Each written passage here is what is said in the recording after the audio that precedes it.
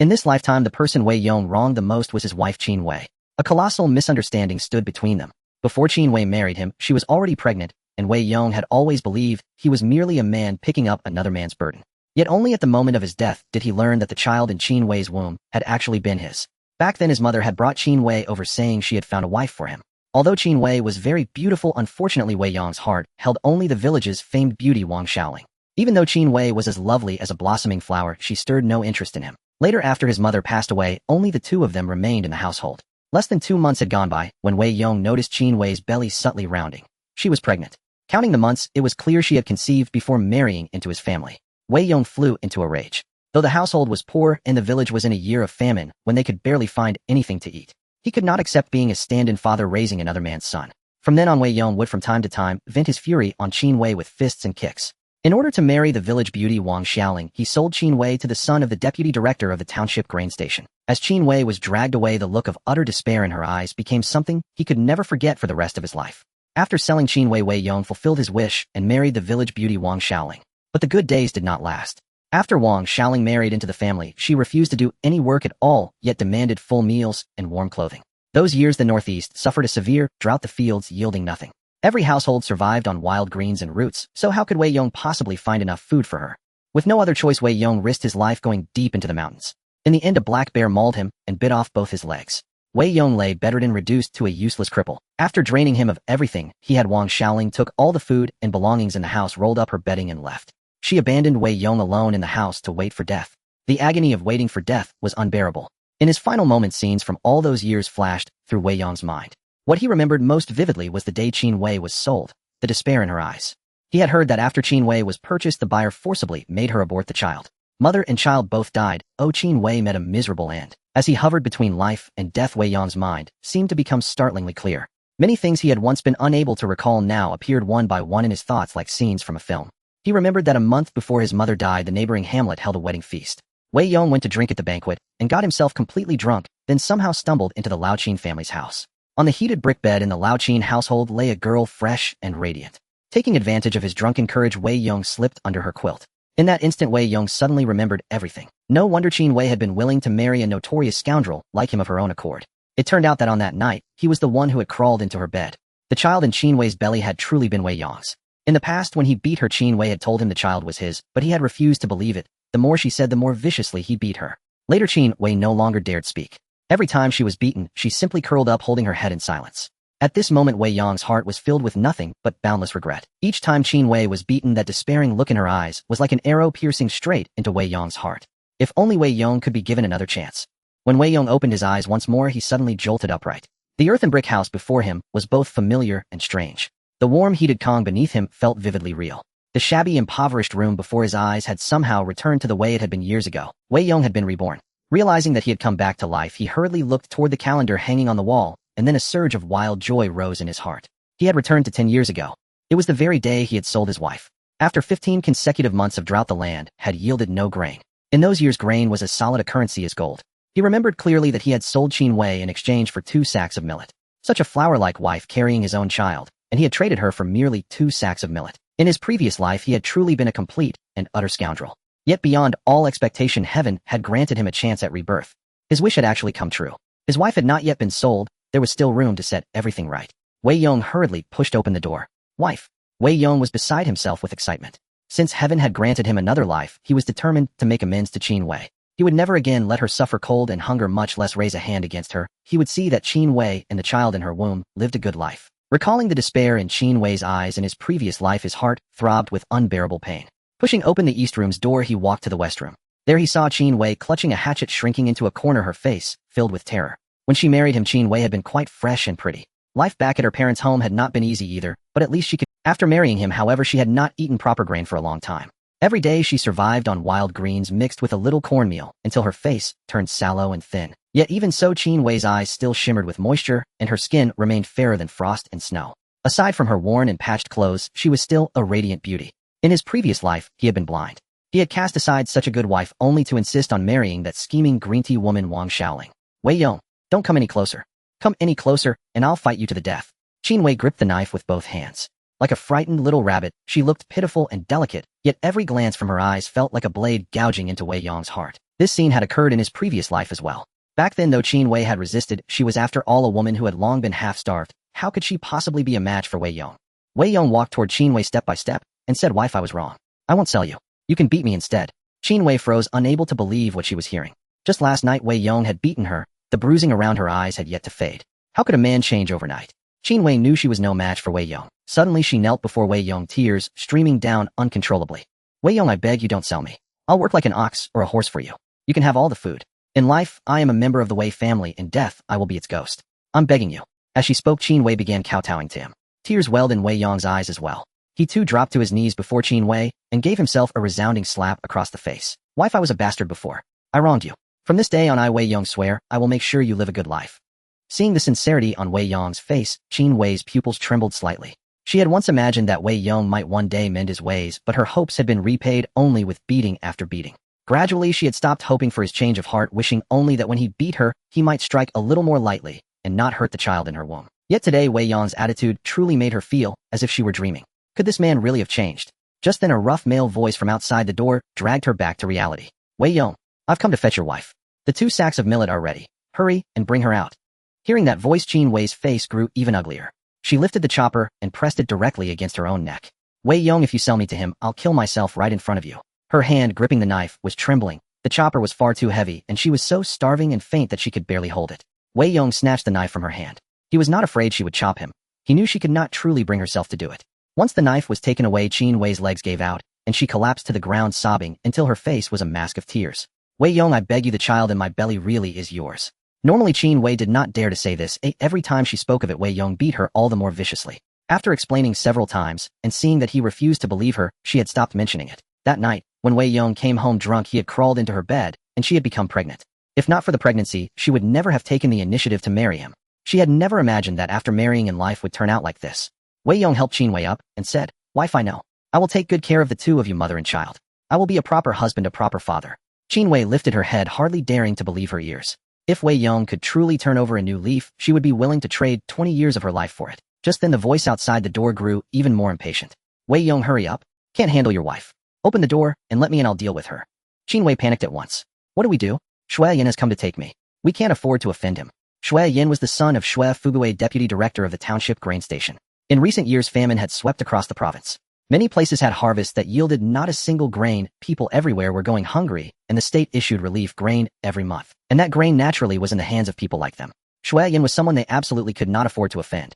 If he said you would receive no relief grain, then even if the village head pleaded on your behalf, it would be useless. At that very moment, a voice suddenly rang out inside Wei Yong's mind. Footy's HerThen system, binding in progress, rewarding, host with 1 cubic meter of storage space, 1 mu of experimental farmland, binding target Qin Wei satiety level 2, increase target satiety level to obtain additional rewards. Wei Yong was stunned, standing there like a wooden statue. Staring at the jumble of information in his mind, he abruptly felt a surge of wild joy. With this system, he would never have to worry about food again. His wife would no longer have to starve by his side. Seeing that Qin Wei's satiety level was only 2, Wei Yong's heart ached terribly. All the work in the household was done by Qin Wei, pregnant, as she still had to look after Wei Yong. Yet every single day, she went to bed hungry. Oh, how wretched must her life have been. In this new life, he absolutely could not fail Qin Wei again. Outside, the knocking grew louder and louder, as if the blows would smash their wooden door to pieces. Wei Yong came back to his senses, picked up the chopper, and went out. Standing behind the low wooden gate, just over a meter high, he looked coldly at the slightly portly man on the other side. "What are you yelling for, calling out souls, or something?" Since the new year, not a single drop of rain had fallen. The fields were parched to the extreme, every household short of grain. Yet Xue Yan was still plump and fleshy. Clearly his father's position was rich with hidden benefits. Xue Yan froze for a moment, not expecting Wei Yong to dare speak to him. That way, it seemed those 2 sacks of millet were no longer wanted. Yet for the sake of that pretty wife, Xue Yan forced himself to swallow his temper, for now. Every time he thought of Qin Wei, Xue Yan's heart itched. In the whole of Xiaodongtuan, it was Wei Yong's wife who had the most allure, slender waist, full hips, clearly the type to bear sons. Xue Yan had been coveting her for a long time. He had come several times, already hoping to use grain to pry open Qin Wei's legs. But Qin Wei was a woman who could endure hardship. She would rather chew on tree bark than accept Xue Yan's grain. Fortunately for him, Wei Yong was a scoundrel. In order to marry Wang Xiaoling, he had actually been willing to sell Qin Wei. Only then had Xue Yan found his opportunity. Swallowing his anger, he forced a smile and said, "Dayong, where's your wife? Why isn't she out yet?" Wei Yong replied, "She's not coming out. I'm not selling my wife anymore. You should go back." Xue Yan's expression stiffened. "Dayong, you're joking with me, right? I've already brought the millet. Don't go back on your word. Are you saying you won't marry Wang Xiaoling anymore?" He held 2 sacks of millet in his hands, at least 40 gene in total. With those 40 gene of millet, a family could just barely make it through the winter. If they mixed wild greens with the millet and ate sparingly, it could last a long time. But at this moment, Wei Yong was utterly uninterested. I'm not marrying her.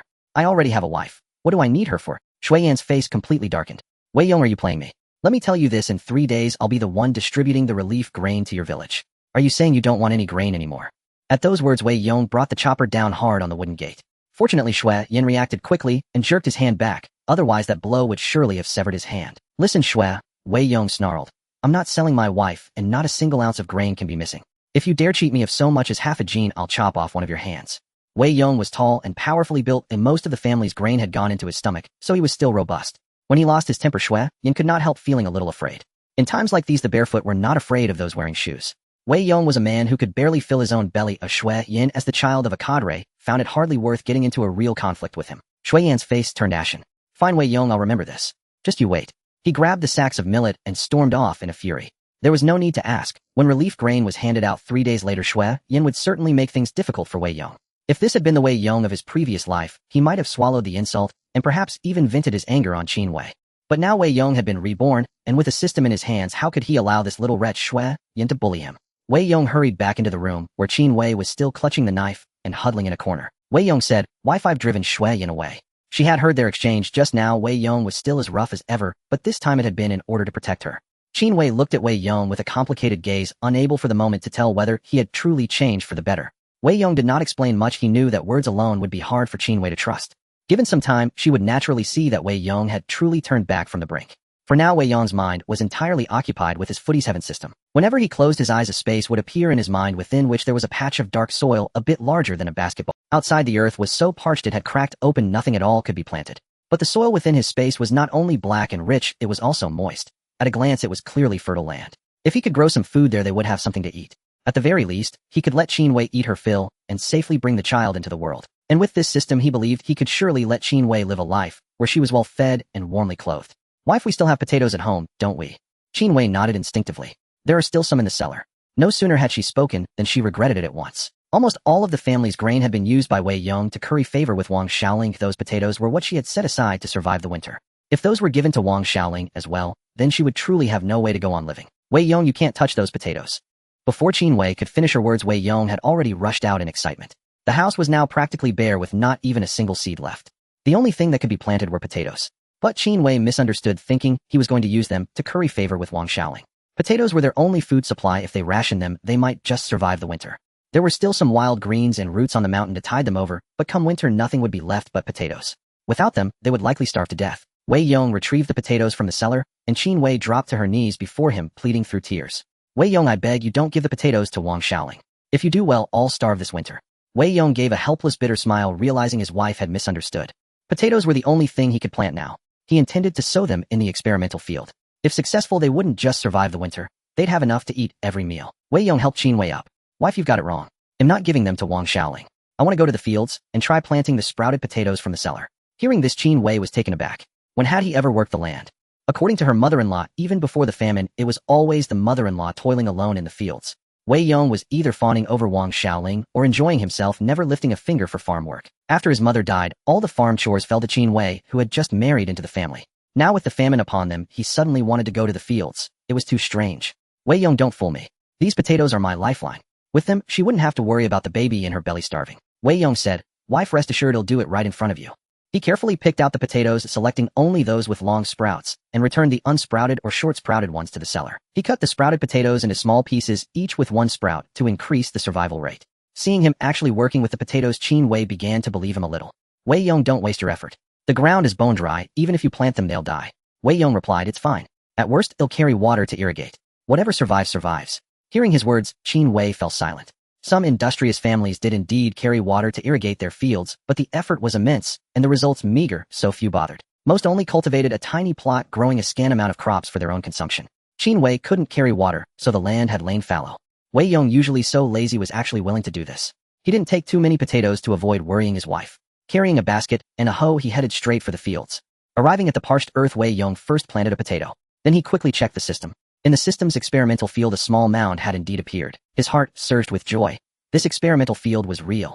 As long as he planted seeds outside, the field inside would replicate the exact same effect. Outside, the land depended on the whims of weather, but the experimental field in his space was immune to drought and flood. It was sure to succeed. And perhaps it would even mature faster. This winter they definitely wouldn't starve. Winter in the northeast was a brutal test of survival. Without enough stored food, one would surely die of hunger. Last winter nearly half the village had perished. This year, despite government relief supplies, it was a drop in the bucket. They still had to rely on themselves. Wei Yong planted all the potatoes, then picked up his basket and headed back. On the way home, he ran into Widow. Widow Chu was nearly 30 with a pretty face. Though not as beautiful as his wife, she was still quite striking. What stood out most were her two unusually large grain sacks, enough to make anyone salivate. In these times of scarcity, for Widow Chu to remain so endowed was a true gift of nature. Even Wei Yong couldn't help stealing a few glances. Oh, Daiyong, you're working the fields too. Didn't beat your wife today. Wei Yong chuckled. Everyone in the village knew he used to beat his wife, but he didn't take offense at the teasing. Sister Chu, I'm just doing some farm work. See you around. Widow Chu was stunned. Wei Yong, who usually never shut up with crude remarks, was suddenly so polite, without a single curse word. Him working the fields. That was a miracle. Reaching the doorstep, he saw Qin Wei just entering the house.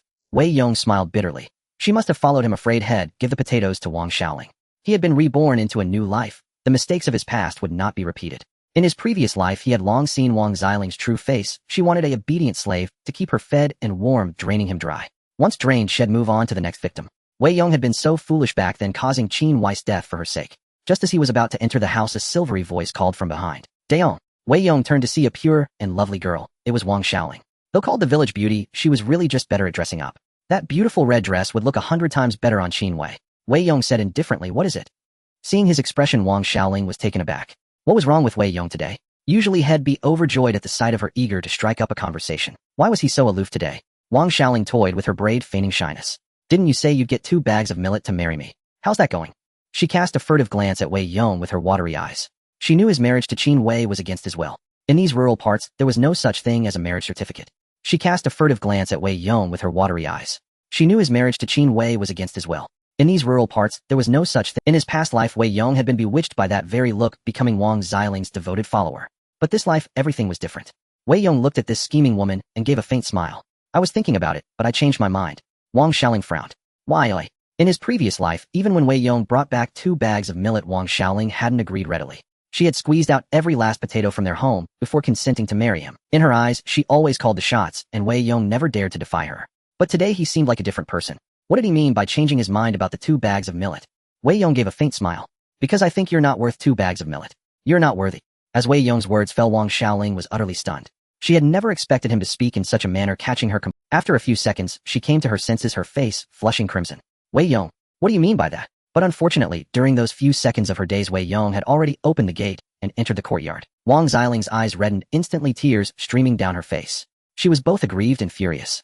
In the past, Wei Yong had always been subservient to her, and although the term simp hadn't yet existed, Wang Xiaoling felt she had him completely under her thumb. What had gotten into him today? Wang Xiaoling stomped her feet in anger. This time Wei Yong had truly infuriated her. Without half a caddy of white sugar, he wouldn't be forgiven. Wiping her tears, Wang Xiaoling stormed back home. Meanwhile, Qin Wei, who had witnessed the entire scene from inside the fact that Wei Yong had even ignored Wang Xiaoling filled Qin Wei with delight. As long as he didn't waste food on her, combined with the government's relief grain, they would surely survive the winter. When Wei Yong returned home, Qin Wei quickly stood up. Daiyong, you must be hungry. Let me steam a potato for you. At home, Wei Yong always had food to eat. Even if Qin Wei was starving, she would prepare a proper meal for him, not just Wei Yong shook his head. Wife, you eat the potato. You haven't had a proper meal in days. Qin Wei's satiety level was only 2, and she was pregnant, she should eat first. Qin Wei was taken aback, never expecting Wei Yong to yield to her. In the past, he would eat everything himself, and if he was still hungry, he would beat and berate her. Seeing his changed attitude, Qin Wei's nose tingled with emotion. Daiyong, I'm not hungry. If I eat, I'll just throw it up, it's too wasteful. Hearing his wife's words, Wei Yong felt even more ashamed. How could Qin Wei not be hungry? It was simply because their remaining grain was too scarce, and she couldn't bear to consume it. This wouldn't do. For one, Qin Wei was pregnant, and her body couldn't handle eating only wild greens. For another, her satiety level was too low for the system to issue rewards. Although he now had an experimental field, he couldn't plant and harvest in the same day. He still needed to solve the immediate crisis. Fortunately, he had memories of his past life. Their small village Zidongtan was backed by several large mountains that held a... In his past life, after marrying Wang Xiaoling, he had gone foraging many times to find her delicacies. He clearly remembered several pheasant nests on the North Mountain, and he could roughly recall their locations. Finding a few pheasant eggs shouldn't be a problem. With luck, he might even catch a pheasant for some meat.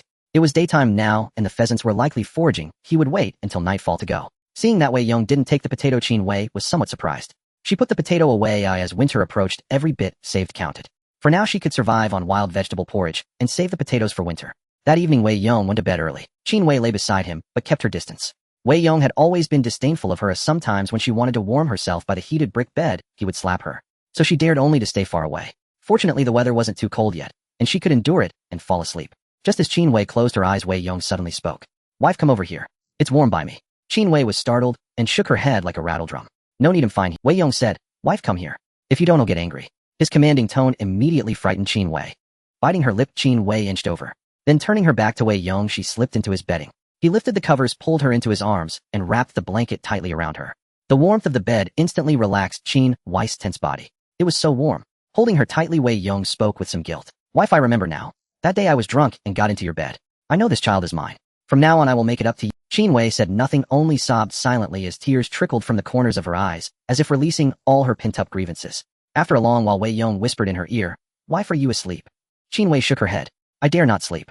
I'm afraid that when I wake up, you'll be the same as before." Wei Yong gave a wry smile and said with tenderness, "Wife, rest assured I will never become that scoundrel again. You go to sleep. I need to head into the mountains later." Qin Wei sat up abruptly. "What are you going into the mountains for?"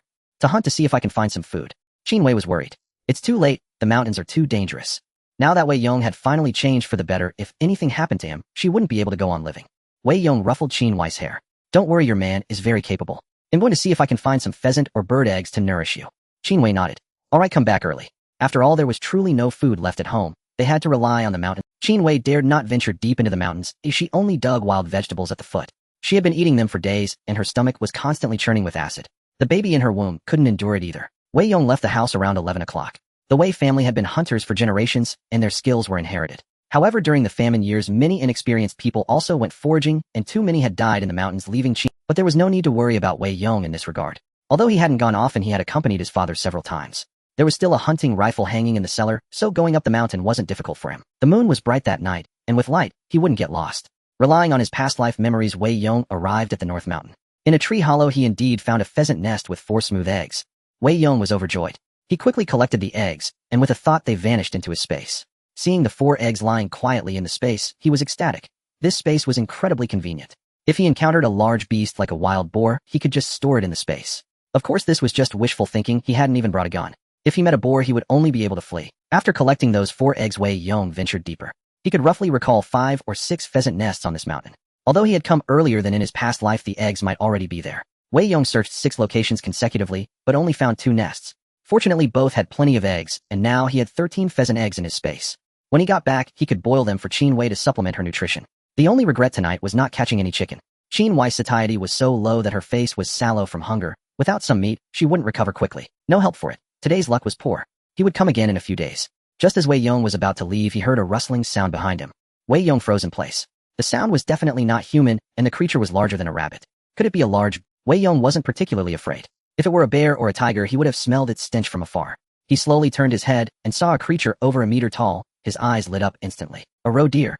In the past, people used to say you could club a deer with a stick, scoop fish with a gourd, and pheasants would fly into your pot. In good times, that saying wasn't an exaggeration. But now during the famine, many people had starved to death, let alone the animals. In his past life, Wei Yong had gone foraging many times, but never encountered a roe deer. In the village, only Zhao Fifan, the village chief's son, had hunted one, and no one else had even seen one. This roe deer had far more meat than a pheasant. Though roe deer are foolish, it was impossible for Wei Yong to catch one with his bait. Fortunately, roe deer are not aggressive. Wei Yong could try to outmaneuver it. This single roe deer would surely be enough. The roe deer stared with wide, glistening eyes, its gaze fixed on Wei Yong, filled with a curiosity that seemed almost foolishly wise. The roe deer was arguably the easiest prey on the mountain, the only challenge being the sheer luck of encountering one. Perhaps Wei Yong's fortune had turned after his rebirth, for tonight he had stumbled upon one.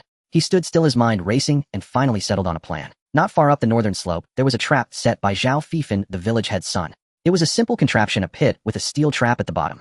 All he had to do was lure the roe deer there to catch it. With any other animal, this method might fail, but for a roe deer, the chances of success were high. Wei Yong inched up the slope, and after a few dozen meters, he let out a whistle. The roe deer trotted over, obediently stopping about 10 meters away to stare at him. That was the nature of a roe deer, curious about everything. If you shot at it, its first instinct was to flee. But after running a short distance, it would have to come back and see what had just happened. Wei Yong led the roe deer step by step toward the trap. Under the moonlight, he could clearly see the pit, its edges marked with obvious signs to prevent villagers from accidentally falling in while hunting. The pit was covered with branches and dead leaves, and below lay the sharp trap. Wei Yong gradually coaxed the deer closer, then held his breath. Everything was set. only the final step remained. The deer kept a steady distance of about 10 meters, making it unlikely to step into the trap on its own. Wei Yong found an angle, locked eyes with the deer, and then suddenly sprinted toward it. Startled, the deer turned and bolted in the opposite direction as any fleeing creature would. With a crash, it tumbled. Success! Overjoyed, Wei Yong rushed over. Roe deer meat rivaled venison. This one weighed at least 50 or 60 gene, yielding no less than 30 gene of meat. Wouldn't that be more than enough to fill his wife's belly? Just then a voice rang out from the foot of the mountain. Dad, something's caught. Fifen, hurry up and take a look. Finish it off with a couple of strikes. Wei Yong's face turned pale. He hadn't expected village head Zhao Long and his son Zhao Fifen to be on the mountain too. The crash of the deer falling had been loud enough for them to hear all the way down. If they saw this, Wei Yong might as well kiss the roe deer goodbye. By all rights, he had caught it himself, merely borrowing the village head's trap. Offering them a hind leg would have been more than generous. But in times like these, when every household was starving, a piece of meat could turn brothers against each other. Anyone would fight over a roe deer like this. If the deer fell into their trap, no matter what Wei Yong said, it would be theirs. Fortunately, he now had his system space. He jumped into the pit, intending to stash the deer away. But try as he might, it wouldn't go in. It turned out the deer was still alive, and living creatures couldn't enter the space. Without a moment's hesitation, Wei Yong drew his hatchet and brought it down hard on the deer's head. A few blows later, the deer was dead. By then, the footsteps of Zhao Long and Zhao Fifen were already close. Dad, something really fell in. Give it a strike first. The Zhao father and son were seasoned hunters.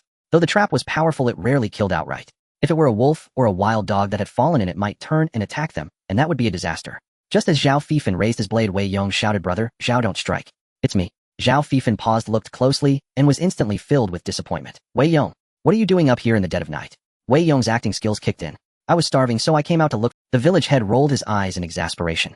"Are you stupid? It hasn't rained. Where would mushrooms come from? Did you fall in just now? Don't blame us. We marked the trap clearly." Wei Yong was notorious in the village as a scoundrel, so the village head naturally gave him no courtesy. Wei Yong chuckled. "No harm done. It's just a scratch. The trap didn't hit bone." He climbed out of the pit, pretending to limp as he started down the mountain. Suddenly, Zhao Long frowned. "Wait." He jumped into the pit, felt the soil with his hand, and found a fair amount of blood. He brought his fingers to his nose and sniffed. "This is animal blood." Zhao Fifen's expression darkened, and his tone turned cold. "Wei Yong, you're not lying to us, are you? Are you sure nothing fell in here?" Wei Yong narrowed his eyes. "What do you mean? Can't you see if there's anything here or not?" Zhao Fifen brandished his knife at Wei Yong. "Let me search you. I want to see if you've got anything on you." Wei Yong drew his own hatchet and clashed it against Zhao Fifen's blade. "Search me. Who the hell do you think you are? Try waving that thing at me again and see what happens." Wei Yong wasn't just a scoundrel to his wife. Apart from Long Xiaoling, few in the village dared to provoke him. After all, he was a bastard. Calling him Brother Zhao was out of respect for the village head. Otherwise head have called him Shorty Zhao. The village head's family might have high standing, but Wei Yong couldn't care less. If pushed too far, he'd even take a swing at the village head. "You." The force of Wei Yong's strike left Zhao Fifen's hand aching, and he nearly dropped his knife. This bastard was incredibly strong. Picking a fight with him would only bring trouble. Zhao Long said, "All right, it's just a misunderstanding. Wei Yong, it's getting late. You'd better head down." "Humph." Wei Yong sheathed his blade and strode down the mountain with long, confident steps. Zhao Fifen's face was dark with frustration. He couldn't believe had been intimidated by that scoundrel. Seeing his son's distress, Zhao Long patted his shoulder. "He's a bastard. Can you stoop to his level?" There was definitely animal blood down there, but there's no way he could hide a big catch on him. At most, it's a pheasant or a wild hare. Zhao Fifen frowned. "That I heard it clearly. The sound was huge, like a deer." Zhao Long gave a bitter laugh. "You're so desperate for meat, you're imagining things. If it were really a deer, how could Wei Yong have hidden it so quickly? Is he some kind of god?" Zhao Fifen had no retort. His father's logic was sound. Still, he couldn't shake the feeling that what had heard was no rabbit or pheasant. He searched the area over and over, convinced Wei Yong must have hidden it somewhere. Wei Yong hurried down the mountain, his heart pounding with excitement. He had only come for a pheasant, but this was a windfall. Though it had put him at odds with the Zhao family, he wasn't afraid. If Zhao Long dared to make trouble for him, Wei Yong wouldn't let it. A roe deer this big. Surely it would be enough to fill his wife's satiety bar completely, wouldn't it? Qin Wei's satiety level was a pitiful 2, a clear indication that her stomach was completely empty. Those who have never experienced it would never understand how agonizing that gnawing hunger feels. This roe deer would finally improve their lives. It was the first step Wei Yong took toward giving her a better life. With this system, even a famine year held no fear. As long as he filled his wife's satiety bar, he believed the system would unlock even more functions. Wei Yong quietly descended the mountain. Just as he reached the foot, he suddenly spotted 2 figures. He squinted. Wasn't that Widow Chu? Earlier that day, when he returned from the fields, he had crossed paths with Widow Chu. Her figure was so striking that even Wei Yong couldn't help but steal a second glance. The other figure with Widow Chu was a man in his early 30s. Wei Yong found it amusing. This widow certainly had some spirit, sneaking into the woods to meet a man in the dead of night. Wei Yong crept closer and recognized the man. It was Li Ping, the son of the township's grain station director. Li Ping was already married. His wife was said to be the daughter of a high-ranking city official. He had latched onto a powerful connection destined for a meteoric rise. Yet unexpectedly, the usually refined Li Ping was entangled with Widow Chu. No wonder. The way she swayed her ample hips could bewitch any man's soul. In these times, a little bit of grain was enough to earn Widow Chu's unwavering loyalty. Wei Yong wasn't trying to spy on them, but their position blocked his only way back. Taking a detour would mean a long, unnecessary trek. Judging by Li Ping's demeanor, it wouldn't take long. Sure enough, after a short while, Li Ping sat on the ground and lit a cigarette. A post-coital smoke better than being an immortal. Widow Chu dressed herself, leaned into Li Ping's arms and cooed. When you distribute the relief grain, you must find a way to give me more. Winter's coming. You don't want me to starve and waste away, do you? If that voluptuous body of Widow Chu were to waste away, any man would feel a pang of regret. Li Ping chuckled. Don't worry. With me, you'll never have to fret about food. They'll bring you some beef jerky tomorrow. Widow Chu grew excited immediately. Really? Then bring me plenty. That stuff is good, filling, and satisfying. After a few more exchanges, they embraced and headed back to the village. Wei Yong, having witnessed quite a spectacle, felt a surge of warmth thinking of his own beautiful wife at home and quickened his pace. As he reached the spot where they had been, he noticed a red belly band on the ground. He picked it up. It was still warm. Was this Widow Chu's belly band? Wei Yong thought for a moment and then tucked it into his storage space. This little item could serve as leverage that might come in handy someday. Arriving home, Wei Yong pulled the roe deer out of his space and hoisted it onto his back. He quietly opened the door and slipped inside. At the sound of the door, Qin Wei immediately came out. She had been unable to sleep, worried sick about him going into the mountains alone. Oh my Dion, what are you carrying? A roe deer. We'll have a feast tonight. Qin Wei approached him, rubbing her eyes in disbelief. Such a big roe deer. Where did you get it? Uncontainable joy spread across her face as she ran her hands over the deer, already drooling even though it wasn't cooked. I came across it in the mountains and chased it into the village chief's trap. Let's keep this quiet so no one finds out. Qin Wei nodded. If the village chief found out they had caught a roe deer, he would surely come demanding a share, as even his family barely had enough to eat, let alone meat. Qin Wei quickly started a fire and boiled water. Though dawn had yet to break, she felt no trace of sleepiness. Wei Yong butchered the deer, his movements clumsy but powerful. When he couldn't find the joints, he simply hacked through the bones. Qin Wei's eyes sparkled at the sight of so much meat. She ventured hesitantly, Wei Yong, this meat. She wanted to ask how he planned to handle it. Even though she had seen him speaking with Wang Xiaoling earlier, she still worried that he might give all the meat to her. But Wei Yong didn't even think in that direction. First, we'll have a good meal. Half of the rest I'll smoke into jerky, and the other half I'll dry into meat strips for you to snack on. Qin Wei's heart finally settled. It seemed her man had truly turned over a new leaf. Suddenly, Wei Yong pulled a long strip of meat from the basin and said, Dear, don't fight me for this one. I'll eat it to build up my strength. Qin Wei was puzzled. What is it? Something for carrying on the family line. After I eat it, I'll have energy under the covers tonight. Realization dawned, and her face flushed crimson like a ripe apple about to drip with juice. She said bashfully, I'm not going to fight you for it. Go ahead and eat it yourself. Since her marriage, Qin Wei had never truly consummated the union. Wei Yong had barely touched her until last night. How could she withstand such teasing? Her blushing face was the epitome of charm and allure. Had she been born in a different era with that figure and face, she could easily have been a model. In his past life, how could he have been so blind, neglecting such a beautiful wife and pining after Wang Xiaoling instead? Wei Yong carefully skinned the deer. Though roe deer hide wasn't ideal for clothing, it made excellent bags. Durable. Once the roe deer meat was stewing, the aroma quickly filled the air. Qin Wei swallowed repeatedly, as she had forgotten when she last tasted meat. Just then Wei Yong suddenly pressed several eggs into Qin Wei's hand. Dear, boil these wild eggs and eat them. At the sight of the eggs, Qin Wei was even more overjoyed. Wild eggs? You found them. They'll go again in a few days, or I might find more, maybe even catch a wild chicken to make you some chicken soup. Looking at the wild eggs in her hands, Qin Wei's eyes welled up. Wei Yong quickly set down what he was holding and came over to embrace her. What's wrong, dear? Why are you crying all of a sudden? Qin Wei's tears fell like rain on pear blossoms. I'm just happy. In the past, Qin Wei had shouldered the burden of the household alone, enduring Wei Yong's abuse, and the hard-earned food she gathered was always given to that sleek Wang Xiaoling. The bitterness in Qin Wei's heart was beyond words. Now Wei Yong had transformed into a different man, becoming her pillar of support. She was overjoyed, feeling a renewed hope for life. Wei Yong said, Dear, I will make up for all the suffering you endured in the past. Qin Wei nodded, her cheeks flushed rose. Just then a pleasant voice called from outside the door. Dion, come out for a moment. Qin Wei's expression shifted slightly. Wang Xiaoling is here for you. As the saying goes, a man chasing a woman is like scaling a mountain, but a woman chasing a man is like piercing a veil. In Qin Wei's view, the reason Wei Yong had given up on Wang Xiaoling was that her demands were too high. But if Wang Xiaoling asked for nothing, could Wei Yong still hold out?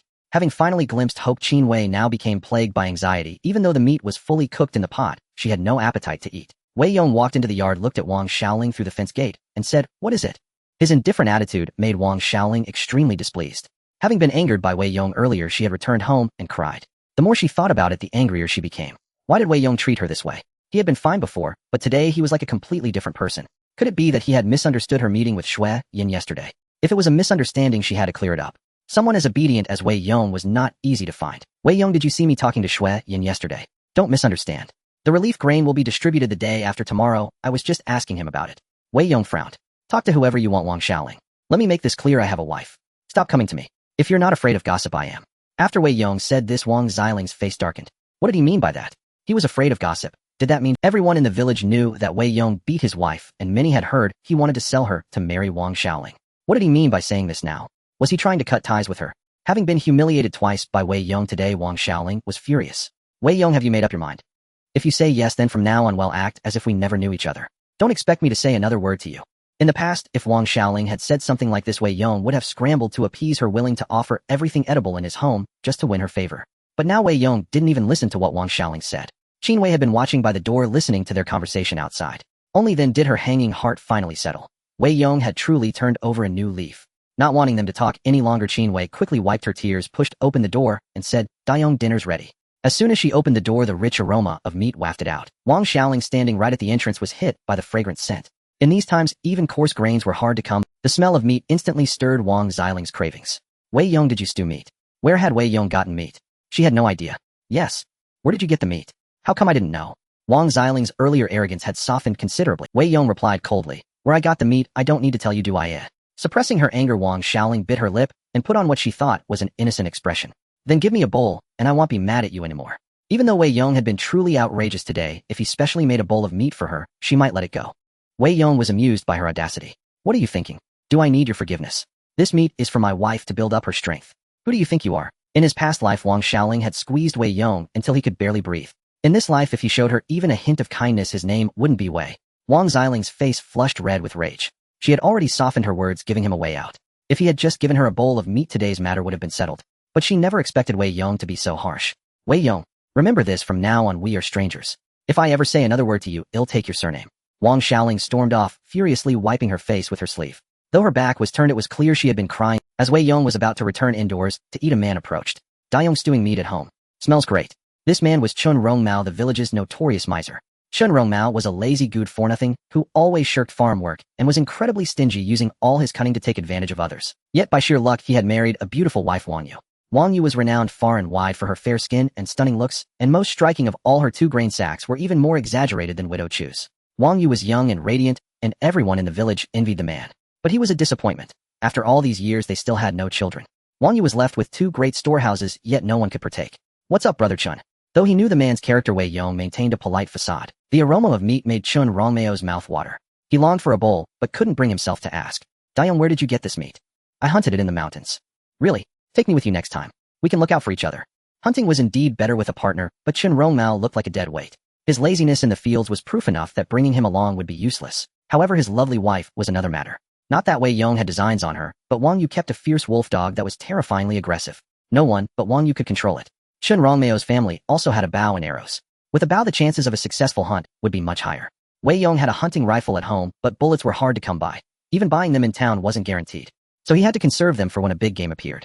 Wei Yong said, "Brother Chun, if you want to come with me, you'll have to bring your wife and dahe, and lend me your bow and arrows." Chun Rongmao readily agreed. "No problem. Are we going tonight?" "Yes, tonight. Wait for me at home."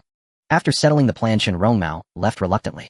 Though he longed to step inside and taste the meat, Wei Yong hadn't invited him, and he was too embarrassed to impose. After Chun Rongmao left, Wei Yong returned to the room.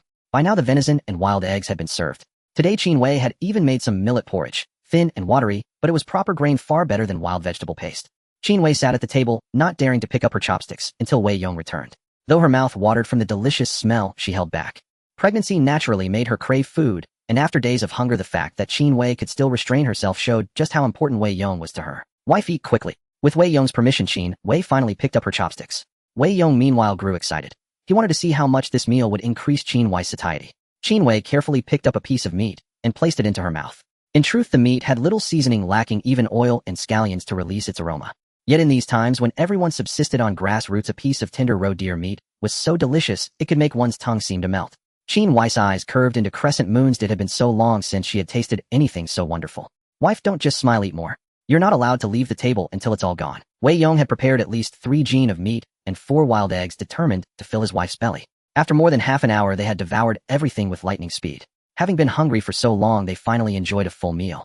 Qin Wei patted her small belly, her face beaming with joy. "I'm full."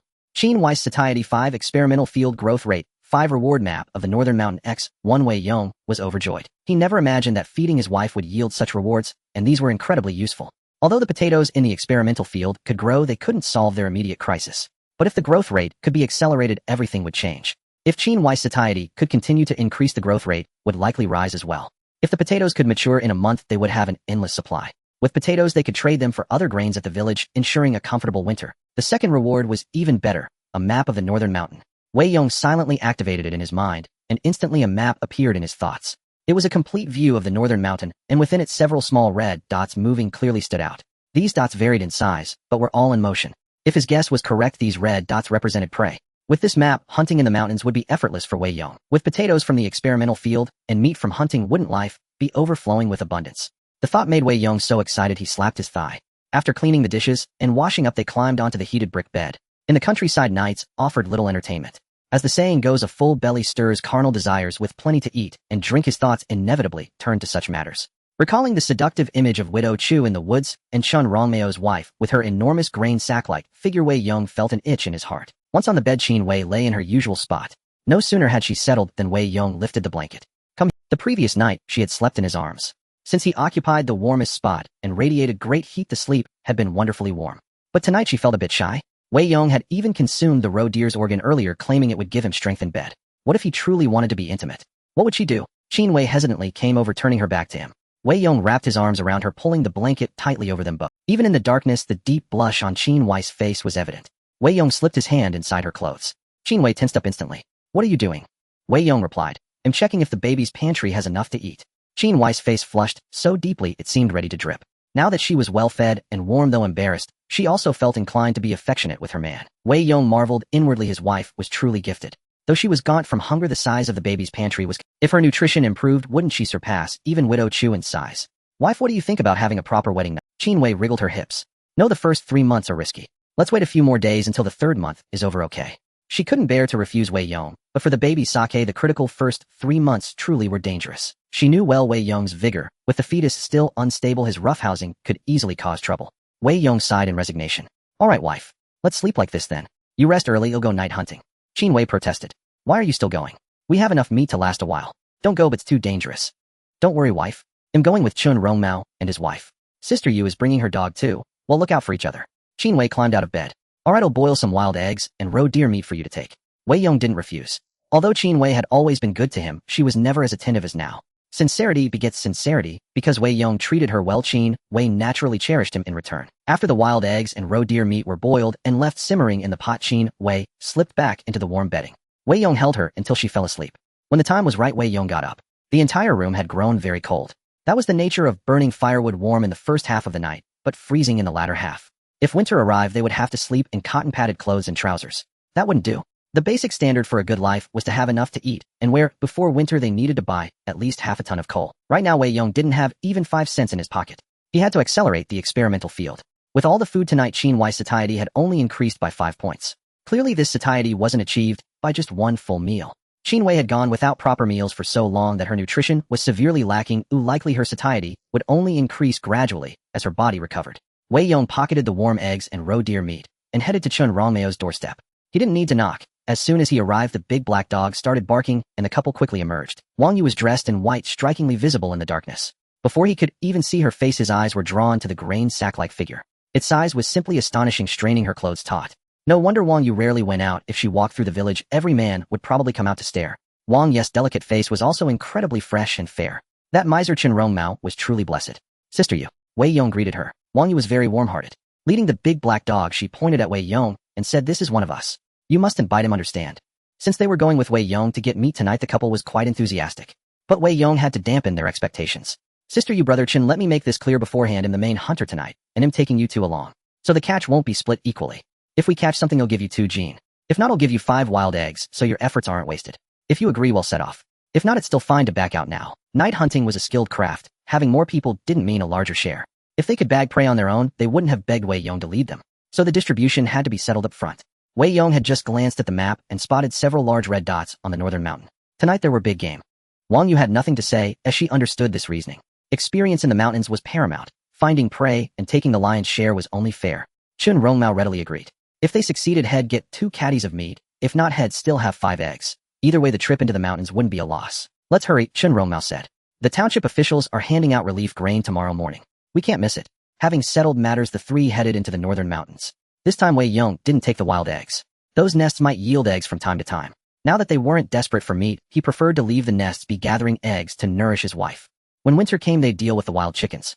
The red-marked location was on the northern slope. They had to cross the southern slope and reach the summit to find the prey. Halfway up, Wang Yu was panting, weighed down by the 2 sacks of grain.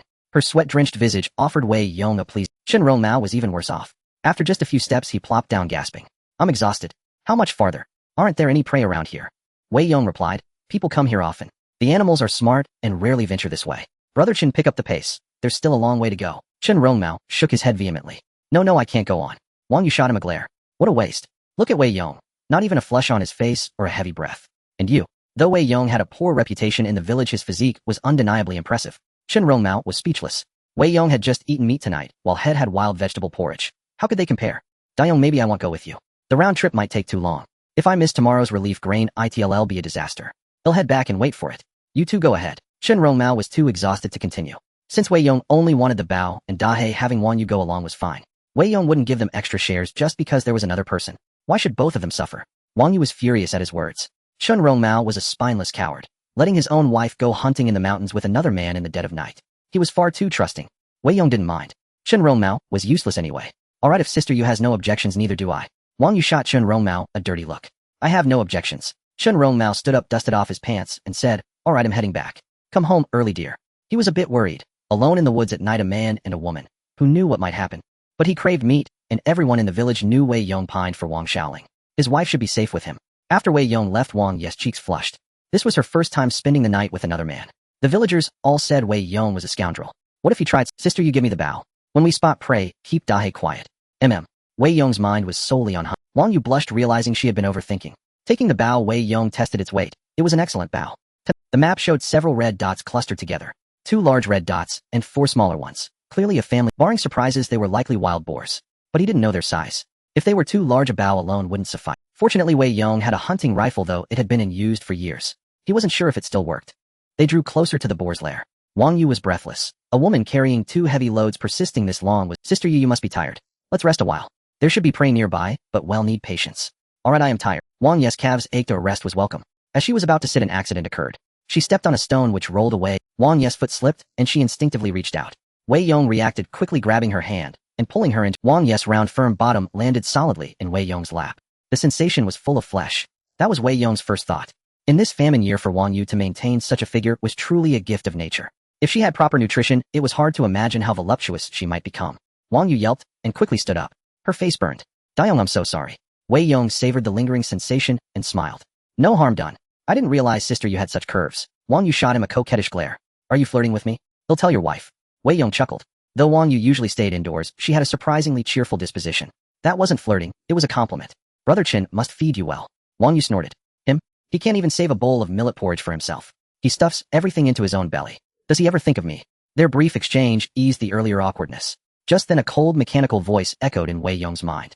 Target Wang Yu successfully bound. Bound target Wang Yu satiety level 5. Improving the target's satiety will grant rewards. Wei Yong was startled. He thought the system only bound his own wife, but it had bound Wang Yu as well. If increasing Wang Yu's satiety could also speed up the ripening of the experimental field, that would be incredible. They sat down to rest. Wei Yong pulled a wild egg from his pocket and handed it to Wang Yu. Sister Yu, I brought some food. Have this to replenish your strength. Wang Yu took the warm egg, her pretty face lighting up with, Dayong, you're giving this egg to me. A wild egg was a treasure. Having one on your birthday was considered a treat. Wei Yong was being so generous, giving her the egg. Eat up, sister. You need strength to hunt with me. Thank you. I want stand on ceremony. In these times, no one refused food. Wang Yu couldn't remember the last time she had eaten an egg. Even if there were eggs at home, they ended up in Chun Rongmeo's dog of a belly. Wang Yu devoured the egg in a few bites, a bit embarrassed. That egg was delicious. Dayong, I can't take it for free. Deduct it from my share. If we don't catch anything, just give me 4 eggs. Wei Yong smiled. Don't worry about it, sister. 1 egg is nothing. Wang Yu satiety 1. Wei Yong frowned. 1 egg clearly wasn't enough. Wild eggs were much smaller than domestic ones, barely enough to whet the appetite. Wei Yong reached into his pocket again. Sister Yu, I also brought some meat. Wei Yong took out a piece of roe deer meat, still radiating heat. As soon as the paper wrapping was opened, a rich aroma of meat wafted out. Wang Yu swallowed her saliva, looking at the meat Wei Yong handed over. Her expression shifted repeatedly, then she quickly stood up and said, De Yong, tell me the truth. Do you have any thoughts about me? Wang Ye's face was very serious. In these times, giving someone such good food to eat, how could that be an ordinary relation? Wang Yu and Wei Yong had no real connection. They were from the same village and had only met a few times. After Chen Rongmao left that night, Wei Yong gave her so many good things to eat, inevitably leading her to overthink. Wei Yong let out a bitter smile. Although Wang Yu was attractive, he truly had no other intentions at the moment. He just wanted to fill her satiety meter. Sis, don't misunderstand. I was afraid you wouldn't have the energy to keep up later. Wang Yu then sat back down. In truth, the aroma of the meat had already driven her to lose her senses. She had said that earlier only out of fear that Wei Yong harbored intentions toward her. Although Wei Yong's explanation was rather weak, Wang Yu took the opportunity to let it slide. Since he said he had no thoughts, she couldn't control what he truly thought. There were plenty of men in the village who had their eyes on her, but what good did that do? Who had ever given her food? Those wretched men only knew how to stare at her grain bag. It was infuriating. Wang Yu took the roe deer meat and swallowed her saliva. Then I want stand on ceremony. Go ahead, sis. Wei Yong grabbed an egg to replenish his own energy. Seeing that Wei Yong wasn't looking at her, Wang Yu began to devour the meat ravenously. The egg earlier had only whetted her appetite, leaving her hungrier afterward, but after eating this meat, her body instantly warmed up. She hadn't tasted meat in a long time, and this piece filled her with an overwhelming sense of happiness. After wolfing it down, she noticed Wei Yong eating an egg. De Yong, did you only bring one piece of meat? I ate it all thinking you had more. Wang Yu felt a bit embarrassed as she had forgotten to ask if Wei Yong wanted any, and she had eaten the whole piece herself. How mortifying. Wang Yes satiety 5 experimental field maturation speed increased by 5. Wei Yong was overjoyed. Now not only did his wife help speed up the experimental field's growth, but he also had Wang Yu. With Wang Yu the pace quickened even more. He glanced at the experimental field in his space and saw that tiny sprouts had already emerged, a speed unimaginable in the outside world. Wei Yong smiled. It's fine, Yu Ji, I'm not hungry. An egg is enough. Let's keep moving after we've eaten. Seeing that Wei Yong wasn't upset, Wang Yu breathed a sigh of relief, stood up, and continued into the mountains. Ahead was a steep slope, and De He dashed up it with a whoosh. Wei Yong grabbed a few small trees and climbed up with difficulty. Wang Yu, however, struggled as women weren't as strong. Standing at the top, Wei Yong held a tree with his left hand and extended his right. Yu Jia, let me pull you up. Wang Yu hesitated for a moment, then offered her hand. The moment Wei Yong grasped her hand, her face flushed with heat. In those days, even a few extra glances between a man and a woman could invite gossip, let alone holding hands with another man.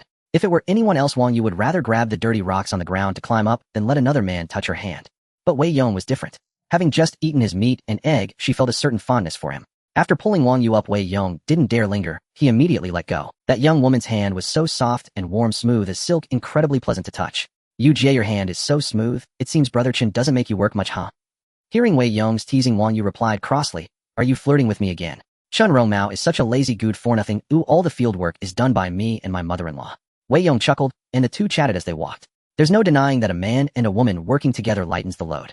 They had walked far along the mountain path, and Wei Yong didn't feel tired, while Wang Yu, now full, was even more energetic. The two arrived near the red dot location, and indeed spotted a wild boar. Wang Yu covered her mouth in surprise. De Yong, a wild boar. Wei Yong nodded. The wild boar appeared to weigh at least 400 jin, its tusks glinting coldly in the moonlight, looking utterly terrifying. In these deep mountains, wild boars were extremely dangerous prey. Even with a hunting rifle, taking down an adult male boar was no easy feat. De Yong, what do we do? Let's lie low here first. When the two big boars go out to forage, we'll catch the piglets. Now that they had found the lair, there was no rush. They would come back with a rifle to deal with the big ones later. For now, they'd take the small ones. Even if someone else found the big boars without a rifle, they wouldn't easily take them down. But the piglets were different. They could be taken with just a bow and arrow. So it was better to strike first, lest someone else snatch the entire litter. The village chief and his son often came to North Mountain. It wouldn't be good if they got there first. Wang Yu nodded and lay down on the slope, with Wei Yong waiting for the big boars to leave. With nothing else to do, Wang Yu started chatting with Wei Yong. De Yong, the villagers say you're a scoundrel. Why do they say that? Wei Yong asked. Yu Jie, do you think I look like a scoundrel? No. How can you tell? Wang Yu replied. If you were really a scoundrel, would you give good food to others? Wei Yong said. Maybe I have designs on you and want to slip into your bed. Wang Yu blushed and gave Wei Yong a light punch with her little fist. Stop flirting with me. If you really have such thoughts, I won't come with you again. Wei Yong said. Yu Jie, it's not just me who thinks that, right? Every time you go out, the men in the village can't stop staring at you. Wang Yu snorted. They have the desire, but not the courage. You, on the other hand, dare to say anything. If my husband were here, would you still dare to tease me like this? Despite her words, Wang Yes' opinion of Wei Yong had improved significantly. There were few men in the village who didn't have their eyes on her, but none were as straightforward as Wei Yong. Moreover, those men only coveted her without taking any action. At least they could have brought her some food instead of just dreaming of getting something for nothing. Regardless, she had eaten roe deer meat and an egg from Wei Yong, which made him far better than the rest. As the two chatted, the two wild boars swayed out of the lair. Wei Yong said in a low voice, Sis, hey, race our chance. Wang Yu nodded, removed Da Hei's collar, and stroked its head. Da Hei, get ready. Wei Yong picked up his bow and pulled it taut with all his might. The bow was extremely powerful, but luckily Wei Yong was strong and wealth, otherwise he wouldn't have been able to draw it. Whoosh. As the arrow shot forth, Wang Yu released Da Hei's head. Go. Da Hei charged forward like a wild stallion, breaking free from its reins. What a fine dog. Even Wei Yong felt a twinge of envy. With such a hound, hunting would undoubtedly yield twice the result with half the effort. But alas, this dog belonged to someone else. A sinister thought suddenly crossed Wei Yong's mind. If he could win over this young wife, wouldn't both the woman and the dog become his? Wei Yong's arrow struck a piglet, and Dahe dashed over to snap another's neck. The remaining 2 piglets fled for their life. Beasts are after all beasts. If those 2 piglets had bolted in separate directions, at least one might have escaped. Yet they chose to run together in the same direction. Wei Yong shouted, "Sister, you send Dahe after them." A dog's tracking ability far surpasses a human's. If he were to sprint after them at full tilt, he would likely be too exhausted to continue even if he caught up. At Wang Yu's command, Dahe shot off like an arrow. Wei Yong and Wang Yu followed behind. The 2 piglets would certainly tire before the dog, and within 5 minutes at most they would be caught. Wang Yu and Wei Yong only needed to conserve their strength. At the foot of the mountain, Zhao Fifan heard the noise and said, "Father, I hear sounds from the mountain. Has someone caught something?" Zhao Long nodded. "Let's go up and have a look." The father and son were quite familiar with the northern mountain. There were few prey left on the southern slope, so they had come to the northern slope to try their luck. They hadn't expected to find someone here, and judging by the sounds, it seemed they had caught something. If they went up now, they might get a share of the spoils. Following the sounds, the pair quickly located the wild boar's den. 2 piglets lay gasping for breath on the verge of death. Zhao Fifan was overjoyed. "Father, wild piglets." Though these 2 piglets were not fully grown, each weighed at least 20 jin. Moreover, wild boar meat was far richer than that of pheasants, and its quality was incomparable. Zhao Long said, "I wonder who caught these." "Who cares? They're unclaimed now, so they're ours." Zhao Fifan's eyes were bloodshot. After days without catching any decent prey, he was dizzy with hunger. If he didn't get some meat soon, he wouldn't have the strength to hunt tomorrow. Though Zhao Long felt this was somewhat improper, his son had already gone to pick up the 2 piglets. Just then a sudden whoosh of Zhao Long's face paled. "Watch out." Clang. An arrow flew past Zhao Fifan's head and embedded itself in the tree trunk behind him. The arrow's fletching still trembled with a hum, and the tree as thick as a thigh was pierced clean through, a testament to the arrow's immense power. Zhao Fifan was drenched in cold sweat, his lower abdomen feeling weak, nearly wetting his pants. Turning around, he saw Wei Yong had drawn his bow again, aiming at him. "Put it down." The look in Wei Yong's eyes was enough to send chills down anyone's spine. Zhao Fifan, without a moment's hesitation, dropped the piglet to the ground. Zhao Long was also deeply alarmed. "De Yong, what are you doing? We're all from the same village. Put the bow down." Out of respect for the village chief, Wei Yong slowly lowered his bow. Then he and Wang Yu stepped out. Wang Yu carried the other 2 piglets, clearly from the same litter. Knowing he was in the wrong, Zhao Fifan tried to deflect the blame. "Wei Yong, what's your problem? I saw the piglet wasn't dead yet, and was afraid it might run off, so I was just helping you catch it. You come at me with an arrow. What are you trying to kill someone?" Wei Yong sneered. "You know exactly what you were trying to do. I won't spell it out to spare you some face." The piglets bore arrow wounds and dog bite marks. They were hardly unclaimed property. Zhao Fifan's actions at worst amounted to theft. If it came down to it, sending him to the police station wouldn't be an overreaction. Zhao Long, a sensible man, quickly put on a smiling face and said, "Wei Yong, you're really lucky to find this litter of wild boars. But why are they all piglets?" "I don't know. I didn't run into the big one, and even if I had, I couldn't have taken it down." Zhao Long nodded, then frowned when he saw Wang Yu behind Wei Yong. "How come the 2 of you are hunting together?" Wei Yong replied, "Brother Qin's sister Yu and I came together." Brother Qin went back halfway, worried head missed the relief grain distribution tomorrow morning. This matter needed to be clarified to avoid gossip spreading through the village. In these times, rumors were like savage beasts. Once they spread, they could never be fully dispelled. Zhao Long nodded, satisfied that the woman's husband had also been present. Looking at the 4 piglets, he felt a pang of envy. "De Yong, let me discuss something with you. Our family hasn't had meat in a long time. Could I trade something for some meat? Sure, fine grains or white sugar will do." "Deal. They'll come to your place later." The village chief's household was naturally better off than most, with some fine grains and sugar on hand. Wei Yong's family, on the other hand, had no shortage of meat, so trading some for other goods to nourish his wife was a good plan. Wei Yong and Wang Yu descended the mountain together. Zhao Fifan clenched his fists, seething with hatred, but knowing he was in the wrong, he had no outlet for his anger. "Father, there must be a big wild boar from this litter. Shall we come hunt it tomorrow?" Zhao Long nodded. "Let's try our luck tomorrow and bring more traps." Just the 2 of them would find it very difficult to take down a wild boar, but they were desperate with hunger. Winter was approaching and hunting would become even harder. If they could kill a large boar, they'd have meat for the whole winter. Zhao Fifan was determined to try the next day. Though Wei Yong had discovered the den, the big boar hadn't been caught, so it was still fair game. If they came early and ran into Wei Yong, it would be a matter of skill. He'd bring a few more people tomorrow. Surely Wei Yong wouldn't dare to do anything then. Wei Yong and Wang Yu walked and rested. They had been exhausted on the way there, and now burdened with 4 piglets weighing nearly 100 jin, their return journey was naturally slow. This pace wasted too much energy. Wei Yong could have stored the piglets in his spatial ring, but he couldn't do so in front of Sister Yu. "Why don't you go on ahead? I can carry them alone." "How can I do that? You'll wear yourself out. They'll stay with you." Wang Yu was genuinely kind. If Wei Yong had to carry them all the way himself, he would be utterly exhausted. Still, she was overjoyed by the successful hunt. Wei Yong had no choice but to follow her at a slow pace. Fortunately, Wang Yu was a beauty, and her company made the journey. "Sister Yu, let's stick to our earlier deal. They'll give you 5 eggs and 2 jin of meat from each of these 4 pigs." "Is that?" Wang Yu was naturally delighted.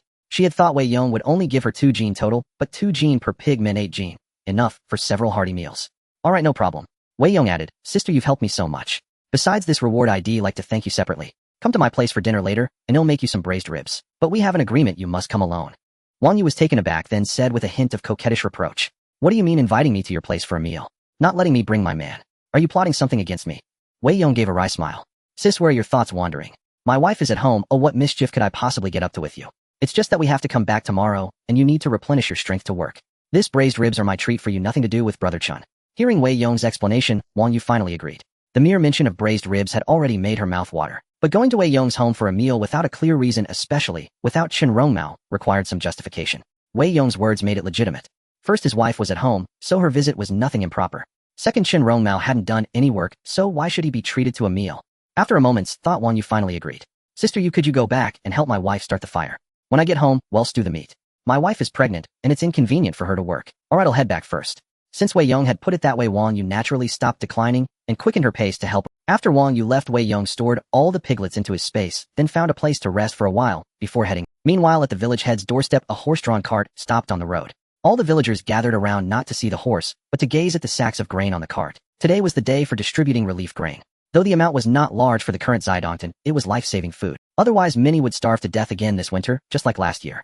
The ones distributing the grain today were the sons of the top 2 officials at the township grain station, Li Ping and Xue Yan. Both now held formal positions at the grain station, a world apart from the rural villagers, a difference as vast as heaven and earth. 3 tables were set up at the village entrance, one for Li Ping, one for Xue Yan, and another for village chief Xiaolong. Behind Xue Yan's table stood 2 bicycles. In those days, a bicycle cost over 100 yuan, and even with money, it wasn't always easy to buy one. Riding a bicycle out was quite the statement. Many young women and married ladies in the village whispered among themselves, mostly discussing Xue Yan and Li Ping. Xue Yan reveled in the attention. He cleared his throat and said, alright, stop the racket. Form a line and register with the village chief first. After registration, come to me for your grain. Each household gets 20 gene of millet and 20 gene of cornmeal. Households with more than 3 people get double. Everyone's face lit up with joy. The long-awaited relief grain had finally arrived. These 40 gene of grain would see them through the winter. Not enough to fill their stomachs, but enough to prevent starvation. They lined up one by one to collect the grain, while Xiaolong busied himself with registration. Those who received their grain headed home in high spirits, some even whistling with delight. Qin Wei also stood in the line. After half an hour, it was finally her turn. The village chief registered her, and she took the form to Xue Yan. Leader Xue, I'm here to collect the grain. Xue Yan's eyes lit up at the sight of Qin Wei. He had come to this village just to catch. He had his eye on this woman back when she was in Xioxidin, but Wei Yong had beaten him to it. Last time, Wei Yong had agreed to sell his wife to him for 2 bags of millet, but not only did he renege, he even pulled a knife on him. Xue Yan had been waiting for today to settle the score. He crossed his legs, putting on an official air, and said, your household doesn't seem to meet the criteria for relief grain. Qin Wei was stunned, growing anxious. Why don't we qualify? Xue Yan extended his hand. Show me your marriage certificate. Without it, you're cohabiting illegally. No grain for you. You can leave. As Wei Yong neared the village, he took the piglets out of his space, tied them with a rope, and carried them on his shoulder. Just as he entered the village, he saw Wang Yu running toward him in a panic. With each step, her ample bosom bounced wildly, nearly making Wei Yong drool. Was this any way to tempt a man? But Wang Yu, oblivious to his lecherous gaze, said urgently, Dayong, go quickly. That Xue Yan has made your wife cry. What? Wei Yong's face darkened, and he dashed straight toward the village entrance. By then, Qin Wei's face was still streaked with tears as she kept wiping them away. Xue Yan tapped the table with his fingers and sneered. I told you, without a marriage certificate, you're cohabiting illegally. And you've only been married for 2 months. Look, your belly is... Doesn't that mean you were pregnant before marriage? That's called premarital pregnancy, shameless and immoral. In the old days, you'd be put in a pig cage and drowned for being unchaste. And you still want relief grain. Consider yourselves lucky we're not parading you through the streets. Xue Yan's words grew more and more outrageous. He had hinted at Qin Wei many times before, but she had never taken the bait. It seemed he had to push this woman to the brink, make her taste the bitterness of life, so she would realize how happy she could be with him. The villagers all watched the scene. Suddenly, a woman stepped forward and said, Leader Xue, you've gone too far. In our village, we just bow to heaven and earth for marriage. Who goes to get a certificate? Ask around. Who here has a marriage certificate? Does no certificate mean illegal cohabitation? Stop labeling us women like that. The speaker was Widow Zhang from the village. Widow Zhang was just over 30, still quite attractive with a figure and looks that rivaled Widow Chu's, and she was even fair. However, she had a fiery temper and could be as fierce as a shrew when angered, so even after her husband's death, no one dared to covet her. Xue Yan snorted. He knew Widow Zhang well. Several times he had tried to give her some food to get into her bed, but she had always chased him away with curses. Zhang Yulan, are you sticking your nose where it doesn't belong? Fine, your household's relief grain is cancelled too. Widow Zhang shot back, so be it. I don't want it anyway. If I can't get food, just watch me go to the county to report you. Xue Yan sneered. Go ahead and report wherever you like. He dismissed Widow Zhang and turned his attention back. If you want the grain, hop on my bicycle later. He'll take you to the township, and we'll find a place to get the paperwork done. With a lecherous grin, Xue Yan reached out to put his arm around Qin Wei's shoulder. Anyone with discerning eyes could see Xue Yan's intention. If she followed him to the village office, she would never be able to hold her head high again.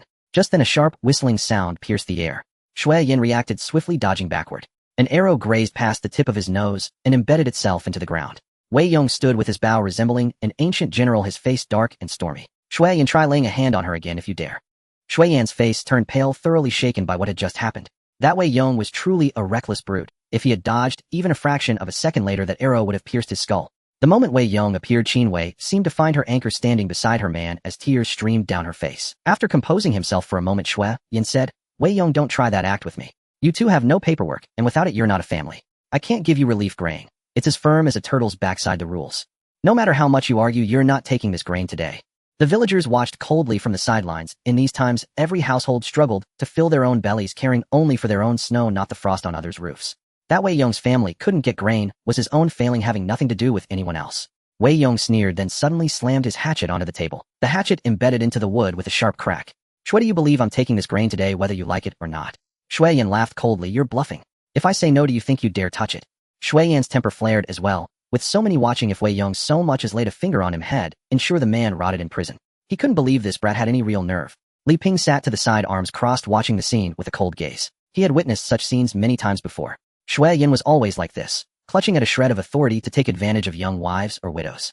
Li Ping couldn't be bothered to intervene. Even he had been startled when Wei Yong drove the hatchet into the table. Looking up, he noticed a piece of red cloth wrapped around the handle. Upon closer inspection, Li Ping's eyes widened in shock. Wasn't that a belly band? That night, when Li Ping and Widow Chu had their tryst in the woods, she mentioned halfway that she had lost her belly band. They hurried back to search, but found nothing. The belly band being picked up wasn't the real issue. His main fear was someone discovering his affair with Widow Chu. Although Li Ping's father was the top official, his father-in-law was a city leader. The entire family's rise to prominence depended on his wife's family. If his wife ever found out he was fooling around with a widow in the village, he would be finished. Seeing the belly band, he instantly understood. It was Wei Yong who had found it that day. Widow Chu also spotted the belly band, her expression turning deeply uneasy as she kept signaling Li Ping with her eyes. Li Ping quickly stood up and retrieved the hatchet. Enough. What's all this? Is this proper? At Li Ping's words, Xue Yan fell silent. Li Ping shot Wei Yong a glance, his eyes laden with meaning. But Wei Yong's gaze was clear and innocent, revealing nothing. Li Ping said, the young man has a point. In rural areas it's common not to have a marriage certificate. That's no reason to withhold relief grain. Go ahead and collect your grain. Xue Yan's expression shifted. Brother Ping. Li Ping's face darkened. Enough nonsense. If you want to make a mistake, don't drag me into it. Get lost. Xue Yan's face soured instantly. Li Ping's father was his own father's superior, so Xue Yan dared not defy him. After being scolded, he had no choice but to swallow his anger. Still, he couldn't understand why Li Ping would help Wei Yong. They didn't even know each other before, did they? Wei Yong said, my wife is pregnant with another. We're a family of 3, so I need 2 portions.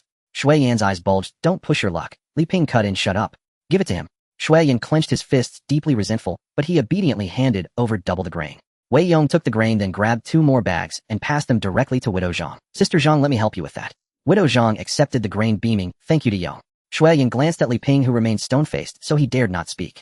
Behind them, Wang Yu called out, Did Yong come get your piglets? I can't carry them anymore. For wild boar piglets were all heaped on Wang Yu's shoulders, nearly bending her over. Only then did the villagers notice Wang Yu carrying 4 little wild boars, their eyes gleaming with hunger. Old Chen's wife, where did you get those piglets? Wang Yu replied, Wei Yong hunted them in the mountains, they're not mine. Wei Yong hurried over and took the piglets. Thank you, Sister Yu. Everyone was stunned. Wei Yong had gone hunting in the mountains. Since when did the kid have such skill? Staring at the piglets, everyone began to salivate. Game in the mountains was growing scarcer by the day. Getting a taste of meat was nearly impossible. Wei Yong picked up 1 piglet, walked over to Widow Chu, and said, Sister Chu, thanks to your help last time, I found this wild boar nest. This pig is for you. Consider it my repayment.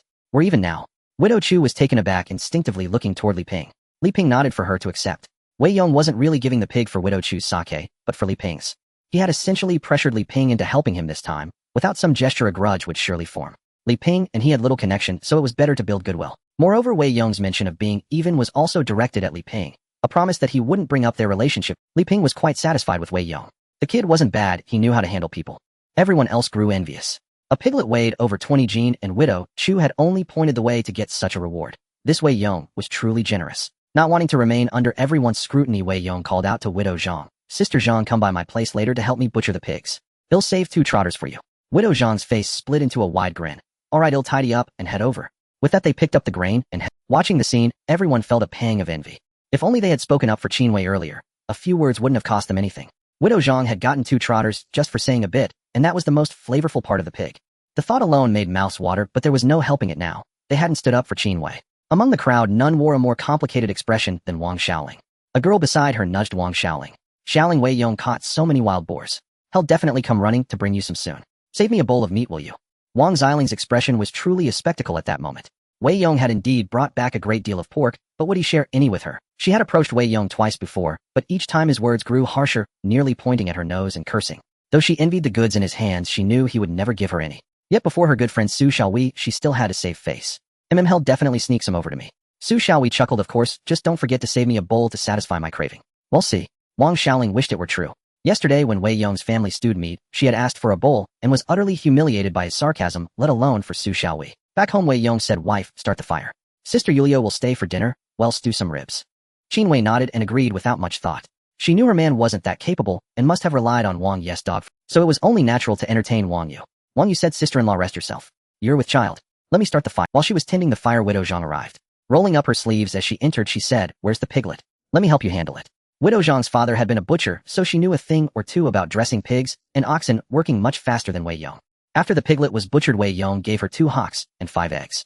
Sister Zhang, thank you for speaking up for my wife. Widow Zhang beamed like a flower. Oh Dayong, you're too kind. I just can't stand bullies. Wei Yong pressed the items into her hand, and in the process brushed her small hand. It was smooth and tender. Widow Zhang felt too embarrassed to stay for dinner, and took her things home. Seeing the dozens of caddies of grain in the house, Qin Wei was beaming with joy. Wei Yong put all the piglet's offal into a separate basin, and brought it to Dahe. He patted its head. Dahe, eat up. Dahe seemed to understand, burying its head in the basin, and devouring the food. Even beasts have their senses. You at home, they couldn't enjoy such treats. Over an hour later they finally sat down to eat. The pork ribs were far more fragrant than roe deer meat, and Wang Yu had long been drooling with anticipation. Dayong, am taking too much advantage of you today, eating and taking things without doing much to help. Wei Yong smiled. Don't mention it, sister Yu. It's all thanks to your Dahe. When we're done, we'll give the bones to Dahe to chew on. Alright, are we going again tonight? Yes. You go home and get some sleep recharge, and we'll head out again tonight. Hearing this, Qin Wei grew worried. Dayong going again. Isn't it too dangerous? Wei Yong said, I ran into the village chief and his son on the mountain today. They know about the wild boar den too. If we don't go tonight, they will. Those 2 big boars. If we take them both, they'll weigh 700 or 800 caddies. Qin Wei was stunned. That much? Wei Yong said, so we can't waste this opportunity. Everyone enjoyed the meal thoroughly, especially Wang Yu. Wang Yu ended up eating the last few ribs herself, feeling a bit embarrassed about it. But Wei Yong didn't mind. Qin Wei's satiety, 5 Wang Yes satiety, 5 experimental field growth rate, 10 the speed, was increasing. Wei Yong almost thought the potato seedlings had grown taller. Wang Yu left Wei Yong's house carrying 8 caddies of meat. As soon as she stepped out, she let out a burp, but her eyes were red. Shun Rongmao had been searching for her everywhere, and when he saw her coming out of Wei Yong's house wiping her tears, he was frantic. Wife, what's wrong? Did that bastard Wei Yong bully you? He'll go fight him right now? Wang Yu pushed him away. No. Shun Rongmao asked, then why are you crying, wife? Wang Yu said, I just ate at Wei Yong's place. His wife stewed ribs for me. Shun Rongmao said, isn't that good? What, didn't you get enough? Wang Yu was so exasperated she didn't know what to say. I ate until I was stuffed. You have no idea how pathetic I was. That couple stewed ribs, and there were only 3 pieces left. I couldn't help myself, and ate all 3. I was so Shun Rongmao said, what's the big deal? They invited you to eat, it's fine to eat your fill. Wang Yes tears welled in her eyes. Shun Rongmao, in all these years of marriage, have you ever let me have a single proper meal? I ate so shamelessly at their place, and I feel humiliated. Wang Yu wasn't crying because of the shame. She was crying for all the years of hardship she had endured. If Shun Rongmao had been more ambitious, would she have had to go to someone else's house to eat her fill? Though Wei Yong and Qin Wei didn't mind, Wang Yu herself felt disgraced. Shun Rongmao finally managed to coax Wang Yu home. He said, wife, next time you go to Wei Yong's for a meal, take me along too. It's just 1 more pair of chopsticks. Wang Yu shot him a glare. You. Go to hell. You don't even go hunting in the mountains. Why should you eat meat? I've already eaten my share, or I don't have the nerve to bring you along. Shun Rongmao felt a pang of awkwardness, but what his wife said was true. Gazing at Wang Yes' glistening delicate lips, his thoughts wandered, and he put his arm around her waist. Wife, it's been a while since we. You know. You've eaten well today, how about we have some fun on the calm? Wang Yu shoved him hard. Get lost. I haven't slept all night. Fun my ass. I gotta eat well only because Dahe and I worked hard. The sight of you annoys me. I have to go with Wei Yong tonight to hunt those 2 big boars, so don't bother me. Wang Yu crawled straight into the blankets to get some good rest. Shun Rongmao, having been scolded, had no retort. Wife, don't you think Wei Yong is a bit inconsiderate? I heard that when people hunt together they split the take 50-50. Wei Yong caught 4 pigs, at least over 100 caddies, but he only gave us 8 caddies of meat. And the dog is ours, the bow and arrows are ours. We're getting the short end of the stick, aren't we? Wang Yu frowned. So what? If you had all that gear, could you have taken down a wild boar? Wang Yu was genuinely disgusted with her husband. Wei Yong had already been generous enough with her, and yet Chen Rongmao wanted more. How shameless. Without Wei Yong, he wouldn't have been able to bag a single boar, even if he worked himself to death. No, we can't let this slide. You're going with him tonight to hunt those 2 big boars. That's hundreds of caddies of meat. If we only get 2 caddies again, we're getting screwed. Go talk to him. Demand a half share. Wang Yu was speechless. I'm not going. You go if you want. I don't have that kind of nerve. Doing nothing and still expecting half the meat. Chen Rongmao was something else. But Chen Rongmao didn't see the problem. He believed one had to fight for their interests. Fine, if you won't go, I will. Our Bao is still with him, right? He'll have to agree. Before leaving, Chen Rongmao picked up a piece of pigskin and wiped it over his lips so that when he stepped out his mouth was all greasy, making others think he had meat to eat at home, envying him to no end. Chen Rongmao reveled in this feeling of being envied, but unfortunately, he lacked the means to truly earn it, resorting only to such petty self-satisfaction. He went to Wei Yong's door and called out a couple of times. Wei Yong emerged from his room looking puzzled. Brother Chen, what's the matter? Chen Rongmao chuckled. Dayong, I came to talk about something. You know, around these parts when folks go hunting in the mountains, the rule is to split the catch 50-50. Now when our 2 families hunt together, my dog, my bow and arrows, doesn't it seem unfair not to go half and half? Hearing this, Wei Yong finally understood his purpose. Without a word, he turned and went back inside. Chen Rongmao was secretly pleased, thinking Wei Yong must have seen reason and gone to fetch their share of pork to make up for today. But in less than a minute, Wei Yong was back holding Chen Rongmao's bow and quiver and tossed them right over the fence. Brother Chen, if that's how you feel, find someone else to hunt with. He'll go alone tonight. If we run into each other, we'll each rely on our own skills. With that, Wei Yong turned and went back into his room. Dayong. Chen Rongmao was caught completely off guard, left in an awkward fix. He had only meant to negotiate terms. Even if Wei Yong didn't agree to an even split, they could have settled on 70-30 or even 80-20. But Wei Yong, without another word, simply returned the bow and arrows and refused to take him along. Was he really that hot? Chen Rongmao carried the bow and arrows back home. Wang Yu had been dead tired and ready to sleep, but when she heard had gone to negotiate with Wei Yong, she found herself wide awake. Seeing him return dejected, still holding the bow and arrows, she knew it wasn't good news. As soon as he stepped inside, Wang Yu glared at him coldly. What did Wei Yong say? Chen Rongmao scratched his head awkwardly. That guy's got such a sharp temper. I just asked, and if he didn't agree, fine. But he threw the bow out and said he's not taking us tonight. Wang Yu let out a cold laugh. Serves you right. How generous was Wei Yong. I went with him, did nothing but walk the dog, and he gave me 8 caddies of meat, 4 eggs, and treated me to a meal of ribs. And you want to push for more? If I were him, I wouldn't take you either. Fine, well, rest well tonight, and from now on you can just watch. Don't say that, wife. That's just a few caddies of meat, gone in 2 days. What will we eat in winter? Chen Rongmao had been dreaming of eating meat every day. In truth, Wei Yong had been quite generous to him. In hunting, landing a hit once in 5 tries was considered good, and Wei Yong had promised that if they missed, he'd compensate them with 5 eggs. Even without meat, eggs every day would. But because of his greed, Wei Yong got angry and refused to take him along. How would he get by now? Would he have to go back to eating wild greens every day? Wife, please go and beg Wei Yong. You helped him by tipping him off today. Surely you have that much face. Wang Yu was furious. Chen Rongmao, is there something wrong with your head? You had to go and provoke him, and now you want me to beg? Chen Rongmao put on a flattering smile. Wife, you have more sway than I do. I don't have much of a connection with him. And are you really that trusting? If I go and beg him and he makes some other request, what do you want me to do? Agree or not? Chen Rongmao gave an awkward laugh. Wife, you're joking. Of course you can't agree. Besides, if you go straight to his house, his wife Qin Wei will be there. He wouldn't dare try anything. Wang Yu snorted. Fine, I'll go. But you know how badly Wei Yong used to beat his wife. Do you think he's afraid of Qin Wei? Don't come crying later. With that, she walked out the door. At Wei Yong's home, Qin Wei had made the bed. Dayong, get some rest. You've been up all night. You must be exhausted. Qin Wei was always considerate. Wei Yong had brought back so many wild boars, he must be worn out. Besides, he had to go out again tonight, and needed to rest well. Wife, I won't sleep yet. I need to check the fields. His experimental plot had sprouts an inch tall, and he wanted to see how the potatoes in his own field were doing. Qin Wei felt a pang of guilt. Dayong, we have plenty to eat now. Don't push yourself too hard. Hunting at night, and working the fields by day. Even the strongest man would be worn down. Wei Yong said, don't worry, wife. We'll just take a quick look. There's not much farm work. He seemed distracted, as if lost in. Dayong, what's wrong? Something on your mind? Wei Yong recounted what had happened with Chen Rongmao. There are 2 big wild boars up on the mountain. It's tough going alone, and even with Sister Yu and the dog it won't be easy. I want to find a few people to come with me, but everyone in the village is too shrewd. I don't want to just give away meat for nothing. Qin Wei stroked his face and said, if it's too much trouble, just don't go.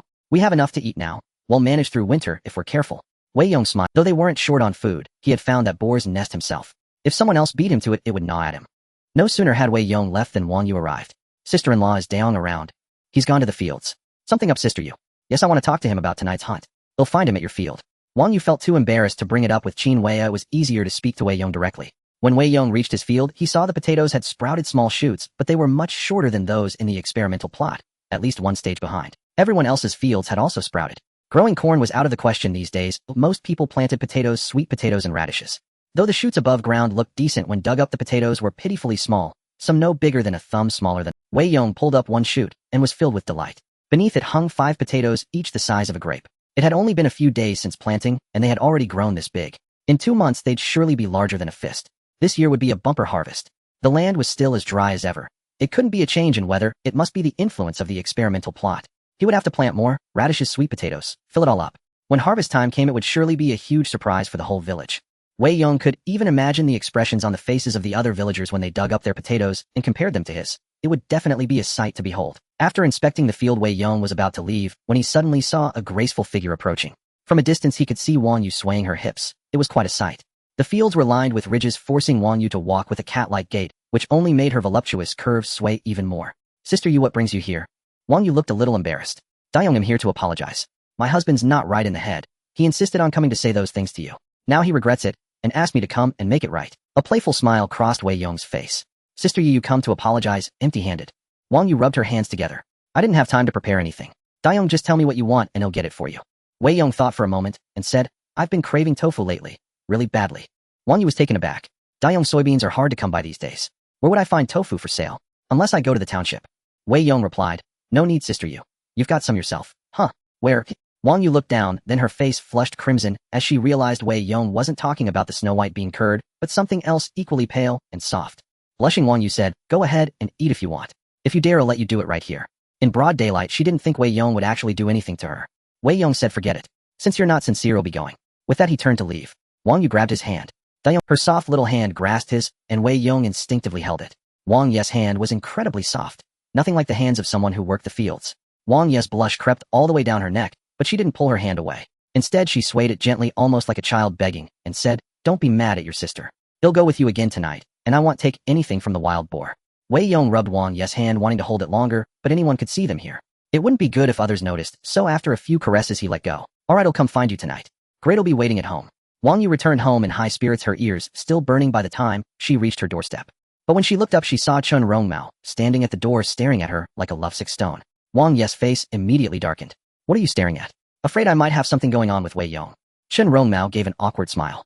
Wife, what are you saying? Wei Yong has a bad reputation. I'm just worried. Chen Rongmao, you're something else. You sent me to beg him, and now you're scared he'll cuckold you. Don't come to me anymore. I'm tired of suffering with you. Tomorrow I'm going back to my parents' house. With that, Wang Yu stormed into the house, slamming the door behind her. Chen Rongmao quickly put on a placating smile. Wife, don't be mad. I didn't mean anything by it. I trust you completely. Meanwhile, as Wei Yong neared his home, he happened to run into Widow Zhang coming out to dump some water. In the freezing cold, she was wearing only a thin sweater, her 2 bulging sacks swaying temptingly, a sight that stirred the blood. Dayong, I heard your father-in-law has arrived at the village entrance. He looks furious, like he's coming to settle a score. You'd bet. Wei Yong's father-in-law was Qin Zhangwo from the Qin family in Xiaoxi village. A hunter by trade, Qin Zhangwo had a fiery temper and had been displeased with his daughter's marriage from the start. Now, having heard rumors from Xiaodong village about Wei Yong beating and cursing Qin Wei, even planning to sell her, it was absolutely outrageous. Today Qin Zhangwo had come to take Wei Yong to task. Widow Zhang was worried. She had heard that Qin Zhangwo had brought a gun. If Wei Yong pushed him too far, there would be no good outcome. Yet Wei Yong showed no fear upon hearing the news. Is that so? Thanks for telling me, Sister Zhang. I need to get ready. In the past, Wei Yong had been a scoundrel, feeling only fear and loathing toward his father-in-law. But now things were different. His father-in-law's timing couldn't be more perfect. It was exactly what he needed. With his father-in-law leading the charge tonight, the wild boar hunt was as good as done. Wei Yong returned home, and Qin Wei said, Dayong, why don't you get some sleep? No need. Dad's coming. I'm going to the village chiefs to trade for some things. You pick out some fatty meat. We'll make dumplings this afternoon. Qin Wei's face lit up with joy. Really? Dad's coming. I haven't seen them in so long. Qin Wei's family consisted of her father and older sister and a paralyzed brother-in-law. Since her marriage, it had been nearly 3 months, and of course, she missed her father and sister. Before, when Wei Yong treated her poorly and there was barely any food at home, she wouldn't have wanted them to come. But now things were different. Wei Yong was good to her, and there was plenty to eat. She wanted her father and sister to see how remarkable her husband had become. Qin Zhangwo carried a hunting rifle on his back, his face as dark as a storm cloud. Beside him walked a tall young woman, nearly 1.7 meters with long legs. Qin Wei's older sister, Qin Xia. Qin Xia frowned and said, Dad, why are you carrying that gun? Everyone's been staring at us the whole way. Please don't do it. Qin Zhangwo said coldly. How can I not be rash? I've always known that Wei fellow was no good. If it weren't for Li Matzi from this village telling me, I'd never have known your sister was living such a miserable life. Qin Xia's expression also darkened. A while back, Qin Wei had inexplicably insisted on marrying Wei Yong of Xiaodong village. At the time, they thought it was a match of true love, but they never imagined she'd end up living like this. The thought of her sister eating grass roots and tree bark every day pained Qin Xia deeply. At home they might not have had fine grains, but at least they could eat cornmeal porridge. Now at the Wei family, not only was she beaten and scolded, but she also had to endure such poor food, and on top of that she was going to be sold. It was utterly outrageous. Did they think the Qin family had no one to stand up for them? Still, Qin Xia was worried. Dad, you didn't actually load the gun with bullets, did you? Scaring Wei Yong was one thing, but if it was loaded and accidentally discharged, it would be a disaster. Qin Jiangwo snorted. Don't worry, the bullets are in my pocket. Despite his hot temper, he was sensible. His eldest son-in-law was bedridden and might pass away at any moment, leaving his eldest daughter a widow. He certainly wasn't about to shoot his second son-in-law and make his second daughter a widow too. Arriving at the village, Qin Jiangwo asked around until he found Wei Yong's house. He kicked the door several times. Wei, get out here. Qin Jiangwo's temper was no joke. If Wei Yong acted up today, he wouldn't hesitate to load the gun. Qin Wei opened the door, her face beaming with joy. Dad? Sister? You're here. Seeing Qin Wei run out with a bright smile, both of them felt a pang of heartache. My dear daughter, how did you get so thin? Where's that bastard Wei Yong? Tell him to get out here. I'm going to teach him a proper Qin Wei was taken aback for a moment, then said, Dad, don't get worked up. Wei Yong is gone to find some food. He'll be back soon. Qin Jiangwo snorted coldly, him finding food. I think he's just hiding from me. Qin Jiangwo, carrying his rifle, had arrived in a flurry, clearly tipped off by someone. Qin Wei gave an awkward smile. All right, Dad, don't be so angry. Come inside and have a drink of water. Qin Xia surveyed the house. It was as dilapidated as the one back home.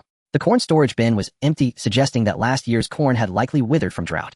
She wondered if her sister truly subsisted on grass roots every meal. Qin Jiangwo stormed into the house, but was immediately greeted by the aroma of meat. The scent caught him off guard. Dad, we had spare ribs for breakfast. We didn't know you were coming, so we didn't save any. Wei Yong said, he'd make dumplings for you this afternoon. Qin Jiangwo frowned. Second daughter, you're not fooling me, are you? You had spare ribs for breakfast. In these times, having spare ribs and dumplings, even for New Year's, was a sign of great wealth. Let alone on an ordinary day. Who could afford spare ribs? Qin Wei smiled. Dad, of course I'm not lying to you. Look, we have plenty of grain here. Qin Wei opened the cellar door. Qin Jiangwo and Qin Xia peered in, their eyes gleaming with surprise. The grain was nothing special. They had received relief grain in their own village, Xiaxitan. But what were all these meat and eggs doing in the cellar? One might think it belonged to some wealthy household. Dad, see, I am living quite well now. Qin Jiangwo exchanged a puzzled look with Qin Xia, his anger subsiding considerably. Why was reality so different from the rumors? Where did all this meat come from? Wei Yong hunted it in the mountains. A flicker of shock passed through Qin Jiangwo's mind. He was a hunter himself and knew how scarce prey was in the mountains these days. For Wei Yong to bag not only a roe deer, but also a wild boar was no small feat. It required genuine skill. Dad, have some water first. Wei Yong will be back soon. Wei Yong carried 10 jin of meat to Zhao Long. Zhao Fifan's face still showed displeasure at the sight of Wei Yong, but knowing he had come to deliver meat, he softened his demeanor and stood up to greet him. Uncle Zhao, I'd like to trade for some things. Zhao Long's face lit up with delight when he saw the large chunk of meat. Oh, so much meat. Thank you, Wei Yong. What do you need? Just tell your uncle, and he'll get it for you. Uncle Zhao, I won't stand on ceremony then. I'd like 1 jin of white sugar, 2 jin of soybean oil, 5 jin of white flour, 1 jin of small batch liquor, and some celery and peanuts. These items might not be available in every household, but the village chief's family was well off and had almost everything in stock. Among them, white sugar was the most expensive, roughly equivalent to pork in value. The rest were cheaper than meat, so Wei Yong was essentially trading pound for pound, which meant the chief's family got the better deal. Zhao Long handed Wei Yong a cigarette. Wei Yong, are you making dumplings? What's the occasion? Wei Yong didn't refuse, lit the cigarette, and replied, my father-in-law is here, I'm hosting him. Oh, that explains it. You're a filial lad. He'll go get your things. After packing everything for Wei Yong, Zhao Long saw him out. As soon as Wei Yong left, Zhao Fifan's face darkened, and he snorted coldly. He's so full of himself. Just because he bagged some game, he thinks he's something. Zhao Long frowned. Keep your mouth shut. That Wei Yong is no ordinary fellow. Look at how he handled the relief grain distribution today. Could you have done the same? Zhao Fifan fell silent. Wei Yong had indeed been impressive today, stealing the spotlight in front of the whole village. Still, he couldn't shake his resentment. Being cowed by Wei Yong twice left a bitter taste in his mouth. Dad, did you manage to borrow the gun? Let's go after those 2 big wild boars tonight. Zhao Long nodded. I got it. We'll try our luck tonight. And when you see Wei Yong, don't be so harsh. We got a good deal on the meat today, we should remember his kindness. Zhao Long, as befitting a village chief, was reasonable. Though Zhao Fifan was discontent, he dared not argue with his father. Back home, Wei Yong stepped through the door to see his beautiful sister-in-law and his fierce-looking father-in-law. The old man looked like a bandit, enough to scare anyone. Yet he had somehow fathered 2 daughters, each more radiant than the last. Sister-in-law Qin Xia rivaled Qin Wei in beauty, but was taller with long legs that seemed to go on forever. Her figure was equally generous, and her skin was as pale as snow. Dad, sister, you're here. Qin Wei quickly took the things from Wei Yong. Wei Yong, what have you brought? Qin Wei wanted to show off a bit for her father. Wei Yong smiled, understanding his wife's intent. This was all prepared for his father-in-law. Today's goal was to make his wife proud. I traded with the village chief for some white flour and soybean oil. You need the dough, and he'll chop the filling. We'll make dumplings later. Dad, I also got a jin of small batch liquor. We'll have a drink together. Wei Yong took out the white sugar, divided it in half, and handed 1 portion to Qin Xia. Sister, take this half jin of sugar home. They'll keep the rest for Wei Wei. Wei Yong's thoughtful gesture left his father-in-law momentarily speechless. Where was the scoundrel he had been told about? Qin Wei had prepared a torrent of scolding words during the journey, but now they all died in his throat. Qin Xia was equally bewildered, clutching the sugar in her hand, unsure of what to do. She had thought her sister had married into misery, but now reality seemed far from her imagination. Brother-in-law, let me help. Qin Xia quickly went to the kitchen to assist. With everyone working together, the dumplings were soon ready. Qin Wei's mouth watered with anticipation. Though she had eaten meat these past few days, coarse grains were still their staple. There was nothing quite like dumplings. Even during the new year, they would be reluctant to have dumplings. Now in the middle of nowhere, they were enjoying them. Garlic paste, soy sauce, peanuts. Everything was laid out. Paired with a glass of the village chief's pure grain liquor, it was pure bliss. Qin Wei ate a dumpling, 2 peanuts, and took a sip of the liquor, feeling as though he were dreaming. It was all too surreal. Life was a little too good, almost worryingly so. Qin Wei spoke with concern. Second daughter, what I heard before coming here is quite different from what I'm seeing. Qin Wei didn't elaborate. The rumors that had reached his ears all painted Wei Yong as a scoundrel. But now it seemed the rumors were false. Wei Yong put his arm around Qin Wei and said, Dad, I admit I was a scoundrel before, but I've changed. I promised to treat Wei Wei well and never let her suffer. Qin Wei nodded with satisfaction. Good. With those words I can rest easy. Cheers. A smile spread across his face as the weight on his heart finally lifted. Wei Yong took a small sip. Dad, don't drink too much. I need your help with something tonight. Qin Wei asked, What is it? There are 2 big wild boars on the northern mountain. I know where they are. Together they must weigh over 700 jin. Tonight you and I will go take them out. What a... Qin Wei's eyes widened in shock. Upon hearing this, the old man set down his wine cup. Are you telling the truth, boy? 2 full-grown wild boars. Absolutely true, I saw them with my own eyes. I went up the mountain yesterday without my gun, but I managed to bring back 4 piglets. I didn't dare tackle the 2 big ones alone, and I was just thinking about who to ask for help when you showed up. What a stroke of luck. Tonight with you leading the charge, we'll surely take down those boars. Qin Wei furrowed his brow slightly. Though he had drunk some wine, he wasn't yet intoxicated. His father-in-law might lack skill in other areas, but when it came to hunting, he was a true master. From what you're saying, those 2 boars are no small matter. Even with guns, just the 2 of us might not be enough. The temptation of the boars was strong, but he had to consider their own capabilities. A fully grown wild boar had thick hide and tough flesh. Even if a hunting shot hit it, it could still charge and ram a person. A collision with a boar would mean death, or at least a mouthful of blood. Qin Wei was cautious. The 2 of them were the pillars of their families. If something happened to them, his 2 daughters would have no one to rely on. Wei Yong said, Father, besides us, there's old Qin's wife from our village. She has a big black dog that's quite formidable. Qin Wei's expression softened considerably. That makes things easier. With a dog, we can take our chances. How many bullets do you have? Wei Yong held up one hand. 5. I have 10. That should be enough. When do we set out? Wei Yong replied. Let's get some sleep first, build up our energy, and set out in the middle of the night. All right, let's both take a nap. Meanwhile, Wang Xiaoling was at home, wiping away tears. Her mother Li Fan watched her, feeling a pang of pity for her daughter. Daughter, what's gotten into Wei Yong? Why is he treating you like this? You've been waiting all day. He probably won't bring you any. The whole village had seen the piglets Wei Yong had caught. In the past, given his temperament, he would have sent all that pork to Wang. Even if Wei Yong was angry with Wang Xiaoling, he should at least have brought over a couple of pork shoulders, shouldn't he? But Wei Yong made no move at all. Li Fan and Wang Xiaoling waited at home from morning until afternoon. In the end, Wang Xiaoling's tears fell, but Wei Yong never showed up. It was infuriating. Li Fan pretended to care for her daughter's sake, but in truth, she was desperately craving the pork herself. That evening, several families were eating meat. The aroma of meat wafted from the homes of Widow Chu and Widow Zhang, stirring up everyone's appetites. Seeing that it was mealtime, Li Fan said, No, daughter, I'm taking you to Wei Yong's to have it out with him and see what's going on. Wang Xiaoling wanted to go too, but after saying such harsh words to Wei Yong before, how could she swallow her pride and face him? With her mother leading the way, she reluctantly stepped out of the yard. Li Fan arrived at Wei Yong's door and pounded on it loudly. Qin Xia stood up. He'll get it. She walked to the door and saw 2 strangers. Who are you looking for? Li Fan frowned. We're looking for Wei Yong. Who are you? Qin Xia replied. Oh, I'm Wei Yong's sister-in-law. Qin Xia didn't recognize them, but seeing the old woman's hostile demeanor, she frowned, sensing trouble. Li Fan shot Qin Xia a fierce glare, then pulled Wang Xiaoling into Wei Yong's home. As the door opened, a rich, enticing aroma nearly made her drool. Her eyes nearly bulged at the sight of the plump, white dumplings on the table. What a feast Wei Yong was having. At home, they could barely get a thin millet porridge, while here, they were eating fine grains. Comparisons were infuriating. Wei Yong, you're living the high life, aren't you? Li Fan was green with envy. Even Wang Xiaoling couldn't help but swallow hard. Before, when Wei Yong had feelings for her, she had looked down on his poverty and kept him dangling. If Wang Xiaoling had agreed earlier, Wei Yong would have married her by now. Then it would be Wang Xiaoling sitting here eating dumpling. Wang Xiaoling was now feeling a twinge of regret. When had Wei Yong become so capable? How had she not known? Wei Yong frowned, wondering why these 2 had come. Normally guests should be offered a meal. But tonight wasn't an ordinary dinner. Dumplings were a rare treat, and he certainly... Li Fan's eyes were practically glowing with greed. If he let her stay, she'd probably devour the whole table of dumplings. Wei Yong said flatly, Aunt Li, what's the matter? Li Fan tore her gaze away, swallowed her saliva, and said, I'm just here to ask what your intentions are toward my daughter. One moment you're good to her, the next you're not. You owe us an explanation, don't you? Li Fen's self-righteous tone made it sound like she was on a punitive expedition. Qin Wei's face darkened. Wei Yong sneered. Aunt Li, you need to be clear. What do you mean by questioning me like this? Was I ever in a relationship with your daughter, or not? Li Fen said, of course not. But you can't deny how you treated my daughter before versus now. You owe us an explanation. In a later era, Li Fen's words would be easy to interpret. She was essentially asking Wei Yong why he had stopped being her daughter's lapdog. Wei Yong replied, there's no explanation. I wasn't dating your daughter, and I never did anything to her. Are you trying to hold me responsible? Besides, I'm a married man. My father-in-law is right here. If you have anything to say it to him. By now Qin Wei had grasped the whole situation.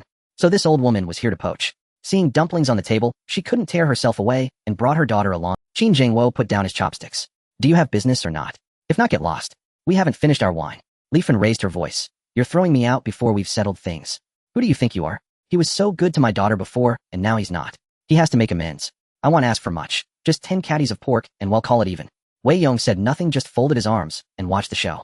Qin Wei slammed the table, stood up, and delivered a sharp slap to Li Fen's face. Go to hell. You look like 10 caddies of pork to me. How about 10 slaps instead? In his youth, Qin Wei was even more of a ruffian than Wei Yong. He had no tolerance for women like Li Fen. Li Fen's face swelled instantly from the slap, puffing up like a steamed bun. She fumed. How dare you hit me? In broad daylight. Is there no law? Qin Wei pointed outside. So what if I hit you?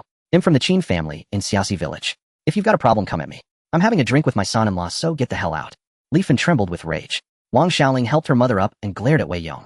Wei Yong, my mother was just hit, and you were just standing there doing nothing. Wei Yong was taken aback and said, aren't you not talking to me? If you talk to me, I'm supposed to change my surname, right, Wei Xiao? You? Wang Xiaoling's eyes reddened. She utterly despised Wei Yong. She quickly dragged Li Fen out of his house. Once outside, Li Fen wailed loudly, claiming she had been beaten in Wei Yong's home, as if wanting the entire village to know. But Wei Yong didn't care. His reputation was already tarnished. He had even beaten his own wife, so what was hitting some old woman? And with this incident, the whole village knew that Wei Yong was no longer fawning over Wang Xiaoling. After Wang Xiaoling left, Qin Wei clung to Wei Yong's arm, looking pitiful, as if afraid of losing him. Don't worry, wife. I won't let her step foot in our home again. Qin Wei nodded obediently. She feared no one but Wang Xiaoling. Qin Wei snorted. Even after hitting someone, he showed no fear. Had she not inquired about his reputation? Who dared to come and poach his son-in-law? Wasn't that asking for trouble? Even if his son-in-law was utterly despicable, Qin Wei couldn't swallow this insult. Now that his son-in-law was quite impressive, how could he allow someone to steal him away? Dayong, get some rest.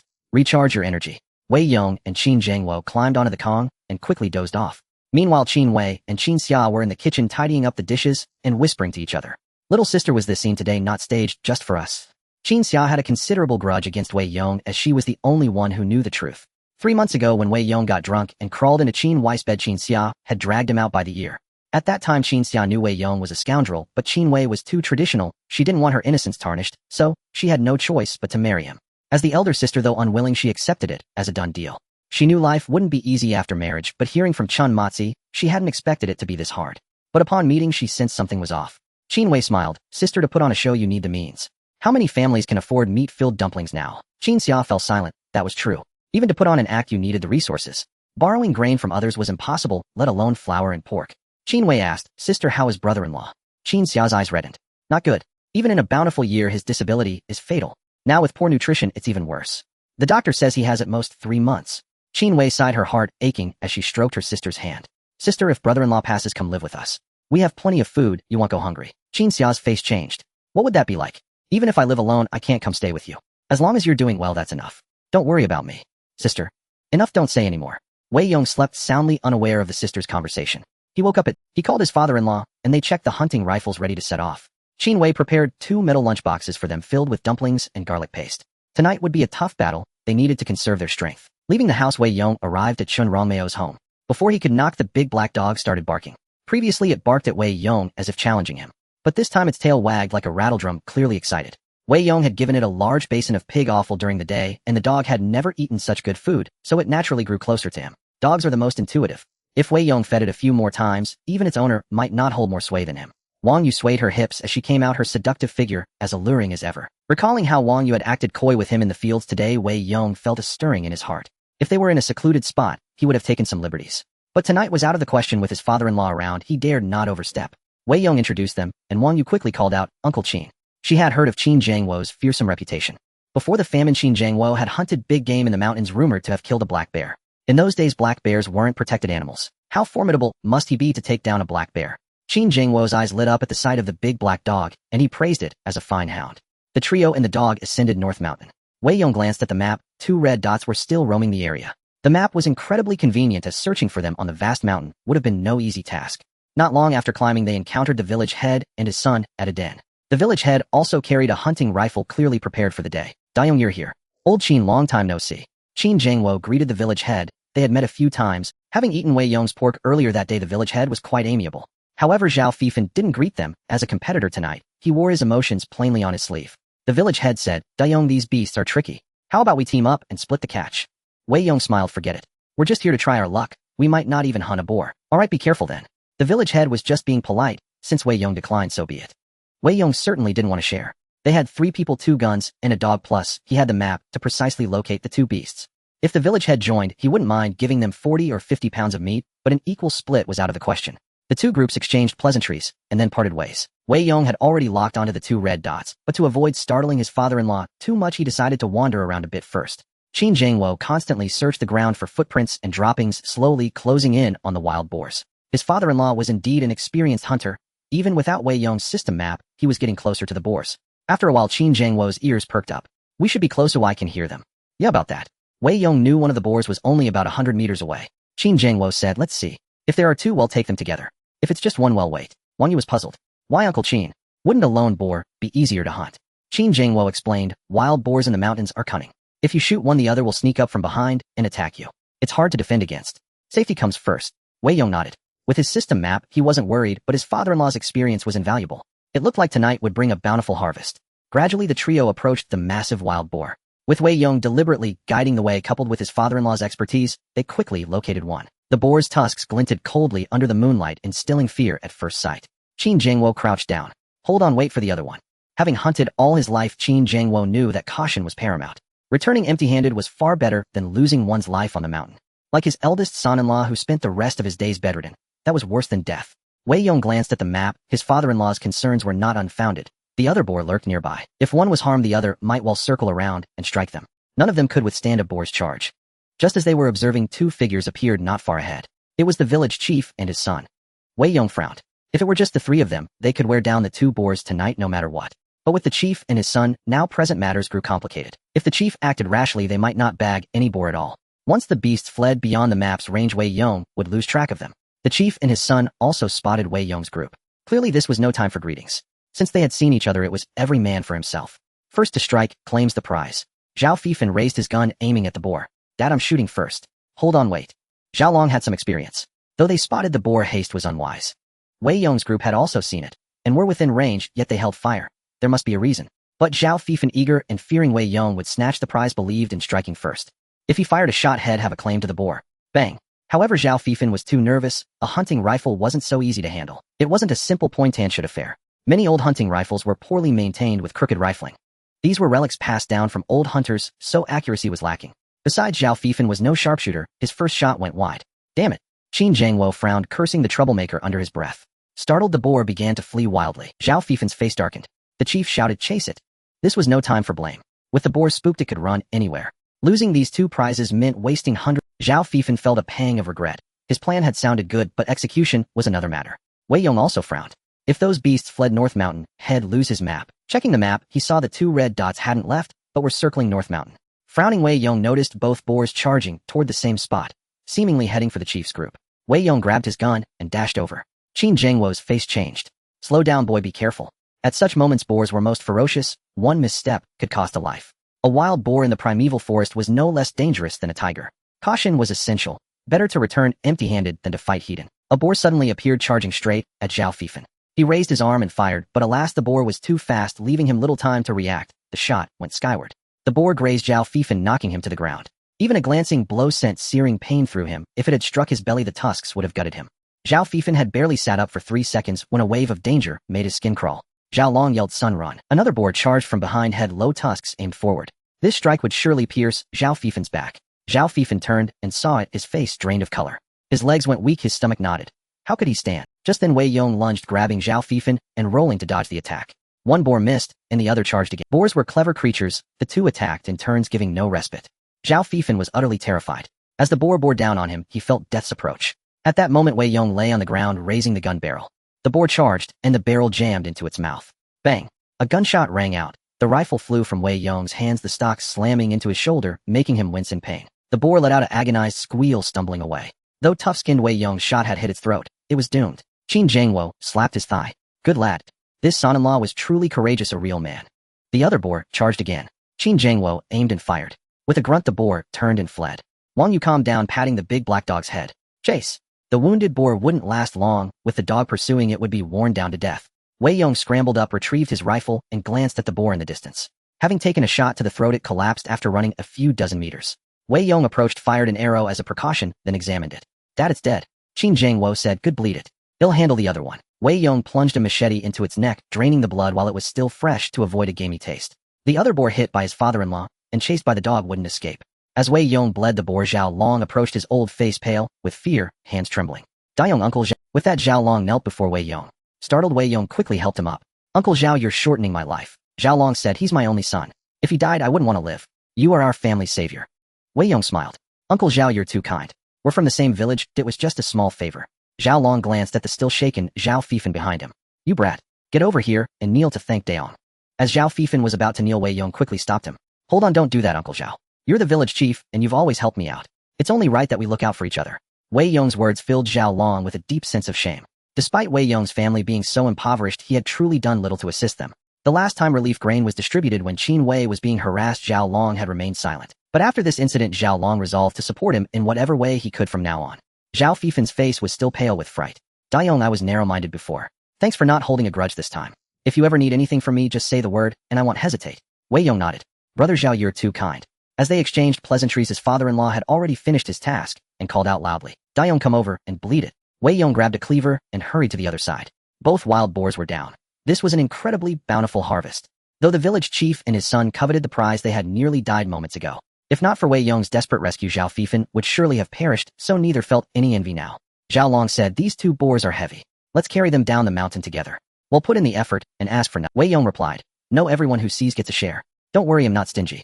They'll make sure Uncle Zhao's family gets it. Hearing this, Zhao Long and his son chuckled without refusing. Though they hadn't killed the boars, helping to carry them down surely entitled them to a portion. The boars weighed at least 700 or 800 jin. With only 5 of them, it was far too exhausting. Wei Yong suggested the village chief and his son go down the mountain to summon help while they stood guard. Each helper would receive 2 jin of pork. The village chief and his son hurried down the mountain. The 2 boars were brought together, guarded by Wei Yong and Wang Yu. Meanwhile, Qin Wei, feeling a bit restless, spoke up. You two keep watch here. They'll go see if there are any pheasants or hares around. No point in idling. Wei Yong said, Dad, there aren't many big game left here or there. Qin Wei replied, even if there's no game, there are other things. There are plenty of moths here. In winter, some chrysalis shells will appear in the snow. They can be used as medicine and sold to the clinic for some money. They'll try my luck and see if there are any other herbs. The mountains are full of treasures. His father-in-law was truly experienced. Wei Yong learned a great deal from being out with him. After Qin Wei left, only Wang Yu and Wei Yong remained. Wang Yu was overjoyed at the sight of the 2 massive boars. Dayong, you're so capable. With these 2 boars, you won't be able to finish them all winter, will you? Wei Yong smiled. Of course not. They'll take the meat to the township and sell it to trade for other things.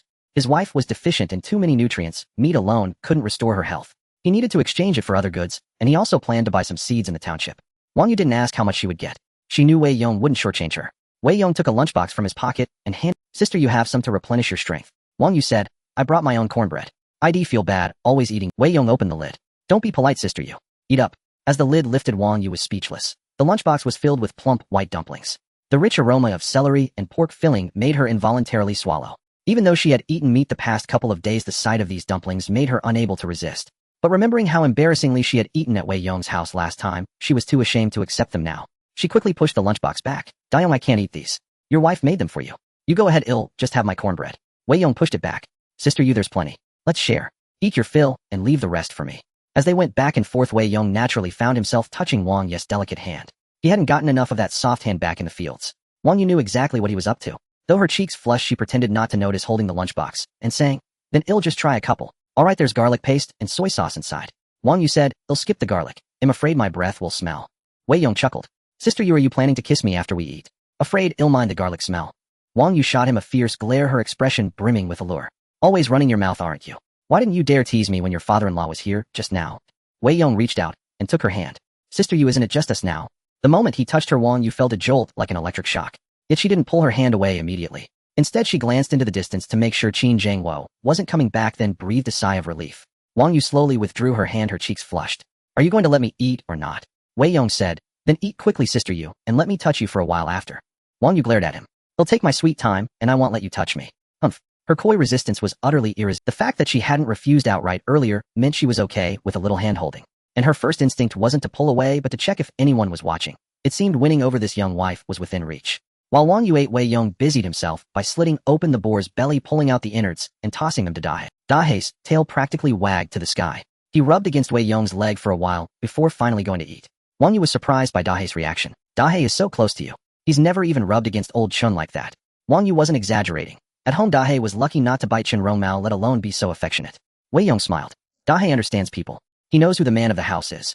He glanced at Wang Yu, who blushed. When there are people around, you're all proper. When there's no one, you can't be serious for a second. Wei Yong asked, Sister Yu, do you like the proper me or the improper me? Of who likes you? This time Wang Yu was quick to avoid his trap. She ate most of the dumplings, savoring every bite until her tongue practically melted. She could have finished them all, but she was too embarrassed. If Wei Yong told her to eat first, and she devoured everything, what kind? Wang Yes, Satiety 5 reward, low-level treasure hunting function, experimental field growth rate 5. Wei Yong was pleasantly surprised. The dumplings had indeed worked, not only accelerating the experimental field, but also unlocking the treasure hunting function. But he couldn't figure out how to use this treasure hunting function. Nothing new appeared on the map. How was he supposed to hunt for treasure? Before he could ponder further, Wang Yu handed the lunchbox back. Dayoung, there are a few dumplings left. They're for you. Wei Yong took the lunchbox and picked up the chopsticks Wang Yu had used. Wang Yu bit her lip. Dayoung, I used those chopsticks. Maybe use the other end. Wei Yong chuckled. How could I ever disdain Sister Yes saliva? With that, he picked up his chopsticks and began to eat. Watching him suck on the chopsticks, Wang Yu felt her cheeks flush. Fortunately, she had eaten first. If Wei Yong had eaten first and left the chopsticks for her, she would have been too embarrassed to use them. After a few bites, Wei Yong spoke. Sister, have you heard the saying, nothing beats dumplings for a meal and nothing beats? Wang Yes' face had been flushed. Dayoung, are you addicted to teasing me? Wait till I tell your father-in-law. Wei Yong looked innocent. Sister, what are you talking about? Nothing beats dumplings for a meal and nothing beats making dumplings for fun. What did you think I meant? Wang Yu froze, realizing she had been teased again. In a huff, she rained soft punches on his chest. Her little fists were tender and soft. This wasn't a beating, it was pure bliss. Wei Yong glanced at Wang Yes' bosom and swallowed hard. He wondered when he'd get the chance to touch her chest. That would be pure ecstasy. Just then Qin Zhangwo returned holding 2 wild rabbits, his face beaming. What a great haul today. These rabbits will nourish my daughter. Wang Yu praised him. Uncle Qin, you're really something. Qin Zhangwo grinned from ear to ear. Tonight's bounty was so plentiful that he wouldn't have to worry about winter. Soon the village chief and his son returned, bringing over a dozen people, including Chen Rongmao. Although they knew Wei Yong would have to share some meat, the meat for his wife and the meat for him were two different things. Helping out for a couple of pounds of meat. Who wouldn't take such a deal? Seeing her husband's pathetic eagerness, Wang Yu rolled her eyes in disdain, feeling nothing but contempt for him. Wife, you must be exhausted. Today we'll have meat to eat. Chen Rongmao suddenly stared at Wang Yes' lips and said, Wife, why are your lips so greasy? A few seconds later, Chen Rongmao understood and lowered his voice. I see. You used my pigskin, didn't you? Hey, you always call me vain, but look at you. This time when the meat is divided, ask Wei Yong for a piece with skin on it. The piece at home has gone bad. Wang Yu was speechless. The grease on her lips was from eating dumplings. Chen Rongmao's greasy lips were from rubbing them with the spoiled pig skin. Wang Yu quickly wiped her lips with her sleeve, thinking to herself that next time she ate Wei Yong's food, she'd have to clean her mouth thoroughly so Chen Rongmao wouldn't notice. With a dozen strong men on the job, the 2 boars became light as air. The group marched down the mountain in a grand procession, with Wei Yong lagging behind leisurely, not needing to lift a finger. Although he could have stuffed the boars into his spatial ring and carried them down, doing so, with so many witnesses, was out of the question. Since he couldn't keep this haul quiet, he might as well make a show of it to boost Qin Wei's reputation. The men carried the 2 boars back to the village in a grand procession. As soon as they entered the village, many people came out to watch. Earlier, when the village chief returned, word had spread that Wei Yong had killed 2 wild boars. Many had wanted to get some pork, but the village chief had insisted that only strong, able-bodied men could come. No loafers. Though the women and girls were craving the meat, they could only watch from afar. Dayoung, you've really made something of yourself. A boar this big. I'll last you till the cows come home. Wei Yong smiled. Everyone gets a share? Well, make stewed pork at the chief's place. 1 bowl for each of you. His announcement sent the entire village into a frenzy. Even when relief grain was distributed, everyone had to ration it carefully, let alone get any meat. Eating a bowl of stewed pork today, even if it was just sauerkraut with a hint of grease, would be a treat. And if Wei Yong was generous enough to put a slice of meat in each bowl, that would be pure bliss. From a distance, Qin Wei and Qin Xia stood at the doorstep, watching their husbands and father lead the procession with 2 massive boars on their shoulders. It was a sight to behold. Qin Wei's face was radiant with happiness. Sister, look how handsome Dayoung is. Why don't you join us? We could sleep in the same bed again, just like old times. Get lost. Whether Qin Wei was joking or serious, Qin Xia's cheeks turned rosy. Back home, they placed the pork in the yard, and called for Widow Zhang to help butcher the meat. Though a woman, she was swift and skilled with the knife, finishing both boars in just over 10 minutes. Wei Yong took a large cut of hindquarters and handed it to the village chief. Uncle Zhao, take this and stew it for everyone. I'm treating the whole village to pork stew. Alright, I'll have your aunt start cooking. I've got sauerkraut at home. The village chief left with the meat and the villagers followed. After all, the rest of Wei Yong's meat had nothing to do with them, but the piece the chief carried was theirs to eat. Wei Yong was indeed generous. That piece was so large that everyone would probably get 4 or 5 slices of meat. Once they were gone, Wei Yong gave Widow Zhang a large slab of meat. She was overjoyed, her hips swaying as she walked away, and Wei Yong couldn't help but sneak a few glances. Sister Yu, thanks for your help tonight. Hey, race a pork hock and 20 pounds of meat. Wang Yu was surprised. Oh, that's too much. Just give me the usual 4 pounds. Wang Yu felt guilty for taking so much. Since Wei Yong treated her sincerely, she couldn't take advantage of him. Qin Wei said, Sister Yu, just take it. We'll need your help again in the future. With that, Wang Yu stopped refusing. Apart from Wang Yeshe, each of the men who helped carry the boars received 2 pounds of meat. Seeing Chun Rongmao waiting in line, Wang Yu pulled him aside. Have you no shame? After all we've given you, still want more. Chun Rongmao didn't care. You got your share, but I haven't gotten mine. Wei Yong won't begrudge me 2 pounds. He went back to the line. Wang Yu was speechless with rage. I can't be bothered with you. Compared to Wei Yong, Chun Rongmao was a complete waste. After the others had taken their meat, Wei Yong asked, Dad, what do you want to do with your boar? Should I find a cart to take it home? Qin Zhangwo shook his head. You keep this one. They'll take half. Dad, how can that be? Brother-in-law is still sick. Take more meat to nourish yourselves. Qin Zhangwo shook his head again. I just helped out. By rights, I shouldn't even take a whole one. Besides, your second sister is pregnant. Use the meat to trade for something good for her. He took out a hand-rolled cigarette and handed one to Wei Yong. Dayong, come with me. I need to talk to you about something. Seeing Qin Zhangwo lead Wei Yong into the house, Qin Xia's expression suddenly turned uneasy. Entering the house, Wei Yong took a couple of puffs from his pipe. The tobacco from his father-in-law was quite potent, making him feel a bit lightheaded after just 2 draws. Father, just say what you need to. With a furrowed brow, Qin Zhangwo spoke. Your brother-in-law might not make it. The doctor said he has at most 3 months, but I reckon he won't last this month. Wei Yong was taken aback. He had some memory of that eldest brother-in-law, a very honest man. Not long after marrying his eldest sister, he had his leg mauled by a bear on the mountain. If his father hadn't fired his gun in time, he would have lost his life. But in this era, medical conditions were far too poor. Wounds were poorly treated and infection struck every few days. The hope of survival was truly slim. Wei Yong asked, Father, what can I do? Qin Zhangwo took a drag from his pipe. Have you heard of sharing a spouse? Wei Yong's heart skipped a beat. Father, what do you mean? Qin Zhangwo said, good fortune shouldn't flow to outsiders. These days life is tough. Many have already starved to death in my hometown. Our area is still decent, things can still grow in the fields. Many places lack mountains and water, they're just waiting to die. My eldest daughter has a bitter fate. I just want her to have enough to eat and wear. If you don't mind, let her come live with you. What do you think? Wei Yong's expression grew complicated. Qin Zhangwo continued, if you were struggling too, I wouldn't make this request.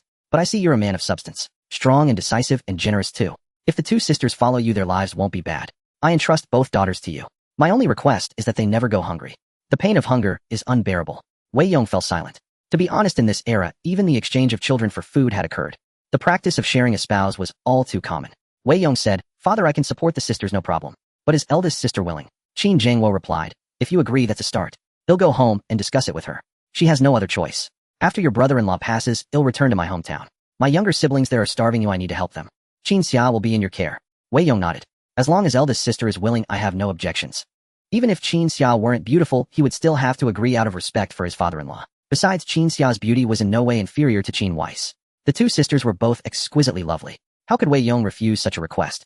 After settling the matter, Qin Zhangwo's worries finally eased. He had intended to keep Wei Yong for a feast of pork stew, but the eldest brother-in-law couldn't be left alone at home for too long, so they hurriedly departed.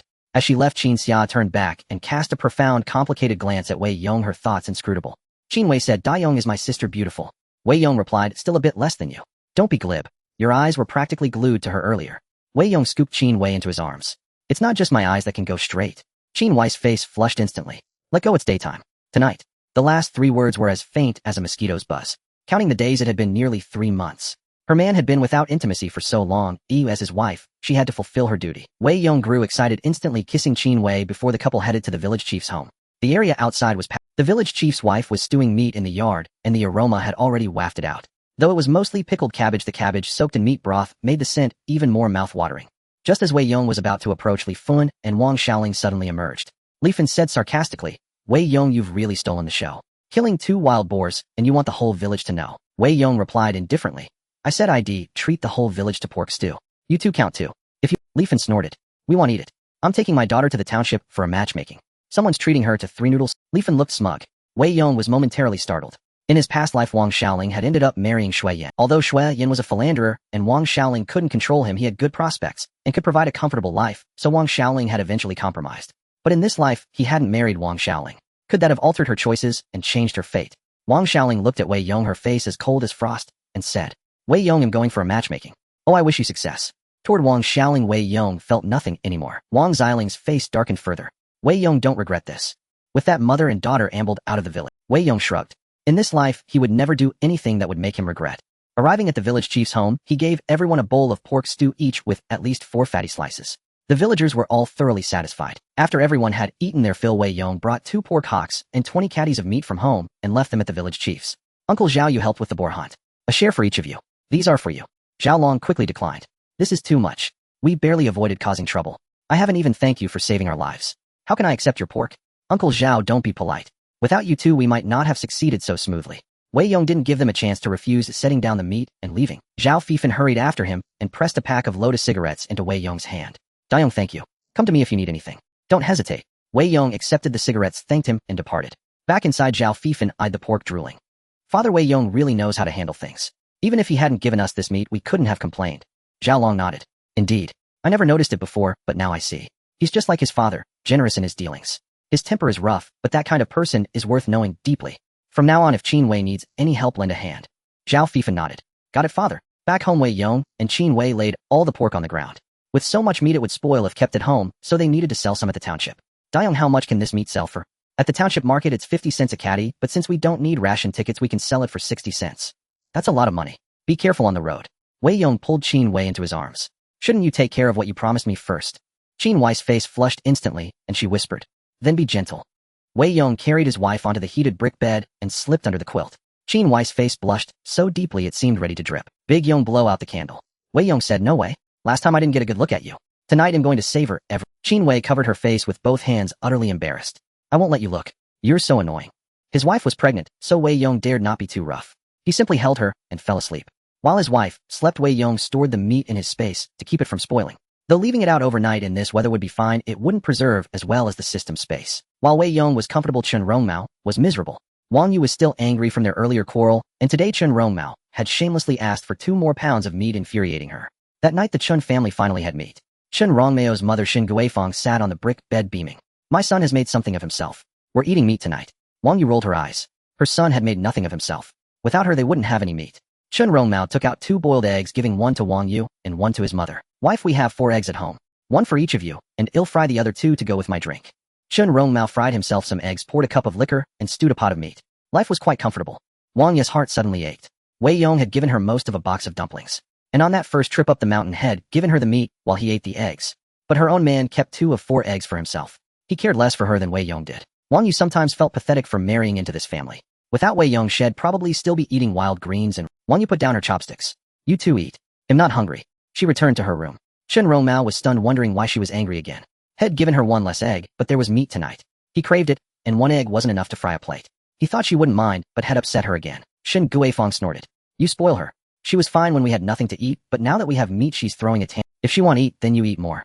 Chen Rongmao gave an awkward smile, thinking he'd appease her later. First head in. Lying in her room, Wang Yu gazed at the moon, and recalled Wei Yong touching her hand that night. Her face flushed, and her heart pounded wildly. Wei Yong had always liked Wang Xiaoling. Why was he suddenly so kind to her? Did he have intentions toward her? Or was it just... But he wasn't this generous with other women in the village. Wang Yu's thoughts were interrupted as Chen Rongmao entered. Chen Rongmao climbed into bed and reached for her. Wang Yu kicked him away. Get lost. Stay away from me with that stench of alcohol. Chen Rongmao whined. Wife, don't be mad. Next time I'll give you all the eggs. Wang Yu said nothing. She wasn't angry about the eggs, as she had eaten most of Wei Yong's dumplings and wasn't hungry. She was angry that her own man cared less for her than an outsider. What kind of life was she living with him?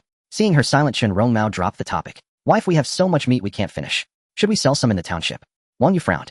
Are you asking for trouble? They're cracking down on profiteering. Do you want to get caught? Chen Rongmao said. No one's enforcing that these days when people can't even eat. And think about it. Wei Yong has so much meat he can't keep it all in the cellar. It'll rot before winter. When he goes to sell in the township, just ask him to sell yours too. Wang Yu was speechless. So that's what you're thinking. Chen Rongmao, have you no shame?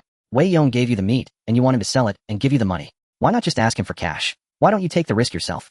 Chen Rongmao replied. Wife, what are you saying? He's selling anyway. What's the harm in helping us out? It's just a small favor. Wang Yu frowned. If Wei Yong goes to the township, I'll go with him. If anything happens, we'll bear it together. Qin Rongmao hurriedly said. Wife, no. What if you get caught? So Wei Yong isn't afraid of getting caught. I don't care. If we're selling meat, I'm going. Otherwise you go. Our family can't just sit back. Qin Rongmao was silent for a moment. Wife, you go then. You have more sway with Wei Yong. Be smart. Let him handle the selling. If trouble comes, say you just went along with him, understand? Wang Yu sneered. Qin Rongmao, you're something else. Sending your wife to town with another man. Aren't you afraid we won't? Qin Rongmao said. Wife, don't talk like that. If I can't trust you, who can I trust? Get lost. Leave me alone. The next morning, Wang Yu got up and carried the meat to Wei Yong's door. He was in the yard and quickly opened the gate when he saw her. Sister Yu, you're here. Wang Yu said. Big Yong, you can't finish all this meat, either can you? Want to sell some in the township? Wei Yong said, sure. I was just about to head there. Let me pack up. He told his wife and took all the meat. Of course, he didn't carry it all. It was too heavy. He took about 10 pounds and stored the rest in the system space. Wang Yu didn't think much of it. How much he sold was his business. They set off toward the township. The road was flat, but long. Without a bicycle, it would take at least an hour and a half to get there. Sister Yu, is Brother Chen really okay with you coming to town with me? I hear there are plenty of inns there. How about we rest a while if we get tired? Wei Yong grinned, mischievously teasing her. Wang Yu snorted. Go ahead and book one. I hear it costs a few yuan a night. If you get a room, it'll stay with you. Wei Yong gave a wry smile. He didn't have the money, but selling the pork would change that. Sister Yu said it. Don't regret it later. I mean what I say. If you dare to book, I dare to stay. As they crossed a small stream, Wei Yong walked ahead on the stones. Seeing Wang Yu wobble unsteadily, he reached out. Sister Yu, let me hold you. Wang Yu hesitated, then offered her hand. They crossed the stream on the stones. But even after crossing, Wei Yong didn't let go. He held her hand as if they were courting. Wang Yu's face flushed. She looked around and said in annoyance. Big Yong, we're across the stream. Aren't you going to let go of my hand? Wei Yong said. Sis, this road isn't easy to walk. Let me hold your hand, or you might fall. Wang Yu snickered inwardly. What a flimsy excuse had come up with. The road's so flat, how could I fall? Your center of gravity's off. You really might trip. Huh. Wang Yu didn't catch on at first. Then she glanced down at her own ample bosom and realized Wei Yong was teasing her again. You? I'm not talking to you anymore.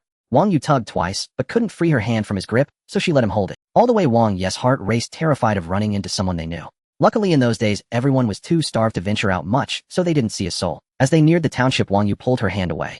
Alright, had enough groping. Wei Yong rubbed his hands wistfully. That young wife's hand was truly soft. Once in town, the two headed for the black market. In those years, all rural produce had to go through production teams. Selling privately would earn you the label of capitalist. The so-called black market was the underground market in the Northeast. There you could buy anything without ration tickets. Those with money got goods, and those in need exchanged for cash. But it was still daytime, and the market wouldn't start until 5 or 6 in the evening. Wang Yu said, Dayong, I have a friend in town. He'll go see her and meet you later. Alright. With nothing else to do, and Wang Yu around, Wei Yong couldn't easily sell the meat from his space. So parting, though he could sell goods at the black market, Wei Yong would soon have far more grain. The potatoes in his space had already sprouted tall shoots. Barring accidents, they'd be ready to harvest in less than a month. When that time came, a few hundred pounds of potatoes couldn't be unloaded at the black market. So Wei Yong wanted to find other channels. In the township, the best outlet was state-owned units. State-owned units always had to feed their workers. If Wei Yong could contact their canteens, he'd never have to worry about selling. In their Dave township, the largest state-owned unit was the Dave coal mine. With over 1,000 workers, their daily food consumption was enormous. Wei Yong wanted to connect with them, but he had no connections. Just as Wei Yong was at a loss, he saw a middle-aged man leading a sickly yellow ox into the black market and sitting down, selling the ox, cheap. The man shouted a few times, drawing a crowd. But an ox was a big-ticket item costing around 200 yuan, so few could afford it. Still, selling an ox was rare, and many gathered to look. Wei Yong joined the crowd. As he approached, a beeping sound suddenly rang in his head. Startled, Wei Yong looked around. Nothing was making noise, and no one else reacted. Could it be the system? He stepped forward, and the beeping grew more frequent. Now he was sure, it was the system. What did it mean? Wei Yong walked up to the stall, and the beeping became urgent. His heart pounded. Could it be the treasure? Earlier, when he fed Wang Yu dumplings, had unlocked the treasure-seeking feature, but never figured out how to use it. Now he understood it beeped when near a treasure. Like a metal detector, the closer he got, the louder the sound. Wei Yong crouched and touched the ox, and the beeping in his head. He confirmed it, the treasure was this ox. But how could a sickly ox be a treasure? Take pity on me. This ox is my family's lifeline. They'll sell it for 50. Please, someone buy it out of kindness. 50 yuan for an ox was indeed cheap. But the ox looked like it was dying. Clearly, it couldn't be cured, which was why he was selling it. If bought, it would die in days, and sick meat was inedible. Buying it would be pure folly. So everyone just watched, no one stepping forward. Wei Yong, however, grew interested. Brother, how are you selling this ox? The middle-aged man's eyes reddened. Honestly, brother, the ox is sick. I can't afford treatment, and am starving, so I have to sell it cheap. If you can cure it, you'll make at least 150. Wei Yong nodded. The man was being honest, not passing off a sick ox as healthy. What's your bottom line? Give me the low. A bystander quickly warned. Young man, this ox can't be cured. It'll die at home. Sick meat is poison. Wei Yong smiled. Thanks for the warning, I'm just asking. The middle-aged man thought for a moment and held up 3 fingers. 35 rock bottom. Wei Yong said, I'll take it for 30. If not, I'll look elsewhere. The man gritted his teeth. Fine, 30 it is. The man's molars nearly cracked. Selling an ox for 30 was heartbreaking. The onlookers shook their heads, casting pitying glances at Wei Yong. The kid looked sharp, but was clearly a fool. 30 yuan for a sick ox. What a moron. After the crowd dispersed, the man extended his hand. Little brother, 30, and the ox is yours. Wei Yong chuckled. Brother, I don't have the money right now. What? You're messing with me. Don't rush. I've got no cash, but I have goods, a few £100 of wild boar meat. Once I sell it, I'll have the money. The man paused, looking at him skeptically. A few £100 of wild boar. Really? Of course. Do you know any connect? Wei Yong rarely came to the black market. Regulars here must know influential people. The man thought it over. I do have a connection, but if I help you sell that meat, you'll give me 5 yuan. Wei Yong replied. Fine, I'll pay you a finder's fee, but it has to be a legitimate channel. Don't worry. My brother-in-law is a regular worker at Dave coal mine. He can reach their purchasing department. They can handle not just a few £100, but even 1,000. Hearing this, Wei Yong quickly pulled out a cigarette and offered it to him. What's your surname, brother? My surname is Liu. Brother Tieching, if this works out, you'll be well rewarded. Liu Taiching nodded. Don't worry, leave it to me. Come with me. Liu Taiching had come solely to exchange money. Wei Yong not only intended to purchase his sick cow, but also promised him a 5 yuan commission, making this deal an absolute necessity. The two arrived at the entrance of Dave coal mine, waiting outside an enormous iron gate. Flanking the gate hung to come to work cheerfully, return home safely. This banner stood out prominently at the mine's entrance, underscoring the paramount importance of safety at this facility.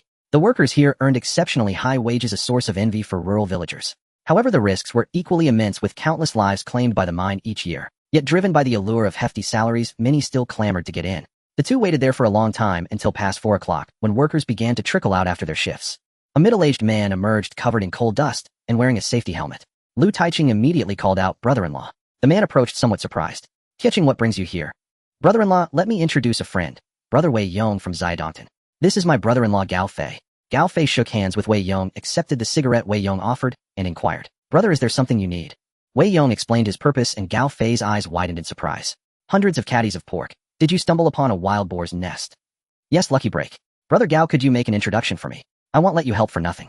Gao Fei's eyes darted as he, I can help you with this, but hey, race the deal, bring the pork here, I'll get it into the mine, and I take 1/3 of the proceeds. Wei Yong frowned, displeasure creeping onto his face. Brother Gao, isn't that a bit steep? A small commission would have been fine. Wei Yong could accept 10 or 20 yuan, but demanding 1/3 was excessive. The mine would likely buy the pork at market price, perhaps even lower, 50 cents per caddy at most. With 400 caddies of meat worth 200 yuan, Gao Fei would take over 60, a condition Wei Yong would never. Gao Fei retorted, suit yourself. Let me tell you, no one gets into this mine except us workers. Without me, you'll never set foot in the cafeteria. If you're in, bring the pork over, and he'll handle it. If not, leave. The man was insatiably greedy, exploiting his minor status to extort Wei Yong. But Wei Yong was no pushover. A small commission was acceptable, but such an outrageous demand was not. No need then. They'll find my own way. With that, Wei Yong turned and left. Liu Taiching hurried after him and spoke. Brother, I'm sorry about this mess. Wei Yong replied. Brother Tieching, it's not your fault. They'll think of another way. Once I sell this meat, your cow is mine. The treasure hunting alert kept chiming in his mind. The cow's belly surely held something valuable. But Wei Yong needed. Just then a familiar figure emerged from the mine. Wei Yong quickly called out, leaderly. Li Ping froze, surprised to see Wei Yong here. He had a favorable impression of Wei Yong despite their last encounter in the village, when Wei Yong had used a belly band to threaten him over relief grain. Nevertheless, Wei Yong had later given Widow Chu a piglet, which delighted her immensely. Widow Chu knew it was out of respect for Li Ping that Wei Yong had done so. That night, she served Li Ping with extra zeal, becoming even more devoted to him. Far from being angry, Li Ping felt a grudging admiration for Wei Yong. Wei Yong, what are you doing here? Leaderly, I came to the mine on some business, but it didn't work out. Don't call me leader, just brotherly. What do you need? The mine director here is a friend of mine. Wei Yong explained. I hunted 2 wild boars a few days ago, hundreds of caddies of meat. I wanted to trade them for cash, but I can't get into the mine. Li Ping smiled. This is a good thing, mutual benefit. The mine cafeteria is short on supplies. Come with me, I'll introduce you to the director. Thank you, brotherly. Though Li Ping was just an ordinary clerk at the grain station, his father was the top official there, and his father-in-law was a county leader.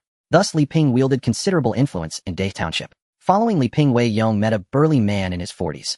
A fierce-looking giant who seemed anything but. This is Director Zhao. You can deal with him directly for your meat. With Li Ping's recommendation, Director Zhao didn't hesitate, offering Wei Yong 55 cents per caddy. Wei Yong found an excuse, took a small cart from the mine, and after a quick stroll retrieved the meat from his space. Back with Director Zhao, the total came to over 400 caddies. Zhao handed Wei Yong 270 yuan. Xiao Wei, will you have this meat regularly? Wei Yong replied, yes, regularly. My father-in-law is an old hunter from the Qin family in Xiaodongtan. And besides meat, I'll have a few hundred caddies of potatoes in a while. Director Zhao's eyes lit up. In these times of scarcity, the mine had money, but not enough supplies. Beyond meat, everything was in short supply. Hearing about the potatoes, he grew eager. I'll give you a pass later. Bring your goods directly to me from now on. No one will stop you. Thank you, Director Zhao. With the money and pass in hand, Wei Yong was about to leave when a sharp beep sounded in his mind. Startled, Wei Yong glanced at a pile of rubble and asked, Director Zhao, what's this stone for? Director Zhao chuckled. These are gang stones blasted out during coal mining. They're useless. Construction sites haul them away by the ton. If you're building a house in the countryside, take a few loads for free. Gang was pure waste, too weak for building multi-story structures, only useful for single-story houses. It was Wei Yong nodded, filing the information away. Though gang was worthless, the system's treasure hunting feature had alerted him, so something valuable must be hidden inside. But he hadn't tested this feature yet, hadn't even seen what was in the cow's belly, so he couldn't fully trust the system just yet. He'd deal with the gang pile later. After the transaction, Wei Yong left the mine. He hadn't had a chance to thank Li Ping properly, but Li Ping likely didn't need his money. Instead, he'd send some good things to Widow Chu's home as a gesture of reciprocity. Outside the mine, Lu Taiching, brother, how did it go? Wei Yong smiled. Done. He pulled out 35 yuan and handed it to Lu Taiching. Brother Tieching, I've sold the meat. The cow is mine. Looking at the 35 yuan in his hand, Lu Taiching quickly took out 5 yuan to return it. Brother, this won't do. I said I'd help, but I didn't succeed. I can't take this 5 yuan. Lu Taiching's brother-in-law had made exorbitant demands, and even he couldn't stand it. How could he have the nerve to take the 5? Brother Tieching, just keep it. If you hadn't brought me here, I wouldn't have had the chance to enter the day coal mine. You deserve this. Lu Taiching accepted it with embarrassment. I'm set on making you my friend. You're generous in your dealings. If you ever need anything, come find me at Shanggong Village. All right. Wei Yong led the ox and left the day coal mine. When he returned to Beiji, he saw Wang Yu waiting for him. Sister Yu. Wang Yu asked in surprise, Dayong, why did you buy an ox? It was a time of famine, nothing could grow in the fields. What use was an ox? Wei Yong said, it's a sick ox. I bought it for 30 yuan. Wang Yu frowned. A sick ox. Even 30 is too much. Even dogs wouldn't eat its meat. Dayong, you've been cheated. Wei Yong smiled. It's fine. I'll take it home and see if I can cure it. Wang Yu shook her head helplessly, thinking that Wei Yong was wasting money. This ox purchase was a loss of 30 yuan. Sister, I sold my meat. I've contacted the day coal mine, and they'll take all the meat from my home too. They'll come to pick it up later. You can sell your meat with mine. 55 cents per caddy. Wang Yu exclaimed in delight. Really? That's wonderful. 55 cents isn't bad. Here, take mine. Wei Yong nodded, took Wang Yu's meat, and gave her 11 yuan. He planned to store the meat in his space when he got home. Wei Yong said, Sister Yu, I made a good amount of money today. Let me treat you to a meal at a restaurant. Wang Yu felt a bit shy. Dayong, the restaurants in town are quite expensive. A meal costs several yuan. Let's just eat at home. Wei Yong said, it's fine. Let's give it a try. My treat. He pulled Wang Yu into a restaurant in town, Li's Noodle. This was a decades-old establishment famous far and wide for its signature 3 delicacies noodles. Wei Yong wanted to taste it too. At other noodle shops, a bowl cost 30 cents, and with meat 50 cents. But at Li's Noodle House, a bowl of their signature 3 delicacies noodles cost 1 yuan and 50 cents. In the countryside, dining at Li's was a lavish expense. Of course, the high price had its reasons.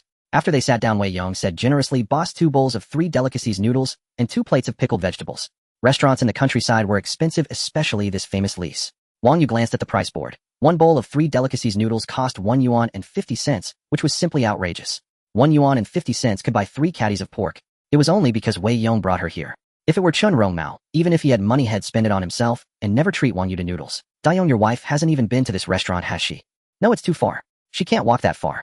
Wei Yong wanted to bring Qin Wei to dine here too, but it would be harder once her belly grew bigger. I'd have to buy a bicycle soon. Then it would only take half an hour to bring her here. But in those days, buying a bicycle required not just money, but also a coupon, which was hard to get. Head asked the village chief for help. It should be fine. Meanwhile, Wang Xiaoling and Li Fun were also walking through the streets of the town. They visited a few grocery stores. There were many good things tempting to the eye, but too expensive to buy. They fancied a bag of sandwich cookies priced at 50 cents. Far too costly. Li Fun said, everything in town is expensive. We might as well go home and eat some dried wild vegetables. Wang Xiaoling hung her head, her face full of gloom. She had come today to meet Xue Yan for a blind date. But after waiting over an hour at the grain station entrance, Xue Yan was in a meeting. Later, he sent someone out to tell them not to wait and to come another time. Xue Yan, being from an official family, naturally wouldn't be controlled by a village girl like Wang Xiaoling. He might play around, but when it came to marriage, she had to know her place. Wang Xiaoling was just a starving country girl with some good looks, nothing more. If she married into Xue Yan's family, she had to be obedient. His word was law. That's why he snubbed her at the blind date. Wang Xiaoling felt frustrated. These men were all difficult to handle. She missed the old Wei Yong, who was obedient, but unfortunately, he no longer paid her any attention. They reached Li's Noodle House, and a rich aroma wafted from the window. Wang Xiaoling said, Mom, let's have a bowl of noodles. They had boasted to the whole village about eating 3 delicacies noodles, but hadn't gotten any. If someone asked what they tasted like, she wouldn't know how to answer. Li Fen said, are you crazy? A meal here would cost us several yuan.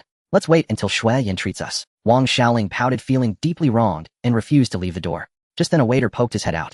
Miss, want to come in for noodles? Li Fen forced an awkward smile. No, we've just eaten. It sounded like an excuse. The girl wanted noodles, but at Li's Noodle House this scene happened several times a day, and the waiter was used to it. Li Fen scolded in a low voice. Xiaoling, stop fooling around. Is this a place for us? Get back home now, or I'll lose my temper. Tears welled up in Wang Xiling's eyes as Li Fan dragged her past the noodle house. At that very moment Wei Yong and Wang Yu were lifting noodles with their chopsticks and eating. The three delicacies noodles at least were no exaggeration. Li's three delicacies were shredded pork, shredded chicken, and shredded bamboo shoots. Finding bamboo shoots in the northeast was no easy feat. The noodles were topped with chives, bean sprouts, scrambled eggs, wood ear mushrooms, cilantro, and scallions, all in a rich beef bone broth. Paired with the chewy noodles, one bite was sheer bliss. Wei Yong swallowed a mouthful of noodles, wiped his mouth, and glanced toward the door at the sound. Just then Li Fan was pulling Wang Xiaoling by the hand past the front. Wang Xiaoling was wiping her tears with her sleeve, gazing enviously at the diners inside. At that moment their eyes met. Wang Xiling's expression froze, then she quickly turned her head away and quickened her pace. Wang Yu, seeing Wei Yong lost in thought, said, "What's wrong?" "Nothing. I think I saw an acquaintance." "Sister Yu, these noodles are really good. Much better than what we make at home." Wang Yu nodded. She had never tasted such delicious noodles. Home cooking couldn't match this flavor. Wang Yes satiety 3 experimental field growth rate 3 storage space expanded to 5 cubic meters. The space in Wei Yong's mind suddenly expanded significantly. Originally just 1 cubic meter, it had now quintupled in size, becoming much more spacious. If it were still 1 cubic meter, it might not have been enough to store all the potatoes once they ripened. Wang Yu was truly his lucky star. "Waiter, another bowl for my sister." Wang Yu felt a bit shy. "Dayong, why another bowl? A meal costing you 5 yuan. I'm too embarrassed." Wei Yong flashed a mischievous grin. "Sister Yu, what's there to be embarrassed about? I've got money in my pocket. We're going to check into an inn later. We need to be wealthed right." Wang Yes' face flushed crimson. Just moments ago she had declared that if Wei Yong could afford a hotel stay she would go with him. Yet she never expected Wei Yong to actually come up with the money. "Dayong, I was just joking with you." "Sis, I took it seriously." Wang Yu pouted and let out a huff. "Well, if you want go back, I want either. Let's see what the village says about us tomorrow." Wei Yong felt helpless. Truth be told, he was just teasing Wang Yu. His wife was waiting at home. How could Wei Yong possibly stay out all night? "Sis, you're putting me on the spot. How about this? Agree to one condition, and I won't make you stay at the hotel with me." "What condition?" "When we cross the river on the way back, let me carry you on my back." Wang Yu was taken aback, then quickly caught. This rascal claimed he wanted to carry her, but in truth he just wanted her soft bundles pressed against him. Men were all the same. No good. Yet Wang Yu couldn't bring herself to dislike Wei Yong. She played dumb and said, "Fine, you carry me, and it'll save my strength. You can carry me as long as you like. Deal? Once we leave the township, I'll carry you." After finishing their noodles, Wei Yong headed to a grocery store. He wanted to buy Wang Yu some treats, but she refused to go inside, waiting by the door instead. She knew that once Wei Yong entered, he'd insist on spending money on her. He had already spent a fair amount on her from selling the pork. Buying more food would make her feel too embarrassed to accept. Wei Yong went in and purchased 2 packs of sandwich cookies and 2 packs of cigarettes. He didn't smoke much himself, but when meeting people he'd offer a cigarette, so he bought decent ones. 2 packs of peony, 1 yuan each, which ordinary folks couldn't afford. He also bought some other snacks. His pregnant wife must be craving treats, and these would last her a while. Leaving the store he grabbed some seeds, and then he and Wang Yu headed home before dark. Wang Yu asked Dayong, "Why buy seeds at this hour?" "To plant some radishes and sweet potatoes." Wang Yu shook her head. "Forget it. That barren land grows radishes no bigger than fingers. It's disheartening to look at. Better to dig wild greens in the mountains." Wei Yong chuckled. "These seeds are special. Believe me, I can grow big white radishes." "I don't believe you." "Sis, want to make a bet?" "Bring it on. Who's afraid of you?" "How do we bet?" Wei Yong said, "If I grow big radishes, you let me kiss you. No backing out." Wang Yes' pretty face reddened. "You've got a nerve. So this is why you've been so nice to me. You've been after my lips all along. Just wait till I tell my husband." Wei Yong replied, "Sis, don't change the subject. Dare to bet or not?" "Bet then. What if you can't grow them?" "Get lost." The two of them bantered and bickered until they soon reached a small stream. Wei Yong said, "Sis, you haven't forgotten what you promised me, have you?" Wang Yu answered, "No, I remember. I've digested my meal, so carrying me will save you energy." Despite her words, the thought of clinging to a young man's back made her blush. Wei Yong crouched down. After a moment of hesitation, Wang Yu leaned onto his back. The moment her soft bundles pressed against him, Wei Yong's spirits soared. Just as he had imagined, indescribably delightful. Wei Yong supported her legs and effortlessly lifted her up. Well-fed and strong, Wei Yong found carrying Wang Yu easy. "Sis, shouldn't you lose some weight? You're heavier than you look." Wang Yes' face still burned.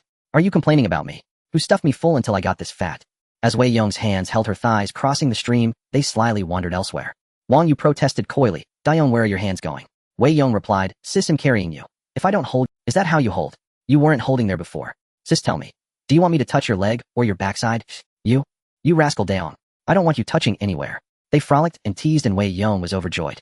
Thank goodness he had come with his sister-in-law. The road would have been so lonely alone. Near the village entrance, Wang Yu quickly climbed down, straightening her clothes to hide any trace. Most importantly, she tugged at the fabric over her backside, smoothing out the wrinkles that rascal Wei Yong had pinched.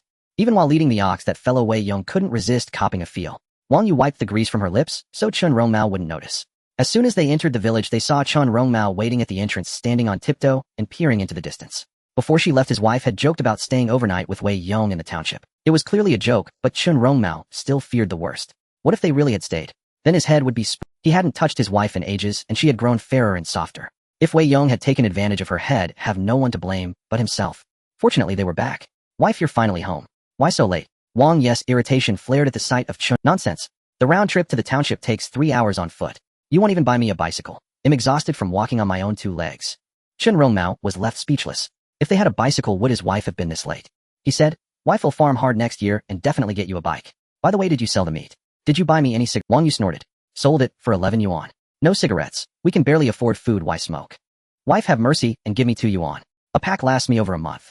Chen Rongmao trotted after Wang Yu as Wei Yong reached his doorstep and saw Qin Wei anxiously peering from the yard. A warmth filled his heart. It felt wonderful to have a wife who missed him. In his past life, Qin Wei would never have waited so anxiously at the door. Wife, I'm home. Opening the gate, Wei Yong presented his purchases like treasures, showing her everything he had brought.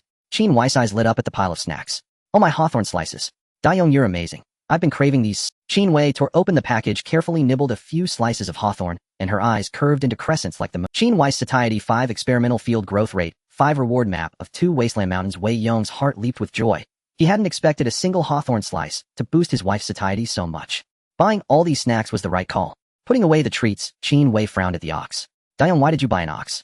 It looks sickly. Did you get cheated? Wei Yong chuckled. I don't know. It cost me 30 bucks in total. If I got scammed, so be it. I've got a feeling there's a treasure inside that cow. Qin Wei breathed a sigh of relief. Thankfully, it was only 30 bucks. If he had spent all the money from selling pork on the cow, she would have been furious. Dayong, this cow doesn't look like it'll last long. Let's ask the village vet tomorrow. I think it's beyond saving. Wei Yong replied, no need for treatment. I bought it because I think there's a treasure in its belly. This time I won't call Widow Zhang, I'll do the butchering myself.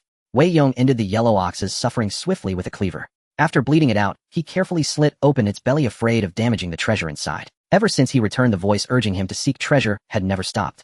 So the treasure the system hinted at must be. Qin Wei stood nearby holding some hawthorn slices, her face full of curiosity. Maybe her man really could find some treasure. But after cutting open the belly, aside from some scraps, it was empty. Qin Wei wasn't disappointed. Dayong, forget it. Just take it as a lesson learned. Wei Yong, however, refused to give up. He dismembered the cow completely. As he cut through an organ, a golden object caught. There really is a treasure. Wei Yong knew the system wouldn't betray him. It was a bezoar the size of a fist. A bezoar, also known as a cow treasure, is a gallstone from cattle. It is a precious medicinal ingredient, and the larger the bezoar, the higher its value, increasing exponentially. A bezoar the size of an egg could sell for 100 bucks. This bezoar was bigger than a fist. Wei Yong reckoned it was worth at least 1,000 bucks. Qin Wei was overjoyed. Dayong, you're amazing. There really is a treasure. How much can this bezoar sell for? I don't know. Maybe a few hundred, or even 1,000. I'll ask around in the township tomorrow. Heavens, a few hundred bucks. In this era, few could afford even 10 bucks, let alone a few hundred. Qin Wei's eyes sparkled. My man is truly incredible. They stored the bezoar and skinned the cow.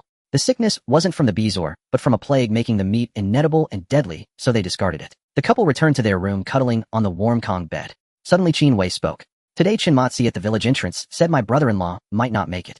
He wants my sister to come live with us. Do you agree? Wei Yong was taken aback, his mind conjuring an image of Qin Xia's ample figure and her breathtakingly beautiful face. Wife, Dad mentioned before that I should step in. I said it's fine as long as your sister agrees. Qin Wei wasn't angry. She nodded. My sister has had a hard life. She's never truly been a wife, and now she's a— Wei Yong's interest peaked. You mean your sister never? With her husband? That can't be right. Qin Wei said, why not? She told me herself. On her wedding day her period started. It ended 6 days later, and then my brother-in-law went up the mountain with Dad. He was gone for 10 days. When he came back his leg was broken. As Qin Wei explained, the timeline seemed to match.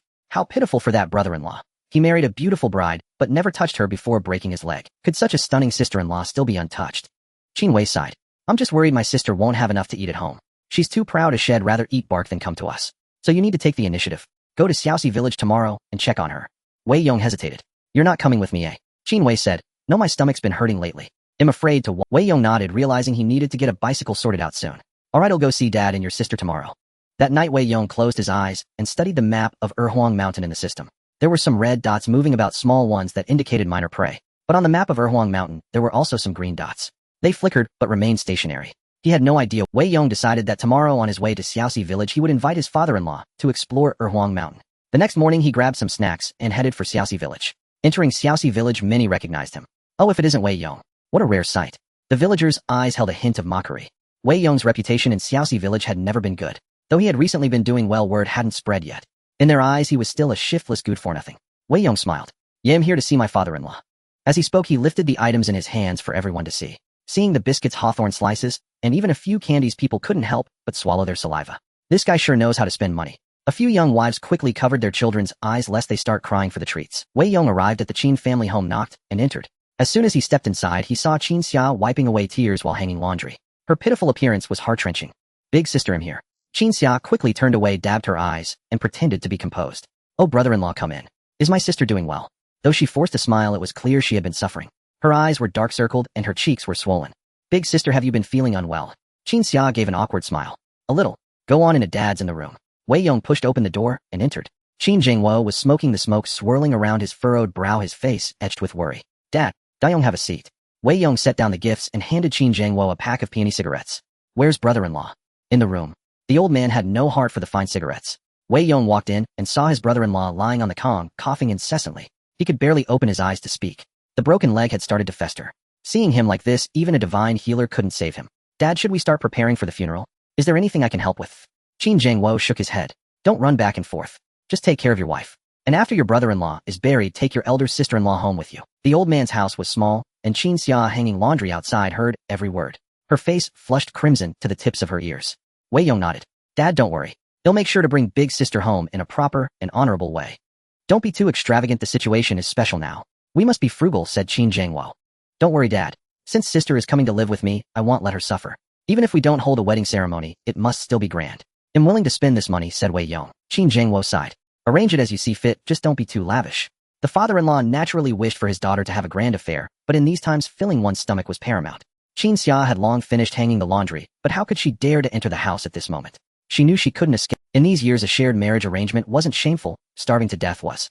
Though she had previously detested Wei Yong after her last visit, her opinion of him had changed considerably. Moreover, being able to live with her younger sister meant they could look after each other. In those days, people's minds were fixed on only one thing: survival. After settling Qin Xia's matter, Wei Yong brought up the mountain expedition. "Dad, I'm planning to go to HerThen mountain today. Would you like to come with me?" Qin Zhengwo shook his head. "I won't go. There's nothing much over at HerThen mountain. Just some pheasants and hares. Go and have a look yourself. I'm afraid your brother-in-law might pass away at any moment, so I need to prepare his funeral." "All right, Dad. He'll go alone." Qin Zhengwo took out the remaining 9 bullets from the chest and handed them to Wei Yong. "Take these. Be extremely careful on the mountain. I've entrusted both my daughters to you. You must not come to harm." Qin Zhengwo's spirits had been low these past few days. If Wei Yong were to meet with misfortune, he wouldn't be able to go on either. Wei Yong nodded. "Don't worry, Dad. In his past life, he had met his end in the mountains. This time, he would naturally be. Moreover, he had placed the hunting rifle directly into his system's spatial storage, ready for use at any moment. With the map clearly showing the prey, danger would surely be avoided. As he stepped out the door, Qin Xia's face was as red as an apple. Leaving brother-in-law. She greeted him, but dared not lift her head to meet his gaze. She knew that in a few days this man would become her husband. Wei Yong walked up to Qin Xia, took her hand, and pressed something into her palm. "Xiao, I'm leaving. They'll come to fetch you in a few days." With that, Wei Yong strode away briskly. Qin Xia's face was so flushed it seemed ready to drip with color. This Wei Yong had already changed how he addressed her. Previously, he had called her big sister like Qin Wei did, now he called her Xiao. Both of them understood the significance of this shift. The relationship was about to transform, and naturally the form of address would follow suit. Qin Xia was utterly flustered. Opening her hand, she saw 2 white rabbit creamy candies in her palm, and her tears suddenly flowed uncontrollably. She unwrapped the candy and placed it in her mouth. The rich, sweet fragrance soothed her heart immensely. The candy was so sweet. Would her days ahead be just as sweet? Wei Yong headed straight from Xiaoxi village to HerThen mountain. This time he went alone. According to the map, there weren't many prey animals on HerThen mountain, so he didn't need Dahe. His main purpose this trip was to see what those green dots on the map were.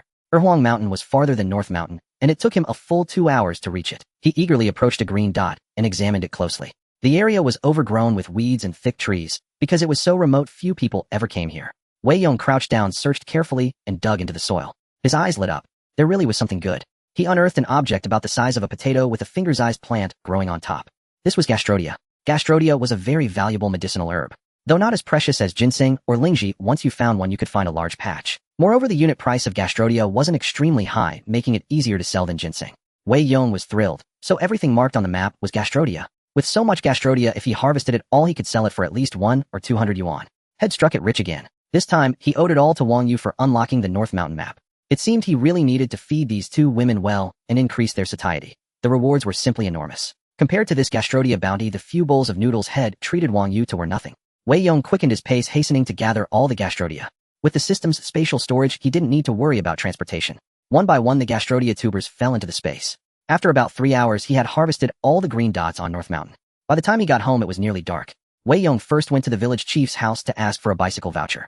The village chief agreed without hesitation. Such a small favor was no trouble. Back home, Qin Wei had already prepared dinner and was waiting for his return. Wife him back. Qin Wei quickly poured him a glass of water. Dayong, how is my sister? Wei Yong replied, sister is a bit upset. Brother-in-law is on his last legs. It'll be a matter of days. Dad is also quite worried. Qin Wei sighed helplessly. When such things happen, no one could do anything. Death was all too common during the famine. Besides, they had already mentally prepared themselves for their brother-in-law's demise. What did sister say? Is she coming to live with us in a few days? Qin Wei was eager to have her sister come and enjoy a better life, so she was somewhat impatient. Wei Yong said, sister didn't say much, but dad told me to fetch her. Wife, since we're bringing sister over, it can't be too simple. I'm planning to arrange a bridal procession, so sister won't feel slighted. Qin Wei said, we think alike. Sister is sensitive, so when she comes it must be done with style. Don't be stingy with the money. Wife, with those words, that's enough. Our family isn't short on money now. Look here. Wei Yong pulled out over 200 yuan and placed it in Qin Wei's hands. Ordinary folks were lucky to see even one 10 yuan note. Now Wei Yong had taken out more than 20 of them. Qin Wei's eyes widened with excitement. My God, so much money.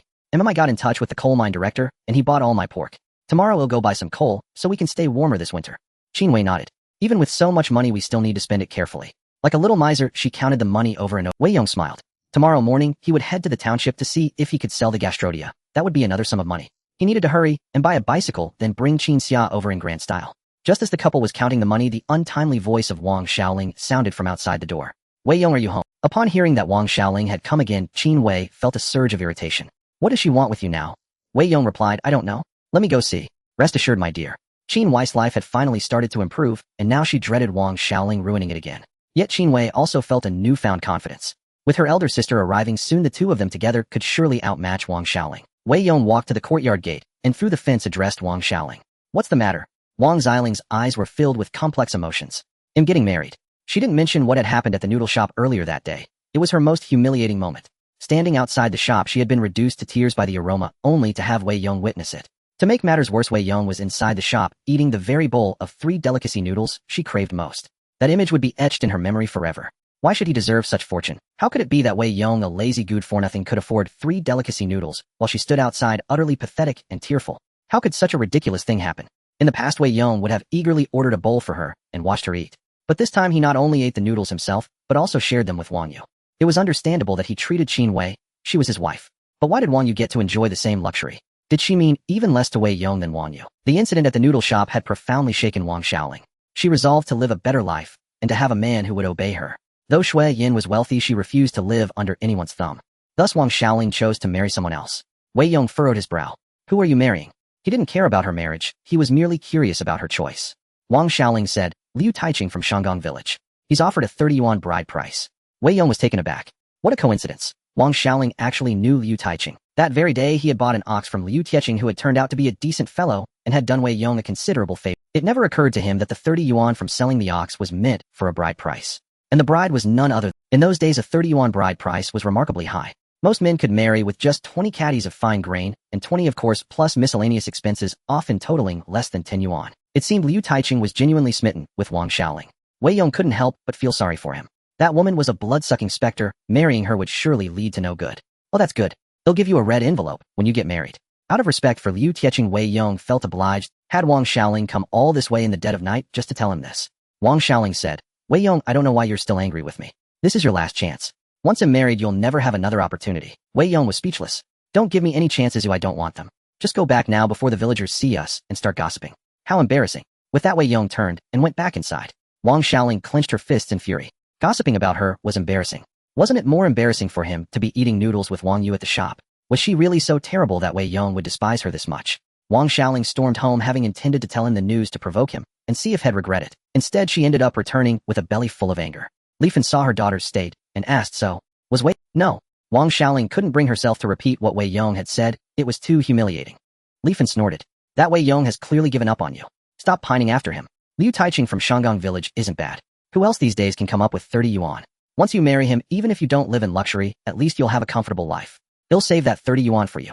When you're in trouble, come to me. Li Fan couldn't stop grinning.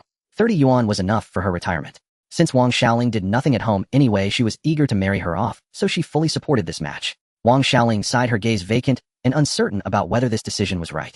Back home, Wei Yong recounted the incident, and Qin Wei breathed a sigh of relief. It's good that she's getting married. Qin Wei couldn't wait for Wang Xiaoling to be wed, so she'd stop coveting her husband. Wei Yong said, Dear, I'm going to Widow Chu's place to give her some dried hawthorn and biscuits. Qin Wei knew about the encounter with Li Ping at the coal mine, so giving Widow Chu a gift could only bring benefits. Qin Wei said, "It's so late. It's not appropriate for you to go to Widow Chu's alone. Why don't you ask Sister Yu to go with you?" Qin Wei's stomach was upset, and she didn't want to walk in the dark. If Wei Yong and Wang Yu went together, no one would gossip. Moreover, Wang Yu also sold her meat to the coal mine, so it was only reasonable to go and thank her. "Alright, I'll go find Sister Yu." Wei Yong arrived at Old Chin's house, where Dahe wagged its tail excitedly at the gate. "Sister Yu." At his call, Wang Yu and Chun Rongmao both came out. Chun Rongmao frowned. Dayong, is something wrong? He was naturally displeased that another man was visiting his wife late at night, but he dared not show it. The family's recent ability to eat meat depended entirely on Wei Yong. If Wei Yong got angry and stopped helping them, they'd be left with nothing. Wei Yong explained his purpose, and Wang Yu nodded. Wang Yu went inside to change clothes, then walked out with Wei Yong. Since they were going to Widow Chu's together, Chun Rongmao had no grounds for complaint. He secretly wished he could see Widow Chu too, but without a good excuse he risked his wife's anger, a price not worth paying. Once Wang Yu left the house and Chun Rongmao went back inside, Wei Yong suddenly grabbed her small hand. Startled, Wang Yu quickly looked back. Seeing Chun Rongmao had retreated, she scolded him half-heartedly. "Are you trying to get us killed? If he saw that, how would I explain?" Wei Yong chuckled. Who could see in this pitch-black night? Wang Yu pulled her hand back and found two hard objects in her palm. Upon closer inspection, they were two white rabbit creamy candies. A warmth surged in her heart. "Dayong, did you really call me out in the middle of the night just to give me candy?" Wei Yong said. "How did you know?" "I couldn't bear to eat them myself. I figured if Sister Yu was happy after eating the candy, she might let me steal a kiss. Then I could taste the candy's flavor too." Wang Yu shot him a glare. "Stop pretending. We're not far from your house now. If you're bold enough to kiss me in front of the villagers, go ahead. He'll let you." Wei Yong was stunned. "Sister Yu said that?" With that, Wei Yong puckered his lips and leaned in to kiss Wang Yu on the mouth. Wang Yu quickly blushed and dodged. "Are you asking for trouble? Do you dare to kiss me? If you do, will you take responsibility?" Wei Yong said. "He'll take responsibility. Give me a child, and he'll take care of both of you from now on. Go away, you have no filter on your mouth. If you keep teasing me like this, I won't go out with you anymore." Wang Yu knew Wei Yong was joking, but being teased like this still made her heart race uncontrollably. They arrived at Widow Chu's house and called out a couple of times. Widow Chu swayed her slender waist as she came out. "Dayong, Wang Yu, what brings you here?" "Sister Chu, I bought some snacks from the township today and thought I'd bring you some." "Oh, Dayong, you're too kind. Come on in." With Wang Yu present, Widow Chu wasn't worried about gossip. Inside the house, Widow Chu had quite a few things. Cured meat hung by the stove along with many canned meats. Clearly, Wei Yong set down the items and spoke. "Sister Chu, it'll be direct. Last time Yu Jia and I went to the township to sell wild boar meat and ran into Brotherly. He took me to the coal mine and I managed to sell the meat. I'm here to thank you." Widow Chu's face lit up with joy. Her man's competence brought her pride. Although their affair was improper since Wei Yong and Wang Yu already knew, there was no need to hide anything. "Don't mention it. We're all from the same village. Next time Li Ping comes, I'll let him know." Widow Chu knew how to handle things. She understood that Wei Yong's gratitude was out of respect for Li Ping. These snacks must have cost a fair amount, so she'd make sure Li Ping knew about this favor. Suddenly, Wei Yong heard two beeps in his head, and the treasure-seeking function activated automatically. He took a few steps toward the west room, and the sound grew more urgent. So Widow Chu's house had a treasure. But whether there was treasure or not didn't matter to Wei Yong. She was Li Ping's lover, and it was normal for her to have nice things. If something already had an owner, Wei Yong wouldn't covet it. Of course, other men's wives were the exception. "Alright, Sister Chu, we won't disturb you any longer. We're off." Wei Yong didn't linger. Staying late at a widow's house, even with Wang Yu, there wasn't appropriate. After they left, a man emerged from the west room. "Li Ping." Widow Chu smiled and said, "This Wei Yong is quite thoughtful, bringing me so many good snacks." Li Ping nodded and pressed her down on the Kong, saying, "So how will you repay me?" Widow Chu's face flushed. "You rascal, have I ever shortchanged you?" After a long while, Li Ping leaned back on the Kong, satisfied, and lit a cigarette. Widow Chu changed her clothes and started eating the sandwich cookies Wei Yong had brought. Her lips were nearly worn out from earlier, so she needed to replenish her energy. Widow Chu said, "You don't come around often. From now on, Wei Yong can look after me a bit. Help him out when you can." Li Ping nodded. "I've got it under control. Since Wei Yong knows about our relationship, it'll be easier for me to send you things. Just have him deliver them." This Wei Yong was sharp, both ruthless and clever. If he was willing to build a connection, Li Ping could get closer to him. "The Day coal mine is recruiting soon. I plan to transfer your credentials there and have Wei Yong work in your place with the salary and benefits going to you." Widow Chu was taken aback. "That sounds great, but will Wei Yong agree?" If Li Ping arranged for Widow Chu to work directly, it would invite gossip, and if his wife found out, he'd be in trouble. So he came up with this idea: let Wei Yong take the job and send the wages to Widow Chu. He'll agree. He'll place Wei Yong in the coal mine's procurement department. Since he hunts, he can use official slips to exchange for money. The position has plenty of perks. How much he makes depends on his own skill. Hearing this, Widow Chu found it plausible. This way she could do nothing and still collect a salary at home. Being a full-time employee at Day coal mine was enviable, especially not as an underground miner, but as a white-collar worker. When Widow Chu got older, she'd even have a pension. This job was incredibly desirable. It was Li Ping's guarantee to her. Widow Chu leaned into Li Ping's arms, her voice sweet. "You're so good to me. Let me serve you once more." The next morning, Zhao Long arrived early at Wei Yong's door and handed him a bicycle ticket. Wei Yong tried to pay, but Zhao Long adamantly refused. After a long struggle, he couldn't outmatch the village chief. Wei Yong thanked him profusely and decided to get him 2 packs of good cigarettes next time. With the bicycle ticket in hand, Wei Yong first planted the radishes and sweet potatoes in the field. Small mounds appeared in the test plot as well, slower than the potatoes, but with the women's help they'd likely ripen soon.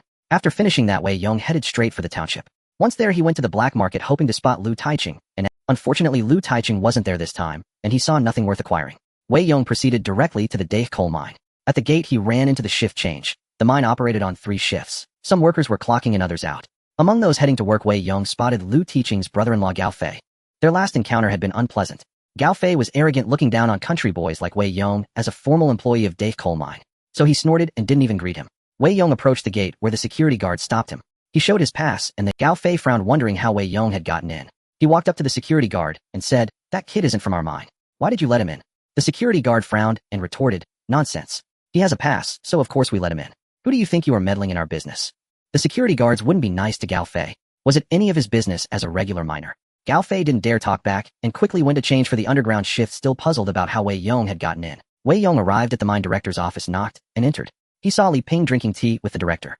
"Brother Li," Li Ping smiled, "little Weiss here. What goodies have you brought us this time?"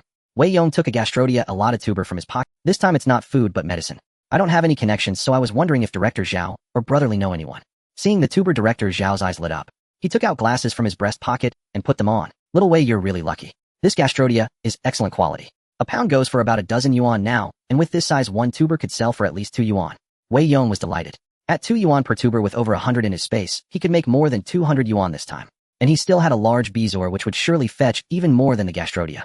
Mine Director Zhao was quite intrigued by these medicinal herbs, even more excited than when Wei Yong had brought out all that pork. Li Ping explained, "Director Zhao's father works at the county's traditional Chinese medicine hospital, so he knows a lot about these herbs." Wei Yong suddenly realized why Director Zhao was so interested in these herbs. Not only because he had an old TCM doctor in the family, but he surely also had channels to sell them. If these herbs were left in Wei Yong's hands, the final selling price would likely be whittled down layer by layer, leaving him. But if he gave them to Director Zhao, who would only take a single cut for a handling fee, Wei Yong could accept that arrangement. There was no way around it. That was how society worked. Wei Yong couldn't possibly monopolize all the profits along the entire supply chain.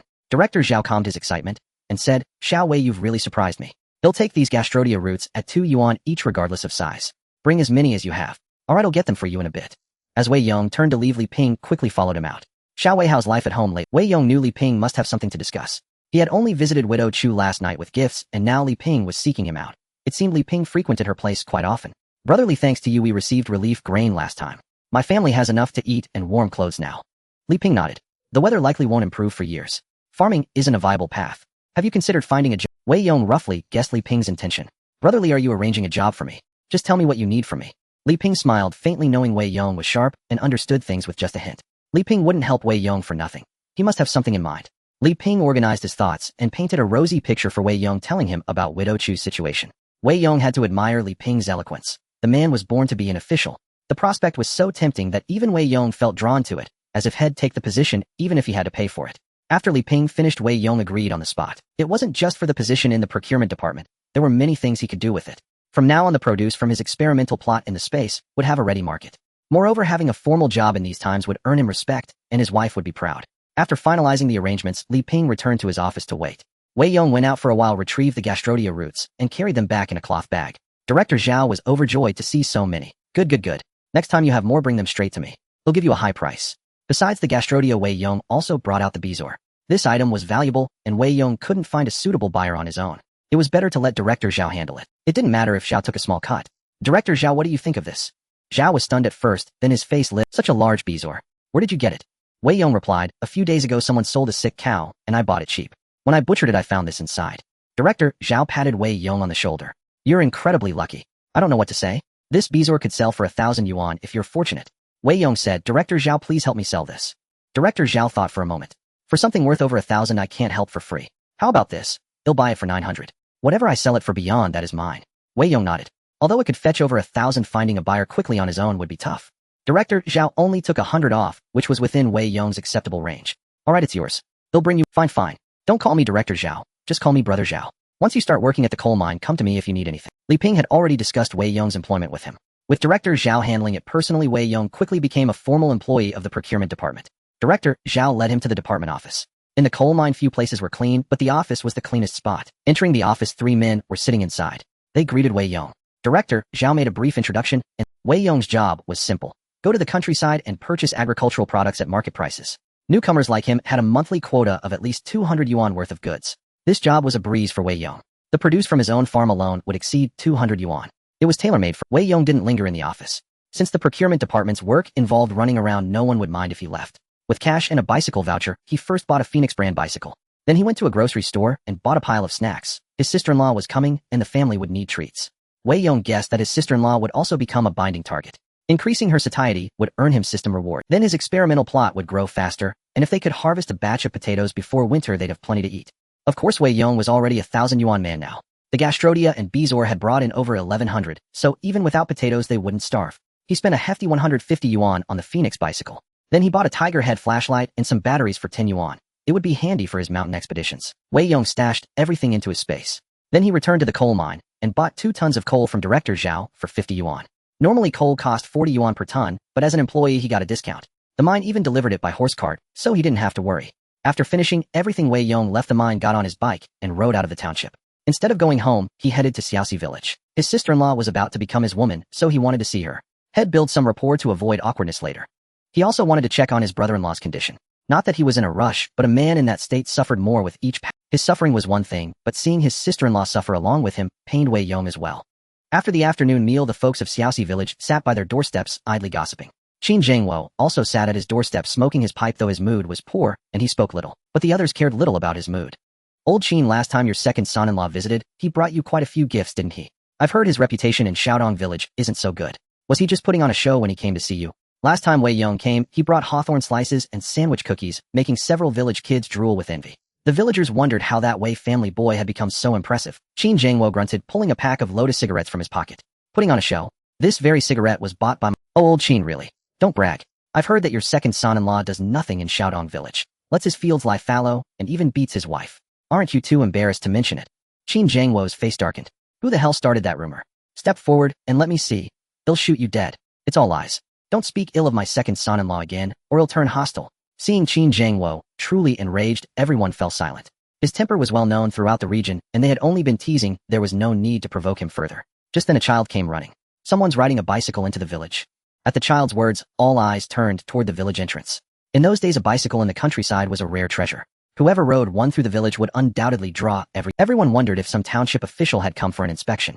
From afar they spotted a gleaming black bicycle approach. So new, definitely a Phoenix brand. A Phoenix bicycle in that era was a symbol of status. And such a new one stirred envy in all who saw it. Qin Wei grunted, ignoring them, and smoked his pipe in a sullen mood, brooding over the funeral arrangements for his eldest son-in-law. Suddenly someone shouted, "Old Qin, it's your second son-in-law." Qin Wei looked up and saw Wei Yong riding the bicycle, a bag of food hanging from the handlebars, stopping at his doorstep. Everyone stared in shock, never expecting the cyclist to be old Qin's second son-in-law. "Old Qin's son-in-law, did you just buy this bicycle? How much did it cost?" Wei Yong replied cheerfully, 150. Good heavens, what a splurge. Qin Wei quickly put down his pipe, and a rare smile appeared on his solemn face when he saw Wei Yong. "Dayong, you're here. Is the bicycle new?" Wei Yong nodded. "Father, I came to see you, and brought you something." Wei Yong handed over the food, which was meant not only for his father-in-law, but also for Qin Xia. Hearing his voice, Qin Xia stepped out into the yard, and spotted him from afar. Wei Yong's gaze also searched the yard for Qin Xia. Their eyes met across the fence, and she quickly darted back inside, too shy to look at him again. Wei Yong asked, "Father, how is my elder brother-in-law?" Qin Wei shook his head. "It's a matter of a day or two." Wei Yong pulled out 10 large banknotes and placed them in Qin Wei's hand. "Father, the funeral will cost a lot. Take this money." "This?" Qin Wei hesitated, but seeing Wei Yong's insistence, accepted the money. The villagers' eyes lit up at the sight of those 10 large notes. Wei Yong truly had means. Not only did he ride a new Phoenix bicycle, but he also handed his father-in-law 100 yuan outright. This fellow had struck it rich. Second son-in-law is so filial. Old Qin is the envy of our whole village. Indeed, old Qin raised a good daughter. No wonder Qin Wei keeps clamoring to marry you. You're truly second son-in-law. Care to join us for a meal? The villagers' attitude toward Wei Yong did a complete 180. Earlier they had called him useless, but now they praised his success. Qin Wei's face beamed with joy as he wrapped an arm around Wei Yong and led him inside. Today they would definitely share a good drink. Eldest daughter, cook a few dishes. Dayong and I will have a toast. I know. Entering the house, he saw Qin Xia in her gray clothes. Qin Xia's figure was taller and fuller than Qin Wei's. Her clothes stretched tight over her curves, likely a size too small, giving a sense of barely contained allure. Tomorrow Wei Yong would go to the township to have a looser outfit made, a red one, even more beautiful than Wang Xiaoling's. Once Wei Yong entered, Qin Xia felt too shy to greet him. If he called her Xiaoxia again like last time, she would surely be too flustered to speak. Wei Yong first went inside to check on his elder brother-in-law. The stench in the room was worse, and the man's breaths were shallow and labored. It was uncertain if he would survive the night. It was rather pitiful. He had married a beautiful wife, but was unable to enjoy her, a man of ill fortune.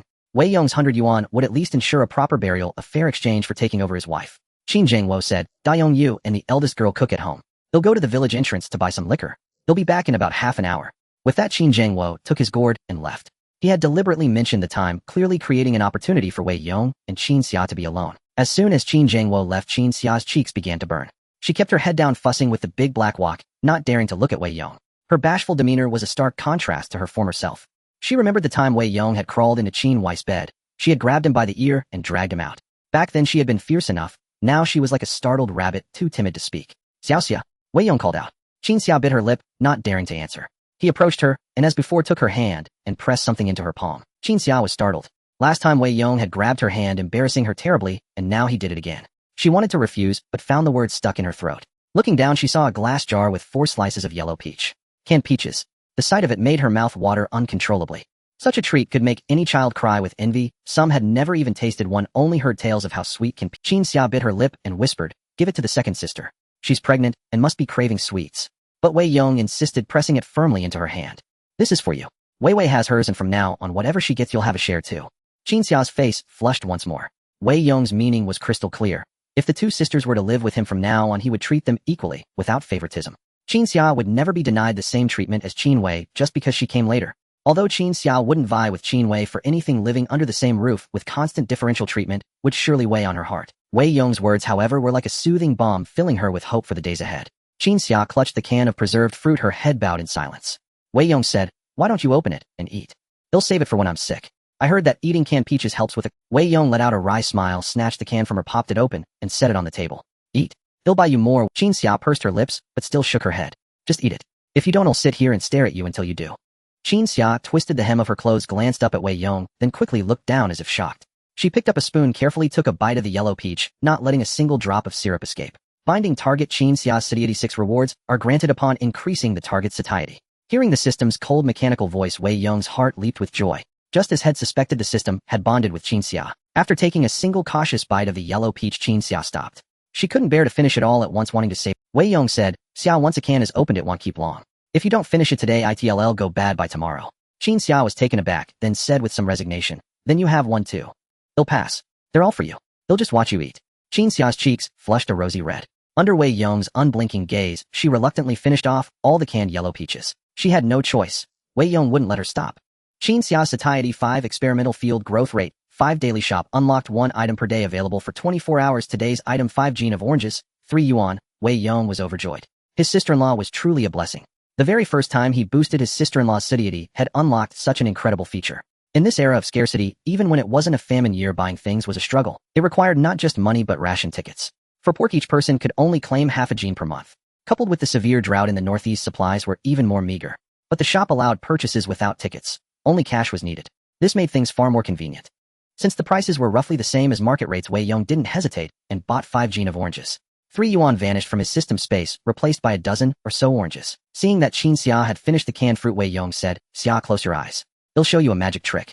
Qin Xia was taken aback, then blushed and said no.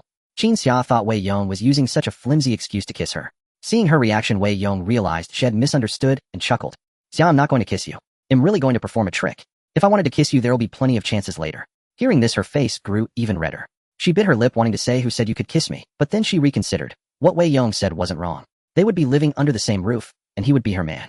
Though she was playing coy, now she would eventually be his. Qin Xia closed her eyes, curious to see what trick Wei Yong had in store. A few seconds later, a sweet, tantalizing aroma wafted toward her. She opened her eyes and was utterly astonished. Wei Yong was holding an orange. Even unpeeled, it exuded an irresistible fragrance. An orange? Where did you get it? Winter was almost upon them, making fruit the most scarce commodity. Being able to eat canned fruit was already a luxury. A fresh fruit was unimaginable in the countryside. Yet Wei Yong had managed to get oranges. How impressive. Wei Yong grinned. Your man's pretty capable, isn't he? Go ahead, eat. Qin Xia feigned a pout. Don't talk nonsense. My man is inside the house. Qin Xia took the orange and carefully peeled it. The spritzing juice released an intoxicating scent. Before she could even take a bite, her mouth was already watering. Qin Xia separated the first segment and offered it to Wei Yong. You eat first. Wei Yong smiled. This sister-in-law sure knew how to take care of someone. He opened his mouth instead of taking it with his hand. Qin Xia's face burned, but she still placed the segment into his mouth. Her fingers inadvertently brushed against his lips, and Wei Yong seized the moment to plant a kiss on her hand. Qin Xia jerked her hand back as if shocked, then bowed her head and ate a few segments of the orange. The fresh, juicy flesh burst in her mouth, delivering an explosion of flavor that was simply divine. Wei Yong had never tasted such delicious oranges. Even those shipped from the south couldn't compare to the sweetness of the system. Qin Xia's satiety 5 experimental field growth rate, 5 storage space upgraded to 10 cubic meters. His sister-in-law was truly amazing. Not only was she beautiful, but the rewards she brought were generous too. Wei Yong had planned to linger a while longer with his sister-in-law, but his father-in-law returned at that moment. Wei Yong shared a few drinks with him, but didn't overindulge knowing Qin Wei was waiting at home. Her belly was growing larger by the day, making it hard for her to manage alone. From now on, Wei Yong would likely have to commute to the countryside daily, making it inconvenient to care for his wife. Once his sister-in-law moved in, the two sisters could look out for each other. Xiao'll be off now. Tomorrow I'll have a red dress made for you, and come to pick you up. Qin Xia kept her head down, saying nothing. She would follow Wei Yong's arrangements. Wei Yong mounted his bicycle and left Xiaoxi village. Not long after leaving the village, he passed by a cornfield. The corn stalks towered over a person, but they bore few ears of corn. Suddenly, two men burst out from the cornfield and blocked Wei Yong's path. Their faces were unfamiliar. They both were about the same height as Wei Yong, but more muscular. Each carried a hatchet, their swaggering demeanor marking them as troublemakers. Wei Yong stopped his bike, and two more men emerged from the cornfield behind him, surrounding him on all four sides. One man wearing a knitted cap spoke up. "Brother, that's a nice bike. Newly bought, isn't it? We're starving here and could use a little cash." Wei Yong sneered. He hadn't expected to run into highway robbers. With so many people going hungry these days, quite a few had turned to banditry. Seeing Wei Yong on a new bicycle, they knew he was a fat target and had surrounded him. Even if the young man was strong, he was no match for the four of them. Wei Yong parked his bike and offered a faint smile. "And what if I refuse to lend?" The young man in the hat immediately twisted his face into a ferocious snarl. "Then we'll have to draw some blood from you, brother." The group brandished their knives, looking utterly menacing. An ordinary man would have already felt his legs turn to jelly. Even a martial arts expert would be helpless against such a formidable display. Unfortunately for them, they had crossed paths with Wei Yong. Wei Yong let out a cold laugh. "All right, you've got guts. If you can keep from wetting yourselves in a moment, I'll admit you're a real man." With that, Wei Yong produced a hunting rifle from his spatial storage, as if by magic. In the blink of an eye, a rifle materialized in his hand. Before the four men could even hurl their taunts, Wei Yong aimed the muzzle directly at the one in the hat. The man, scared out of his wits, turned and fled. Bang! Wei Yong fired a shot right at the ground beneath his feet. The deafening roar echoed as the man face-planted. A sharp pang seized his lower abdomen, and he immediately soiled himself. The other three were also paralyzed with terror. Where the hell did this guy pull out a gun? It was terrifying. The four scattered in panic. Wei Yong sneered. With such cowardice, they dared to call themselves bandits. Utterly, just as Wei Yong was about to put away the rifle, two young men emerged from the cornfield, hastily pulling up their pants. Their faces were filled with panic, and they were clearly part of the same gang. "Brother, we were wrong. We won't dare do it again." With that, they knelt and kowtowed to Wei Yong a few times before turning tail. Wei Yong was taken aback. He had thought there were only 4, but there were actually 6. Were these two just taking a piss in the cornfield? The next moment, a woman stepped out of the cornfield. Her hair was disheveled, her clothes torn to shreds, revealing her fair, slender waist clearly. The woman appeared to be around 27 or 28, very beautiful with fair skin. She didn't look like she worked in the countryside, but seemed more like a city dweller, delicate and tender. When she saw Wei Yong, she ran over crying and knelt down. "Please save me, send me back to the township." Wei Yong was startled. "You? What happened?" The woman replied, "I went to the countryside on business, and on my way back I ran into those bandits. They robbed me of all my money and tried to rape me." Sob sob. The woman wept bitterly. "Thank goodness you fired that shot and scared them off, or I wouldn't have been able to go on living." Wei Yong finally understood. So those two were in the cornfield trying to assault a married woman. They had even stripped her clean. If he had known, he would have robbed them instead. "I can't stay. I have to get home. It's almost dark. Those bandits should be gone and won't dare come back. You'll be fine." The woman grabbed Wei Yong's arm and said, "I can't enter the township looking like this. Please, big brother, send me there. In the accountant at Day Coal Mine. I will repay you." Wei Yong was surprised. "You're from Day Coal Mine too?" "I'm the new guy in the procurement department. My name is Wei Yong." "Wonderful. My name is Xue Yan. My husband is the head of the procurement department, your boss. You saved me, and I won't let you down." Hearing this connection, Wei Yong knew he couldn't refuse. "All right, I'll take you there." With that, Wei Yong took off his own coat and draped it over Xue Dan. "Sister Dan, wear my clothes so no one sees you like this." Xue Dan's clothes had been torn to shreds by those two punks, revealing her bright red belly band clearly. Although Wei Yong had gotten an eyeful, if she returned to the township like this, everyone would see her. Once they entered the township, there were many more people. Xue Dan wrapped her arms tightly around Wei Yong's waist, pressing her face against his back, terrified of being recognized. This, however, was a delight for Wei Yong. Xue Dan's ample bosom was remarkably soft as it pressed against his back. She occasionally gave him directions, and soon they arrived at a concrete apartment building. Once inside, Xue Dan became even more flustered. She had Wei Yong park the bicycle, wrapped his coat around herself, covered her face, and quickly climbed to the second floor. Wei Yong followed her in. The township's apartment building was only 4 stories high, built in a square shape, also known as a circle building. The central courtyard was a common area where people gathered after dinner to chat or play cards. Xue Yan lived on the second floor. The room was a bit cramped, certainly not as spacious as a rural house. It contained only a bed and a few cabinets. Xue Yan closed the door and let out a sigh of relief. Wei Yong, thank you. If anyone had seen me like this, I wouldn't be able to go on. Wei Yong smiled. It's nothing, sister. Just a small favor. They'll be heading back now. Hey, wait a moment. Xue Yan took off the coat and handed it back to Wei Yong. Then she quickly opened the cabinet and changed into her own clothes. In that brief moment of undressing and dressing, Wei Yong caught a glimpse of some snowy white scenery. After changing, Xue Yan's cheeks flushed slightly as she looked at Wei Yong. Were you peeking at me just now? Wei Yong replied, sister, I wasn't peeking. I was looking openly. Did you see me being Xue Yan couldn't help but laugh. You little rascal, you're quite straightforward. Let me ask you, do you think I'm beautiful? Wei Yong wasn't just flattering her. Xue Yan possessed an aura that rural women lacked. As an accountant, she was highly educated, and this status alone already surpassed many women her age. Moreover, Xue Yan was naturally beautiful. The sight of her in that disheveled state emerging from the cornfield had left a deep impression on him. Xue Yan asked, so tell me, if you were my man, what would you do? Wei Yong was taken aback, then couldn't help but swallow hard. He wondered, is this married woman trying to seduce me? She's the wife of the procurement department head, his boss woman. If anything happened, wouldn't that be cuckolding his superior? Sister, I'm a straightforward person. I say what I think. Don't mind me, but if I were your man, I'd have to have my way with you at least 2 or 3 times a day. Xue Yan was stunned, then blushed deeply. However, she wasn't angry. Instead, she looked at him with admiration. You sure are blunt. 2 or 3 times a day. Do you have the stamina for that? Wei Yong grinned. Sister, just look at my build. Want to give it a try? Get out of here. I was just asking casually. Don't get any ideas. Alright, you can go now. See you at the coal mine tomorrow. Wei Yong nodded, feeling a bit bewildered. Still, saving Xue Yan had earned him a favor which would make his work at the coal mine much smoother. No matter the era, an accountant in a large enterprise was never a position to be underestimated. Wei Yong quickly rode his bike home. When he was near the village, he put the bicycle away. He planned to let the villagers see it when he went to pick up Qin Xia. For now, it was better to keep a low profile. As soon as he entered the village, he saw Wang Yu standing at his doorstep.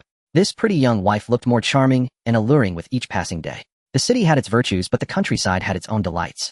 Wei Yong got off the bike, his gaze unapologetically sweeping over Wang Yu's figure. Sister, were you looking for me? Wang Yu also caught Wei Yong's gaze and cast a discreet glare back at him. Standing right at his doorstep, she dared not act rashly. Dayong, are you going to the township again tomorrow? I'd like to tag along. Wang Yu simply couldn't refuse Chun Rongmao. Having sold the pork for some money, he insisted she buy him cigarettes. Once they had tasted rolled cigarettes, neither wanted to go back to the rough tobacco. Left with no choice, Wang Yu came to beg Wei Yong to let her accompany him tomorrow. Word had it that bandits were running rampant now, she dared not venture to the township alone. Wei Yong replied, alright. I've landed a job in the township, so I'll have to go every day from now on.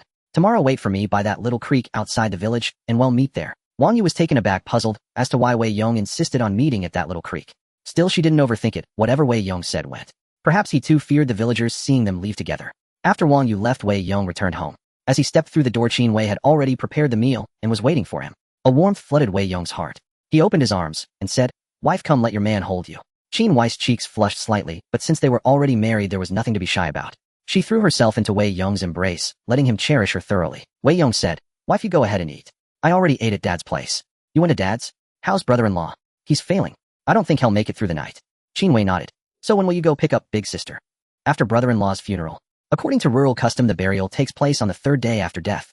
He would have to wait until brother-in-law was laid to rest before fetching her.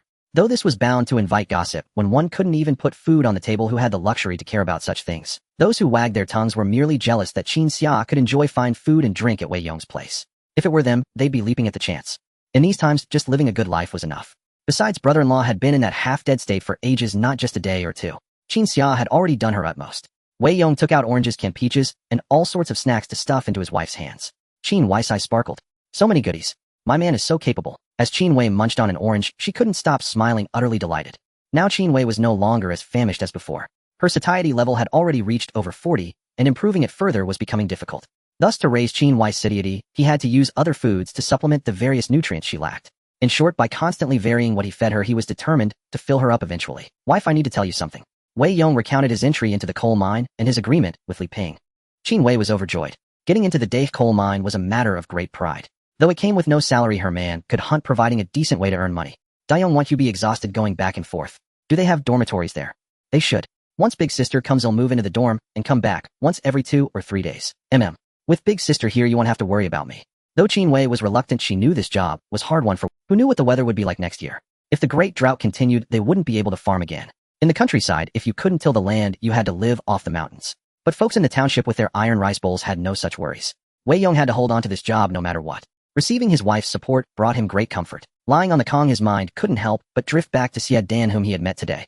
Xue Yan's skin was so fair, and it seemed she lived in the staff dormitory. Perhaps Wei Yong could also get an apartment there. Being neighbors with Xue Yan wouldn't be bad at all. Early the next morning, Wei Yong walked to the little creek. Making sure no one was around, he pulled out his bicycle. He had asked Wang Yu to meet him there not because he feared village gossip, but because he didn't want the villagers to see his new bicycle. When it came time to pick up Qin Xia, they would naturally see it. Buying a bicycle was a big deal. Wei Yong wanted the villagers to understand that he had bought it specifically to welcome Qin Xia, so she could hold her head high. Wang Yu swayed her hips as she arrived at the creek's edge, her eyes immediately landing on Wei Yong's bicycle. Heavens, Daong, where did you get this bicycle? Bought it in the township. Wang Yu walked over, touching it here, and they're utterly fascinated. So that's why you asked me to meet here. You didn't want the villagers to see, did you? Playing it low-key. Wei Yong chuckled. You know me too well, sister you. Wang Yu didn't stand on ceremony. She hopped onto the back of Wei Yong's bicycle, and they headed for the township. This time crossing the little creek came with no hand-holding perks. Once on the bike, Wang Yu's hands immediately wrapped around Wei Yong's waist, her ample figure pressing against his back. The sensation was quite pleasant. Wang Yu said a little sheepishly, this is my first time on a bicycle. I'm a bit nervous. You won't laugh at me, will you, Daong? Speaking of which, Wang Yu felt a bit embarrassed. The most prestigious thing at a wedding was naturally the bicycle. But Qin Rongmeo's family was miserly. At their wedding, they hadn't even managed a bicycle. They had simply used a horse-drawn cart to bring Wang Yu over. For this very reason, Wang Yu harbored deep resentment toward the Qin family, whose wedding wasn't a grand affair. A woman only got to shine once in her life. Yet Wang Yu hadn't ridden a bicycle at her wedding, a grievance she had held over Qin Rongmeo for years. Now she was finally on a bicycle, but it was Wei Yong's. Wei Yong smiled and said, Sister Yu, this is your first time, and it's my first time too. You are the only woman who's ever sat on the back of my bike. A man's mouth is a devil's advocate. As soon as he said it, Wei Yong remembered that he had ridden Xue Yan on his bike yesterday. She was the first woman on that seat. But Wang Yu didn't know that. He figured he might as well use it to cheer her up. Hearing his words, a flicker of joy crossed Wang Yu's face. Though this seat could never be hers exclusively, she was still the first woman to sit there. That thought gave her a sense of achievement. As Wei Yong rode, he suddenly moved his left hand back to his waist, stroking Wang Yu's hand. Wang Yu scolded him playfully, Daong, ride properly. If you crash and I get hurt, my husband will have your head. Wei Yong laughed. Relax, sis. My skills are top-notch. Though Wei Yong couldn't see it, Wang Yu shot him another fear. Still, she didn't let go of his waist. It wasn't the first time this rascal had held her hand anyway. Wang Yu craned her neck to look ahead, and suddenly spotted two figures on the road. Her expression shifted slightly. Daong, isn't that Wang Xiaoling and her mother up ahead? Wei Yong took a closer look and realized it might indeed be true. Wang Xiaoling's red outfit was still quite conspicuous. Although it had been worn for a few years and had a few patches, she took great care of it, so the red dress remained very eye-catching. Wang Yu instantly grew tense. De Yong, put me down quickly. If they see us, they'll gossip back in the village. Wei Yong let out a cold laugh. It's fine. He'll ride fast, as she won't be able to make out who we are. Hold on tight. With that, Wei Yong immediately sped up, and Wang Yu tightly wrapped her arms around his waist, pressing her cheek against his back. At that moment, Wang Xiaoling was in fairly good spirits. For one simple reason, Lu Taiqing had already sent over the 30 yuan betrothal gift to marry her, and the wedding date was set for the day after tomorrow. Although the money never reached Wang Xiaoling's hands and went straight into Li Fen's pockets, Li Fen had promised to take her to the township today for a bowl of 3 delight noodles. Last time her daughter had stood at the noodle shop entrance crying with longing, and Li Fen felt guilty about it. Now that they had 30 yuan, they could afford a bowl of noodles. Just as they were cheerfully discussing the upcoming wedding, Wei Yong's bicycle whizzed past them with a swoosh. Li Fen was so startled, she nearly lost her footing. Damn you, riding that fast to a funeral. Li Fen was notorious for her foul mouth. When she cursed, it was truly unpleasant. Who was on that bicycle? They look kind of familiar. Li Fen grumbled while dusting off her backside. Who knows which village that was? So rude. Just because you have a bike you think you're something. Neither Li Fen nor Wang Xiaoling recognized Wei Yong. Besides, no one in Xiaodong village owned a bicycle, so it never crossed their minds that the person on the back was Wang Yu from their own village. Watching the departing bicycle, Wang Xiaoling said, Mom, do you think Lu Taiqing will come to pick me up on a bicycle? Li Fen nodded. Of course.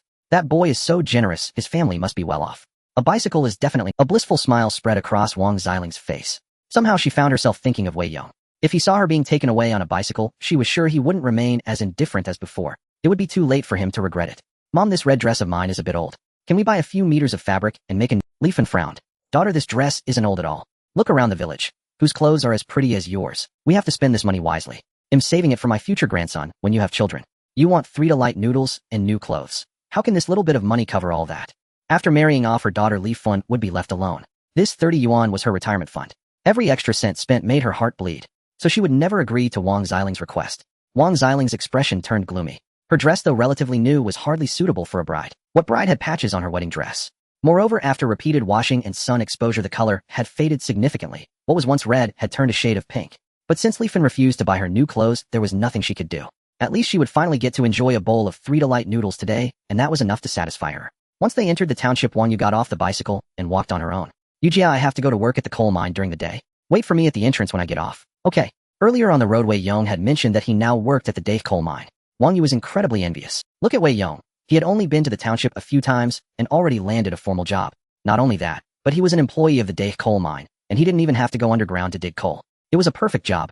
Then she thought of her own husband, who practically had to beg her just to go to the township to buy a few packs of cigarettes. Sometimes the difference between people was greater than the difference between humans and pigs. There were moments when Wang Yu even wished Wei Yong were her man. If her husband had even half of Wei Yong's capability, she would gladly serve him hand and foot. Unfortunately, Chen Rongmao could never become Wei Yong. As Wei Yong entered the coal mine, he happened to run and Wei Yong ignored him. Last time they met, Gao Fei had acted all high and mighty, so Wei Yong naturally had no intent. Gao Fei, seeing Wei Yong walk into the office, furrowed his brows. Why does this guy keep showing up at the mine? I have to check. Gao Fei followed Wei Yong into the office. As soon as he entered, he ran straight into Mine Director Zhao. Director Zhao frowned. What are you doing here? Something wrong. This was the procurement department. Underground workers rarely came here. After all, it was a state-owned enterprise, and everything belonged to the public, so many miners had sticky fingers and would pocket things on their way out. Director Zhao despised such behavior. There had been a miner before who stuffed a few lumps of coal into his pockets every time he went home. After half a year, he had saved enough coal for winter heating.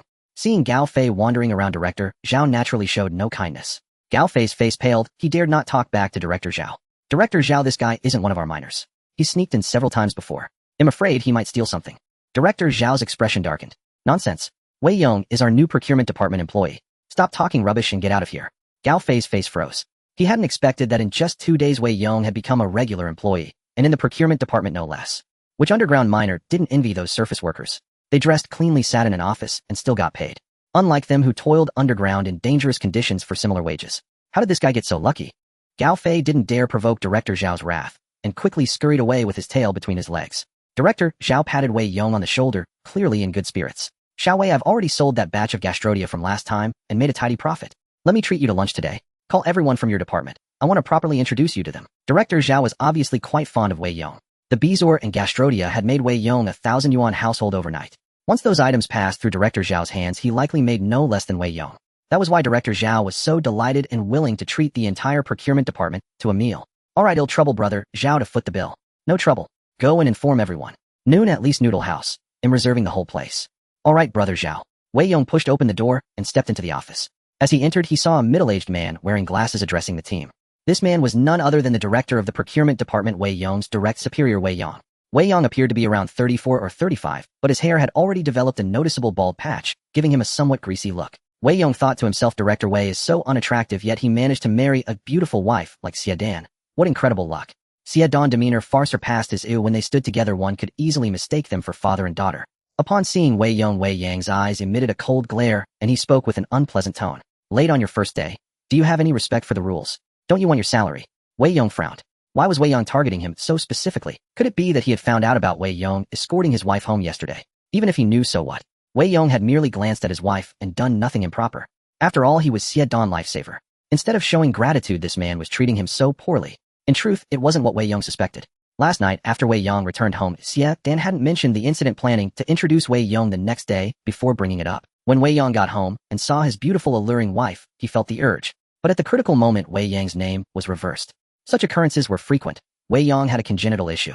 Xue Yan, unaware that it was a congenital condition, thought Wei Yong had lost interest in her, which made her feel insecure. That was why she had asked Wei Yong that question yesterday. After the failed attempt, Xue Yan couldn't be bothered to speak with him, and Wei Yong, frustrated, went out to drink with Xue Yan. Wei Yong and Xue Yan were close friends. When Xue Yan learned that Wei Yong had joined the coal mines procurement department, he was extremely displeased. Falling into his good friend's hands. Of course, he had to teach him a lesson. Thus, as soon as Wei Yong entered, Wei Yong began to cause trouble for him. The others, witnessing this, dared not say a word. Poor Wei Yong. On his very first day, he had offended his boss and would surely face difficulties ahead. Wei Yong was not one to be easily cowed. Even if you were his superior, if you provoked him, he would retaliate. He glanced at the office clock and spoke. It's not even work time yet. I arrived early. How am I late? As for the salary, deducted if you must. I dare you to take it all. If you can manage that, you're quite something. With that, Wei Yong sat down in his chair, crossed his legs, and lit a cigarette. He believed in treating others as they treated him, respect for respect. With someone like Wei Yong who sought to cause him trouble, Wei Yong would never be lenient. Wei Yang's face darkened, and he erupted in fury, slamming the table and pointing at Wei Yong. What kind of attitude is that? Do you not want this job? If not, get the hell out. Wei Yong sneered. Is it up to you whether I'm sitting right here? Let's see how you make me leave. Wei Yong glared. Have you lost your mind? Are you a newcomer refusing to obey your superior?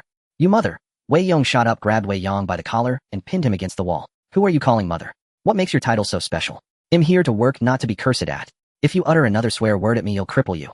When Wei Yong stood up, he towered over Wei Yong by a head. With his youth, strength, and power, he nearly lifted Wei. At this moment, Wei Yong was terrified. In this department, he was the top authority, and everyone treated him with deference, so he had grown accustomed to being domineering. He never expected this newcomer Wei Yong to be so audacious. No wonder he had even dared to confront Xue Yan. You? Faced with Wei Yong's ferocious demeanor, Wei Yong was too frightened to speak. Just then mine director Zhao walked in. What's going on here? He had just sent someone to reserve the entire leased noodle shop and returned to inform everyone only to witness this scene. Wei Yong released Wei Yong, who seeing a lifeline hurried over to Director Zhao to complain. Director Zhao, this guy is beyond control. He shows no respect for his superior and even threatened to cripple me. We can't keep him. Wei Yong meanwhile sat back down and continued smoking, offering no explanation. He didn't care what happened. This job wasn't his, nor was the salary. Both the position and pay belonged to Widow Chu, who had been placed there by Li Ping. As for the relationship between Li Ping and Director Zhao, he didn't know. But one thing was certain: in front of Li Ping's influence, Wei Yong was nothing but a minor nuisance. Director Zhao's face darkened as he spoke. Director Wei, how much of this month's quota have you completed? Wei Yong froze, his expression awkward. Director Zhao, I'm still short by over 2,000 for this month. It's really hard to collect supplies from the countryside these days. Director Zhao slammed the table and pointed at him, cursing. You useless idiot. You can't even handle your own work, yet you have the nerve to hold meetings and fire people. If you don't meet your quota by next week, you'll be the first to fire you. Director Zhao jabbed Wei Yong hard in the chest with his fingers, scaring him so much that he didn't dare utter a word. Director Zhao, with a black face, gave him a thorough scolding. Wei Yong felt utterly wronged. It was Wei Yong who had made a mistake and defied his superior, yet Director Zhao not only ignored it, but chewed him out instead. Wei Yong wondered, could this kid have some connection with Director Zhao? Just then a fragrance wafted in from the doorway. Everyone turned to look, and there stood a fair-skinned, beautiful woman in the office. It was Xue Yan. Xue Yan paused. Brother Zhao, you're here too. Director Zhao's expression softened. Director Xue has arrived. As the accountant, Xue Yan commanded respect. Moreover, Xue Yan was both beautiful and alluring, making even Director Zhao want to steal a few glances. Naturally, he treated a beauty with more courtesy. Xue Yan said, I'm looking for Wei Yong.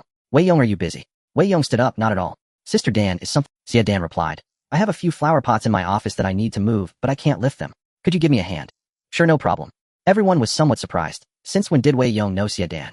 Moreover, Xue Yan's office was usually off-limits to men, yet she had taken the initiative to ask Wei Yong for help, leaving everyone puzzled. None were more puzzled than Wei Yong. Wei Yong had reported yesterday and started work today, but his wife hadn't been at the mine for the past 2 days. How did she know Wei Yong? Mine Director Zhao said. Director Xue, perfect timing. I'm treating the procurement department to Sanxian noodles at noon. Care to join? Xue Yan thought for a moment and replied, all right, I can't refuse Director Zhao's invitation. See you at noon. With that, Xue Yan and Wei Yong left the office. The moment she agreed, several members of the procurement department grew. Xue Yan was the most beautiful woman in the coal mine. Though she was Director Wei's wife, many secretly harbored thoughts of her. Usually she never joined their department dinners, yet this time at Director Zhao's invitation, she had agreed. Having a woman at the table always made the meal more pleasant. Once outside the office, Xue Yan asked, what's wrong? Had a conflict with old Wei. Wei Yong replied, yeah, Director Wei seems to have it out for me. Xue Yan frowned and said, that's odd. He doesn't know you. They'll talk to him about it tonight. Entering Xue Yan's office, Wei Yong found it spotless and tidy, filled with numerous potted plants. No wonder she didn't let men in. Sis, your office is beautifully arranged. Xue Yan chuckled. I never let men into my office. You're the first. Then I'll have to take a good look and a good sniff. Wei Yong inhaled deeply, but instead of leaning toward the flowers, he moved closer to Xue Yan. Her cheeks flushed. You rascal, are you smelling the flowers or me? Wei Yong said, no wonder you smell so lovely, sis. It's the fragrance of the flowers. Xue Yan replied. Xiao Wei, you saved me yesterday, and I haven't had a chance to thank you properly. I called you here today to give you a gift. She took a small box from the drawer and handed it to Wei Yong. Opening it, he found a wristwatch inside. In those days, a watch was a valuable item. Anyone wearing one would turn heads.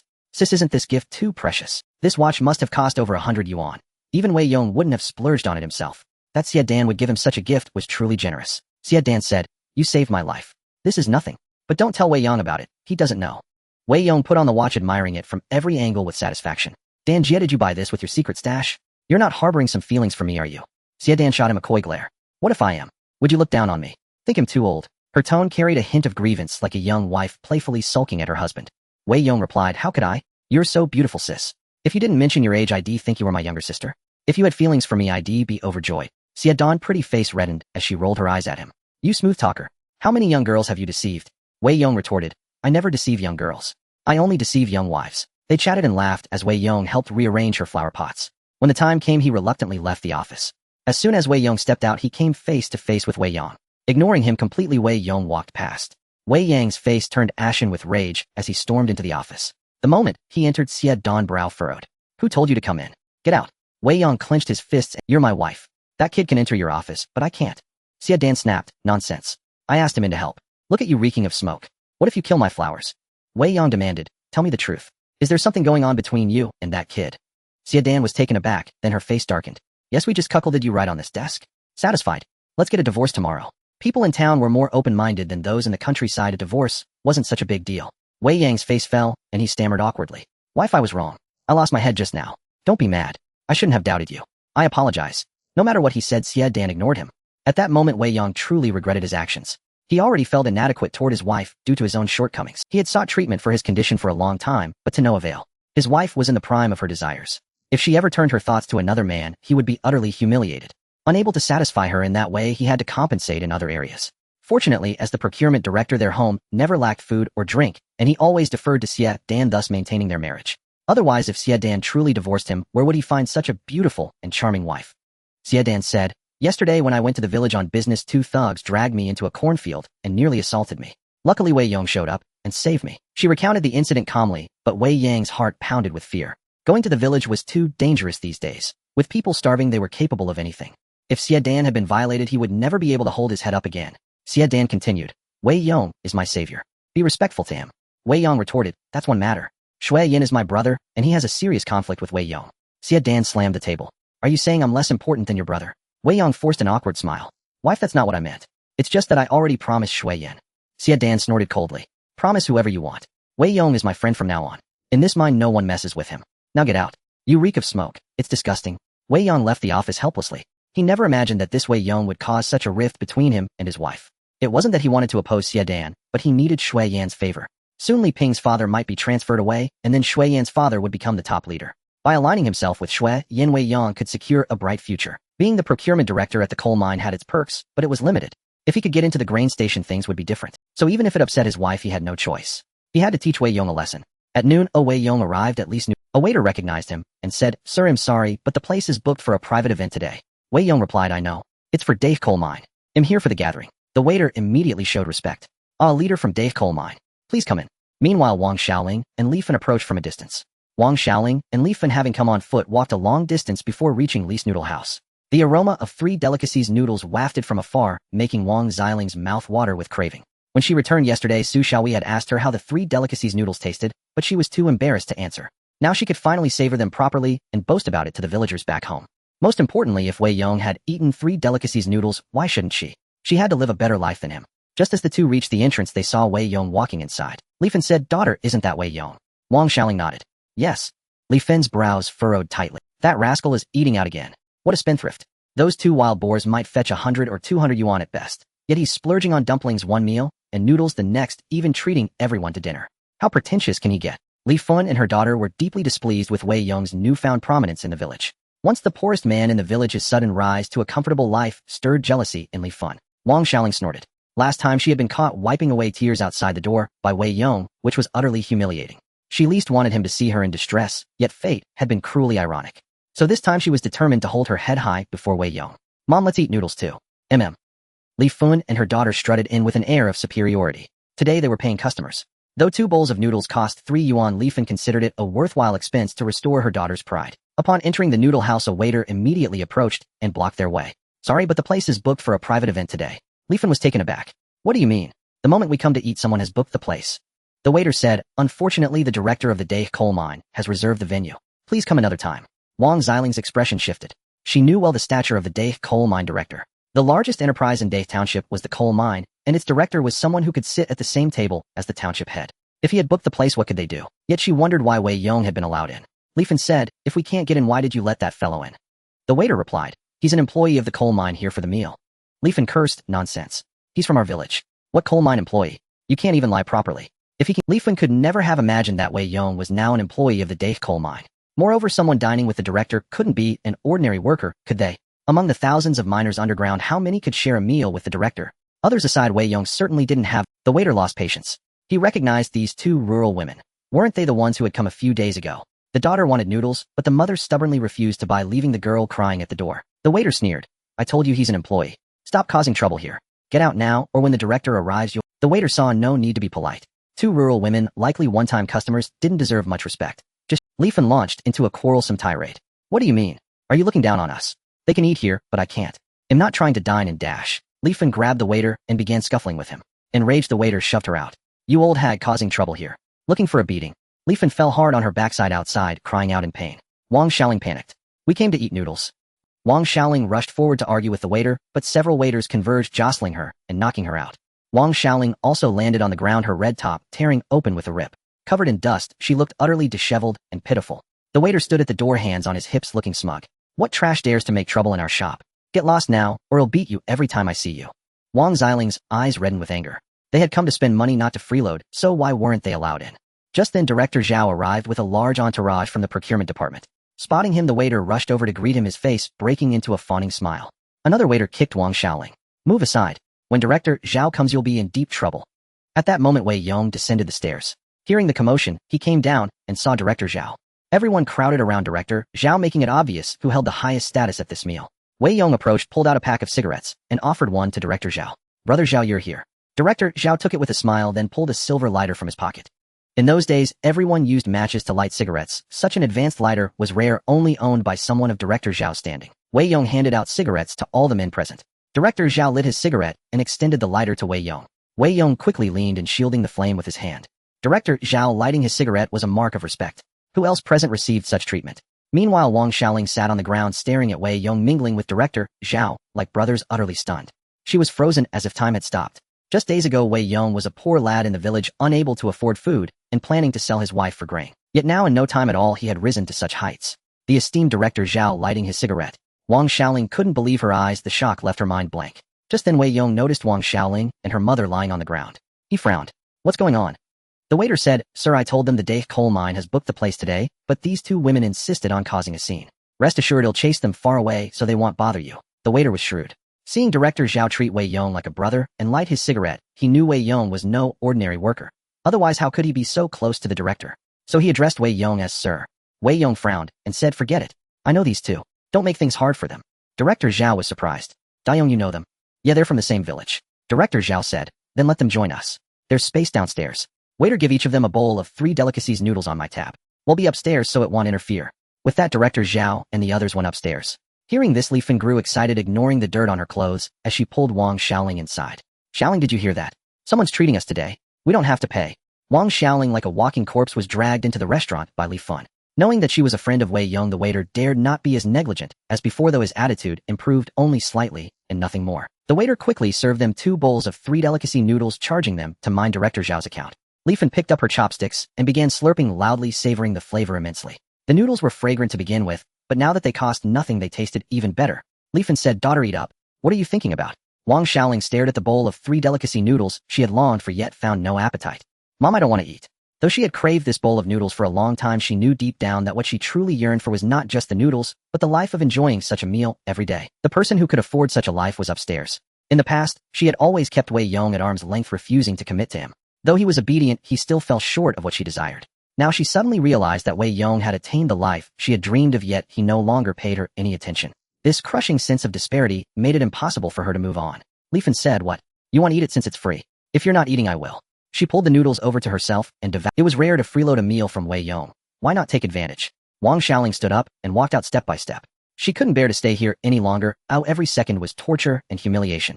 Li Fen had just taken a few bites. Daughter, where are you going? Seeing her daughter's off state, she grew anxious but couldn't bear to leave the noodles.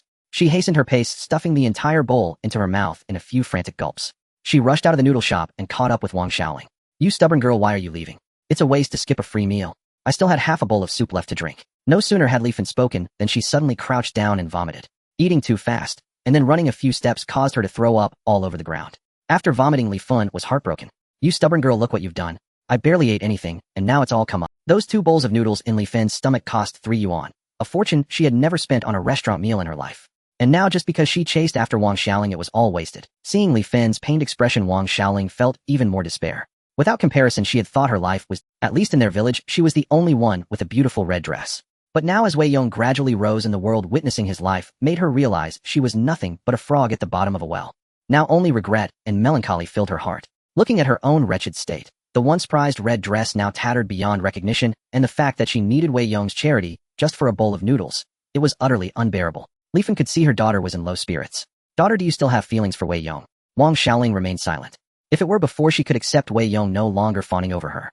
But now that he was doing so well, it would be a lie to say she fantasized about eating 3 delicacy noodles with Wei Yong, enjoying the dumplings he made at home, and being the one to greet him when he descended from the mountain in glory. How wonderful that would be. Li Fen saw through her daughter's thoughts. Daughter, if you're interested, you can talk to Wei Yong again. Men pursue women, and it's like climbing a mountain. Women pursue men, and it's like piercing a veil. Before, your demands on Wei Yong were too harsh. Now that he's successful, you don't need to ask for so much. Once you marry him, how could Wei Yong treat you poorly? Wang Xiaoling bit her lip. It wasn't that she couldn't swallow her pride, but she had already approached Wei Yong several times before, and each time he rebuffed her harshly. Wang Xiaoling had always been thin-skinned. After being humiliated by Wei Yong repeatedly, how could she still bring her? Li Fen said, daughter, this time put aside your pride and talk to Wei Yong properly. Don't forget that his wife Qin Wei was already pregnant when she married him. Wei Yong is living so well now, surely he wouldn't want to raise another man's child. Even if you have 1,000 flaws, you're still pure and untouched. That alone should be enough for Wei Yong not to reject you. Li Fen's words stirred Wang Xiaoling's thoughts. Lately, whenever Qin Wei went out, everyone could see her belly. It was already slightly swollen, showing signs of pregnancy. She and Wei Yong had only been married a little over 2 months. This was Wei Yong's sore spot, and if she could seize on it, she might still have a chance to make him like her again. After discussing it, the mother and daughter decided to wait at the noodle shop and transfer them. Meanwhile, upstairs the drinking was in full. The two downstairs were just a minor interlude, no one paid them much attention.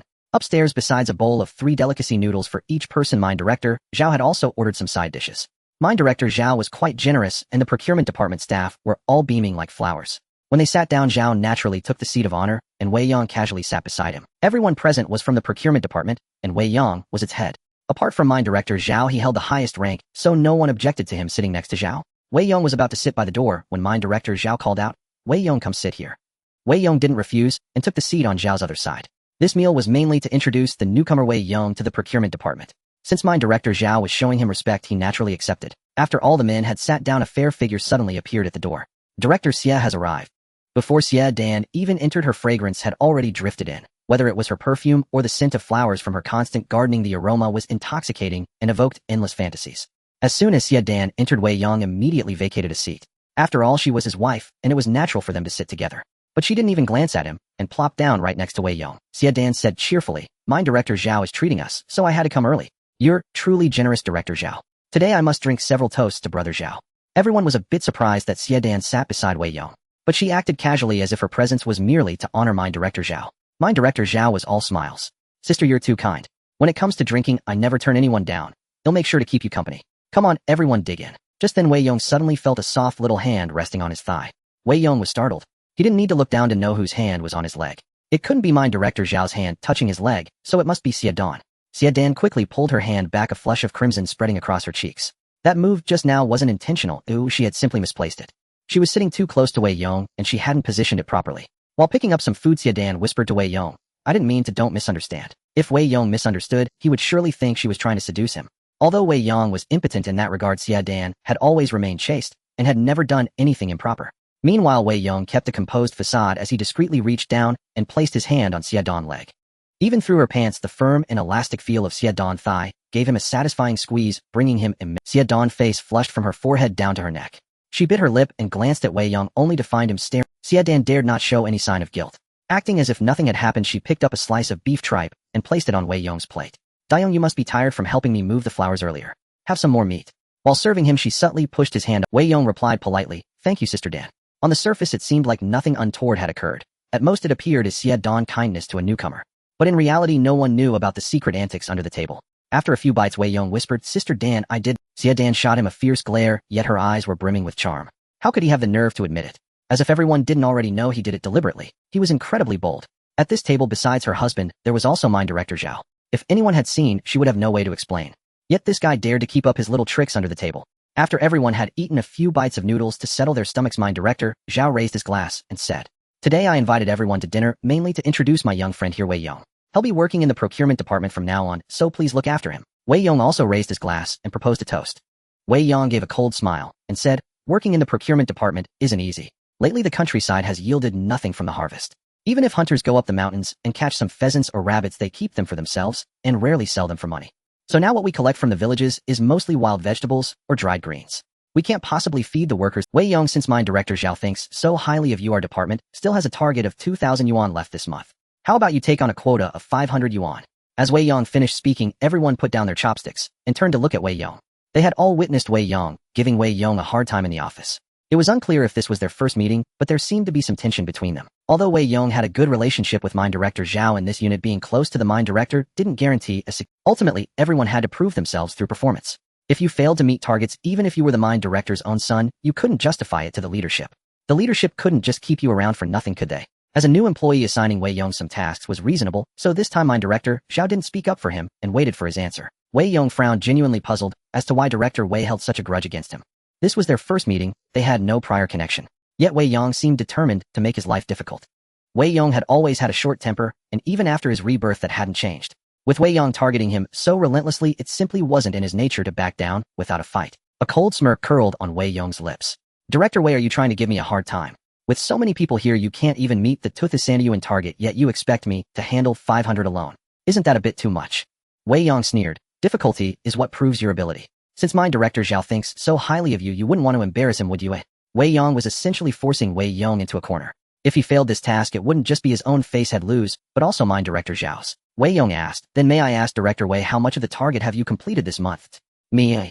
Wei Yong clearly hadn't expected Wei Yong to question him back. But when it came to this matter, he had some confidence, having served as the head of the procurement department for so many years. If he didn't have the skills to show for it, he wouldn't have lasted. I've done alright this month. I've completed 1,500 on my own. Asking you to finish 500 isn't exactly unreasonable. Wei Yong let out a cold laugh. For anyone else, this would certainly be a challenge. A fresh recruit with no idea where to procure 500 yuan worth of goods. But for Wei Yong, it was a piece of cake. Director Wei, you've procured 1,500 worth of goods. If I also manage to procure 1,500, does that mean your position as director should be mine? As his words fell, the entire table fell into a deathly silence. Everyone's eyes widened in disbelief as they stared at Wei Yong. His name truly suited him. This guy had some nerve. Wasn't this an outright provocation against Director Wei? Wei Yang's face instantly darkened. He narrowed his eyes and stared at Wei Yong, barely restraining his anger. So you're challenging me, are you? And what if I am? The air between them was thick with hostility. Wei Yong had always been hot-tempered, and since this guy kept provoking him time and again, he decided to hit him hard, ensuring that from then on Wei Yong would have to slink away with his tail between his legs whenever he saw him.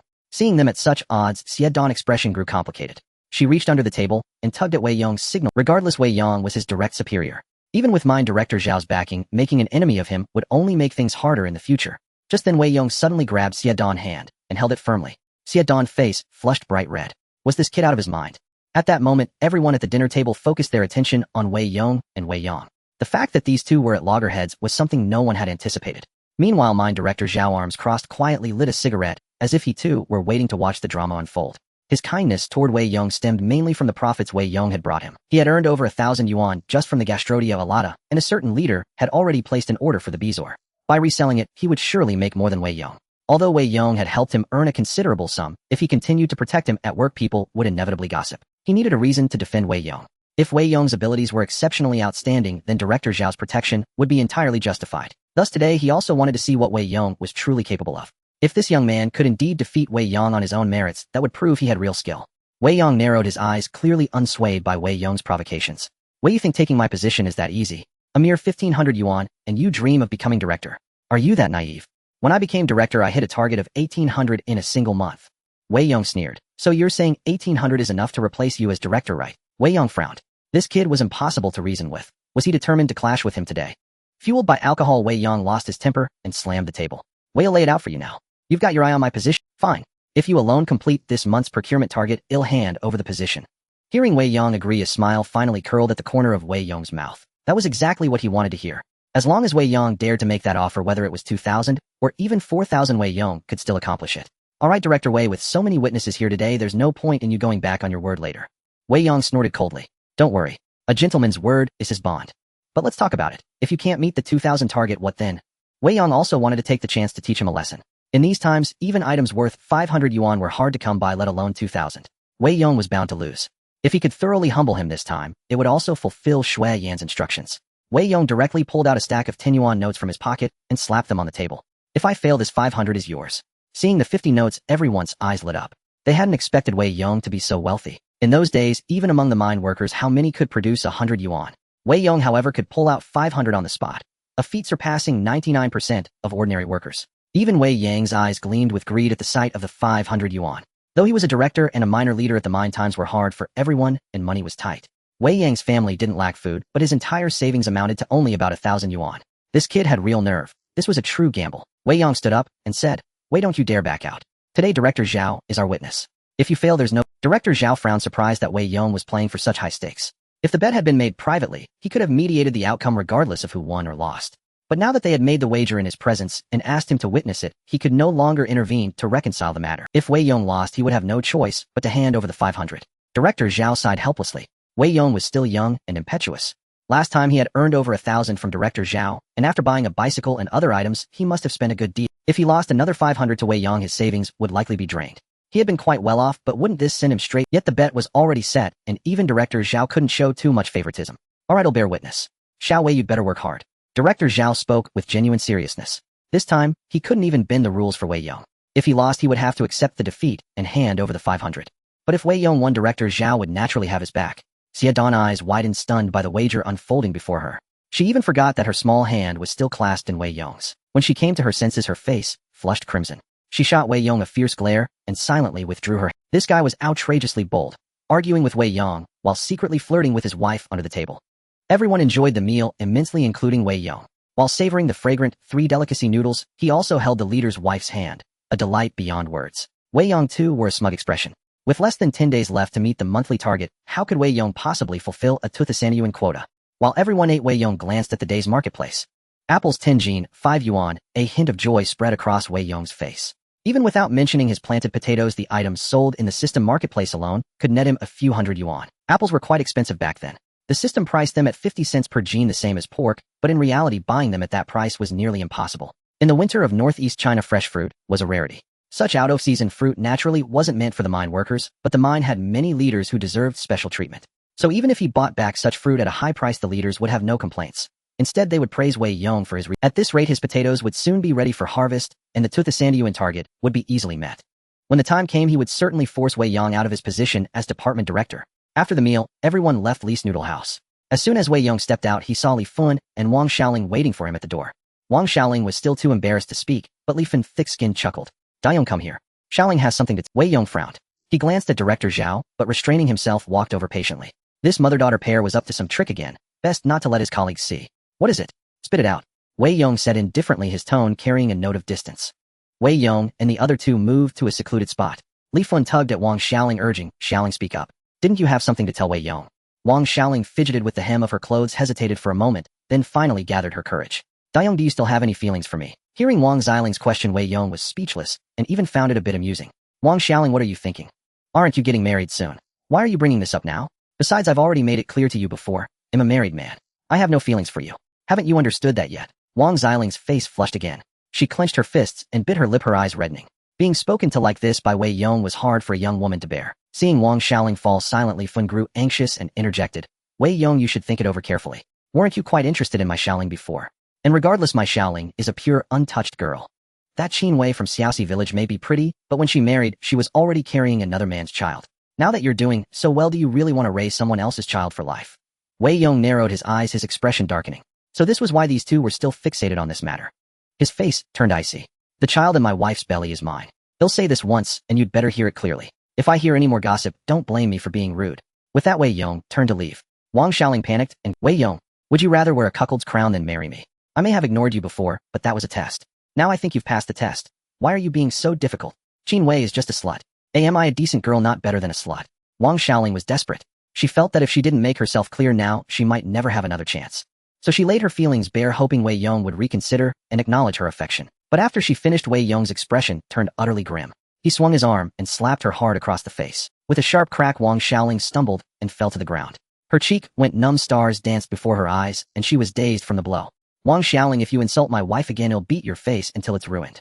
Seeing her daughter struck, Li Fun began to, "Oh heavens, there's no justice. Wei Yong, you bastard, you dare hit my daughter. Everyone come see. He married a slut and won't let anyone say a word." Wei Yong frowned and kicked Li Fun in the face. Wei Yong had no qualms about hitting women. He was a scoundrel by nature. And some women could be more despicable than men. "Old hag, I usually spare you out of courtesy. If I hear any rumors about my wife in the village, I'll come straight to your house and slap you across the mouth. Old lady Li, I mean what I say. If you're not afraid of a beating, go ahead and gossip." Li Fen's nose bled profusely. Seeing Wei Yong's ferocious demeanor, she was scared out of her wits. If anyone else threatened her, it might be empty talk, but she knew Wei Yong's character all too well as a fellow villager. He had beaten Qin Wei black and blue before, and everyone in the village knew it. If he could beat his own wife, what was an old woman like Li Fen to him? Just then a cool, soft little hand suddenly took Wei Yong's arm. What's wrong, Daong? Who are they? Wei Yong turned to see Xue Yan holding his arm. She winked at him, clearly misunderstanding the situation. But Wei Yong didn't bother explaining. Just two shrews. Forget about them. Let's go. Wang Xiaoling lying on the ground saw Xue Yan appear, and her face turned incredibly ugly. Wang Xiaoling had always fancied herself the village beauty, the prettiest and best-dressed girl in all of Xiaodong village. But next to Xue Yan, she paled in comparison. Xue Yan's skin was as white as snow, and she was immaculate from head to toe. A long dress, leather shoes, and delicate necklaces and bracelets adorning her neck and wrists. In terms of poise, style, and looks, she completely outshone Wang Xiaoling. In fact, Wang Xiaoling wasn't even fit. One was like a lofty phoenix, the other a dusty chicken crawling out of a stove. Why would such a beautiful city woman be? No wonder Wei Yong had no interest in Wang Xiaoling. With a woman like that, by comparison, no man would give Wang Xiaoling a second glance. Xue Yan walked arm in arm with Wei Yong for quite a distance before letting go. I saved your face this time, didn't I? So how are you going to thank me? Wei Yong smiled helplessly. Sis, now I'll never be able to explain myself back in the village. Wei Yong briefly recounted his feud with Wang Xiaoling and Li Fen. Xue Yan's mouth fell open in shock, and she was speechless for a long moment. You're married? Yeah. If those two go back and spread rumors, and my wife finds out. Sis, how am I supposed to Xue Yan's face flushed with guilt. Daong, I'm so sorry. I didn't know you were married. Otherwise I'd go back to the village with you and explain everything to your wife. Seeing how flustered she was, Wei Yong chuckled. Forget it, sis. At worst, I'll kneel on a washboard for a few days. But since you've caused me such trouble, shouldn't you make it up to me? Xue Yan said seriously. All right, name your compensation. Wei Yong thought for a moment, then extended his arm again. Sis, it felt nice when you held my arm just now. How about holding it? Xue Yan was taken aback, then pinched his arm hard, her cheeks flushing. You little rascal. You don't seem afraid of your wife. Seeing Wei Yong's grin, Xue Yan added. You were awfully bold at the dinner table, touching my hand and my leg right in front of my husband. What do you take me for? Xue Yan's expression was stern, and this time, she was clearly not joking.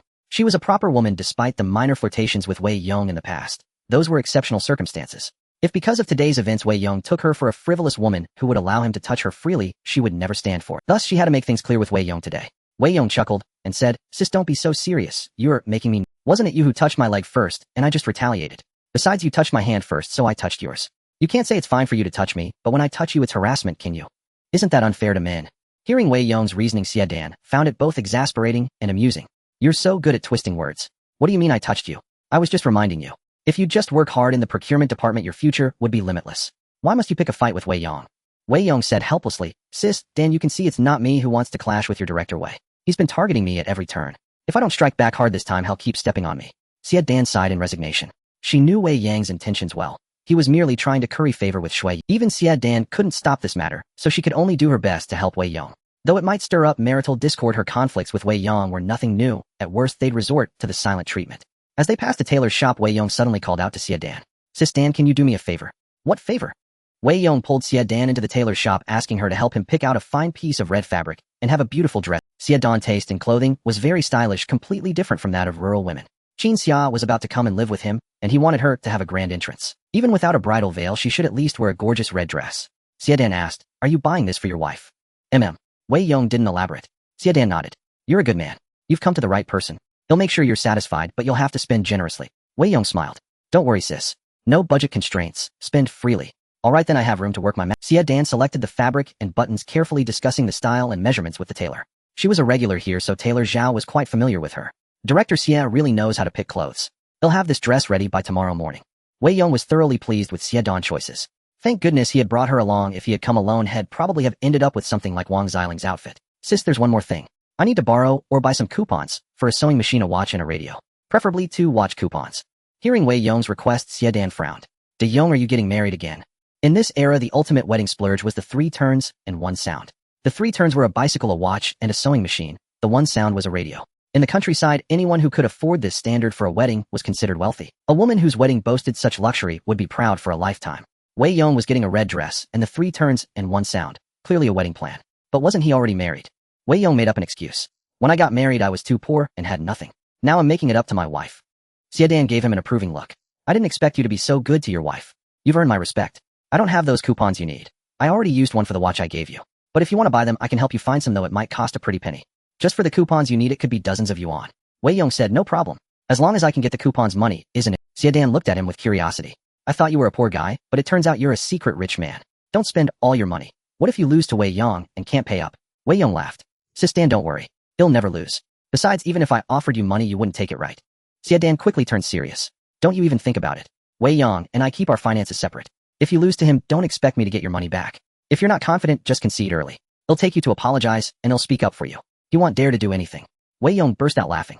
Sis Dan, thanks for your kindness, but rest assured, I've never been soft in my life. A flush crept across Xue Dan's face. Whether he meant it or not, his words inevitably led her thoughts down an improper. That rascal with his strong physique was nothing like the soft Wei Yong. If she were to tangle with him, she'd probably be better. At that thought, Xue Dan's cheeks burned even more. Wei Yong clearly had no such intentions. Why was she letting her imagination run wild? How ridiculous. Back at the coal mine, with Xue Dan, Wei Yong sat in his office resting with his eyes closed. The others wore smug expressions as the month-end settlement was less than 10 days away. Wei Yong had boasted he would meet a target of 2,000 yuan, utter nonsense. And now he was lounging in the office as if Deputy Mine Director Zhao would always have his back. Everyone was curious to see how he'd handle failing this month's quota. Wei Yong, however, sat serenely in his chair observing the progress of the experimental potato field in his space. With the boost from Qin Wei and the beautiful Wang Yu, the experimental potatoes were growing remarkably fast. After adding the sister-in-law, the ripening speed became incomparable. Barring accidents, they should be ready in a few days. In a favorable season, 1 mu of land could yield over 5,000 jin of potatoes. But since Wei Yong didn't have enough potatoes at the time, the mu wasn't fully planted. Besides potatoes, there were also some radishes and sweet potatoes. Even if the total wasn't 5,000 jin, it would be at least 3,000. With that much grain and other odds, an in's 2,000 yuan was a breeze. If he became deputy director of the procurement department, this quickly the folks in Xiaodong village would be utterly astounded. Moreover, Wei Yong could not only provide these grains, besides that he also planned to go hunting in the mountains during this period. On the map of Dawang Mountain, some red dots were constantly flickering, appearing now and then on Dawang Mountain or North Mountain, seemingly either deer or wild boars. If he could procure a few hundred caddies of meat, he would more than exceed his targets. Wei Yong stayed in the office until work ended. Just as he was about to leave, Xue Dan delivered all the tickets. Without any pretense in front of everyone, she handed the tickets directly to Wei Yong. Dayong, these tickets total 7. Although the watch she had given Wei Yong was worth at least 100 yuan, that was separate. The watch was her gratitude for him saving her life, and she couldn't cover the cost of these tickets from her own pocket. Everyone saw Wei Yong hand over 70 yuan, assuming he was just asking Xue Dan for a favor. No one thought much about their relationship. With the tickets in hand, Wei Yong went straight to the supply and marketing cooperative and spent 180 yuan on a butterfly brand sewing machine. It was the finest sewing machine available at the time. As for radios, there were many models, so Wei Yong bought the most expensive one, the Panda brand, for 150 yuan. He also purchased 2 watches, spending 240 yuan. After all, the sewing machine and radio could be shared by the 2 sisters, but watches were personal items. When he married Qin Wei, he had given her nothing, and he felt a sense of debt. Now that Qin Wei was heavily pregnant, he couldn't hold another wedding ceremony for her. Therefore, the grand gesture of bringing Qin Xia over was meant to make up for Qin Wei in some way. Wei Yong paid, placed the order, and arranged to pick up the goods the next day. Then he rode his bicycle to wait for Wang Yu on the road. As dusk fell, Wang Yu finally approached, swaying her hips. Dayong, have you been waiting long? I had some things to take care of today. Wei Yong said, yes sis, I've been waiting here for over an hour. How are you going to make it up to me? Wang Yu coquettishly replied, tell me what you want. Whatever you desire, I'll give it to you. Wang Yu's expression was full of allure, and her words seemed to hint at something. If Wei Yong had suggested sneaking into a cornfield with her, she might have agreed. Noticing that Wang Yu's eyes were slightly red, Wei Yong frowned and said, sis, have you been crying? Wang Yu quickly lowered her head, her gaze evasive. No, you must have seen wrong. Why would I cry for no reason? Wei Yong frowned, stepped closer, and gently lifted her chin with his hand, forcing her to look up. Wang Yu's cheeks flushed. She hadn't expected Wei Yong to be so bold as to touch her face. But when she looked up, she saw no flirtation in his eyes, only concern. Sis, are you treating me like an outsider? Whoever bullied you, I'll handle it for you. Wang Yu's eyes reddened again, tears welling. Wang Yu suddenly smiled and said, you're overthinking. No one bullied me. I was just afraid you'd laugh at me if I told you. Wei Yong replied, sis, how could I laugh at you? Seeing you cry breaks my heart. Wang Yu's face grew hot. Wei Yong's words were too bold, but fortunately no one was around to hear, and he didn't make any inappropriate moves, or she wouldn't have been able to hold her head up. Biting her lip, Wang Yu said, today, I went to my best friend's house, and she asked me a question I couldn't answer for a long time. She asked me why I wear the same clothes every time I visit her. Wang Yu bit her lip, her face full of grievance. I didn't have the heart to tell her it's because this is my only decent outfit. All my other clothes are worn out rags for work. How could I wear them out? I just felt so upset that I couldn't hold back a few tears when I left. I didn't expect you to notice. After speaking, Wang Yu looked up at Wei Yong with embarrassment. You must be thinking I'm pathetic, right? But Wei Yong didn't laugh at her. He simply said calmly, get on the bike, sis. Wang Yu nodded, sat on the back seat, and felt sometimes in her own little world in the village, she felt things were okay. But when she saw how others lived, she realized how hard her own life truly was. Wei Yong got on the bike and immediately turned back toward the town. Wang Yu saw him turn around and asked Dayong, where are you going? Don't ask, sis. You'll know when we get there. Wei Yong took Wang Yu to the tailor's shop. Fortunately, it was still open and Tailor Zhao was busy inside, making new clothes for Qin Xia. Seeing it was a tailor's shop, Wang Yu's expression changed instantly. Diane, why are you bringing me here? Wang Yu stood at the door refusing to enter. She knew Wei Yong wanted to buy her clothes. She hadn't told him all this to make him spend money. She just wanted to vent her feelings.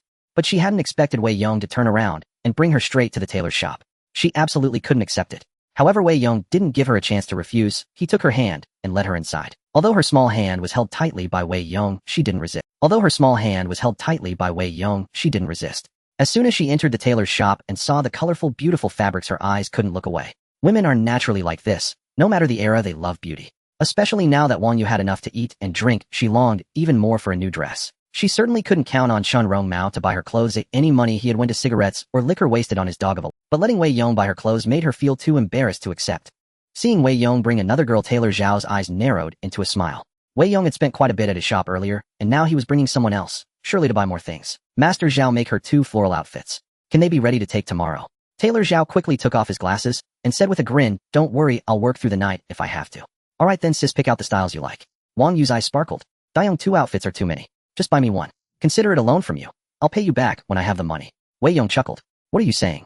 Buying clothes for you sis doesn't require a loan. 2 sets, one thin, one padded. Winter is coming so you need to stay warm. Wang Yu looked at Wei Yong, a complex expression in her eyes. Diong, you're so good to me. How can I ever repay you? Wei Yong remarked, sister, I bought you clothes not expecting anything in return. Wang Yu bit her lip and without refusing began browsing the store. Since Wang Yu wasn't getting married, she didn't choose red. Instead, she picked a floral dress and a flower-patterned cotton-padded jacket. In an era where everyone wore black and gray, such floral attire stood out vividly. After Tailor Zhao took Wang Yu's measurements, Wei Yong paid a total of 15 yuan. A simple single-layer garment wouldn't have been this expensive, but Wei Yong had asked Zhao to stuff plenty of cotton into Wang Yu's jacket. Winter was approaching, and without a windproof coat the cold would be unbearable. Wei Yong didn't mind spending money on Wang Yu. After all, thanks to her, he had upgraded his system considerably. Just as Wang Yu finished selecting her clothes, Wei Yong suddenly heard a familiar sound. Wang Yu's satiety 5. Experimental field growth rate 5. Wei Yong found it surprising. Normally satiety should only increase with food, so feeding Wang Yu nutritious meals to boost her satiety was understandable. But buying her clothes also increasing her satiety was an unexpected delight. By now, raising satiety had become increasingly difficult. Both Wang Yu and his wife had satiety levels over 50, making further progress challenging. However, he now realized that changing the approach might work. As long as he fulfilled their desires, not necessarily through food, satiety could still increase. Those 2 outfits were a steal.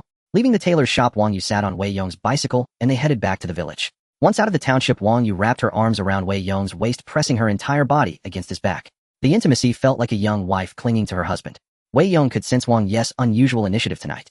Since it benefited him, he didn't stop her. She could hold on. As they neared the village and approached the small stream, Wang Yu suddenly said, alright Diong, just drop me off here. They'll walk. They hadn't arrived together, and returning together might invite gossip. Okay sister, you go ahead. They'll wait a bit before heading back. Wang Yu suddenly said, Diong, close your eyes. I have something. Wei Yong was taken aback. Sister, why are you being so polite? He obediently closed his eyes. After a few seconds, a faint sweet fragrance wafted over. Then cool lips gently brushed against his cheek. A soft peck, fleeting and light. This tender kiss made Wei Yong snap his eyes open. But Wang Yu, as if she had planned it, turned and fled immediately. Her face burned with heat, as she never imagined she'd be so bold as to kiss Wei Yong so close to the village. If anyone saw them, their relationship would be impossible to explain. Today, Wei Yong's gift of clothes stirred guilt and gratitude in her, and she didn't know how else to repay him. So she chose this way. Would Wei Yong overthink it? Besides, they both had families. Even if he did, nothing would come of it. Thinking of the 2 outfits today, Wang Yu felt a sweetness in her heart. Though her own husband was terrible, there was still a man in this world who cared for her. The happier she grew, the more she blushed as she entered the village. Just as she stepped in, she saw Chun Rongmao waiting at the entrance. Without a word, she walked briskly past him. Chun Rongmao, seeing his wife return, immediately asked impatiently, wife, where are my cigarettes? Wang Yu had been in a good mood, and Chun Rongmao's late-night wait at the village entrance seemed considerate. But his first words revealed that he cared only about his cigarettes, not her. Her anger flared, and she pulled 2 packs from her pocket, hurling them at him fiercely. Here are your damn cigarettes. Don't talk to me anymore. I'm sick of you. Chun Rongmao quickly picked up the packs from the ground, ignoring Wang Yu, and lit one, puffing away. He knew she was angry but couldn't guess why. His craving was too strong to bear. He'd soothe her later at home. No matter how furious Wang Yu got, he could always placate her. As he finished his cigarette, Wei Yong rode into the village on his bike. Chun Rongmao, his craving satisfied, felt great. Spotting Wei Yong, he greeted him cheerfully, Diong, you're back. If I'd known you were going to the township, I'd have had my wife wait and hitch a ride with you. Wei Yong chuckled, inwardly thinking, your wife not only hitched a ride, but also gave me a kiss. Is that so? Next time just have sister you find me. No need to be polite. Wei Yong sneered at Chun Rongmao's smoking, then pedaled home. Entering the house, Qin Wei eagerly came to greet him. Seeing Wei Yong, she beamed, Diong, you're back. Without hesitation, he opened his arms, come here, let your man cherish you. Qin Wei blushed and fell into his embrace. He lifted her chin and kissed her fiercely. Embarrassed, she tapped his chest with her little fist. You're so annoying. Seeing his eagerness, she knew tonight would be restless. Having touched Xue Yan's hand and thigh earlier and been kissed by Wei Yong was already stirred. He was about to carry her to the bed when Qin Wei quickly said, wait, let me tell you something important first. Wei Yong grinned, slipping his hand into her clothes to check the nursery. What could be more important than this? Qin Wei shivered. Big brother-in-law died yesterday. Wei Yong froze. Yesterday? Yes, he passed away last night and was buried. Wei Yong nodded. He'll go pick up big sister tomorrow. Qin Wei agreed. Father sent word. He wants her to come quickly to avoid complications. Her hometown seems to be in a bad state. After settling, her father will return to his hometown. Wei Yong sat up promptly. All right, the bed can wait. He'll go find the village chief and arrange the escort team for tomorrow. Though eager to share the calm with his wife, the matter of fetching his sister-in-law tomorrow was more pressing. Wei Yong hurried to the village head's home. Zhao Long and Zhao Fifan were about to retire for the night, but upon seeing Wei Yong, they promptly rose to receive him. Daong is here. Wife, quickly make Wei Yong a cup of sweetened water. Only Wei Yong could receive such treatment. White sugar was a precious commodity. Had it been anyone else, the village head would not have been so generous. Zhao Fifan also offered a cigarette. Daong, what brings you here so late? Auntie, no need to bother. I don't need the sweet. Wei Yong accepted the cigarette from Zhao Fifan, lit it, and spoke directly. My wife's elder sister's husband has died. My father-in-law wants me to take her in and support her. I plan to arrange a bridal procession to bring her over tomorrow. Though it's not a wedding, I want it to be a grand affair. So I came to ask Uncle Zhao and you all for help. Zhao Long and his son laughed upon hearing this. This is a joyous occasion. All right, leave it to me to organize. In those years, taking in a sister-in-law was quite common, especially during famine years. One might think having an extra wife, but not everyone had that luxury. An extra person meant an extra mouth to feed, and a woman was hardly considered a lady. Coupled with years of drought, the land yielded nothing, and no family had surplus grain for another person. So upon hearing of this arrangement, others could only envy Wei Yong's good fortune. Wei Yong took out 20 yuan from his pocket and handed it to the village head. Uncle Zhao, I can't have everyone help for nothing. Use this money to buy some cigarettes and wedding candies for everyone. Zhao Long initially wanted to refuse, but knowing Wei Yong was not short of money and wanted a grand spectacle, he said, all right, don't worry. Do you want me to find a horse-drawn cart for tomorrow? Wei Yong shook his head. No need, uncle. I bought a bicycle. Tomorrow you all wait for me at Xiaoxi village. They'll go to the township to pick up the items. All right, rest assured. Leave the rest to me. The village head's influence in the village was considerable, and the bridal procession was sure to be lively. Moreover, Wei Yong was generous, having given 20 yuan, which would certainly cover wedding candies, cigarettes, and firecrackers. A feast was unnecessary since it wasn't a formal wedding, and besides, who could afford a banquet in these times?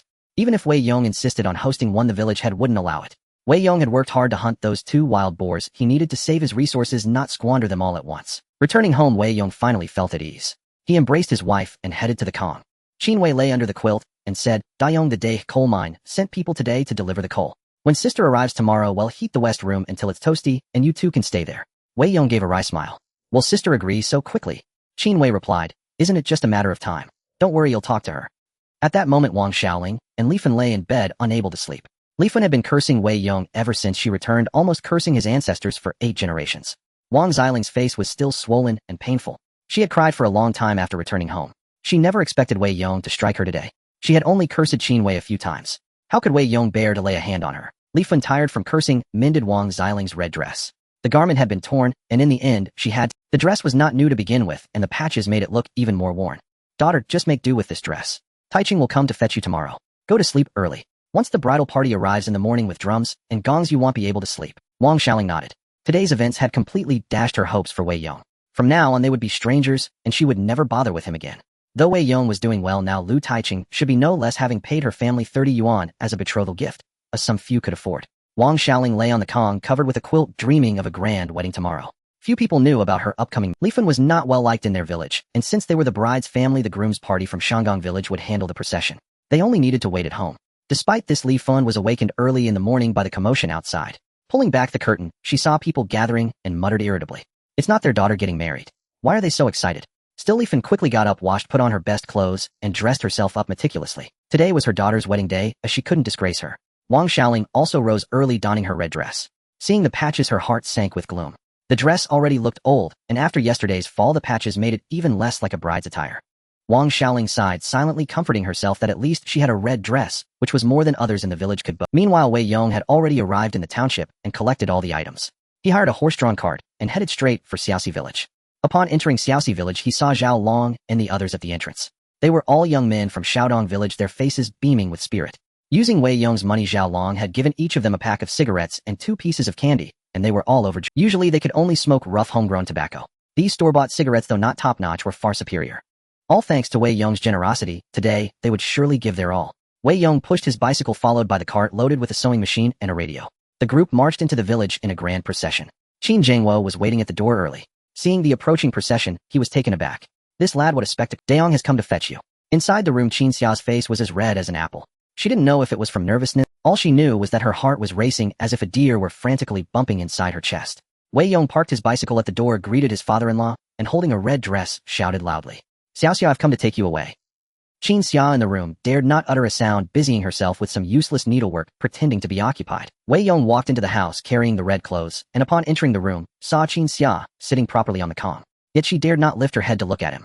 Although Qin Xia pretended to be composed, Wei Yong could tell she had made a special effort to dress up today. Her hair was washed clean, and her little face was exquisitely fair and tender. "Xiao, I've come to take you away. Change into these clothes and come with me." Wei Yong placed the clothes on the com. Qin Xia bit her lip and said, "Why buy this red outfit? Such a waste of money." Wei Yong chuckled. "How can spending money on you ever be a waste? Change your clothes, he'll wait for you at the door." Since they had not yet consummated their marriage, Wei Yong knew Qin Xia would be too shy to change in his presence, so he tactfully. Qin Xia hugged the red clothes to her chest, her fingers gently caressing the soft fabric. Wei Yong had thoughtfully added cotton padding to the outfit, so she could wear it now, and when winter came she could layer another piece underneath and continue wearing it. Qin Xia kept stroking the new clothes, her little face flushed. Wei Yong and the others stood at the door smoking celebratory cigarettes and chatting while they waited. Many villagers from Xiaoxi village came to watch. Wei Yong was very generous, handing out cigarettes to the men and a few pieces of wedding candy to the women. Some who had been jealous of Qin Xia's situation and wanted to sneer found their mouths stopped by the gifts Wei Yong gave. One by one they all greeted him with smiles and words of blessing. Qin Wei patted Wei Yong on the shoulder and said, "Dayong, after you take Xia home, come by again tomorrow. I have something." Qin Wei's expression was somewhat serious. Wei Yong nodded, assuming his father-in-law was about to return to his hometown and had some matters to entrust. Just as he finished his cigarette, Qin Xia emerged from the room. Dressed in this vibrant red new outfit, her beauty instantly captivated everyone's attention. Qin Xia was naturally radiant. With just a little grooming, she was stunningly beautiful. Now in this red attire, she made the men present swallow hard in admiration. Wei Yong was truly fortunate. Qin Wei was already beautiful enough, but Qin Xia's charm was even more outstanding. Wei Yong was extremely excited. Although Qin Xia had been married before, they were unaware that she was still an untouched, such a beautiful wife. Her first husband had never enjoyed her, leaving Wei Yong to reap the benefit. As Qin Xia stepped out, Zhao Fifan lit the firecrackers. Amidst the crackling sounds and the crowd's cheers, a blushing Qin Xia sat on the back seat of Wei Yong's bicycle. Tailor Zhao had specially made a cushion for Wei Yong the day before and placed it on the bicycle's rear seat, making it less Qin Xia sat on the soft cushion, her little face flushed, looking incredibly beautiful. Though the occasion was grand, it wasn't a real wedding, so the crowd didn't tease them too much. Wei Yong pushed his bicycle followed by a group of people, and they left Xiaoxi village in a grand procession. Seeing the sewing machine and radio on the cart along with Wei Yong's bicycle, the villagers of Xiaoxi village were filled with, "Old Qin, your son-in-law, is really something. He's got the 3 rounds and 1 ring altogether, hasn't he?" "Definitely. Haven't you seen the watch on Wei Yong's wrist? Xiao must have one too. Old Qin is so blessed. In all these villages around, I've never heard of anyone getting all 3 rounds and 1 ring. Old Qin's 2 daughters are going to enjoy a good life." Listening to the chatter, Qin Wei's old face beamed with a smile. On the day of Qin Wei's wedding, his face had been dark and stormy, his gaze wishing he could skin Wei Yong alive. But today was completely different. This son-in-law really brought him honor. Over in Xiaodong village, the villagers had already gathered at the yard gates waiting to watch the excitement.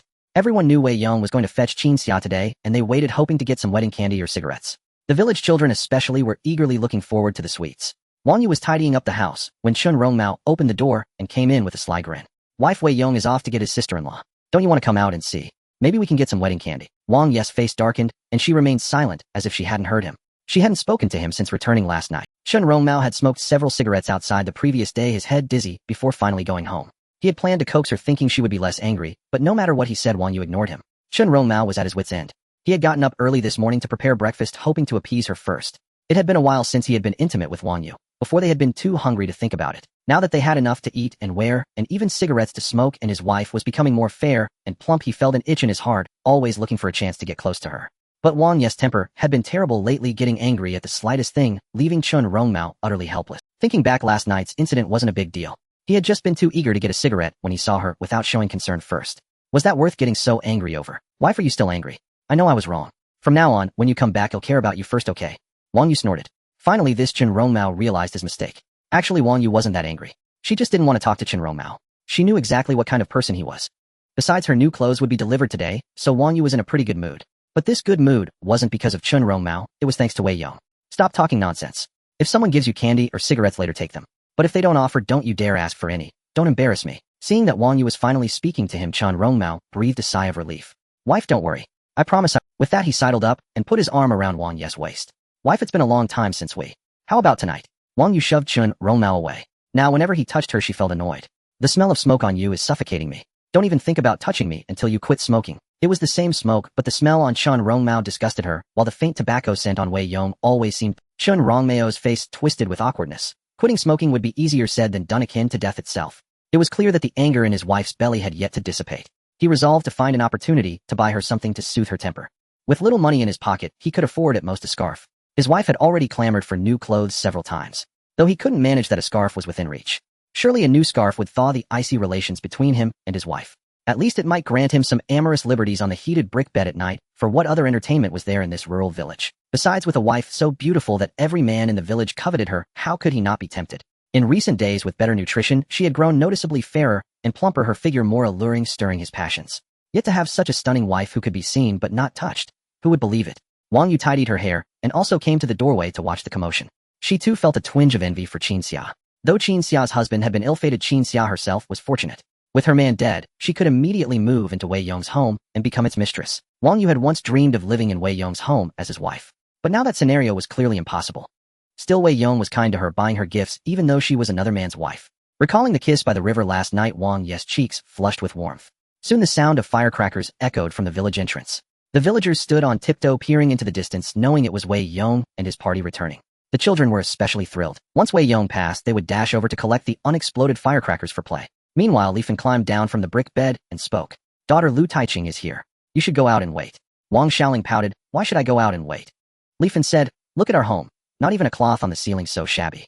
If your in-laws come and want, they look down on us. Wang Xiaoling frowned, surveying the dilapidated and dirty house. It was indeed true. Li Fan was also lazy and rarely cleaned, making the place embarrassing to show. Alright, I'll wait outside then. If the in-laws saw this, they would surely despise her after she married in. Wang Xiaoling straightened her clothes, smoothed her two thick braids, stepped out to the gate, pushed open the fence door, and waited. Seeing Wang Xiaoling emerge, Widow Zhang from across the street asked, Xiaoling, why are you dressed so prettily today? Wang Xiaoling smiled shyly. My man is coming to fetch me, so of course I want to look nice. Widow Zhang was taken aback. Your man is coming for you. Which one? Wang Xiaoling replied, Lu Taiqing from Shang. Widow Zhang finally realized. Oh Xiaoling, you're getting married today, aren't you? Look at me, I completely forgot. Li Fan had told the villagers about Wang Xiaoling's wedding, but since they disliked Li Fan, no one remembered. Widow Zhang's words jogged everyone's memory. But weren't the firecrackers just now for Wei Yong? Could Lu Taiqing from Shangang village afford such a grand display? Seeing the villagers fall silent, Wang Xiaoling felt a surge of defiance. It seemed they all looked down on her. Soon she would show them how well she was marrying. After all, Lu Taiqing had paid a betrothal gift of 30 yuan. How could he be short of money? The firecrackers finished. Wei Yong pushed his bicycle, followed by a horse-drawn cart, and the wedding procession marching in with great fanfare. Spotting the bicycle from afar, everyone grew wildly excited. A bicycle had come to Xiaodong village. Many children, seeing one up close for the first time, were thrilled. At the sight of the bicycle entering, Wang Xiaoling's face lit up with excitement. Forgetting her reserve, she raised her hand and waved in the distance, as if greeting someone. The villagers stared at her with strange expressions. Wasn't Wei Yong coming to fetch Qin Xia? What was Wang Xiaoling waving at? Could it be that Lu Taiqing was here for her? For a moment, no one could figure out what was happening. They all remained silent, watching the drama unfold. After a short while, the bicycle drew nearer. Besides the bicycle, the most conspicuous item on the cart was a sewing machine. Wow, is that a Butterfly brand sewing machine? And there's a radio too. That's the 3 rounds and a ring. What a grand display. I never thought our village would see such luxury. I'm so jealous. When I married you, I didn't get this treatment. Look at them. Comparing people only drives one mad. Seeing the sewing machine and radio, some were envious, while others began scolding their own husbands. The village men could only force awkward smiles, wishing they hadn't come out to watch lest their wives feel discontented. As the crowd drew closer, Widow Zhang suddenly shouted, It's Wei Yong. Only then did everyone see that the man pushing the bicycle at the front was indeed Wei Yong. On the back seat of Wei Yong's bicycle sat a beautiful woman in red, Qin Xia. The cart carried a brand new sewing machine and radio. Upon closer inspection, one could also see a lovely watch on Qin Xia's wrist. Zhao Long and his son walked beside the cart, holding 2 bags of wedding candies to distribute later. Seeing this, Wang Xiaoling's expression froze. She quickly lowered her waving arm, her face as sour as if she had swallowed something foul. Li Fan emerged from the yard beaming. I knew Taiqing was a capable boy putting on such a grand show. Daughter, you're in for a— As the mother-in-law, Li Fan should have waited inside. But the house was too shabby to let the in-laws in, and the excitement outside was irresistible, so she came out to see. Li Fan had a loud voice and wanted everyone to know how impressive her son-in-law was, so she shouted as soon as she stepped out. Widow Zhang sneered. Aunt Li, take a good look. Is that your son-in-law pushing the bicycle? Li Fan retorted. Nonsense, if it's not my son-in-law, is it your dead husband? Li Fan's tongue was sharp, and living across from Widow Zhang, they often bickered. After speaking, Li Fun turned to look and her face instantly darkened. How is it, Wei Yong? Wei Yong pushed the bicycle with Qin Xia seated on it looking immensely proud. Entering the village, Zhao Fanfan began tossing wedding candies to both sides. Children and adults scrambled on the ground, creating a lively scene. Qin Xia kept her head down, too shy to meet anyone's eyes. Yet a faint smile lingered on her face. What woman didn't wish for a grand and glorious wedding? Though this wasn't a marriage, Wei Yong's devotion filled her with genuine joy. As the bicycle passed Wang Xiling's gate, Wei Yong didn't glance at her, but continued straight ahead. Qin Xia, sitting sideways on the bike, faced Wang Xiaoling directly. She lifted her head, and her exquisite features, blissful gaze, and the brand-new beautiful red dress all fell into Wang Xiling's eyes. In that instant, a stark contrast formed between the two women. Without Qin Xia as a benchmark, Wang Xiaoling appeared rather attractive. But with Qin Xia beside her, Wang Xiaoling was instantly overshadowed. Qin Xia stood nearly 1.7 meters, her figure tall and well-proportioned with fair skin and delicate features rivaling Qin Wei in beauty. Adorned in a brand-new red dress with blue glass buttons and a small turn-down collar, she looked absolutely stunning. They had never seen such a beautiful garment before. Even if given a piece of red cloth, they could only produce something like one. With a few black buttons, a straight-cut style, and a Mao collar, it resembled a man's shirt. But Qin Xia's dress featured a turned-down collar, numerous decorative buttons, and a cinched waist, making it look like the Western-style suits worn by city dwellers. Compared to Qin Xia, Wang Xiaoling was nothing but a country bumpkin. Seated on the bicycle, Qin Xia raised her head, locking eyes with Wang Xiaoling. A faint smile curled at the corner of Qin Xia's lips, her gaze tinged with disdain. She knew who Wang Xiaoling was, having heard about her from her sister. How dare she set her sights on Wei Yong? Dream on. Wang Xiaoling stood there watching the bicycle and the horse-drawn cart carrying the sewing machine and radio pass by. Zhao Fifan tossed a handful of wedding candies, which struck her on the head. Before she could react, a group of children rushed over to snap. Jostled by the half-grown boys, Wang Xiaoling fell hard on her bottom, looking utterly disheveled. Li Fin's face turned the color of pig's liver, twisted with embarrassment. She had thought the grand procession was for Lu Tiqing's arrival, never expecting it to be that damned Wei Yong. How were they to know that Wei Yong was bringing his sister-in-law today? Had they known it would be today, they would have avoided crossing paths with him. Now they had made a complete fool of themselves. Widow Zhang chuckled. Aunt Li, I told you it wasn't your precious son-in-law, but you wouldn't believe me. You'll have to wait a while longer for him, so just be patient. Widow Zhang naturally seized the chance to mock her, making Li Fin pay for her earlier arrogance. Now wasn't she humiliated? Flushed with shame, Li Fin quickly helped her daughter up and retreated into the house. Wang Xiaoling was utterly devastated, moving like a zombie. Li Fin pulled her inside and tried to console her. Dear, don't be upset. Lu Tiqing will be here soon, and his procession will be even grander than this. Just wait. Wei Yong escorted Qin Xia into the house. Qin Wei was already waiting inside, too shy to go out and face the villagers' gossip, so she watched through the window. Seeing her elder sister enter, she was overjoyed. Zhao Fifan and the others carried the sewing machine inside, and then tactfully took their leave. Qin Xia entered the room and sat on the heated brick bed. Qin Wei scrutinized her from every angle, making her feel shy. What are you looking at, second sister? Haven't you seen me before? Qin Wei smiled.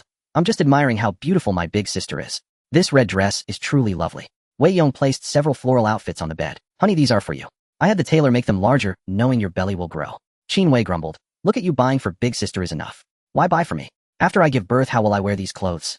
Even as she complained, Qin Wei stroked the new clothes, unable to suppress a smile. Wei Yong chuckled. After you deliver, I'll have the tailor alter them. Otherwise, if your belly gets bigger, you'll have nothing to wear. Wei Yong also gave Qin Wei her watch. Though he had brought Qin Xia over, he couldn't neglect his wife.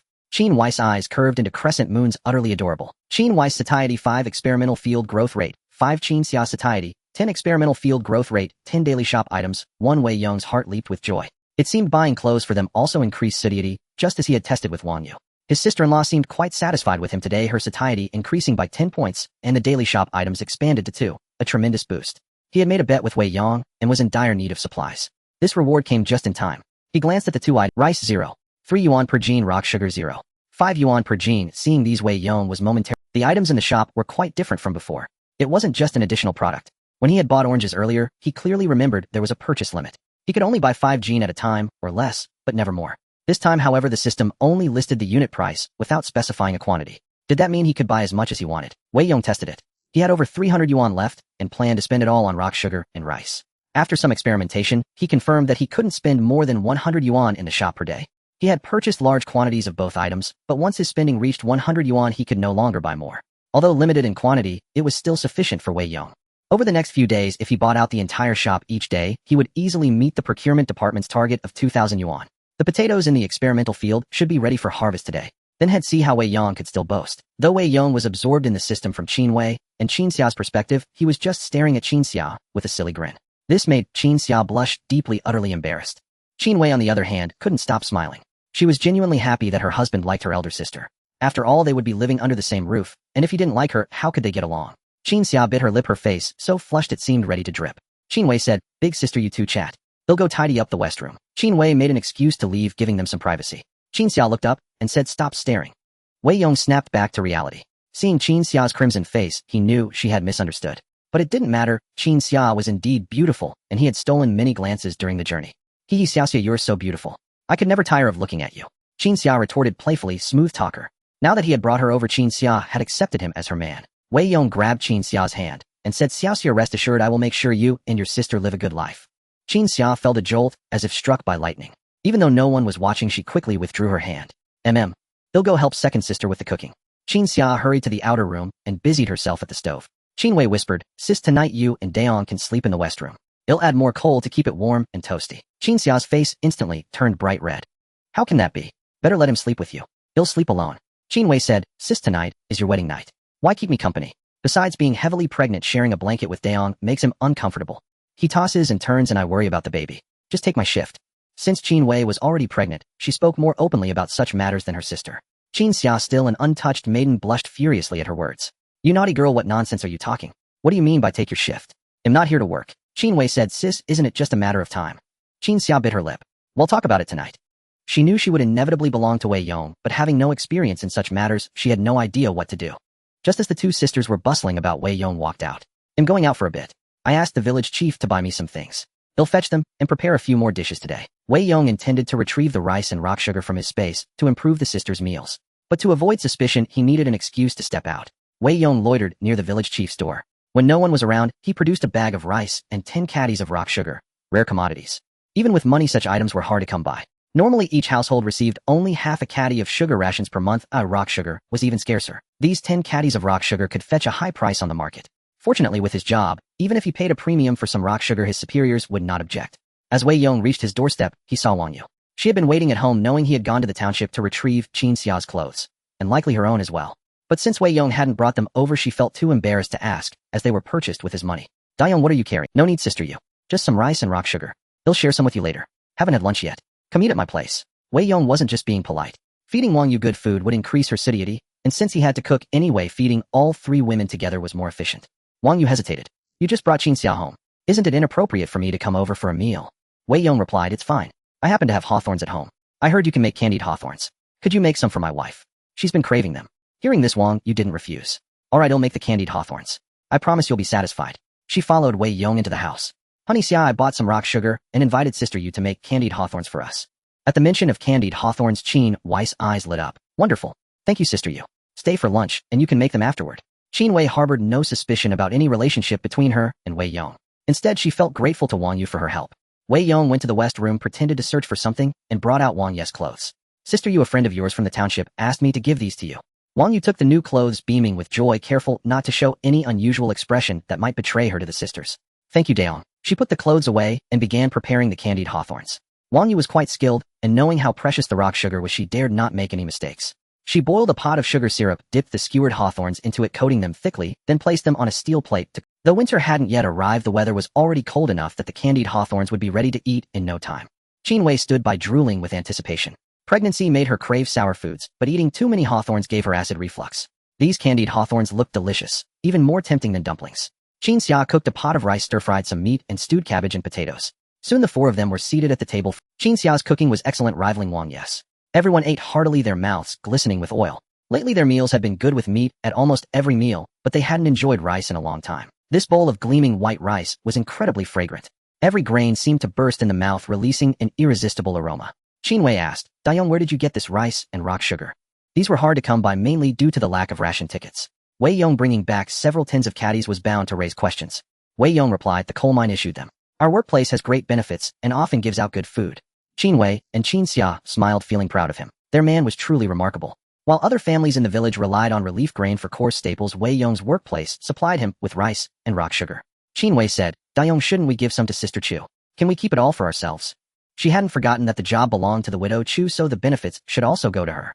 Wei Yong was taken aback. He hadn't expected Qin Wei to think of that after his casual lie. "No need to give her everything. He'll send some over later." Giving the widow Chu a gift wasn't a bad idea. It could be seen as a gesture to Li Ping. Wang Yu said, "I'll go with you." Entering a widow's home alone was somewhat improper, and since Qin Xia didn't know the widow Chu, having Wang Yu accompany him was better. After the meal, the candied hawthorns outside were ready. Wei Yong quickly gave one to Qin Wei to satisfy her craving. The first bite was sweet and sour, making her beam with joy. Qin Wei's satiety 3 experimental field growth rate. 3. Suddenly a notification sounded in Wei Yong's experimental field crops are ripe. Harvest. Wei Yong didn't hesitate and mentally commanded the harvest. In an instant the system space was filled with potatoes, radishes, and sweet potatoes. Potatoes were the most abundant. Seeing the large round potatoes in his space, Wei Yong was astounded. Having been a farmer all his life, he had never seen such perfectly shaped potatoes. Their quality was simply incredible. Moreover, his earlier estimate had been too conservative. The harvest from the experimental field far exceeded that of ordinary fields. Together the potatoes, radishes, and sweet potatoes weighed at least 6,000 caddies. Wei Yong was overjoyed. This experimental field was amazing. He was about to get rich. Selling 6,000 caddies of grain to the coal mine would net him at least 1,800 yuan. It seemed he wouldn't have to wait until the end of the month to exceed his quota. By then Wei Yong would no longer be just Wei Yong. He would be Director Wei. Wei Yong's potatoes, carrots, and sweet potatoes were of excellent quality. If they had grown them themselves before, even on a hectare of land, they would only have managed to produce a dozen or so such fine specimens. It could be said that Wei Yong's crops were the cream of the crop. They might even fetch a higher price. Qin Wei remarked, "Dayong, why are you grinning at my sister like that? There are strangers around, you should show some restraint." Qin Wei found it amusing. Recently Dayong had been grinning foolishly all the time, just as he had this morning. Wei Yong gave an awkward laugh. "It's just that Xiaoxia is so beautiful." He didn't bother to explain. Let them misunderstand if they wished. After all, he often found it hard to tear his gaze away from Qin Xia. Qin Xia, however, kept her head down and focused on her meal, not daring to look up at Wei Yong. If he was like this in broad daylight, what would he be like at night? Would he devour her whole? The more she thought about it, the more frightened she became. She had heard from her younger sister that it was excruciatingly painful, a piercing agony. Given Wei Yong's robust build, it would surely be even more painful. Wang Yu remarked, "Xiaoxia was quite the spectacle today. The whole village turned out to watch." Qin Wei added, "Only one household didn't come out. The one across from us." Wang Yu was taken aback for a moment, then chuckled. It's only natural they wouldn't show up. Qin Wei was curious.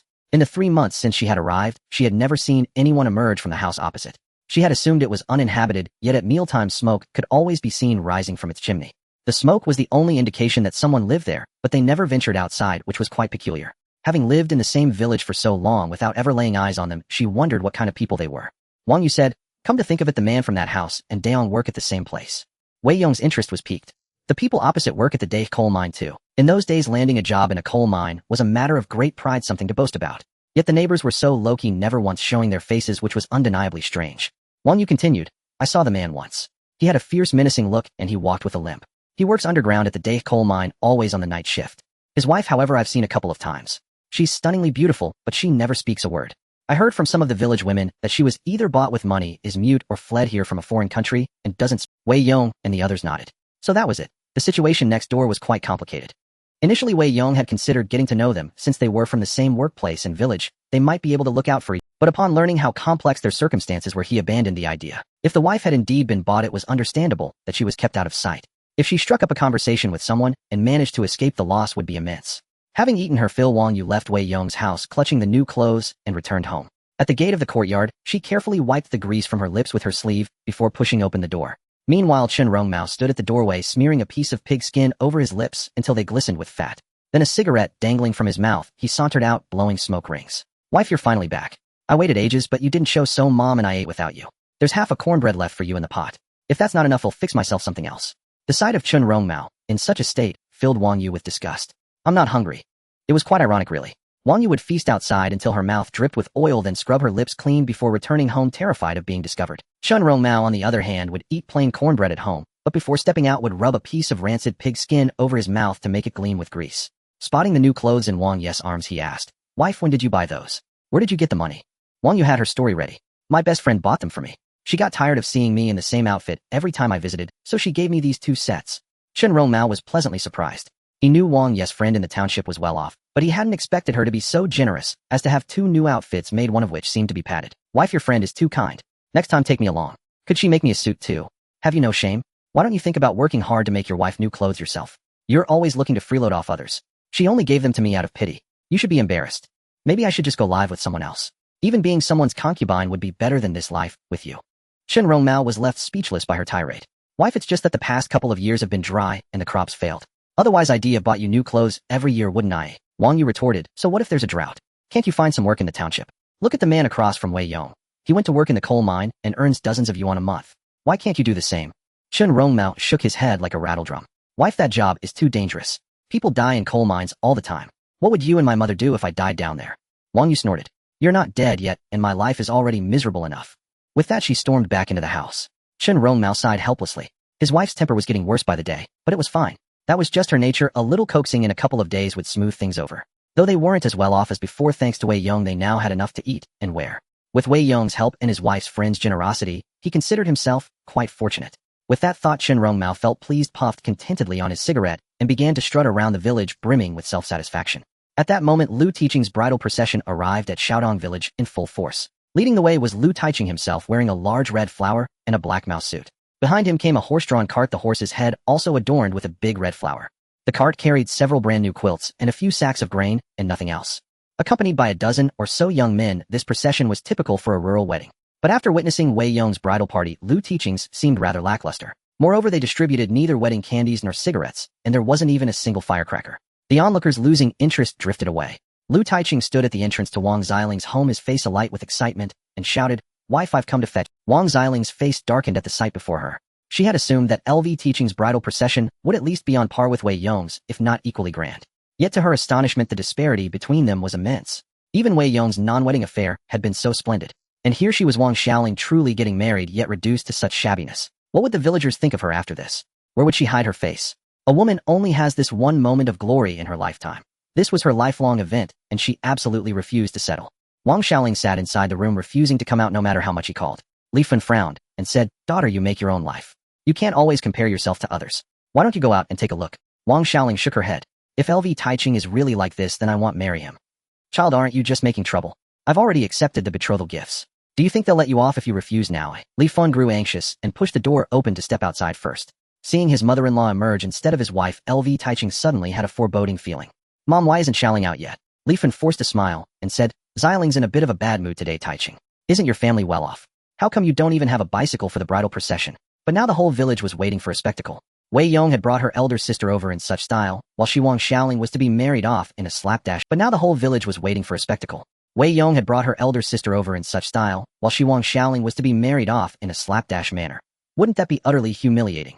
LV Taiching's expression turned awkward. "Mom, times are hard now. I'm trying to save where I can. Besides, bicycles aren't easy to borrow. Nobody in our village owns one." Li Fen looked at the meager bedding on the cart and sighed. "Xiaoling cares about face. The 3 rounds and 1 ring. You don't even have 1 round." LV Taiching's face fell. None of those items, the 3 rounds and 1 ring, were cheap.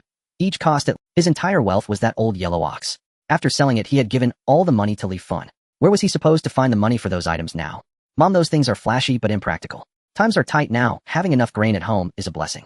Please let Xiaoling come out quickly, or we'll miss the auspicious hour." Li Fen nodded helplessly. No matter what, things had come to this, and she had to let her daughter marry. The pomp of the wedding wasn't important. There were still long days ahead, and living well was what truly mattered. Most crucially, Li Fen had already taken the money. Now she just wanted to get her daughter married off, quickly fulfilling one of her own wishes. Li Fen returned to the room and tried to persuade Wang Xiaoling, but no matter what she said, Wang Xiaoling refused to go out. Meanwhile, the bridal procession outside was growing impatient. The auspicious hour had already passed, and any further delay would be inauspicious. What's more, the groom was already at the doorstep to pick up the bride. What did it mean that she still wouldn't come out? Li Fen grew angry as well and slammed the table. "Wang Xiaoling, I'm telling you, a married daughter is like water spilled. Get out here now, or he'll let them come in. Then don't blame me if you're embarrassed by how shabby this house is." Wang Xiaoling sat on the Kong in silence. Li Fen, grinding her teeth in fury, turned and strode out, opening the door to let LV Taiching and his party in. "Kitchen, go in and talk to Xiaoling yourself." LV Taiching nodded and hurried into the room. As soon as he entered, he saw Wang Xiaoling sitting on the Kong with a displeased look. LV Taiching put on a smiling face. "Honey, let's go quickly. The auspicious hour has passed. If you're not satisfied with anything, I'll make it up to you later." Wang Xiaoling said, "I don't want anything else. I just want a bicycle to pick me up. Without a bicycle, I'm not going anywhere." LV Taiching was as anxious as an ant on a hot pan. "Xiaoling, aren't you just making things difficult for me?" At that moment, LV Taiching's sister LV Fong stepped forward and said, "Xiaoling, stop making a scene. Everyone's waiting for you. If you keep this up and delay the hour, it won't be good for either of you." Wang Xiaoling shot a glance at her sister-in-law and snorted. "I've made myself clear. If there's no bicycle, you can all go back." LV Fong clenched her fists, ready to flare up, but remembering it was her brother's wedding day, she held back. She pulled LV Taiching into the yard to discuss in low voices. "Look at the wife you've chosen. She's so demanding. She's already gotten 30 yuan, and she's still not satisfied." LV Taiching knitted his brows, looking frantic. "Forget it, sis. It's useless to talk about this now. I have a friend in Zidongton. He'll go ask." LV Taiching walked out and immediately ran into Chun Rongmao, who was strolling through the village with greasy lips and a cigarette dangling from his mouth. "Brother, do you know where Wei Yong lives?" Chun Rongmao pointed behind him. "Sure do. Wei Yong and I are good brothers. His house is right over there." Now that Wei Yong was doing well, Chen Rongmao had to bask in his reflected glory. Being able to call Wei Yong a brother, LV Taiching quickened his pace upon hearing this. Arriving at Wei Yong's doorstep, he called out a few times before Wei Yong emerged from the room. Seeing LV Taiching, he was surprised. Brother Taiching, what brings you here? Truth be told, LV Taiching was a decent fellow. If not for him, Wei Yong would never have had the chance to work at the day coal mine. Moreover, buying his ox and cutting out a piece of bezoar had given Wei Yong quite an advantage, so he held a favorable. LV Taiching said anxiously, Dayong, I came to pick up Xiaoling, but she refuses to go with me unless I use a bicycle. Could you lend me yours? Wei Yong was taken aback, then opened the door and pushed the bicycle out. Brother Taiching, use it. Dayong, am so grateful. When I get back to the township, I must treat you to a drink. Sure. Wei Yong didn't refuse such a small favor. LV Taiching pushed the bicycle beaming with joy as he returned to Wang Xiling's house. As soon as he entered the gate, he called out loudly, Xiaoling, I brought a bicycle to pick you up. Wang Xiaoling glanced out the window and saw that LV Taiching had indeed arrived with a bicycle. Her expression softened a little. After much cajoling, LV Taiching finally managed to get Wang Xiaoling out. She sat on the back of the bicycle, and LV Taiching, relieved, pushed her out of the yard. Li Fan happily saw her daughter off. But just as they reached the gate, Widow Zhang, arms crossed, remarked, Oh, isn't that Wei Yong's bicycle? It's been busy picking up one after another. Wang Xiling's face instantly changed. This is Wei Yong's bicycle. Her bottom felt as if it had been pricked by needles, and she jumped straight off the bicycle. After a careful inspection, this bicycle indeed seemed to be the very one Wei Yong had been pushing earlier, a Phoenix brand new and the only one of its kind in their village. Li Fan shot a furious glare at Widow Zhang, cursing her loose tongue. Lu Taiching said, Xiaoling, I borrowed this from Wei Yong just now. Wang Xiling's face darkened. I can ride anyone's bicycle, but not Wei Yong's. She didn't care that the bike was borrowed, but she absolutely refused to borrow it from Wei Yong. If she rode Wei Yong's bicycle into Lu Taiching's home, she felt she would live the rest of her life under Wei Yong's shadow. Lu Taiching stamped his foot in frustration. Xiaoling, what do you mean by this? A bicycle is a bicycle, and this one is practically new. In such a short time, I can't borrow a bike from anywhere else. Wang Xiaoling stood at the door, refusing to budge. I told you I'm not riding Wei Yong's bicycle. Lu Taiching was starting to get angry. On this happy day, why did this woman have to make such a fuss? Wang Xiaoling, are you going to marry me or not? I've already given you 30 yuan as a bride price. What more are you making a scene about? Hearing this, Wang Xiaoling gritted her teeth. Fine, you gave me 30 yuan. That's a decent bride price. But if you can afford 30 yuan, why is the wedding so shabby? Aren't you just trying to humiliate me? Lu Taiching had lost his patience. Wang Xiaoling, I'll be honest with you. Everything I own is worth 30 yuan, and I got that by selling my sick old ox to Wei Yong. I'm not a wealthy man. If you marry me, I can only promise you'll have enough to eat and warm clothes. If you insist on such vain things, I can't provide them. Give me a straight answer today. Are you marrying me or not? If not, give me back my 30 yuan, and I'll leave right now. Lu Taiching was an upright young man. With 30 yuan as a bride price, he could happily marry any girl from any. But Wang Xiling's repeated tantrums irritated him. If he married her, would she cause a scene every few days? If so, Lu Taiching couldn't bear it. Hearing his words, Wang Xiling's eyes widened. What did you say? That 30 yuan came from Wei Yong too. Yes, I sold my old ox to him. Lu Taiching, unaware of the grudge between Wang Xiaoling and Wei Yong, answered honestly. Wang Xiaoling was on the verge of collapse. Every aspect of her wedding was tainted by Wei Yong. Thank goodness she had asked. If she had left with Lu Taiching, she would never hold her head high again. Lu Taiching, I'm not marrying you. Leave. Lu Taiching was furious. Fine, if you want marry, then don't. Don't think I'm that desperate. Aunt Li, give me back the 30 yuan. Li Fan was terrified. That 30 yuan was her retirement fund, her lifeline. If she had to give it back, she wouldn't survive. Xiaoling, stop making a scene and go with Taiching. I'm not going. With that, Wang Xiaoling turned and went into the house, locking the door tightly. No matter what Li Fan said, Wang Xiaoling acted as if she hadn't heard. Lu Taiching had completely lost interest in her. Lu Fang said, with that attitude, she wants to marry into the Lu family. How ridiculous. Old Mrs. Li, hand over the money now, or don't blame us for being rude. Do you think the young men of the Lu family are pushovers? Old Mrs. Li, hand over the money now, or don't blame us for being rude. Do you think the young men of the Lu family are The Lu family's wedding party surrounded Li Fan. Normally, if people from another village clashed with someone from Xiadongtan, the villagers would come to help. But old Mrs. Li Fan had a terrible reputation, and they were clearly in the wrong, so even though the villagers heard the commotion, no one came to help. Even the village chief stayed out of it, let alone the others. Frightened by Lu Fang and the others, Li Fan quickly covered the pocket of her jacket. 2 safety pins were fastened to the pocket, clearly hiding the money inside. Lu Fang was not one to hold her temper. After a day of frustration, now that the wedding was off, she needed to vent. Old Mrs. Li, stop hiding it and hand over the money. The groom's party pinned Li Fan to the ground, forcibly pulling the 30 yuan from her pocket, tearing her jacket in the process. With the money taken, Li Fan sat on the ground wailing.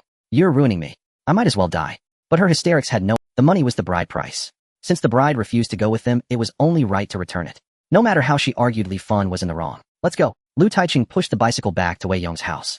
Wei Yong stood in the yard, having witnessed what happened. Brother Taiching, what happened? Lu Taiching sighed. I don't ask. The wedding's off. Wei Yong said, Brother Taiching, if it's off, it's off. There are plenty of other fish in the sea. And honestly, I don't think she was good enough for you. Wei Yong had wanted to say this all along, but seeing them so devoted to each other, he didn't want to dampen Lu Taiching's spirits. Now that it was over, Wei Yong could finally speak his mind. Lu Taiching gave a bitter smile. Thanks for the comfort, brother. Anyway, I owe you one for lending me the bike. They'll treat you to— No problem. Lu Taiching and his family turned back and left. Qin Wei came out frowning. Dayong, what's wrong with Wang Xiaoling? She agreed to marry, so why did she back out? No one wanted Wang Xiaoling to marry more than Qin Wei. Most of Wei Yong's past mistreatment of her stemmed from Wang. Sometimes she still dreamed of Wei Yong beating her and trying to sell her off to marry Wang Xiaoling. If Wang Xiaoling got married, she could finally rest easy. But now this woman was causing trouble again. Could she still be pining for Wei Yong? Wei Yong shrugged. Who knows what she's thinking? Forget about her. Let's go inside and have some candied hawthorns. Qin Wei nodded, still a bit worried. But at least she wasn't alone now. With her elder sister, the two of them together could surely outshine Wang Xiaoling. Her elder sister in that red dress was far more beautiful than Wang Xiaoling. After cleaning up the kitchen, the sky was growing dark. Qin Wei yawned and said, I'm sleepy. I'm going to bed. Dayong, I've put your pillow and bedding in the west room. I'm locking the door now. With that, Qin Wei went into the room and locked the door, leaving Wei Yong and a blushing Qin Xia. Qin Xia naturally understood what this girl meant. Earlier in the day, she had mentioned creating an opportunity between her and Wei Yong. Yet she hadn't expected her to be so direct. Now that she had locked the door, Wei Yong certainly couldn't return home. It was a cold winter night, so how could they let him stay outside? Qin Xia blushed and retreated directly to her room, closing the door behind her. However, she didn't lock it. Hearing that Qin Xia hadn't locked the door, Wei Yong smiled, pulled it open, and stepped inside. Meanwhile, Li Fan had been wailing and lamenting in her room for a long time. The loss of the 30 yuan after having it in her grasp felt like a knife twisting in her heart. But no matter how she cried and made a scene, Wang Xiaoling acted as if she hadn't heard a thing. She had made up her mind. She would never marry Lu Taiching. Exhausted from crying, Li Fan looked at Wang Xiaoling and said helplessly, Daughter, what exactly do you want? Wang Xiaoling suddenly began packing her belongings, and within half an hour she had gathered all her things. Mom, I'm going to the city. What? What are you going to do in the city? I'm going to work in the county town. Li Fan immediately became displeased. Daughter, you haven't even figured out the township. How dare you go to the county town? There are all kinds of people in the county town, they might sell you off without you even knowing. But Wang Xiaoling's gaze was unprecedentedly resolute. I have to go to the county town. I want to make something of myself. I want a better life. Li Fan said, Daughter, plenty of people want a better life, but going to the county town doesn't guarantee it. To put it bluntly, even Lu Taiching looks down on you over such a small matter. Do you think some big boss in the county town would want you? Hearing this, Wang Xiaoling wasn't angry. Instead, it only strengthened her resolve. It's not like I have to marry a city man to have a good life. I can rely on myself. Li Fan said, Daughter, you have lofty ambitions, but a meager fate. You weren't born to wealth and glory. Isn't a peaceful life good enough? Hearing this, Wang Xiaoling, furious, grabbed her bundle and stormed out of the house without looking back. Li Fan sat in the room and burst into loud sobs again. Not only had she lost the bride price, but now her daughter was going to work in the county town, leaving her alone. How was she supposed to get by? Wang Xiaoling stepped out of the house. It was already late, nearly winter, with temperatures approaching freezing at night. A biting wind whistled through her red clothes, chilling her to the bone and making her shiver. Yet despite this, she walked steadfastly toward the township. She wanted to leave this place to live a life better than anyone in the village and to surpass Wei Yong. At that moment, Wei Yong was lying on the warm calm. The stove burned coal, providing far greater heat and duration than firewood. Qin Xia lay on the kang's edge, and despite the already high temperature, she wrapped herself tightly in the quilt. She kept her eyes tightly shut, not moving a muscle. Wei Yong quietly crept closer, trying to slip his hand into her bedding. But Qin Xia flinched as if shocked, her body stiffening and becoming rigid. Wei Yong said, Xiaoxia, are you alright? Qin Xia shook her head, but still refused to open her eyes. Wei Yong reached his hand into Qin Xia's bedding again and touched her small hand. Qin Xia said nervously, What are you doing? Nothing, you'll just rub against it without going in, Wei Yong said, then slipped into Qin Xia's bedding. You liar. When Wei Yong opened his eyes, Qin Xia had already prepared breakfast. The weather was growing colder, and Wei Yong reluctantly crawled out of bed to wash up. Meanwhile, Qin Wei and Qin Xia were whispering in the outer room. Big sister, you were quite loud last night. Did it hurt? Qin Xia blushed and said, What do you think? It hurt like crazy. Dayong lied, saying he wouldn't come in, but then. Qin Wei chuckled and said, That's right. With you around, at least Dayong won't torment me. One round with him now nearly kills me. Dayong is all yours for these next few days. Don't refuse. If something happens to my belly, can you bear the responsibility? Qin Xia bit her lip and said, Then you have to let me get used to it. If he comes every day, how can I get any work done? Qin Wei said helplessly, Then you'd better hurry up and get used to it. I can still handle Dayong for a while, but once my belly gets bigger, I'll have to sleep alone. Besides, it only hurts the first couple of times. After that, you won't feel a thing. Qin Xia blushed and nodded, lost in thought. Alright, I understand. He'll try again with him tonight. After breakfast was ready, Wei Yong wolfed it down. Wife Xiaoxia, I need to head to the coal mine early today. After I get back from the mine, I'll take Xiaoxia to see Dad. Earlier, Qin Zhangwo had asked him to come by. Wei Yong dared not forget his father-in-law's request, but today he had to go to the coal mine to humiliate Wei Yong, so he would visit his father-in-law after that was settled. Both sisters nodded obediently. With Qin Xia at home to look after Qin Wei, he felt much more at ease. Wei Yong hopped on his bicycle and soon arrived at Dave coal mine. Brother Yong, you're here so early. The one greeting him was Xiao Li from the security department at Dave Coal Mine. This same Xiao Li had once barred him from entering, but now seeing Wei Yong coming and going with mine director Zhao addressing each other like brothers. His attitude toward Wei Yong had naturally changed significantly. People are all snobbish since Wei Yong was so close with director Xiao Li naturally wanted to curry favor. Wei Yong handed Xiao Li a cigarette and chatted with him at the entrance for a bit. The more friends, the more paths. Who knew when he might need Xiao Li's help? After a few words, Wei Yong first went to the warehouse, then returned to the office. In the procurement department, several people looked at him with amused expressions. Ever since Wei Yong arrived at the office, all he did was sleep or smoke, showing no respect for his superiors. If Director Wei wasn't going to make things difficult for him, who else would he target? Once Director Wei arrived today, there was sure to be another show. Yesterday, a problem arose in the mine's cafeteria. Some workers had argued because the cook served too little food. These underground miners relied on their strength. If they couldn't eat their fill, how could they work? But the cafeteria cook was in a tough spot too. There wasn't enough grain. If he gave too much to one person, those behind would go without, leading to further conflict. The mine's leadership took this matter very seriously and put pressure on the procurement department to urgently complete this month. When Director Wei arrived, he would surely make an example of Wei Yong. After all, Wei Yong had boasted that he alone would handle the entire procurement department's targets, making it excusable for others to sit idle in the office. Who told Wei Yong to love showing off like that? But they ought to thank Wei Yong for it. Was precisely the issue he had caused earlier, at least Noodle House, that provided someone to bear. Once the mine's leadership started laying blame, everyone would surely shift it onto Wei Yong. If this month's targets weren't met at that moment, however, Wei Yong was clearly oblivious to the matter. He sat with his legs crossed, smoking a cigarette, pouring himself a cup of tea, and idling away the time with his eyes closed. A few minutes later, a fragrant breeze swept in from behind. Without even opening his eyes, Wei Yong knew it was Xue Yan. He quickly put his legs down, stood up, and greeted her with a smile. Don Jiao is here. Xue Yan frowned slightly, speaking nervously. Why are you still here? Don't you know several big leaders are in a meeting today? If you don't meet this month's targets, the leadership will definitely come down on you. Wei Yong shrugged. I hadn't heard. Xue Yan sighed helplessly. Forget it, come with me. Hide out in my office. Without waiting for Wei Yong's agreement, Xue Yan grabbed his hand and pulled him out. He had meant to say it was fine, but the softness of her hand made him follow her out, as if spellbound. He had to admit, Xue Yan's hand was incredibly soft. He couldn't bear to let go. Only after entering her office did he reluctantly release it. Xue Yan said, look at you.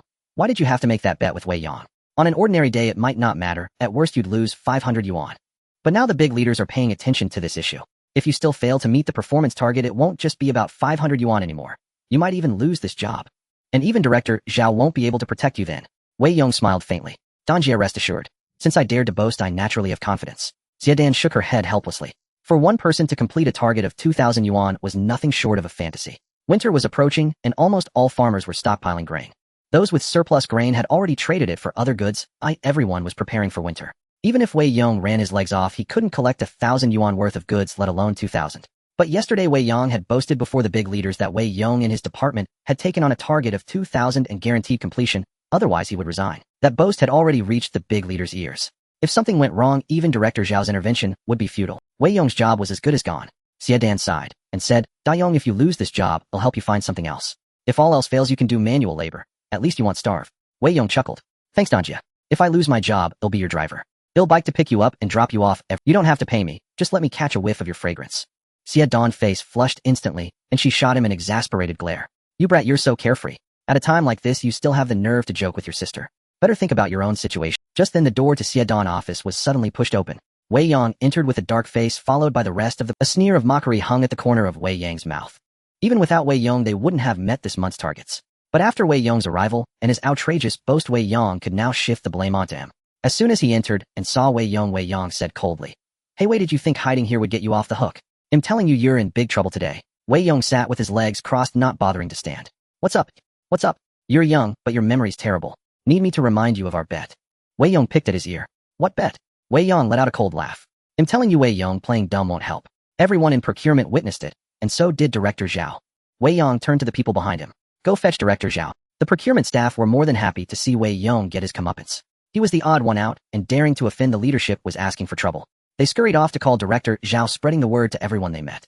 Within moments, the office doorway was crowded with Xue Yan's brow furrowed deeply. Today's situation was grim. Wei Yong was clearly trying to blow this out of proportion. Just as she thought Wei Yong intended to make a big scene. The more people who knew, the better. Ideally, the news would reach the big... That way the big leaders would understand that the procurement department's failure to meet targets wasn't Wei Yang's fault, but that of the... Surrounded by the crowd, Director Zhao strode in hurriedly, his expression dark. He had originally thought the bet between Wei Yong and Wei Yong was just a minor personal squabble, at most costing Wei Yong 500 yuan. Though it was a hefty sum, lost money could be earned back, but losing a job was far harder to recover from. Now that the matter had reached the big leaders, they demanded accountability, and even he found himself in a difficult position. If the underground workers couldn't get enough to eat and staged a collective strike, the mine's losses would far exceed a few hundred yuan. So today the issue had to be resolved and dealt with severely. Wei Yong's job was likely unsalvageable. It was a pity that Li Ping hadn't come recently, leaving him no time to find him or give him a heads up. He would have to act first, and if Wei Yong truly couldn't meet the target, he would be fired on the spot. Once Director Zhao entered Wei Yang's performance, a cold smirk crept across Wei Yang's face. Seeing the large crowd, he cleared his throat and said, "Today Director Zhao is here as a witness. Let me explain the situation in our procurement department to everyone. Allow me to introduce this man, the new employee in our department, Wei Yong. This fellow is quite remarkable. No sooner had he arrived than he threatened to oust me as the director. He declared he would single-handedly cover the entire department's monthly performance, so we stepped aside. But now he hasn't even collected a single grain of millet. Now that the big leaders are about to hold us accountable, how do you plan to take responsibility?" All eyes turned to Wei Yong. They saw him sitting in the office, legs crossed, smoking a cigarette with a slovenly air, hardly the picture of reliability. Many did not know Wei Yong, but upon hearing this, they began pointing fingers at him. This fellow was incredibly audacious, daring to confront the leadership on his very first day at work, and even boasting such a grandiose claim.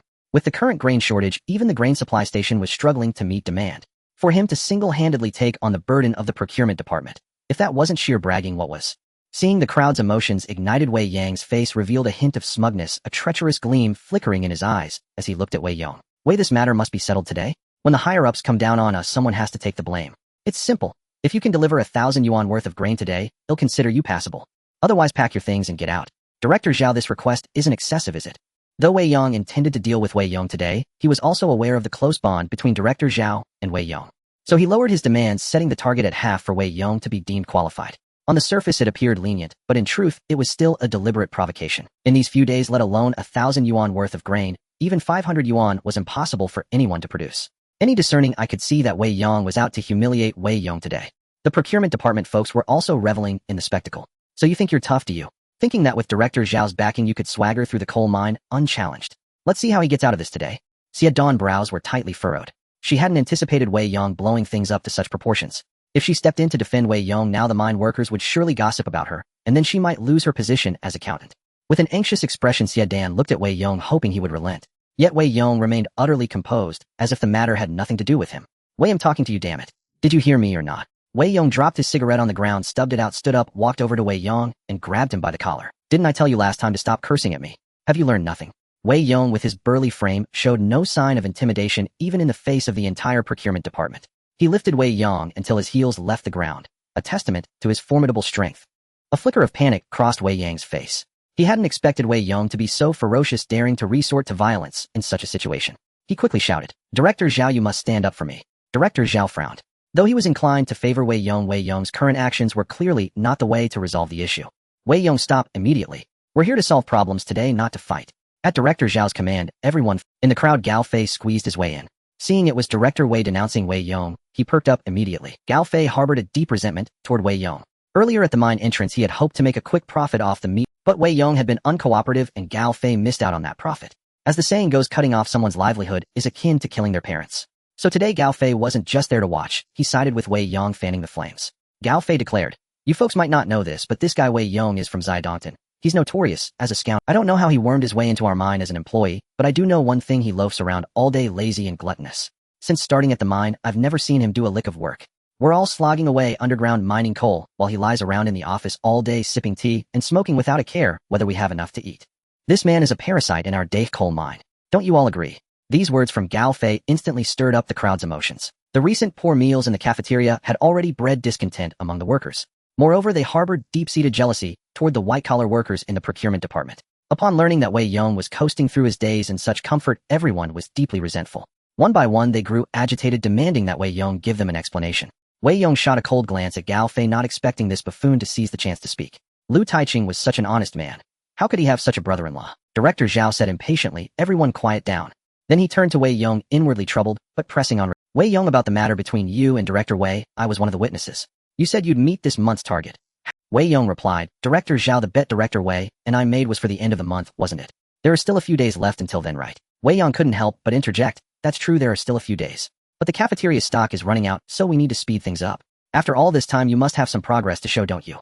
You can't expect us to believe that on the very last day you'll suddenly procure 2,000 yuan worth of grain. Do you take us all for fools?" The crowd chimed in agreement, and Gao Fei shouted loudly, "That's right. We want to see the grain today, damn it. Don't think you can weasel your way out." Director Zhao said, "Wei Yong, just tell us how much you've collected. In these times, grain is indeed hard to come by. As long as you've made an effort, it's understandable." Director Zhao was clearly trying to shield Wei Yong. With everyone struggling to procure grain, even if Wei Yong tried, but failed, it would be acceptable. Wei Yong gave a faint smile. "Director Wei has agreed earlier, if I meet the target of 2,000 yuan, you'll step down from your position as director. That still stands, doesn't it?" Wei Yong sneered, "Of course it does. But you can't even produce 1,000, and you're talking about the 2,000 target. Are you If you can complete the task early, you'll call you Grandpa." Wei Yong said, "All right. Everyone heard that. If I finish early, you'll have to call me Grandpa." Wei Yong narrowed his eyes, his face ashen. "Wei, stop stalling. If you can't produce the grain, pack your things and get out." This job was hard won. The word layoff was terrifying in this era, especially with winter approaching. A blow not. Xue Yan clenched her fists, wanting to say something in Wei Yong's defense. But at this moment, he had become the target of everyone's criticism. There was truly no way to save him today. Perhaps she would have to swallow her pride and beg someone to find him another job. Wei Yong, however, let out a cold laugh. "Fine, Wei. Today you'll make sure you die with clarity. Everyone follow me to the..." With that, Wei Yong quickly strode out of the crowd, heading straight for the coal mine's warehouse. The crowd began to murmur, wondering why he would go to the warehouse for no apparent reason. Wei Yong let out a cold laugh. "Putting on a show, are you? Fine, if you want to make trouble, I'll play along." Going to the warehouse was fine, even better if he went to the top leader's office and dragged those officials out to see who would end up. Mine Director Zhao frowned, then glanced at Xue Yan, his eyes full of questions. He wanted to ask Xue Yan what was going on and why Wei Yong was heading to the warehouse. But Xue Yan looked equally bewildered, shooting Director Zhao a dismissive glare. Why was he looking at her when it came to Wei Yong's affairs as if she had anything to do with him? Everyone followed Wei Yong in a great throng to the warehouse, the crowd swelling as off-duty and on-duty workers alike gathered to see what the commotion was about. Wei Yong stopped at the warehouse entrance, a hint of mockery on his face as he spoke. "Hey Wei, open your dog eyes wide." With that, Wei Yong pulled open the warehouse doors. Instantly, everyone's eyes widened. What greeted them was a huge pile. The potatoes were bigger than fists, round and plump, looking incredibly robust. Not only that, but there were also sweet potatoes and radishes, each one substantial and mouth-watering to behold. Beyond these three staples, there were rice, cornmeal, millet, white sugar, rock sugar, and even some fruits. This dazzling array of provisions left everyone astounded. In this era, to have such a bounty of fine grains was simply incredible. Mine Director Zhao's eyes bulged. He could hardly believe. How many pounds is this? Just the potatoes, radishes, and sweet potatoes alone amount to 6,000 caddies. Director Zhao strode into the warehouse, picked up a potato, and examined it from every angle. In all his years, he had never seen such a beautiful potato. He took a bite of the raw potato, and as a chunk came away, it revealed a golden yellow interior.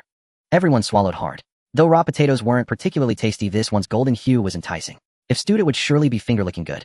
Wei Yong walked into the warehouse, picked up an orange, and handed it to Director Zhao. "Brother Zhao, I bought these oranges at 60 cents a caddy. Not expensive, right?" Director Zhao peeled the orange, ate a segment, and the rich, fruity fragrance seemed to rush straight to his head. Not expensive at all. What a steal. In those days, fruit was more precious than meat. To procure oranges of such quality, even a yuan per caddy would have been The fruits and rice were certainly destined for the leader's special supplies. The workers wouldn't get to taste them. But the special provisions for the leaders had to be top-notch. Workers only needed to be fed, while leaders required fine dining. With these premium fruits, Director Zhao could already imagine how the leaders would praise him.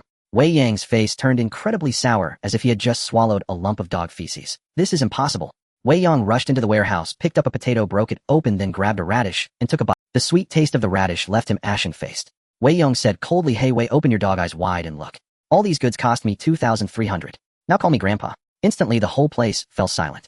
Everyone's gaze fixed on Wei Yong. They had come expecting to see Wei Yong put Wei Yong in his place, but instead it was Wei Yong who was humiliated. If he called him Grandpa in front of so many people, how could he ever show his face in this unit again? Hadn't he said Wei Yong was lazy and did nothing? So when had the warehouse become full? Wei Yong gritted his teeth and said, "Impossible. Did you really procure all this? Where did you get it? I don't believe it." Wei Yong sneered, "Do you think I'd tell you where I got it? After all these years in procurement, have you learned nothing?" Wei Yong stiffened, his face dark and ugly. The crowd's eyes were also filled with mockery.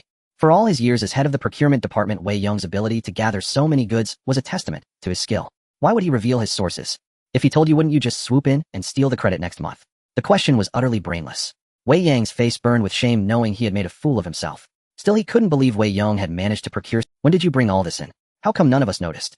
Wei Yong sneered, inwardly thinking, "Isn't it obvious?" Wei Yong had come to the warehouse early that morning and taken everything out of his system space. If they could have seen that, it would have been, but of course he couldn't say that in front of everyone. Wei Yong said, "I come to the coal mine before dawn every day and immediately store the previous day's haul in the warehouse. Day by day it accumulates to this. You didn't see it because you haven't been to the warehouse in ages, Wei Yong. You and your team haven't procured anything for a long time, have you? So naturally you never come to the warehouse." Wei Yong's words made the procurement team lower their heads, their faces pale with him. They had indeed achieved nothing recently. They had accused Wei Yong of loafing around the office, but in truth, they were the real. Even Wei Yong was the same. Wei Yong had been coming to the warehouse early and late filling it up, and he hadn't even noticed. Proof that he hadn't been there in ages. As the head of procurement, he was utterly incompetent. Wei Yang's face now burned as if needles were pricking it under every. Wei Yong clenched his teeth though he couldn't believe it. The facts were right before his eyes, and he had no choice but to accept them. Now everyone was watching him, and he couldn't bear the shame. He said, since the task is done, quickly send some things to the cafeteria. Don't delay the workers' lunch. Wei Yong hoisted a bag of potatoes pretending to get to work, but Wei Yong stepped forward and grabbed him by the collar. Where do you think you're going? Didn't you say you'd call me Grandpa? Leaving before you do. The bag of potatoes slipped from Wei Yang's shoulder and hit the ground. Under Wei Yong's grip, he felt like a little chick being lifted. Wei Yong, don't go too far. Leave some room for mercy, and we'll meet again. Wei Yong muttered under his breath. Wei Yong threw him to the ground. When you were making things difficult for me, why didn't you talk about leaving room for mercy? Wei Yong, everyone heard what you said earlier. If you miss a single word today, it'll knock out one of your teeth. See if I can make good on my. Wei Yong could never have imagined that Wei Yong would be so ferocious. Here in the presence of so many colleagues at the unit, he was actually about to throw a punch. And judging by the look in Wei Yong's eyes, he had no doubt about his words. If he didn't back down today, Wei Yong might really beat him up. Now that he was at a disadvantage, he had no choice but to lower his head. Wei Yong clenched his fists tightly, gritted his teeth, and squeezed out 2 words from between them. Grandpa. Satisfied now, Wei Yong released his grip, then turned to look at the workers who were all busy and said, everyone, as a member of the procurement department, I've been busy working on the food supply for you all. It's just that I'm a low-key person who prefers to work quietly without making a fuss. Now that you've seen the food today, you shouldn't have any objections to me, right? The crowd immediately responded in unison, no. They didn't know much about Wei Yong. All they cared about was whether they could have enough to eat. And when they learned that Wei Yong was the only one from the procurement department who frequently came to the warehouse, any resentment they had toward him completely dissipated. What was wrong with Wei Yong lying down in the office for a while and having a smoke? He had accomplished his tasks so well that he deserved to rest more in the office. A while back, when the canteen didn't have enough food, everyone was complaining. But seeing all the supplies in the warehouse today, they knew lunch would definitely be filling. The crowd's reaction pleased Wei Yong immensely. Alright, thank you all for understanding. Now I have one more thing to do. With that, Wei Yong strode into the crowd and yanked Gao Fei out. A flicker of panic appeared in Gao Fei's eyes. He was usually considered quite tall and sturdy, but compared to Wei Yong, he was far inferior. With a light tug from Wei Yong, Gao Fei stumbled and nearly fell to the ground. What are you grabbing me for? Before he could finish, Wei Yong swung his arm and slapped him across the face. A sharp crack rang out, and a clear 5-finger mark instantly appeared on half of Gao Fei's face. The slap left him dizzy and disoriented, and he plopped down on the ground. Was it you who was cursing at me earlier? Let me tell you, I've had a fiery temper since I was a kid. Before you mess with me, you'd better think carefully about your own worth. If you dare curse at me again, I'll still give you a good slap. After Wei Yong finished speaking, no one in the entire venue dared to make a sound. Bullying the weak and fearing the strong is human nature. Seeing how fierce Wei Yong was, who would still dare to offend him? Most importantly, Wei Yong had exceeded his task quota today, so the leaders would surely have his back. Not just Mine Director Zhao, but even the higher-ups would likely see Wei Yong in a new light. Although Wei Yong had struck someone, Mine Director Zhao made no move to stop him, instead repeatedly praising Wei Yong for. The other workers also harbored no resentment toward Wei Yong. Looking at the beaten Gao Fei, they only felt he deserved it. Why on earth did you provoke Wei Yong for no reason? You people in the procurement department should learn from Wei Yong. Procurement isn't about sitting in an office to get supplies, you need to get out and move around. I hope the days of letting workers go hungry never happen again. Today Wei Yong exceeded his task, so I've decided to add an extra meat dish for everyone at lunch. Let's give Wei Yong a round of applause. At Mine Director Zhao's command, all the workers cheered in unison. This was all thanks to Wei Yong. They'd get an extra meat dish at noon and definitely have a hearty meal. Meanwhile, Wei Yong quietly stood up, trying to blend into the crowd and slip away. Wei Yong had been keeping an eye on him the whole time and wasn't about to let him leave so easily. He immediately called out, Wei Yong, you lost our bet. When are you handing over the director position? Wei Yang's face instantly stiffened. He could accept calling him Grandpa, or even getting slapped by Wei Yong, but he absolutely couldn't give up the position of procurement department director. That job was his lifeline now. The procurement director's position came with considerable perks. Many farmers who sold their produce to him would give him a kickback. Although the kickbacks might not be money in these times, food was more precious than cash. If he really lost this position, wouldn't Xue Yan divorce him? He already felt deeply indebted to Xue Yan because of his impotence, and now losing this job would make him even more. Wei Yong stood there, his face awkward beyond measure, casting a pleading look at Mine Director Zhao. But Mine Director Zhao just sneered. Wei Yong, you made the bet yourself. What do you think should be done? Given how much face Wei Yong had lost today, and his recent lackluster performance at work, Mine Director Zhao was also considering reassigning his position. Promoting Wei Yong would be a natural move. Aye. Wei Yong stammered, refusing to give up the director position. Wei Yong walked toward him step by step, and Wei Yong panicked instantly. That bastard Wei Yong was probably going to hit him again, and Wei Yong was utterly terrified. Just then a thunderous boom suddenly erupted, causing everyone's faces to change drastically. Mine Director Zhao was the first to react. Damn it, something's happened. With that, Mine Director Zhao strode quickly toward the mine entrance. The other workers also realized what was going on, and such a loud noise could only mean a collapse underground. Accidents like this were common in coal mines. If no one died, it would be manageable, but if there were fatalities, mine director Zhao would be in a real mess. Seizing the opportunity, Wei Yong also hurried over. If this continued, he might not be able to save face, and the director position was something he could never give up. Even if Wei Yong beat him, he would never surrender it. Wei Yong frowned, but didn't pursue the matter further. Instead, he went to check if there were any casualties. Everyone gathered at the mine entrance, and after half an hour 5 people were brought up. Mine director Zhao, they're all alive, just injured. Mine director Zhao breathed a sigh of relief. Get them to the clinic. Wei Yong, come with me. Everyone else get back to work. Wei Yong nodded and accompanied mine director Zhao to take the injured to the... Once inside the clinic, a doctor came out and said, none of these are life-threatening for now. The worst case is one man whose legs were both crushed. They'll need to be amputated. They said his name is Zhang Jiao, and he lives in Zaidantan. Does anyone know him? Wei Yong was taken aback. I'm from Zaidantan, but I don't know him. Suddenly he recalled what Wang Yu had said. Wasn't the person living across from Wei Yong's place also a worker at Dahe coal mine? Wei Yong knew every single person in Zaidantan like the back of his hand except for that neighbor across the street. So it seemed Zhang Jiao must be that neighbor. I know where he lives. All right, after we finish the amputation you can take him back. Wei Yong nodded. Even though they weren't acquainted since they lived in the same village and were neighbors, he felt obliged to help out in such a situation. He had heard that Zhang Jiao had bought a wife who was stunningly beautiful, but he had never seen her. What a pity. Zhang Jiao's fortune was too shallow. With such a major incident unfolding, mine director Zhao had no mind to deal with Wei Yong's matters. His priority was to settle the workers first. Wei Yong and director Zhao smoked at the entrance, and hours later the doctor carried Zhang Jiao out. His life is saved, but both legs below the knee are amputated. Send him home. Director Zhao nodded and immediately arranged for a horse-drawn cart. Dayong, ride your bike back to the village first and inform his family. We don't want them to be overwhelmed with grief when they see. Wei Yong nodded. Director Zhao's concern was justified. Seeing a loved one, the pillar of the family, suddenly without legs would be a devastating blow for anyone. Wei Yong pedaled furiously all the way home. Upon arriving, he didn't enter his own house, but went to the one across the street, pounding on the door urgently. Open up. I'm your neighbor. Zhang Jiao had an accident at the mine. After knocking for a long time with no answer, Wei Yong had no choice but to shout at the doorstep. After a while, he finally heard footsteps. The door creaked open a crack, and through that gap, Wei Yong caught sight of a pair of strikingly beautiful eyes. Zhang Jiao's wife stared directly at Wei Yong through the crack in the door. Unsure if she didn't understand or couldn't speak, Wei Yong quickly explained again. Zhang Jiao got into an accident at the mine. His legs were crushed. The mine will send him back soon. I came ahead to let you know. What happened to my son? It wasn't Zhang Jiao's wife who spoke, but an elderly woman's voice came from behind her. Zhang Jiao's wife opened the door fully, and Wei Yong stepped inside. He saw an old woman leaning on a cane, hobbling unsteadily into the yard. Zhang Jiao's wife hurried over to support the old woman. Mom, take it slow. So she could speak after, although her Mandarin was far from standard. It seemed the rumors were mostly true. This woman was likely someone Zhang Jiao had bought from elsewhere. The old woman stared at Wei Yong, her hands trembling. Tell me what happened to my Zhang Jiao. Say that again. Wei Yong gestured toward his own leg. The mine collapsed. Zhang Jiao's legs were crushed. They had to amputate from here down. Hearing this, the old woman's eyes rolled back, and she fainted on the spot. Zhang Jiao's wife quickly caught her and helped her sit on the ground to rest. After catching her breath, Zhang Jiao's mother burst into heart-wrenching sobs. My son, how am I supposed to go on? The wailing drew all the neighbors who gathered at Zhang Jiao's doorstep.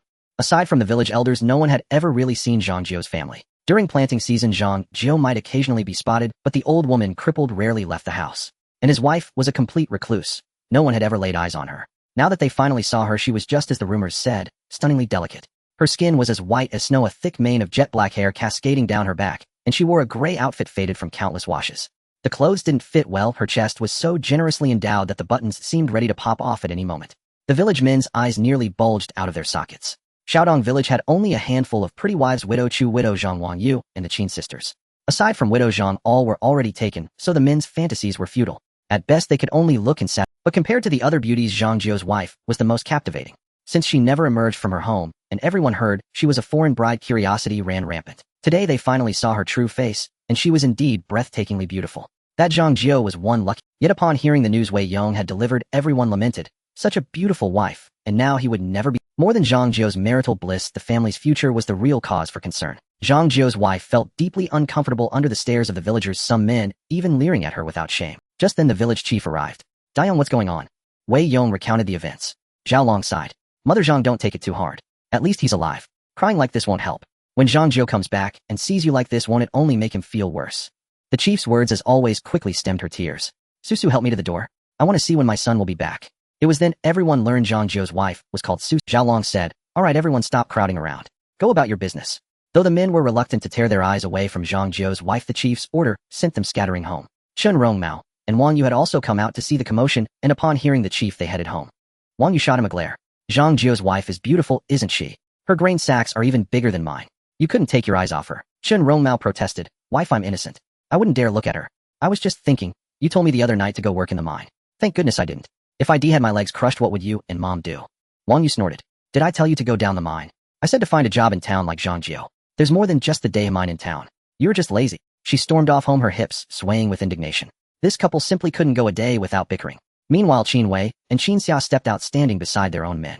Before long, Director Zhao arrived personally with a horse-drawn cart carrying Zhang Jiu.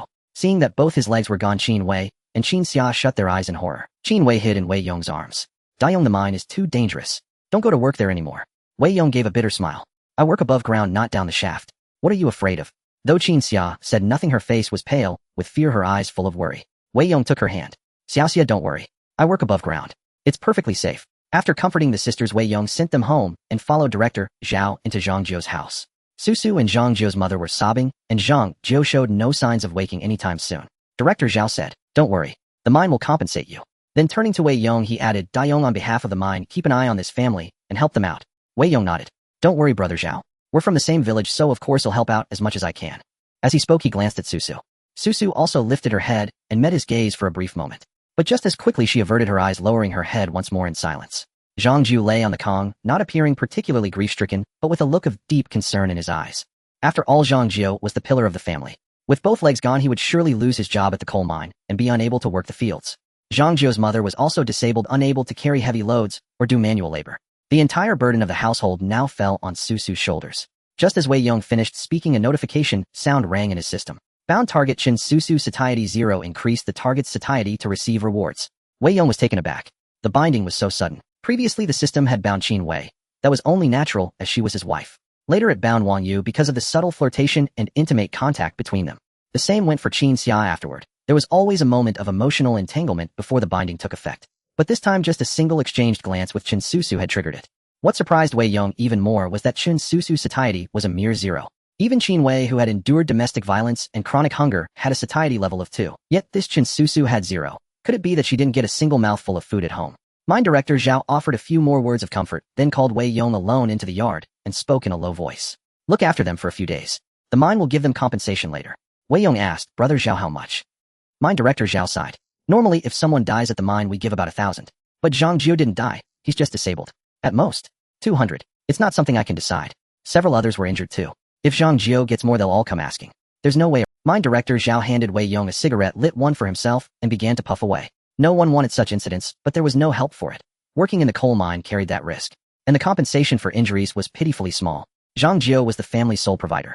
Without his legs, he was as good as dead. How long could 200 yuan support this family? Mine Director Zhao said, Alright, I'll leave it to you. Cover any expenses for now, and I'll settle it with you personally later. With that, he hurried off. Though Zhang Jiu was the most severely injured, there were others who also needed consoling. Mine Director Zhao was in charge of production and safety. With the accident, he had a mountain of follow-up work to handle. After he left, Wei Yong took 10 gene of potatoes from his system and re-entered the room. By then, Qin Susu had already started cooking. She mixed cornmeal with wild herbs and made some thick pancakes. Then, using the last of the cornmeal, she prepared a few bowls of porridge. Qin Susu placed a small table on the kong and served the pancakes and porridge to Zhang Jiu and his mother. Then, taking a small stool, she sat by the stove in the outer room and ladled the remaining porridge into her own bowl. What was in her bowl could barely be called porridge. It was nothing more than rice water, slightly thicker than plain water with no trace of actual kanji. No wonder her satiety was 0. She ate so little, even worse than Qin Wei had before. In those days, many families gave the men special meals. When the family ate, they sat at 2 separate tables. The men who did heavy labor ate fine grains with 2 dishes every meal, sometimes even meat. The women and children ate coarse grains and porridge at the other table, just enough to fill their stomachs. In that era of scarcity, this was common practice. After all, the men worked hard outside and needed to eat well to earn money. If the whole family ate together, the consumption would be too great, so separate meals were necessary. But having Zhang Jiu and his mother eat, well, while Qin Susu subsisted on watery broth, was nothing short of bullying. In the past, this was their family affair, and Wei Yong wouldn't have bothered. But now that Qin Susu was a bound target with 0 satiety, he had to find a way to raise it. When Wei Yong returned carrying potatoes, Qin Susu glanced at him, then lowered her head again. Wei Yong said these. Qin Susu said nothing, offering no response, and continued sipping her rice water. Wei Yong asked, Can you get full on? Qin Susu still refused to speak, even turning her body slightly away, clearly unwilling to talk to him. Wei Yong grew irritated. I'm talking to you. Can't you hear me, or do you just not want to answer? Qin Susu trembled all over, turned her head, and looked at him with a terrified expression. You? Don't hit me. Wei Yong was speechless. Why would I hit you for no reason? Susu looked as if she had seen a ghost, her eyes filled with, I saw you hit someone before. I'm scared. She finally spoke to him. Earlier Susu had often heard Wei Yong beating Qin Wei in the yard. Once she cracked open the door to look and saw him hitting his wife with a ferocious expression that terrified her. Wei Yong now understood. She had witnessed his former brutish behavior, which left her traumatized. He took a piece of milk candy from his pocket and handed it to her. Don't worry, I won't hit you. Eat this. Susu shook her head, frantically clutching her chipped bowl and sipping the rice water cautiously as if reluctant to waste a drop. Wei Yong felt a headache coming on.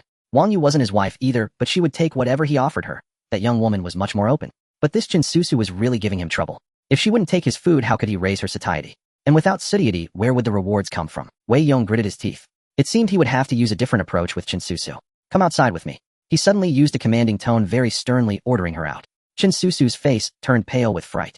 After hesitating for a long time, she finally set down her bowl. In the backyard, Susu stood with her head bowed, twisting the hem of her clothes nervously, too tense to speak. Wei Yong took 2 pieces of milk candy from his pocket and held them out. Eat them, or I'll hit you. Susu indeed trembled with fear, casting a glance at Wei Yong only to be unnerved by his ferocious glare. Hastily she retrieved the toffee from his palm, unwrapped it swiftly, and popped it into her mouth. Raising her head again, her limpid eyes fixed on Wei Yong, tears threatening to spill. Wei Yong breathed a sigh of relief, though the tactic was somewhat excessive. It was a necessary evil to boost her satiety. Moreover, Wei Yong had no real intention of striking her, merely frightening her into eating. After consuming 2 pieces of toffee, Susu ventured a tentative question. See, can I go back now? Susu resembled a frightened rabbit, utterly endearing. Wei Yong shook his head and said sternly, of course not. Wei Yong pulled an apple from his pocket and handed it to her. And this? Susu took the apple, astonishment. Who would have thought that Wei Yong still possessed an apple at such a time? In years of favorable weather as winter approached, some households might afford a few apples, but now such scarce resources as apples were priceless and unavailable. She couldn't even guarantee coarse grains for every meal, let alone fruit. Susu swallowed the fruit's sweetness, already tantalizing her senses before she even took a bite. She looked up at Wei Yong, disbelief coloring her gaze. Why would he give her something so precious? Wei Yong said, I can't finish it and don't want to waste it. Eat up, or I'll hit. Susu, still thoroughly intimidated, hastily took a bite. The rich, fruity aroma ignited her ravenous appetite. Starved to the point of weakness, she devoured the sizable apple in just a few bites. Susu even consumed the apple core entirely, leaving nothing behind. The core, sweet as it was, far surpassed grass roots and tree bark in taste.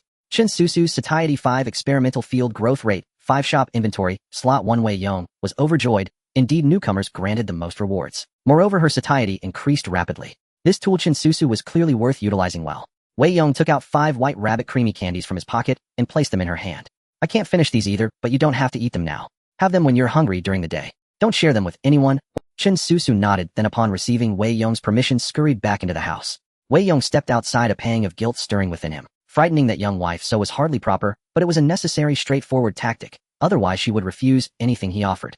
Returning home, Susu was greeted by Zhang Jiu's mother's scolding the moment she entered. You wretched girl, where have you been? Clear the table immediately. Susu entered the room to find half-eaten cornbread and leftover porridge on the table.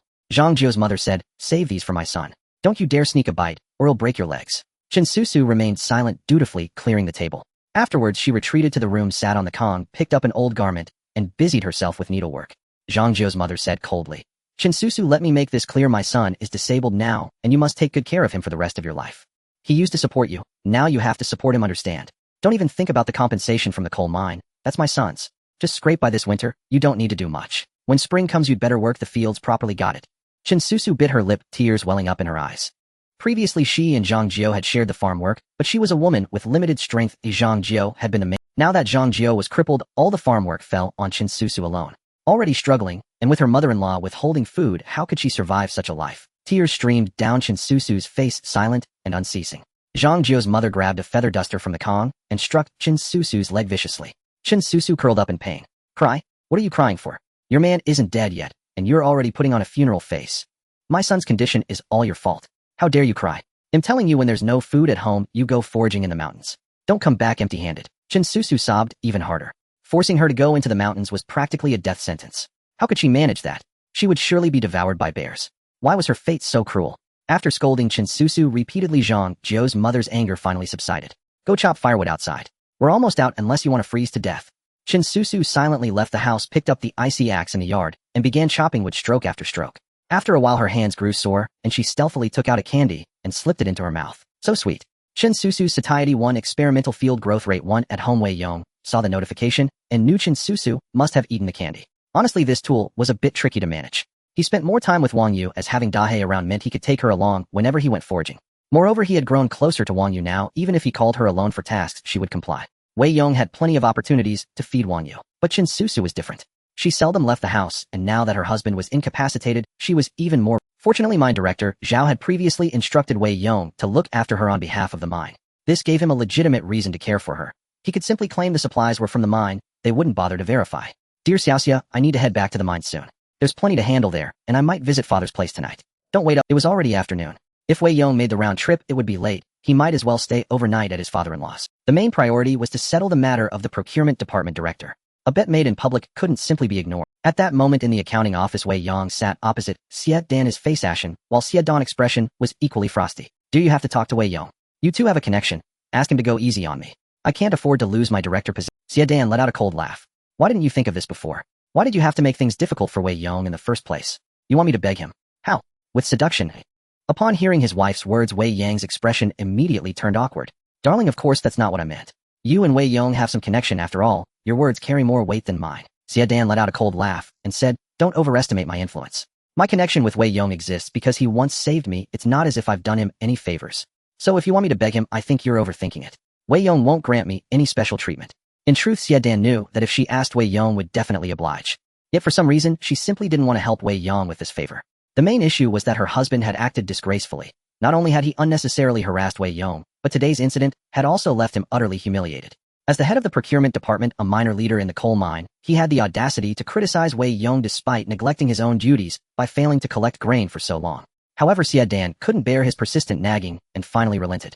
Alright, stop pestering me. They'll talk to Wei Yong, but I can't guarantee anything. Wei Yong finally breathed a sigh of relief. Great darling, I'm counting on you. He had swallowed his pride knowing that appointments at the coal mine weren't decided by personal whims. It was impossible for them to casually replace the procurement director with Wei Yong just because of a bet. But the crux of the matter was that mine director Zhao intended to promote Wei Yong, and his outstanding performance today had already won him popular support. If director Zhao made such an arrangement, no one would likely object. If that happened, Wei Yong would be caught in a passive position with no room to maneuver. Now if Xue Yan could persuade Wei Yong, and if Wei Yong himself had no desire for the position, then even director Zhao's intention to promote him would fail. Just then an old man from the procurement department pushed open the office door and said, Director Wei Yong is back. Wei Yong immediately stood up and strode out of the office, but not before turning back to say, Darling, it's all up to you. Xue Yan shot him a fierce glare and ignored him entirely. Less than a minute after Wei Yong left, Wei Yong passed by her door. Just as he was about to enter the procurement office, Xue Yan suddenly opened the door and said, Wei Yong, come in. I need to talk to you. Wei Yong paused, then followed her into the office. Sister Dan, what do you need? Xue Yan smiled, then unexpectedly locked the door and drew the curtains. This bewildered Wei Yong.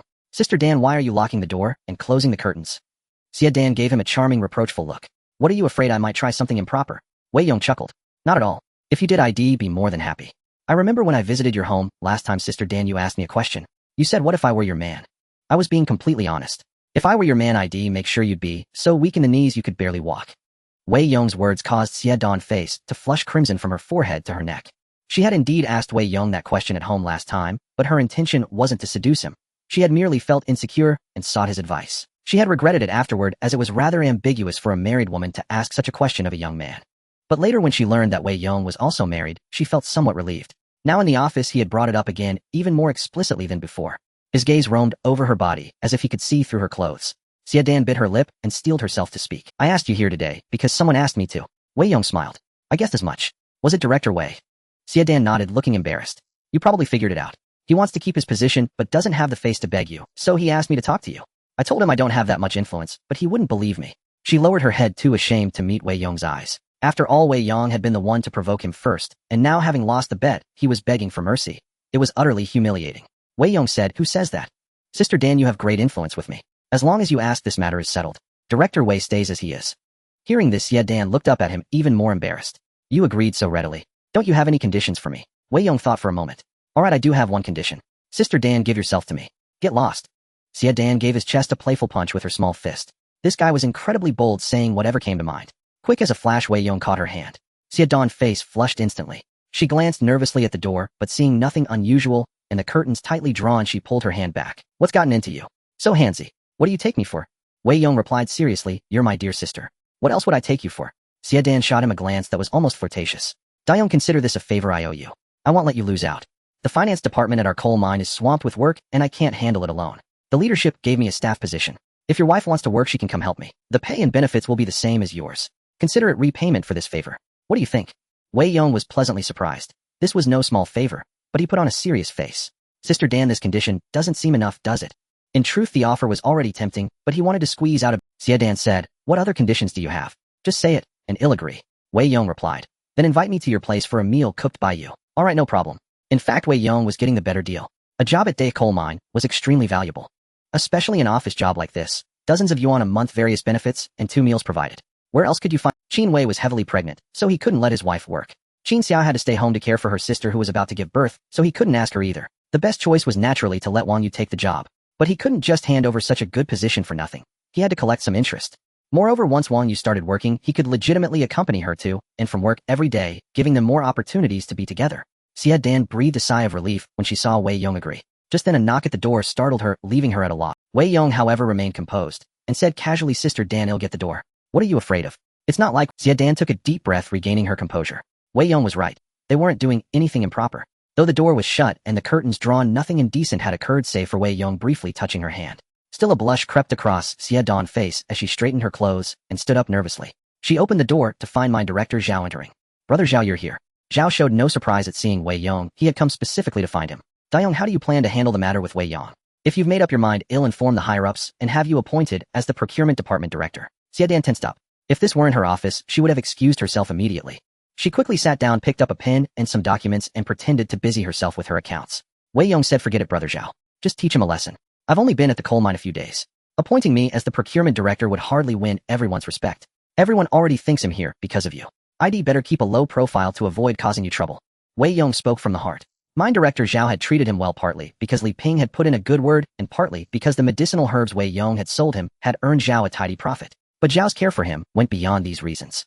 It was rooted in genuine appreciation and mutual respect. Even without Li Ping or the herbs, Zhao would have looked out for him. So Wei Yong had to consider Zhao's interests as well. The mine had just suffered a collapse, and he didn't want to add fuel to the fire by putting Zhao in the spotlight for other reasons. Zhao was taken aback, then patted Wei Yong on the shoulder. All right, you've got what it takes to achieve great things. Keep up the good work here, and I'll make sure you're well rewarded. With that, Zhao left the room. Xue Dan let out a long sigh of relief. At least Wei Yang's position was safe. After all, he was her man, and losing the director's post would make their lives much harder. Hearing that Wei Yong had genuinely turned down the offer, Xue Dan felt relieved and looked at him with gratitude. Wei Yong turned back and said, Sister Dan, don't forget about our private dinner. Xue Dan blushed and snapped, dinner is dinner. Why do you have to add private to it? Wei Yong laughed heartily, and those few words set Xue Dan heart racing. She had planned to discuss things seriously with Wei Yong, but in the end he had no sooner had Wei Yong left than Wei Yong came in, pushing the door open and asking mysteriously, honey, how did it go? Xue Dan's expression immediately soured, as if someone owed her a fortune. Wei Yong agreed to let you keep the director. Wei Yang's face lit up with joy. Really? How did you convince him? Xue Dan sneered, I promised to stay at a hotel with him. What? Wei Yang's voice shot up, but he quickly realized Xue Dan was not the kind of woman to be unfaithful. She wouldn't do something like that over such a trivial matter. Seeing her angry expression, it was clear she was just venting. Wei Yong forced a smile and said, come on honey, stop teasing me. What really happened? Wei Yong didn't trick you, did he? Once the official document comes down, it can't be changed. Xue Dan snorted coldly. Don't worry. Wei Yong isn't the type to go back on his word. Just now, when mine director Zhao came to ask him, he refused in front of me. Great. Did he ask for anything in return? Xue Dan replied, the higher-ups gave me a staff position under me, and I gave that spot to Wei Yong's wife. If I didn't offer something, why would he agree? Wei Yong paused, then nodded. Though the staff position was valuable, it couldn't be sold for money, and none of his relatives were suitable for it. Otherwise, it would have gone to waste. Most importantly, if Wei Yong's wife also came to the mine, there would be nothing between Wei Yong and Xue Dan. Wei Yong, plagued by his own inadequacies, was always suspicious.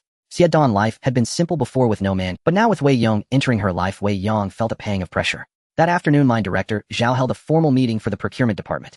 He gave them a severe scolding in the office. If not for Wei Yong exceeding his targets, the higher-ups would have come down hard on them. After the reprimand, Zhao announced, after consulting with the higher-ups, I have a decision to make. In recognition of Comrade Wei Yong's outstanding performance, he is being exceptionally promoted to Deputy Director of the Procurement Department. The notice has been posted on the announcement board, and he will officially assume the role in a week. As the applause died down, the looks directed at Wei Yong shifted. Even he was pleasantly surprised. Brother Zhao hadn't mentioned this to him beforehand.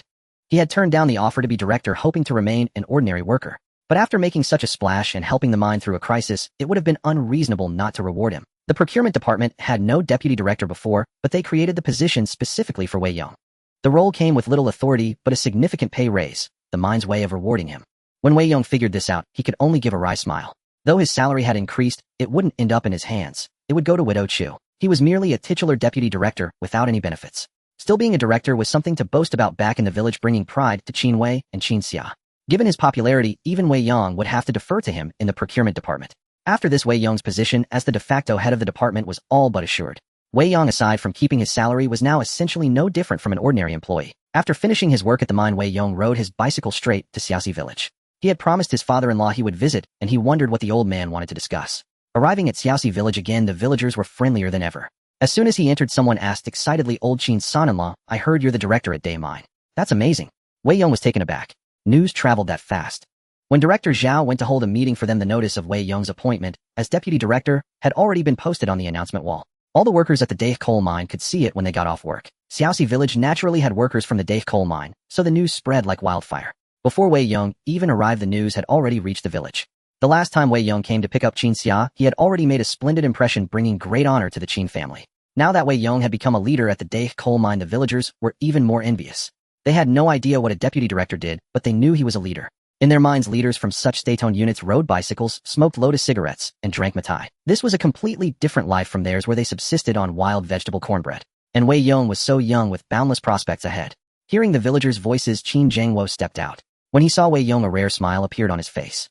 "Dayong, you're here. Come inside." Qin Zhengwo ushered Wei Yong into the house.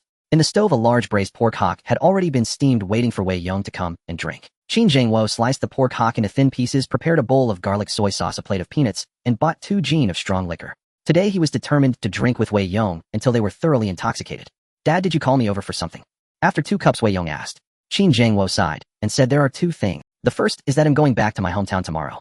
I'm leaving my 2 daughters in your care. Take good care of them." Wei Yong nodded, then pulled out 500 yuan from his pocket. "Dad, don't worry about them. Hey, race 500 yuan for you. Even a poor home needs money on a journey. You'll need it to help out the relatives back home." When Wei Yong left, he had already gone to HerThen to collect the 2,300 yuan, so now he was a man with his father-in-law was about to set off, and who knew how long he would be gone. So Wei Yong gave him extra money for the journey. Seeing so much money, Qin Zhengwo opened his mouth to refuse, but thinking of his siblings back home, he sighed.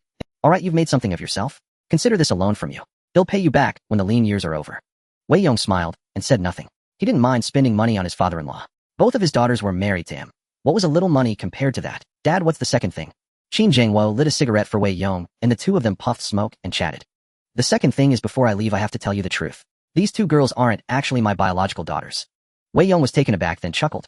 "Dad, I actually figured that out a long time ago. My 2 wives are so beautiful they don't—" Qin Zhengwo burst into laughter. "You little rascal. You're too blunt." Though Wei Yong said it as a joke, it was indeed true. Qin Wei and Qin Xia were stunningly beautiful, while Qin Zhengwo had a fierce appearance. They say daughters resemble their fathers, but there was no trace of similarity between them. "Dad, did you find them?" Qin Zhengwo shook his head. "I had an old comrade named Ding Sihai. Back then his wife was killed by the Japanese devils. He had to go to the front lines and couldn't take care of the 2 kids, so he sent them to my home. Years have passed, and I don't know how he's doing. If he's dead, so be it. If he's alive, he's probably doing well now. He once told me that if he made it big, he'd come back for the girls. If not, then forget it. I haven't heard from him all these years, so I'm telling you in advance. You need to know about this." Wei Yong frowned upon hearing this, his mind beginning to search for the name Ding Sihai. In his past life, after marrying Wang Xiaoling, though he didn't live many years, he had heard of a very powerful company in the 3 northeastern provinces called Sihai Group. The owner of Sihai Group was Ding Sihai. Could it be that his 2 wives were Ding Sihai's daughters?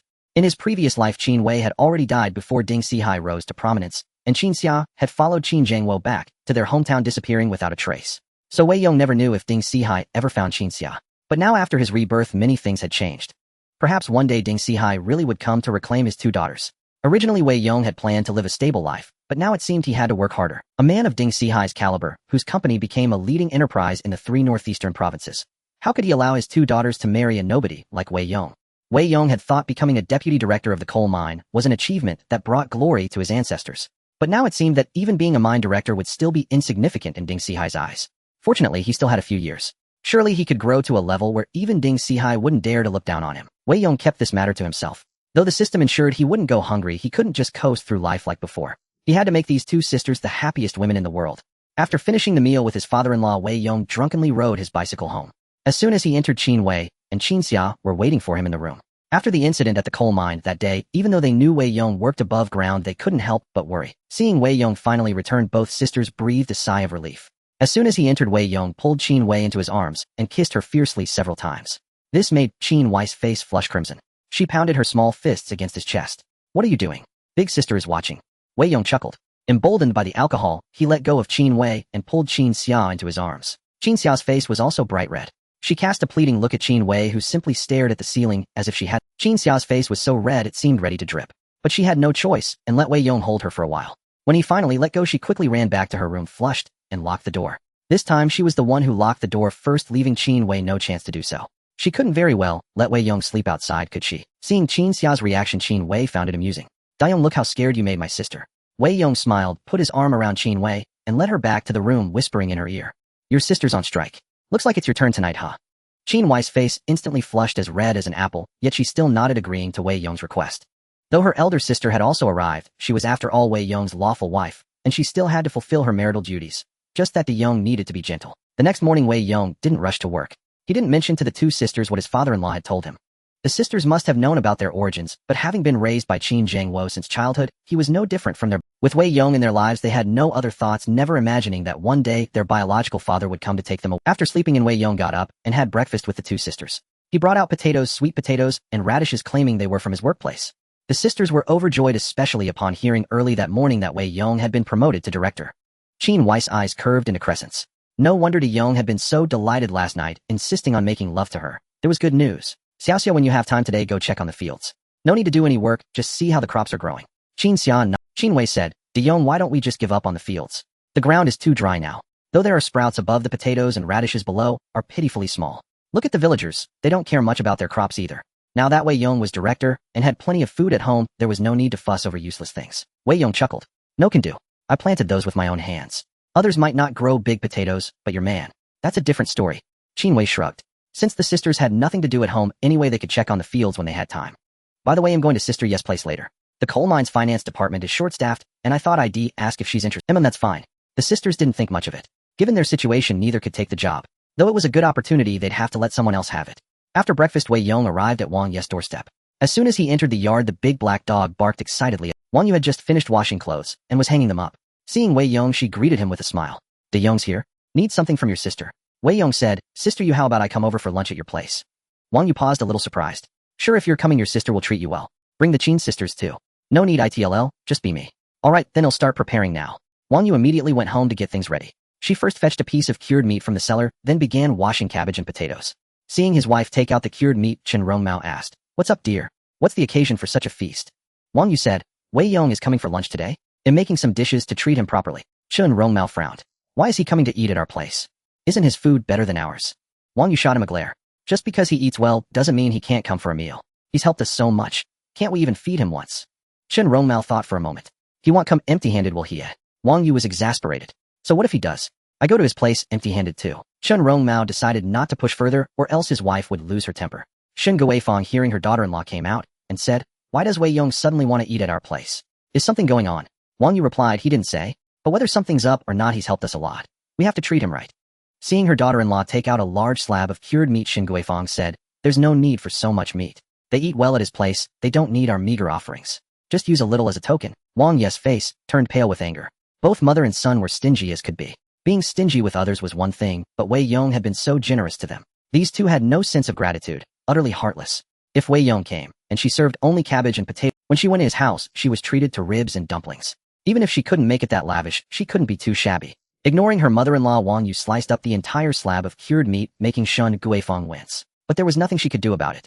The meat was earned by her daughter-in-law's own efforts, so Shen Guifang had no right to. Still, she would definitely talk to Chen Rongmao about it later.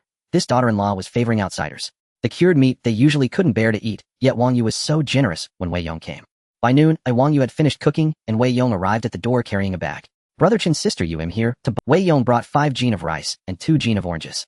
Ever since he had bonded with that young wife, Chen Susu's shop allowed him to buy 3 items a day. Recently it had been rice and fruit, so he had plenty to spare. Giving some to Wang Yu would also boost her satiety level. Seeing Wei Yong arrive with so many things, Chen Rongmao's grin stretched from ear to ear. Knowing Wei Yong had never come empty-handed, what Wei Yong brought was definitely worth more than today's meal. "De Yong, you're too kind. Why bring so much just for a meal?" Though he said that, Chen Rongmao quickly took the items from Wei Yong's hands, as if afraid he'd change his mind. Seeing her husband so pathetic, Wang Yu was mortified. Shen Guifang also put on a show of politeness, inviting Wei Yong inside to eat. At the table, Wang Yu felt a bit embarrassed. "De Yong, our home isn't as well off as yours. There's nothing fancy, so just make do." Wei Yong smiled. "Sister, you're too modest. Not every household has meat and fish every day. Your cured meat. After a few bites, Chen Rongmao couldn't help asking, De Yong, is there something you want to discuss today? Wei Yong chuckled. You're right. I'm not here to freeload for nothing. I've got some good news to discuss with you. Sister Yu, if I found you a job at the coal mine, how would you thank me at? As he spoke, Wei Yong quietly slid his left hand under the table and rested it on Wang Ye's thigh. The moment Wei Yong's hand rested on Wang Ye's thigh, she flinched as if shocked by electricity. Hastily, she glanced up at Chen Rongmao and her mother-in-law. Finding them oblivious, she lowered her head and continued eating. Her face flushed visibly and her hands trembled with nervousness. That reckless De Yong, he was far too bold. If no one were around, letting him touch her a couple of times might be tolerable. But to be so audacious at her own family's dinner table. If her mother-in-law or Chen Rongmao were to catch them, how could they continue living together? Wang Yu set down her chopsticks casually, moving her hand beneath the table to push Wei Yong's away. Feigning composure, she asked, De Yong, you're going to find me a job. I can't work in a coal mine. Wei Yong found it amusing. Wang Yu reacted swiftly, her face betraying no awkwardness. Chen Rongmao frowned, as well, saying, De Yong, we've seen the situation at your neighbors. Underground work isn't for our... Wei Yong chuckled. Sister Yu is a woman, how could I let her go underground? The head of our finance department is also a woman named Xue Yan. The mine's accounts have piled up recently, and she can't handle them alone, so she wants an assistant. Sister Yu, you finished junior high, right? Wang Yu nodded. I went all the way through 9th grade. You want me to do accounting? Sit in an office? Yes, in the office, assisting director Xie. The salary is 37 yuan a month. Hearing this, Wang Yu, Chen Rongmao, and the others were overjoyed. That's wonderful. 37 yuan a month, steady income, rain or shine. So much better than farming. Chen Rongmao asked, De Yong, I heard you became a director at the coal mine, is that true? In Xiaodongtan, only Wei Yong and Zhang Zhou worked at the Dai coal mine, so news trickled in from other villages much slower than in Xiaoxin. Wang Yu was taken aback. De Yong, really? You're a director? You've only been working there less than a month, and you've already achieved so much. Wei Yong said, it's not as impressive as everyone says. Just a deputy director in the procurement department. An empty title, really. Still impressive. A leadership position after all. You thought of me for such a good opportunity. I don't know how to thank you. Wang Yu was genuinely moved. A position at the Dai coal mine was incredibly valuable. Wei Yong had this chance only because of his recent promotion. He could have used the position for personal gain, but he gave it to Wang Yu without asking for anything in return. Her heart swelled with gratitude. Wei Yong joked, that's why I asked Sister Yu. How will you repay me? As he spoke, he slipped his hand under the table again, grasping Wang Ye's small hand in his. Wang Yu squeezed his hand tightly, but her expression remained unchanged. Tell me, what do you want me to do? I want In front of her husband and mother-in-law, Wang Yu showed no sign of anything amiss. Chen Rongmao didn't suspect a thing. It never crossed his mind that they might be up to something under the table. De Yong, we won't forget this great kindness. If you ever need anything, our Chen family will be the first to step up. Wei Yong dismissed Chen Rongmao's words as empty talk. But Wang Yu tightened her grip on his hand, her gaze resolute. She would agree to whatever he asked. Wei Yong smiled, knowing better than to tease her now. I'm often busy at the mine lately. I'd appreciate it if you could look after. Shen Guifang added. Yes, if your wife gives birth or has any women's issues, I can help out too. Wife, come get me. Shen Guifang added. Yes, if your wife gives birth or has any women's issues, I can help out too. Thanks, Brother Chen and Aunt Guifang. Sister Yu, after lunch, I'll take you to the mine to report in. I'll introduce you to Sister Xue Yan. She'll be your boss. Alright, I'll change clothes and freshen up. Since she was going to work in the township, Wang, you couldn't wear ragged clothes like she did for farm. Wei Yong had just bought her 2 floral dresses. Wearing new clothes neat and proper to start her job. Soon she'd be a working woman. The thought filled Wang Yu with joy. Chen Rongmao frowned slightly. While his wife changed in the room, he slipped in and whispered, Honey, are you going to ride to work on Wei Yong's bicycle? Wang Yu replied, What else can I do? Walk to the township and exhaust myself. Chen Rongmao grumbled, Didn't you walk? Hearing this, Wang Ye's face darkened. Chen Rongmao, what are you implying? Afraid something will happen between me and Wei Yong on his bike. You won't let me take the bike, but you'd rather have me walk to the township. I'm not going there for fun. I'm going to work. After a long day, you want me to walk for hours. If you're worried, buy me a bike. I'll ride myself. Chen Rongmao quickly gestured for her to lower her voice. Honey, keep it down. That's not what I meant. I just don't want you to be taken advantage of on his bike. What advantage could I possibly be taken of? Do you think Wei Yong wants to carry an extra person? If you don't want me to go, fine. I won't take the job. She threw her clothes onto the Kong, sat down with her arms crossed, and pouted in silence. Chen Rongmao was terrified. This was a 37 yuan a month office job. With only a junior high education, where else could Wang Yu find such a great opportunity? Honey, I'm sorry. Don't be mad. Go with Wei Yong. When you get your salary, don't forget to buy me a couple packs of cigarettes. Smoke, smoke, smoke. That's all you know. Smoke yourself to death. Wang Yu put on her clothes, too annoyed to argue further. Without even clearing the table, sitting on the back of Wei Yong's bicycle, they left the village. Watching his wife on someone else's bike, Chen Rongmao felt a pang of unease. Though nothing would happen, sitting on the back seat meant Wang Yu would inevitably have some physical contact with him. He sighed. What could he do? He didn't own a bicycle. He silently vowed that when his wife got her first paycheck, he would save up to buy a bike. No, first head buy some good cigarettes. Wei Yong pedaled, carrying Wang Yu across the small creek. Only then did Wang Yu wrap her arms around his waist. Wei Yong switched to one-handed cycling, placing his left hand on his waist to hold Wang Ye's small hand. Wang Yu showed no reaction this time, as if he had anticipated it. and said with a hint of irritation, "Dayong, can you ride the bike properly with just one hand? Don't make me fall again. It's fine if I fall, but if this new dress gets ruined, that would be a real shame." Wei Yong chuckled, "Sis, you're wrong. If the dress gets ruined, I'll buy you a new one. But if you get hurt, wouldn't that break my heart?" Wang Yu felt a warmth in her heart, yet she still pinched Wei Yong's waist with her small hand. "Always so glib with words. Even at my place you dare to tease me. If my man saw this, how would we get by?" Wei Yong grinned. "Sis, if you can't make it work with him, come live with me. I already have 2 women at home, one more wouldn't make it. Get lost. You actually dare to think like that." The two chatted and laughed all the way and time flew by. Wei Yong hadn't even had his fill of holding her hand before they arrived at the coal mine. Once at the coal mine, Wei Yong dared not be so bold, and Wang Yu also released his waist, sitting properly on the back seat. He led Wang Yu to Xue Yan office. "Sister Dan, this is my fellow villager Wang Yu. Sister Yu has completed junior high, and she's clever as she'll definitely be able to help you out. My wife is pregnant, so I want to have her come over." Xue Yan was somewhat surprised, never expecting that Wei Yong had brought not his wife, but a fellow villager. This job opportunity was quite rare, and the fact that Wei Yong gave it to this woman suggested their relationship was no ordinary one. Wang Yu was quite well-mannered. "Hello, Director Xie." Xue Yan smiled. "No need to be so formal. Ooh, just call me Sister Dan. Come over, and I'll teach you. The work is quite simple. All you need is to be meticulous. For calculations, I have an abacus here." Although Wang Yu had only studied up to junior high, she was quite intelligent. After Xue Yan gave her a brief lesson, she was able to handle the work proficiently. Xue Yan was very satisfied with Wang Yu. After all, she was doing this favor for Wei Yong, and who he chose to bring in was not. As the two became busy, Wei Yong didn't linger. He would have plenty of time to interact with them later. Returning to his own office, he sat down in his chair, crossed his legs, and lit a cigarette. Although Wei Yong was still as nonchalant as before, this time no one in the procurement department dared to say a word. "Brother Yong, the leadership has upped next month's target a bit. It's 4,000. How do you want to assign the tasks?" The speaker was Old Wang from the procurement department. Old Wang was even older than Wei Yong, yet he shamelessly called Wei Yong Brother Yong. In these times, sycophants were everywhere. The moment Wei Yong became a mere deputy director, these people's attitudes shifted in. Wei Yong said, "Just take on your usual workload. Leave whatever you can't finish to me." Now the growth rate in Wei Yong's experimental field was incredibly fast. If he planted some quick maturing crops, they could be harvested in about a month. Plus, with the variety of items now available in the mall, he could easily complete the 4th sand target on his own. However, if he did all the work himself, the procurement team would only grow lazier. Wei Yong decided to let them put in their best effort first, stepping in only at the final moment. Old Wang nodded. Director Weiss' words were truly magnanimous. This 4th sand target was much tougher than last month. Based on past experience with the autumn harvest approaching, farmers would have more grain in hand, so the target would be higher than in previous months. Completing it wouldn't be too difficult. But this year the land was still plagued by drought. Most of the corn that people had planted had already died. Now the fields were mostly filled with potatoes and turnips, and given the current state of the soil, getting 1,000 gene of potatoes per moo was already considered good. Moreover, they had to hand over a certain amount of grain to the state as public tax. What remained the common folks mostly kept for themselves to get through the winter. Very few were willing to sell. Just then Wei Yong walked in from outside. As he entered the office, the atmosphere grew somewhat awkward. After all, Wei Yong had made a huge fool of himself just yesterday, calling Wei Yong grandpa in front of the entire mine. Although he hadn't been stripped of his director position, Wei Yong's appointment as deputy director was still a slap in his face. After entering, Wei Yong spoke to Wei Yong in a conciliatory tone. "Wei Yong, this month's target has been raised to 4,000. You handle the work arrangements." Wei Yong acted as if nothing had happened. His thick skin was truly remarkable. Wei Yong replied flatly, "I've already made the arrangements."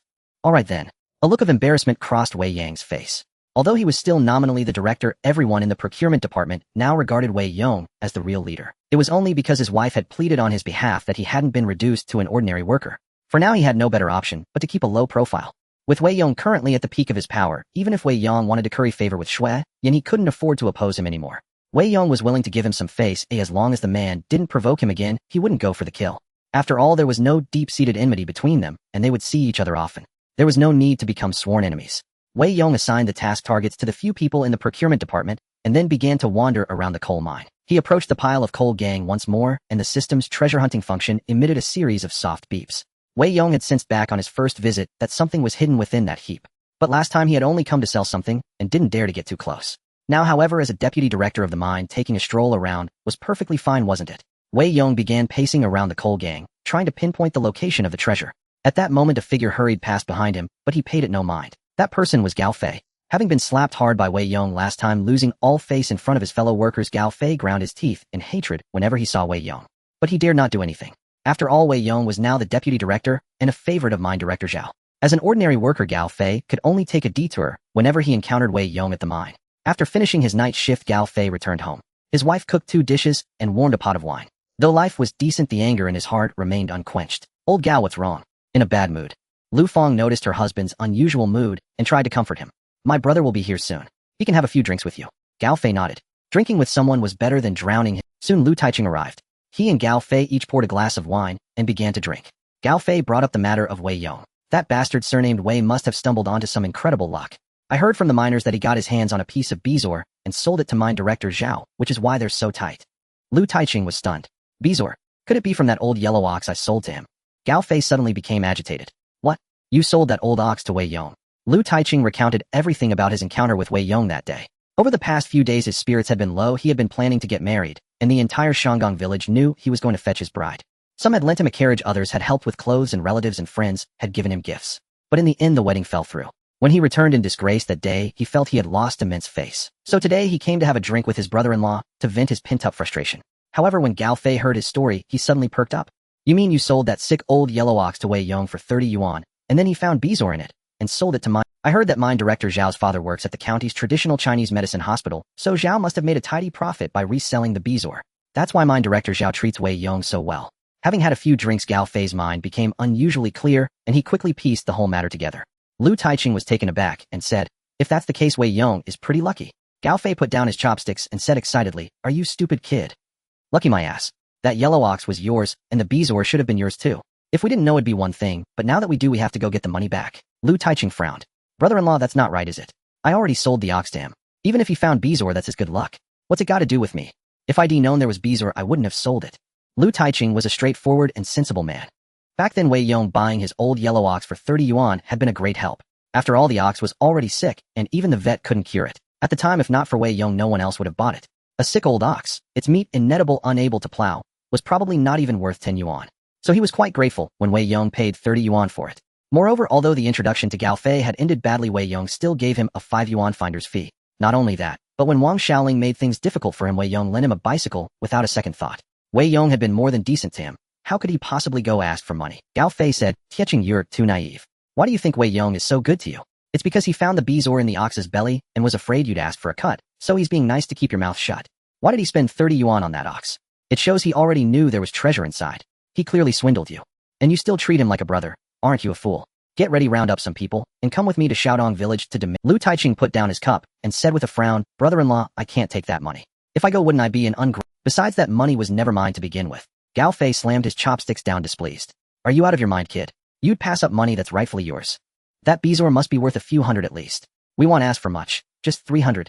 Think about it, with 300 yuan, would you still be unable to find a wife? Bullshit. Who says I can't find a wife? It's just that I haven't found one I fancy. With 30 yuan as a bride price, I can marry a girl from any village. I'm telling you, Wei Yong is my brother. That bezoar money was never mine, and I won't take it. If you go, don't blame me for falling. Lu Taiching slammed his chopsticks down and stormed out. Gao Fei smacked the table in anger. I'm doing this for his own good, and he gets mad at me. Seeing this, Lu Feng quickly tried to soothe him. Old Gao, don't be angry with him. Taiching has always been stubborn. Maybe just let it go. What he said makes some sense. Gao Fei glared. What sense? Buying our bezoar for 30 yuan. Isn't that bullying? I'm going to call a few relatives from the village and go get that money back. With that, he changed his clothes and left. He dared to do this mainly because Wei Yong wasn't home. He knew Wei Yong worked at the coal mine during the day, so only his wife would be there. That emboldened him. Once the money was retrieved, what could Wei Yong do even if he came back? With that thought, Gao Fei went to round up people from the village. He had to vent his anger today. Wei Yong had slapped him at the mine. Shouldn't he pay for that? Soon Gao Fei gathered 5 or 6 young men from the village, and they marched toward Xiaodong village with great fanfare. These lads were fearless, and since they were from Shangang village, they had never heard of Wei Yong. In their eyes, Gao Fei, an employee of the Dahe coal mine, was a formidable figure. Following him would surely bring some benefits. Gao Fei promised that once they got the money back, he'd treat them to a bowl of 3 delight noodles, each at least noodle house. The group arrived at Xiaodong village with a menacing air and immediately started asking around. Hey woman, where does Wei Yong live? Widow Zhang scowled and cursed right back. Rascal, who are you calling woman? Looking for a scolding, are you? Widow Zhang was a fiery woman, as she didn't care how many people he had with him. Gao Fei had never met such a tough woman and decided not to lower himself to her level. I asked you where Wei Yong lives. Don't know. Widow Zhang threw a basin of water onto the road, glared at them fiercely, and went back into her house. Damn it. Gao Fei cursed and continued further into the village. Just then a shifty-eyed young man came out. You looking for Wei Yong's place? It's right up ahead. The young man was Chun Shizi from Xiaodong village. A few years older than Wei Yong, he was nearing 30, he still hadn't married, and seeing the 2 beautiful girls coming and going from Wei Yong's house every day filled him with jealousy. Today, seeing people come to cause trouble for Wei Yong, he was eager to watch the drama. Alright, got it. Gao Fei led his men to Wei Yong's door and kicked open the wooden gate. Wei, get the hell out here.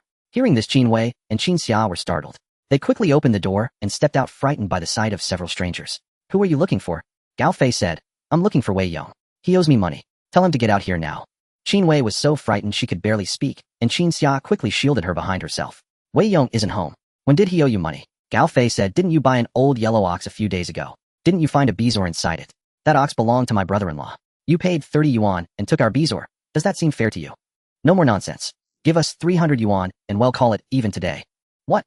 The Qin sisters never expected him to demand 300 yuan. Wasn't that an outrageous request? Qin Wei knew about the bezoar. You're being unreasonable. You sold us a sick cow and you didn't know there was a bezoar inside when you sold it. We found it ourselves. Why should we share it with you? Gao Fei glared and said, stop your damn nonsense. You tricked us out of our ox for 30 yuan. No matter how you spin it, you're in the wrong. Are you paying or not? If you don't pay today, we'll start taking things. Qin Xia picked up a hoe from the ground and pointed. What are you trying to do? Rob us outright. Is there no law? Gao Fei sneered. Law? You cheated my brother-in-law out of his bezoar. Paying 300 is only right. That's the law. If you want pay, we'll take things. Several men rushed forward, opened the cellar of Wei Yong's house, and began rummaging through it. Qin Xia held the hoe, but dared not strike them, only shielding Qin Wei desperately. Just then a black shadow suddenly charged in. It was Chun Rongmeo's big black dog Dahe. Dahe was remarkably intelligent. Wei Yong had fed it so many times that the dog guarded not only Chun Rongmeo's home, but also Wei Yong's. Dahe's sudden entrance startled Gao Fei and his men. Damn it, where did this mutt come from? Chun Rongmeo witnessed the scene from the doorway. He had just promised to help Wei Yong if anything happened. But now seeing 7 or 8 young men in the yard, he didn't dare step in. He shouted from the doorway, someone's causing trouble at Wei Yong's house. Chun Rongmeo's shout was quite effective. Zhao Fanfei was the first to rush out. Seeing that someone was indeed causing trouble at Wei Yong's place, he immediately grabbed a hoe and charged over. Besides Zhao Fanfei, several other young men from the village also grabbed weapons and came to Wei Yong's yard. Zhao Fanfei pointed his hoe at Gao Fei. Which village are you from? Daring to cause trouble in our Shaodong village. Looking for a beating. Gao Fei frowned, not expecting the villagers to be so united. Whenever something happened to Wei Yong, they all came out to help. Was this guy really that popular? Gao Fei said, your village's Wei Yong owes me money.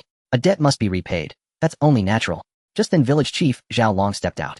You're from Shangang village, aren't you? How much does Wei Yong owe you? Qin Wei stepped forward and said, Chief Yong doesn't owe them any money. She then recounted what had happened. The young men of the village grew agitated and pointed at Gao Fei, cursing, have you no shame? Wei Yong bought a treasure with his own skill. Why should he share it with you? Zhao Fanfei pointed at Gao Fei and said, get lost, all of you. Zhao Long snorted coldly. If you want money from Wei Yong, why not come when he's home? Bullying 2 women, what kind of skill is that? Leave now. Seeing the situation, Gao Fei and his men realized there was nothing more to gain by staying. He turned to Qin Wei and Qin Xia and said, just you wait. Wei Yong is away often, isn't he? Next time he's not. With that, Gao Fei and his men strutted out arrogantly. Qin Wei's eyes reddened, and she wiped away a few tears. Though Qin Xia remained strong, her face was pale, clearly shaken. Zhao Long approached to comfort them. Don't be afraid, you two. If they dare come again, the whole village will stand up for you. Chun Rongmeo also stepped forward. That's right, sister-in-law. Rest assured, as long as we're here, no one can bully you too. Though Chun Rongmeo hadn't dared to act earlier, he now had to step up and earn some goodwill, making sure the Qin sisters remained. Besides, even if he hadn't fought, Dahe had, and that counted as the Chun family's effort. The sisters nodded, thanked the villagers, and began cleaning up the mess in the house. Zhao Long frowned, feeling worried. He said to his son, when Wei Yong comes back this afternoon, make sure to hold him back. Don't let him act too rashly. Zhao Long knew Wei Yong well. He had a hot temper and struck hard. If he found out about this, he would definitely go to Shangang village to settle the score. He feared Wei Yong would act impulsively and start a fight over there. Zhao Fanfei nodded. If Wei Yong really lost his temper, he would try to stop him, but given Wei Yong's personality, he might not be able to hold him back. That evening after work, Wei Yong left the coal mine with Wang Yu. Sister Yu, how was work today? Wang Yu was quite cheerful. It was great. I've learned everything Sister Dan taught me. The work is much easier than farming, and the lunch at the mine is delicious. Wei Yong smiled. Of course, the mine's cafeteria served better food than their village homes. Besides, he had brought in so much grain last time that everyone in the workers' canteen could eat their fill. Not far from the mine, Wang Yu again tightened her arms around Wei Yong's waist. She had gotten used to it by now. Since he would take advantage of her anyway, she might as well hold him openly and sit more comfortably. Wei Yong resumed riding one-handed, stroking Wang Yu's soft, smooth hand, the sensation indescribably pleasant. After crossing the small stream and nearing the village entrance, he suddenly stopped the bike. Getting off, he walked into the cornfield nearby and waved at Wang Yu. Sister, you come over here. Seeing Wei Yong enter the cornfield, Wang Yu initially thought he needed to relieve himself. But when he called for her to join him, her face instantly flushed crimson. What could a man and a woman do in a cornfield? Everyone knew. Wang Yu was in agonizing turmoil. She had told Wei Yong before that she would agree to any request he made. He had found her this job, an immense favor, which was why she had made that promise. But she never expected Wei Yong to actually make such a demand. Her face was so red it seemed ready to drip, and she fidgeted nervously, twisting the hem of her clothes. Though she was no maiden, she had never gone into a cornfield with a man. Wei Yong had already gone in. Wang Yu stood by the roadside hesitating for a long time, looking left and right until finally steeling herself, she followed him in. After entering the cornfield, Wang Yes' heart pounded violently. Thanks to Wei Yong's care over this period, she had been able to live so comfortably. Without Wei Yong, she wouldn't even have coarse grains to eat, let alone new clothes. If Wei Yong truly wanted to do something with her, what reason did she have to refuse? What if after refusing he stopped associating with her entirely, or simply took back the job she had? What would she do then? Most crucially, the thought of being intimate with Wei Yong didn't repulse her at all. In fact, a hint of anticipation and excitement stirred within her heart. Wang Yu walked a dozen meters into the ridge, fully entering the cornfield. Suddenly Wei Yong emerged from nowhere. Wang Yu tensed up, instantly biting her lip as she spoke. Dayong, this won't do. Sister isn't that kind of person. I know you're good to me, but give me some more time. Wang Yes' words became incoherent. She was so nervous, she dared not lift her head, fearing that Wei Yong might, in a surge of passion, push her to the ground and take her right there. Wei Yong was taken aback. Sister, what are you talking about? I called you in here to give you something good to eat. Wei Yong promptly flattened the surrounding corn stalks, pulled Wang Yu down to sit, and handed her an apple, an orange, and a... Wei Yong hadn't really thought that far ahead. His only reason for calling Wang Yu inside was to give her some food and boost her satiety. Last time he gave Wang Yu food, her satiety barely increased. Clearly the food delivered to her home had been eaten by Chun Rongmao and Shun Guifang. That was why Wei Yong thought to invite her to eat alone. Giving her food at the coal mine would be inappropriate and might cause misunderstandings if others saw. So the journey back was the most suitable time. They couldn't just stand on the road eating, so finding a nearby cornfield to sit on the ground and have a snack was a good idea. Seeing the 3 fruits Wei Yong had brought out, Wang Yu realized she had misunderstood. So Wei Yong had called her into the cornfield to give her food, not to do anything else. The more she thought about it, the more embarrassed she became. She quickly sat down and stuffed an apple into her mouth to mask her awkwardness. Noticing Wang Yes' expression, Wei Yong chuckled. Sister, did you misunderstand? Did you think I called you into the cornfield to take advantage of you? Wang Yes' cheeks burned. Sister was wrong about you. Wei Yong said, Sister, since you thought that, why were you still willing to... Wang Yu quickly explained, I came in because I was afraid you'd be angry. A playful look crept onto Wei Yong's face. Sister, but I heard you say just now, give me some more time. What did you mean by that?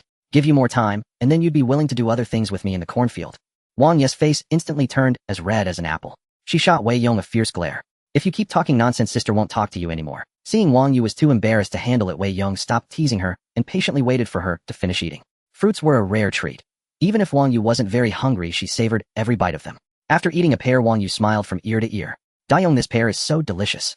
I've never tasted such a sweet pear. Where did you get it? Wei Yong replied. These are special supplies for the leaders. I scrounged them from Chief Xiao's office.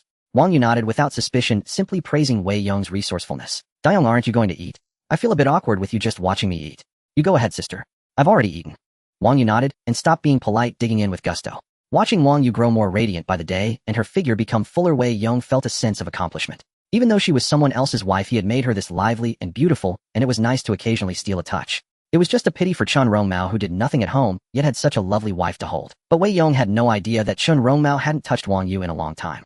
People assumed he enjoyed nightly pleasures, but in truth, he was left alone in an empty bed. Now that his wife was capable, Chun Rongmao's status at home had plummeted.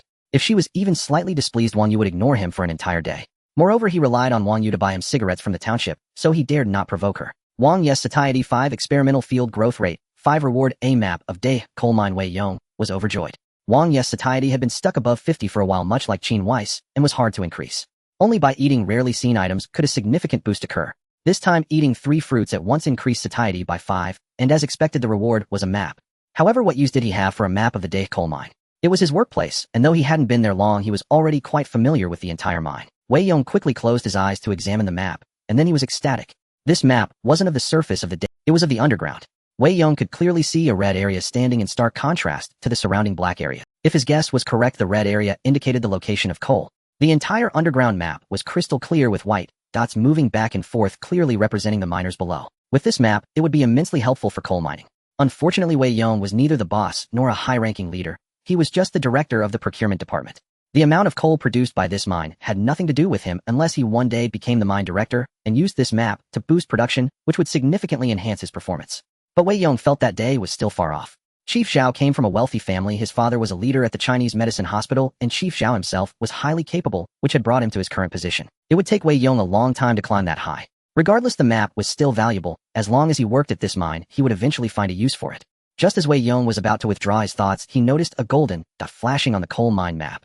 This golden dot was completely different from the red and black areas, and its location had no personnel activity. A sudden idea struck Wei Yong. Could this golden dot be something more precious than coal? It was common to unearth antiques or gold in coal mines. If something like that was found, it would be priceless and could instantly make someone a 10th Sandayuan household. He would have to find a chance to go down into the mine. Wei Yong was thrilled. This treasure was probably invisible to others, as long as he got the opportunity, this great prize would be his. In his excitement, Wei Yong suddenly scooped Wang Yu into his arms. Wang Yu was startled. "Dion, what are you doing?" Wei Yong chuckled. "I'm just weighing how heavy you are, got to fatten you up nicely." Wang Yu blushed and pushed him away. "I've already gained so much weight. If you keep feeding me, I'll turn into a little pig." Wang Yu straightened her clothes and cast a resentful glance at Wei Yong. Talking about weighing her, wasn't it just an excuse to hold her? "I'm done eating. Shall we go?" Wang Yu didn't call him out on it, continuing to play dumb. "All right." The two stepped out of the cornfield. Wang Yu first poked her head out, glancing left and right. Only when she was sure no one was around did she emerge. If anyone saw them coming out of the cornfield together, they'd never be able to explain it, no matter how many mouths they had. Climbing onto Wei Yong's bicycle, Wang Yu wrapped her arms around him again, and Wei Yong switched to one-handed riding. Within minutes, they entered the village. This time Wang Yu didn't get off Wei Yong's bike, because the villagers had already seen her leave with him. And with Chun Rongmao's big mouth, he definitely told everyone she was working at the day coal mine. So Wang Yu saw no need to deliberately avoid suspicion. Being too obvious would only invite more doubt. As expected, Chun Rongmao was waiting for them at the village entrance. The two sat properly on the bike, giving Chun Rongmao nothing to nitpick. But as soon as Wang Yu got off, Chun Rongmao rushed over to Wei Yong, flustered. "Dion, you're finally back. Something's happened at your place." Wei Yong was startled. "Brother Chun, what's going on?" Chun Rongmao recounted the day's events, naturally emphasizing his own contributions to ensure Wei Yong remembered. Wei Yong breathed a sigh of relief after hearing it all. Thankfully, the two sisters were fine. "Brother Chun, thank you so much. We were lucky to have you today." Knowing Chun Rongmao's nature, Wei Yong pulled 2 packs of cigarettes from his pocket and pressed them into Chun Rongmao's hands. After all, he'd been holding the man's wife's hand all the way back. 2 packs of smokes were no big deal. Wei Yong then quickly rode home. Entering the yard, he found it in complete disarray. Though the sisters had tidied up the broken gate and the ruined cellar lid were beyond their ability to repair. Qin Wei pouted as she stepped out. The moment she saw Wei Yong, her eyes reddened, her expression pitiful. She hadn't wanted to cry, but the sight of him made her unable to hold back her grievances. Wei Yong quickly pulled Qin Wei into his arms to comfort her. Qin Xia, tougher than her sister, stood nearby with a flushed face, as if waiting for something. Yesterday, when Wei Yong was drunk, holding her had made her heart race. And today Wei Yong didn't let her down. After comforting Qin Wei, he embraced Qin Xia, as well as soothing her properly. With Wei Yong back, the two sisters felt like they had a pillar of support. Qin Wei said, "You've heard what happened at home today, right?" The village chief and the others helped settle it. "Don't go looking for trouble." Knowing Wei Yong's temper, Qin Wei feared he might stir up more conflict. Wei Yong smiled. "Don't worry, dear. Our life is too good for me to go picking fights.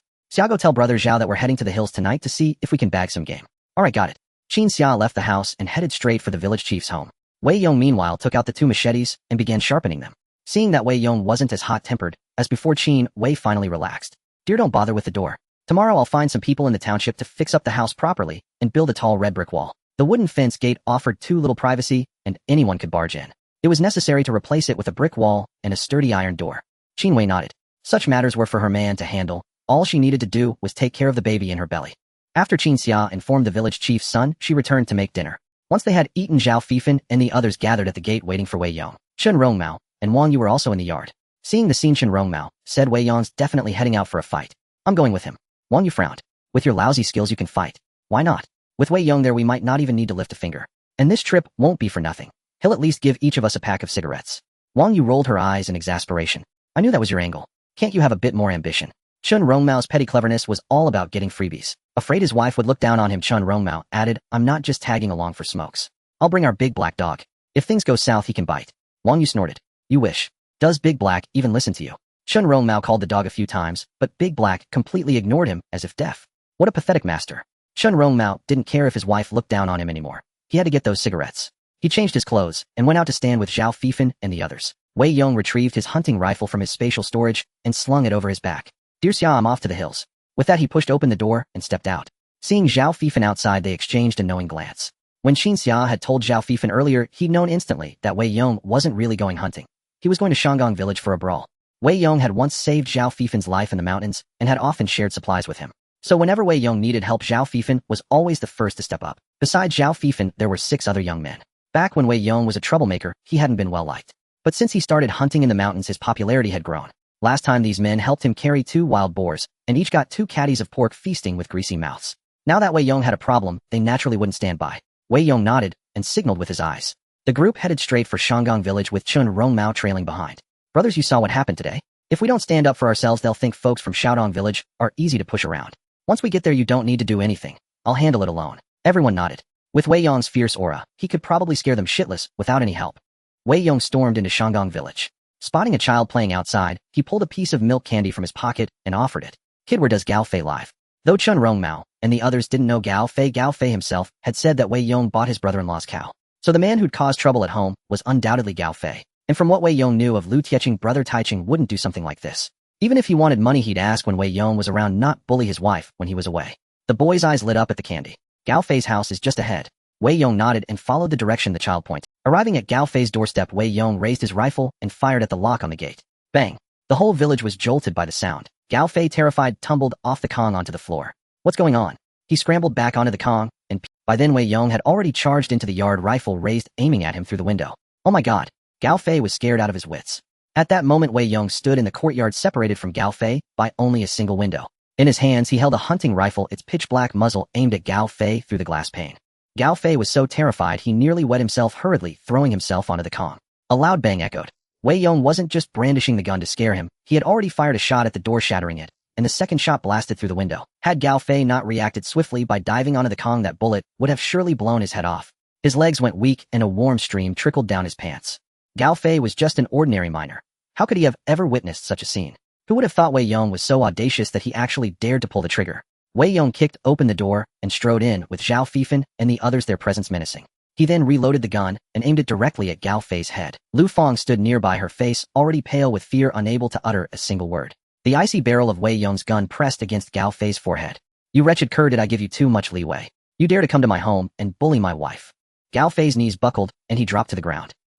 I was wrong. He dared not hesitate. If he were any slower, Wei Yong's third shot would surely have been fired. By then, begging for mercy would have been too late. Wei Yong's aura was overwhelmingly powerful. From the moment he entered, Gao Fei's legs began trembling uncontrollably, every hair on his body standing on end. It felt like a mouse encountering a cat. Though they were both men, Gao Fei sensed an intense suppression of his very being. Coupled with Wei Yong holding the truth in his hands and wielding the great equalizer with 2 shots fired, who wouldn't be trembling? Lu Fang too knelt beside him, her face ashen with terror, unable even to plead for mercy. Wei Yong slung the gun over his shoulder and crouched down to look at Gao Fei. You were upset that I slapped you at the coal mine last time, weren't you? Now I'm giving you a chance. Hit me back. With that, Wei Yong leaned and offering his cheek for Gao Fei to strike. But by now Gao Fei was utterly terrified. How could he dare to hit Wei Yong? His lips were pale, and he trembled. After waiting a few seconds, Wei Yong pulled back and delivered a fierce slap across Gao Fei's face. I give you the chance, but you're utterly useless. Gao Fei was dazed, his cheek burning with pain, yet he dared not voice a single complaint. Only fear filled his. It was then that Lu Fang finally found her voice. Wei Yong, Taiqing said you two are close brothers. Can you let him off for teaching's sake? Wei Yong glanced at Lu Fang and said coldly, Taiqing is Tieqing, and you are you. When he came into my home to bully my wife, why didn't he remember that Taiqing and I are brothers? Just then a crowd of people armed with hooves gathered outside, surrounding Gao Fei's door. Which village are you from, daring to cause trouble in Shangangtan? Do you think Shangang has no one to stand up for us? Though Gao Fei was a jealous man in his village, he was the only one with a steady job, making him quite popular. As soon as word spread that Gao Fei was being bullied, many villagers rushed out. Chun Rongmeo's face darkened at the sight. He had thought their group had the upper hand, but he hadn't expected the village to be. Dayong, what should we do? Maybe we should retreat for now. Wei Yong slung the gun over his back, drew 2 arm-length cleavers from his waist, and walked out of Gao Fei's house. Zhao Fifan and the others quickly followed. If a fight broke out, it would be no small affair. Facing the villagers' hooves, Wei Yong showed no fear, raising his 2 cleavers and pointing them at the crowd. I'm Wei Yong from Shaodong village. Who among you came to my house today? The 2 cleavers had just been sharpened at home, their blades gleaming under the night sky, so bright they seemed to sting the eyes. A single strike from such a blade, if delivered with force, could sever bone. Coupled with Wei Yong's tall and imposing figure wielding the 2 large cleavers, his mere presence sent the dozen or so villagers retreating in fear. Wei Yong pointed at a young man at the front. Were you among those who came to my house? The young man stammered, unable to answer. Wei Yong stepped forward and delivered a powerful kick to the young man's chest, sending him flying. The kick hurled him 3 or 4 meters away, stunning everyone with its force. Who else? Wei Yong stood in the midst of the crowd, a blade in each hand. Though the villagers held hoes and picks, not a single one dared to step forward. At his words, they all retreated 2 steps, afraid Wei Yong might deliver a kick to them as well. Chun Rongmao, hiding behind Zhao Fifan, was utterly stunned by the scene. He wondered how a man could be so fearless. If so many people surrounded him with hoes, he would have wet himself in terror. Just as the standoff seemed deadlocked, a figure came. Brother Wei Yong. Everyone stop. Lu Taiqing pushed through the crowd, his face grim as he took in the scene. Wei Yong, I've heard about what happened today. It's my brother-in-law's fault. Lu Taiqing frowned as he addressed the villagers. Put down your tools. If my brother-in-law wants to be a bandit, do you want to be bandits too? I sold the bezoar to Wei Yong willingly. Lu Taiqing recounted the entire story before the villagers. The residents of Shangangtan exchanged bewildered glances, anger flickering in their eyes. So they had been duped by Gao. Gao Fei had claimed Wei Yong cheated him out of the bezoar, but now it was clear that Wei Yong had the skill and foresight. What right did Gao Fei have to demand money? Brother Wei Yong, I went with Gao Fei to your house today, but I didn't know what was going on. I apologize. Me too. Gao Fei fooled me into thinking you really owed him money. Brother Wei Yong, I'm really sorry. Most people were reasonable. Once Lu Taiqing explained the whole story, everyone understood that Gao Fei was simply shameless. Moreover, Gao Fei and Wei Yong worked at the same place. Knowing Wei Yong wasn't home, he still pretended to seek repayment, clearly intending to bully Wei Yong's wife. He would never have dared if Wei Yong were there. They had actually gone to support Gao Fei. What a disgrace. Seeing the shift in the villagers' attitudes, Wei Yong finally sheathed his two cleavers. Lu Taiqing was full of guilt. Wei Yong, I'm truly sorry. I've failed you as a brother. Wei Yong patted him on the shoulder. Don't say that, Brother Taiqing. This has nothing to do with you. If that Gao Fei still isn't satisfied, tell him I'll be waiting for him at the coal mine tomorrow. With these words, Wei Yong led his men away in a grand procession. LV Taiqing, his face dark as a storm cloud, strode into Gao Fei's home. At that moment, Gao Fei's wife LV Fong and her husband were still trembling with fright. One could see that the hem of Gao Fei's trousers was soaked through. Clearly he had wet himself in terror. LV Taiqing's face turned ashen as he said, Gao, didn't I tell you not to go asking for money? Do you want me to fall out with you? LV Fong interjected, all right, Taiqing, stop scolding your brother-in-law. Look how terrified he is. How can he go to work tomorrow? Old Gao, didn't you say Wei Yong had become deputy director of the purchasing department? I never knew he was such a fierce character. How are you going to survive at work now? LV Fong was filled with worry and deep regret. If she had known Wei Yong was so formidable, she would have advised Gao Fei against demanding the money. They were in the wrong to begin with, and now the villagers were certainly displeased with Gao Fei. When he returned to work, Wei Yong would surely make things difficult for him at every turn. Gao Fei hung his head in despair, his heart heavy with gloom.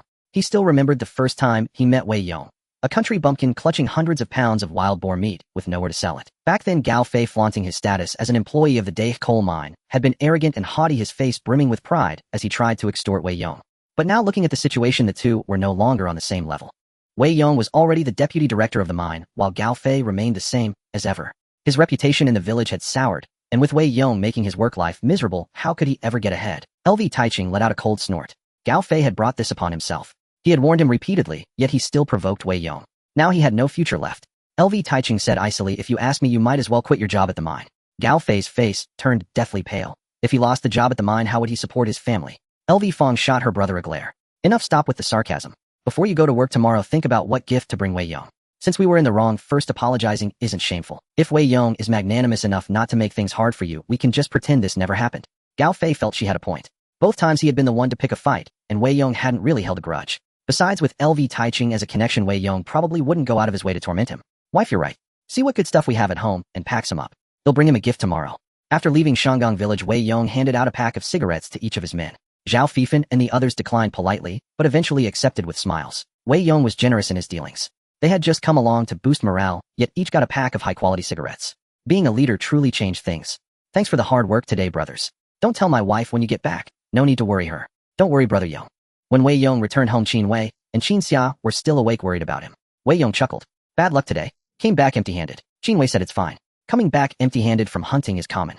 The important thing is you're home safe. Get some rest early. As long as Wei Yong returned safely, they were at ease. Life was good now. There was no need to take unnecessary risks. The next morning, when Qin Xia got up to cook, she saw two people standing at the door and jumped in fright. She hurriedly woke. Dayong, that guy from yesterday, is back. Qin Xia gripped a hoe, looking ready for a fight. Wei Yong smiled. Relax. Let me go see. Gao Fei had been scared out of his wits yesterday. Coming today, he surely wasn't looking for trouble. If he had the guts, he wouldn't have been. Wei Yong stepped out of the house and stood in the yard looking at Gao Fei. What's this about? Gao Fei and LV Fong had come together, both carrying several items. Gao Fei forced a flattering smile. Brother Wei Yong, I drank too much yesterday. My apologies. Please don't take it to heart. I've come today to make amends. Here are some small gifts to calm your wife's nerves. Seeing that Wei Yong had no intention of inviting them, and Gao Fei and his wife didn't dare linger. They quickly sat down. He believed that as long as Wei Yong accepted the gifts, he wouldn't make things too hard for him at the mine. Watching their retreating figures, Qin Wei and Qin Xia were both stunned. Dayong, what's going on? Why did he come to apologize? Wei Yong shrugged. No idea. Maybe he found his conscience. Both sisters were baffled. Yesterday, Gao Fei had been arrogantly menacing, looking like he could devour someone. Today, he came bearing gifts to apologize. How bizarre. Qin Xia opened the door and unpacked the gifts Gao Fei had brought. Dayong, there are walnuts and peanuts here. Gao Fei hadn't brought common staples like rice or millet. When giving gifts, one had to be willing to spend generously, otherwise Wei Yong might be dissatisfied and still make trouble for him. So Gao Fei had brought out his family's entire stash. Peanuts and walnuts were considered rare delicacies. With Qin Wei's pregnancy advancing, she needed all kinds of nutrition, and this gift hit the mark perfectly. Wei Yong nodded. Take it. You two eat up and don't hold back. Got it. Though the sisters found the situation suspicious, no matter what, their man had resolved the matter. The once arrogant Gao Fei had come to apologize on his own. They certainly didn't believe Wei Yong had done nothing. But regardless, their capable man had solved the problem, and that was what mattered. With the issue settled, the sisters finally regained their smiles. At the Chun household, Wang Yu was busy preparing breakfast. Meanwhile, Chun Rongmao stood in the kitchen, a machete in his left hand and a cleaver in his right. One blade aimed at his wife, the other at his mother. Wang Yu cursed, "Are you trying to chop me up this early in the morning? If you have time to play with knives, go split firewood outside. I work every day. Do you expect me to do all the chores too?" Chun Rongmao kept his pose and said, "Wife, tell me, do I look imposing holding these two knives?" Wang Yu spat, "Imposing my foot? You look like a butcher." Shin Guifang was also puzzled. "Son, what are you practicing?" Chun Rongmao glanced at himself in the mirror and had to admit the pose didn't suit him. Why is it that when Wei Yong holds two knives he looks so formidable? Chun Rongmao vividly recounted yesterday's events. After hearing the whole story, Wang Yu was shocked, her eyes wide. "You mean that old yellow cow Wei Yong bought for 30 yuan produced a bezoar worth hundreds?" "Indeed, Wei Yong is incredibly lucky," Chun Rongmao said with genuine envy. He envied not only how Wei Yong turned 30 into several hundred, but also the awe-inspiring presence Wei Yong had displayed yesterday. With 2 choppers and a gun, he had intimidated the entire village of Shangangtan. Barging in and firing 2 shots, he had scared Gao Fei so badly that the man wet his pants on the spot. Even if Chun Rongmao were handed a gun, he wouldn't have the nerve. He brandished 2 knives for a long time, yet still felt he fell short of Wei Yong's commanding demeanor. Wang Yu was utterly astonished. She had accompanied Wei Yong that day when he bought the yellow ox. Back then she had said Wei Yong was wasting his money. That sick ox was useless, fit only for skinning to make something out of. That was 30 yuan. Lu Taiching could have married a wife with that sum. Yet against all expectations, Wei Yong had actually extracted a bezoar from that yellow ox's belly. Knowing Wei Yong as she did, Wang Yu was certain he wasn't the type to stumble upon luck. He must have already sensed something inside that ox before buying it. Thinking about how Wei Yong struck it rich, he truly had real skill. But when she looked at her own man aping Wei Yong's swagger with 2 worthless knives, it was nothing but a clumsy imitation. After breakfast, Wei Yong wiped his bicycle with a wet rag, preparing to head to work. Just then the door opposite opened, and Qin Susu stepped out. The moment this pretty young wife appeared, Wei Yong's eyes lit up. Qin Susu's face was stunningly beautiful, and her figure was even more exaggerated than Wang Yu's. Wherever she went, she drew every gaze. So when Qin Susu emerged, even Wei Yong couldn't help stealing a few extra glances. After leaving her house, she made straight for Wei Yong's gate, stood at the entrance, and peered inside on tiptoe. Wei Yong quickly walked over and asked, "What's the matter?" It was clear she was looking for him. This young wife rarely left her home for her to seek him out. Today something urgent must have come up. Wei Yong opened the gate, gazing at the lovely Qin Susu. She seemed hesitant to meet his eyes, her gaze drifting as she spoke. "I have a favor to ask. Could you speak to Director Zhao for me?" "What is it?" "Go ahead," Wei Yong said, somewhat puzzled. What business did Qin Susu have with Director Zhao? Could it be about the compensation? Qin Susu lowered her head and said, "Could you tell Director Zhao to transfer Zhang Jiu's job to me? He'll take his place." Wei Yong was taken aback. "What? You want to do Zhang Jiu's job? He works underground mining coal. How can a woman like you handle that?" Qin Susu nodded firmly. "I can do it." After waking up, Zhang Jiu had been devastated, losing all hope for life, and even contemplating suicide. In the end, it was his mother and Qin Susu who persuaded him to accept reality. Now their family's livelihood was in jeopardy. Zhang Jiu could no longer shoulder the responsibility of earning money, so the burden fell on Qin Susu's shoulders. As for farm work, Qin Susu simply couldn't endure it. The fields demanded labor that a woman like her could never finish. Last night her mother-in-law gave her a choice: either do farm work or take over Zhang Jiu's job and go down the mine. After a long hesitation, Qin Susu finally decided to go underground in Zhang Jiu's place. Either way, she would have to exert herself physically, so why not pick the job that paid more? Besides, the land was parched with drought. Even if she worked herself to the bone, she might not harvest anything. In truth, Qin Susu's reasoning was simple. Since she had to work hard to support her family working at the coal mine, at least Minch, the meals provided at Dae's coal mine were quite decent. Not necessarily lavish, but definitely enough to stave off hunger. At home, Qin Susu barely got any food, surviving on watery gruel day after day. It was a miracle she hadn't starved to death, so her greatest wish was simply to have enough to eat. Wei Yong looked at Qin Susu, still a bit puzzled, but it was her choice, and he had no need to pry. Moreover, her working at the mine would actually be more convenient for him. If she stayed home, any visit to her house might invite gossip, but at the mine he could see her often. "Alright, I'll put in a word for you. Come inside for a moment. Director Zhao asked me to bring you something. It's in the house." Qin Susu hesitated, reluctant to enter, but when she saw Qin Xia and Qin Wei busy in the outer room, she mustered her courage and stepped inside. Once inside, Wei Yong announced, "Wife Xia, Qin Susu from across the way is here." Qin Wei and Qin Xia promptly came over to greet her. "Susu, have a seat. Let me pour you some sweetened water." Qin Xia took a cup and prepared some sweetened water for her. They were all neighbors in the same village, yet this was Qin Susu's first visit to their home. Qin Susu murmured her thanks, then picked up the cup and took a few sips of the warm sweet water. The sweet taste warmed her heart. White sugar was a precious commodity. Though her family had some, her mother-in-law never allowed her to drink sweetened water. She never expected to enjoy such warm sweet water in Wei Yong's home. It was the first time she had felt genuine concern from a neighbor. Wei Yong went to the cellar to fetch some potatoes and flour to give to Qin Susu. While Wei Yong was in the cellar, Qin Susu took a good look at Qin Wei. She noticed that Qin Wei not only had fairer skin than before, but had also put on weight. Qin Wei had always been somewhat thin, but now she looked plumper and more radiant. "Sister Susu, we've lived across from each other for so long, yet this is your first time at my place. If you ever need anything, just come to me. Let's visit more often."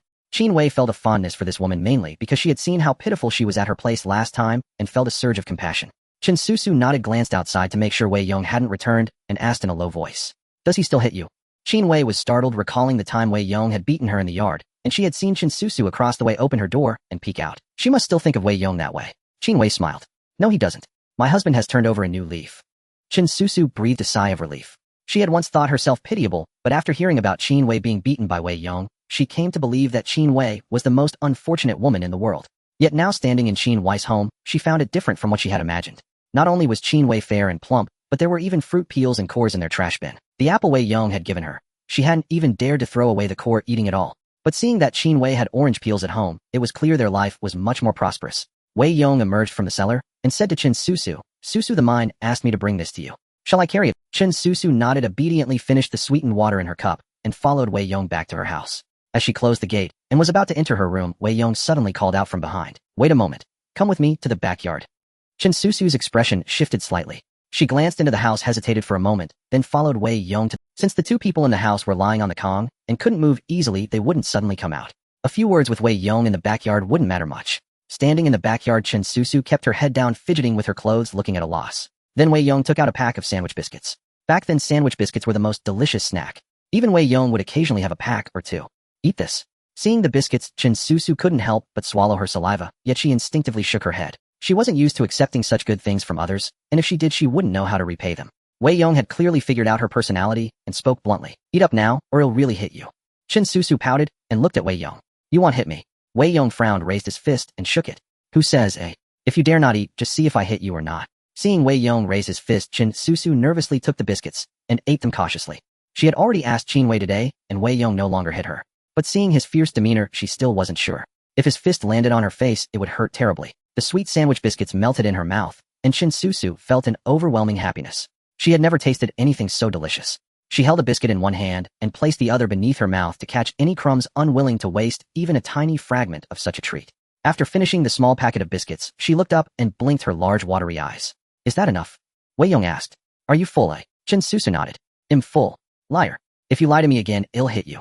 Wei Yong, as if performing a magic trick, pulled out 2 hawthorn rolls from his pocket. He forced them into Qin Susu's hands, then stared at her without a word, putting on a fierce expression. Qin Susu looked at the hawthorn rolls in her hands, her expression complex. After a few seconds, she raised her head and said to Wei Yong, "Actually, you're not a bad person." Hearing this, Wei Yong immediately widened his eyes, putting on a menacing look. "Who says? I'm a bad person?" Qin Susu bit her lip. "A bad person wouldn't give me so much to eat." Qin Susu was a bit naive, but not stupid. Though she was a little scared by Wei Yong's threats, she could tell he said those things. In this village, Qin Susu had never felt any kindness. She had no standing at home either. Wei Yong was the only person in the village who treated her relatively well. Although she had a very poor impression of him before, after interacting with him a few times, she discovered he was quite different from... "Thank you." Qin Susu blushed as she said thanks, even catching Wei Yong off guard.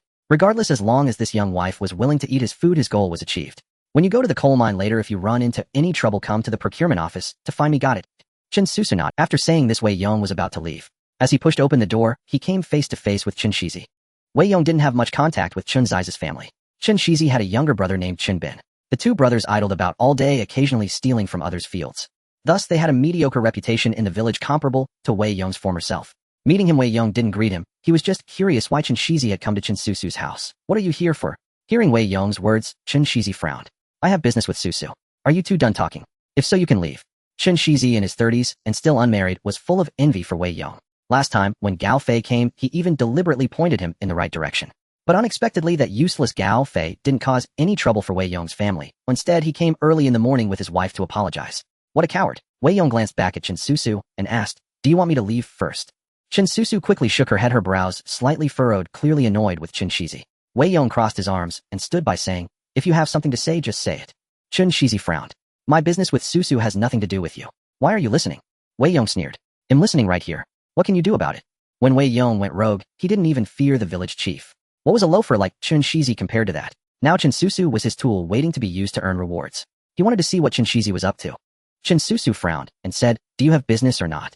If not, I'm going back inside." "I do." It was hard for him to meet her. He had been squatting by the door for days and finally saw her come out. If he didn't speak today, he might never get another chance. Qin Shizi said, "Susu, your husband has had an accident, and your mother-in-law's leg is bad too. How will your family get by in the future?" Hearing Qin Zai's words, Wei Yong had already guessed what he wanted to say, but he kept quiet, watching Qin Susu's reaction. Susu was clearly smart enough to sense something amiss. She frowned and asked, "What are you trying to say?"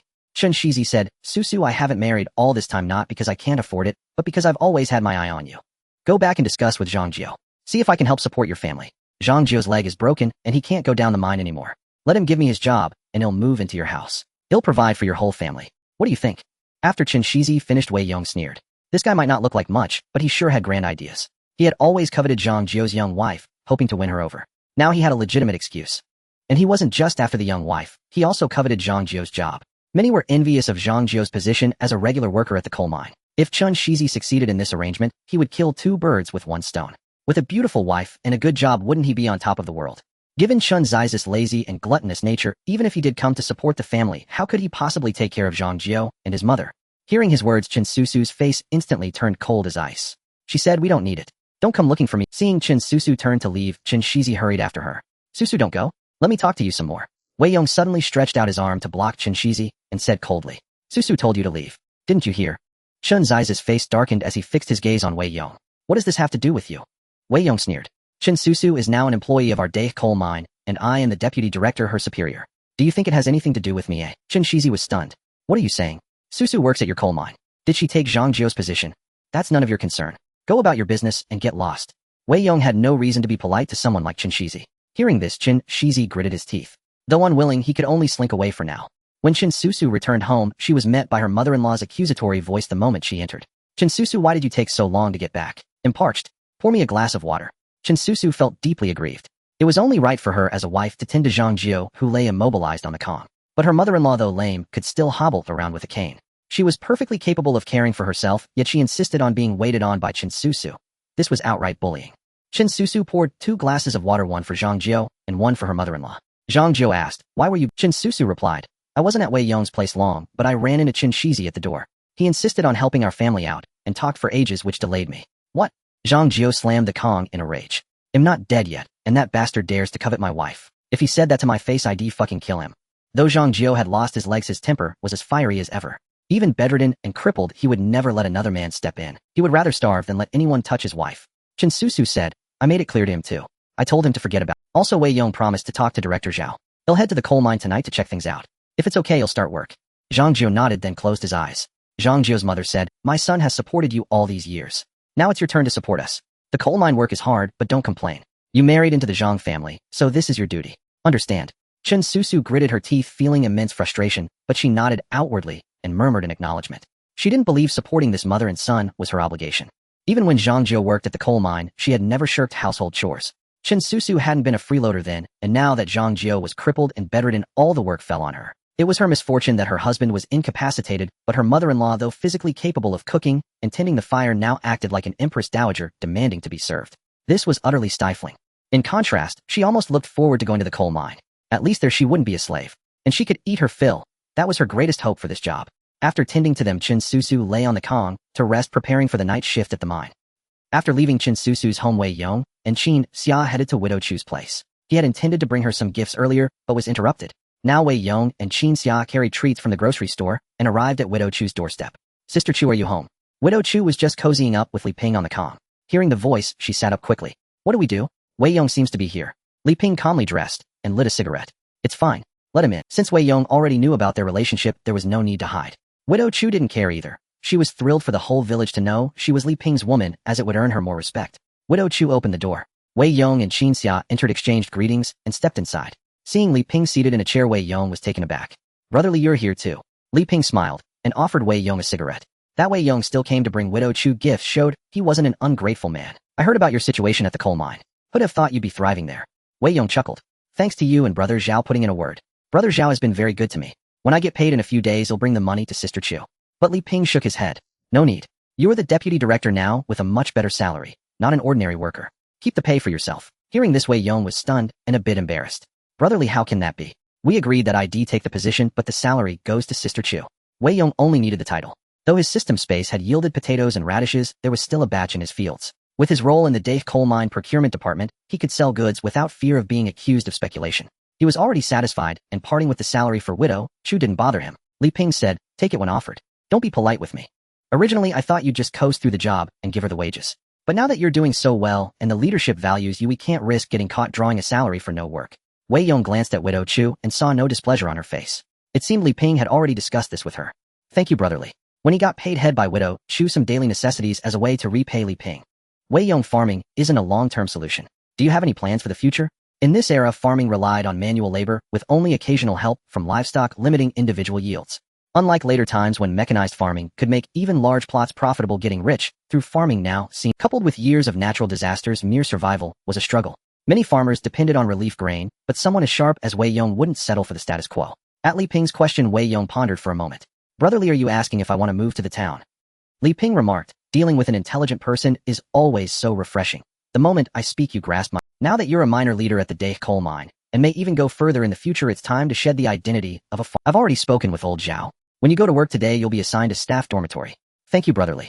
Wei Yong didn't rush to agree. He expressed his gratitude first, knowing that Li Ping's offer of a county house must have some... Li Ping didn't beat around the bush and said bluntly, the staff dormitory is a tube-shaped apartment building. I've arranged one room for you and another for Xiao Chu, so you'll be neighbors. Take care of her for me. When I come to see her, I'll say I'm visiting you for a drink or to discuss work. That way I'll have an excuse. Wei Yong immediately... When Widow Chu was in the village, Li Ping could find an excuse to go down to the hamlet. But his job might soon be transferred, so he needed to keep her in the township like a caged canary. This arrangement posed no problem for Wei Yong.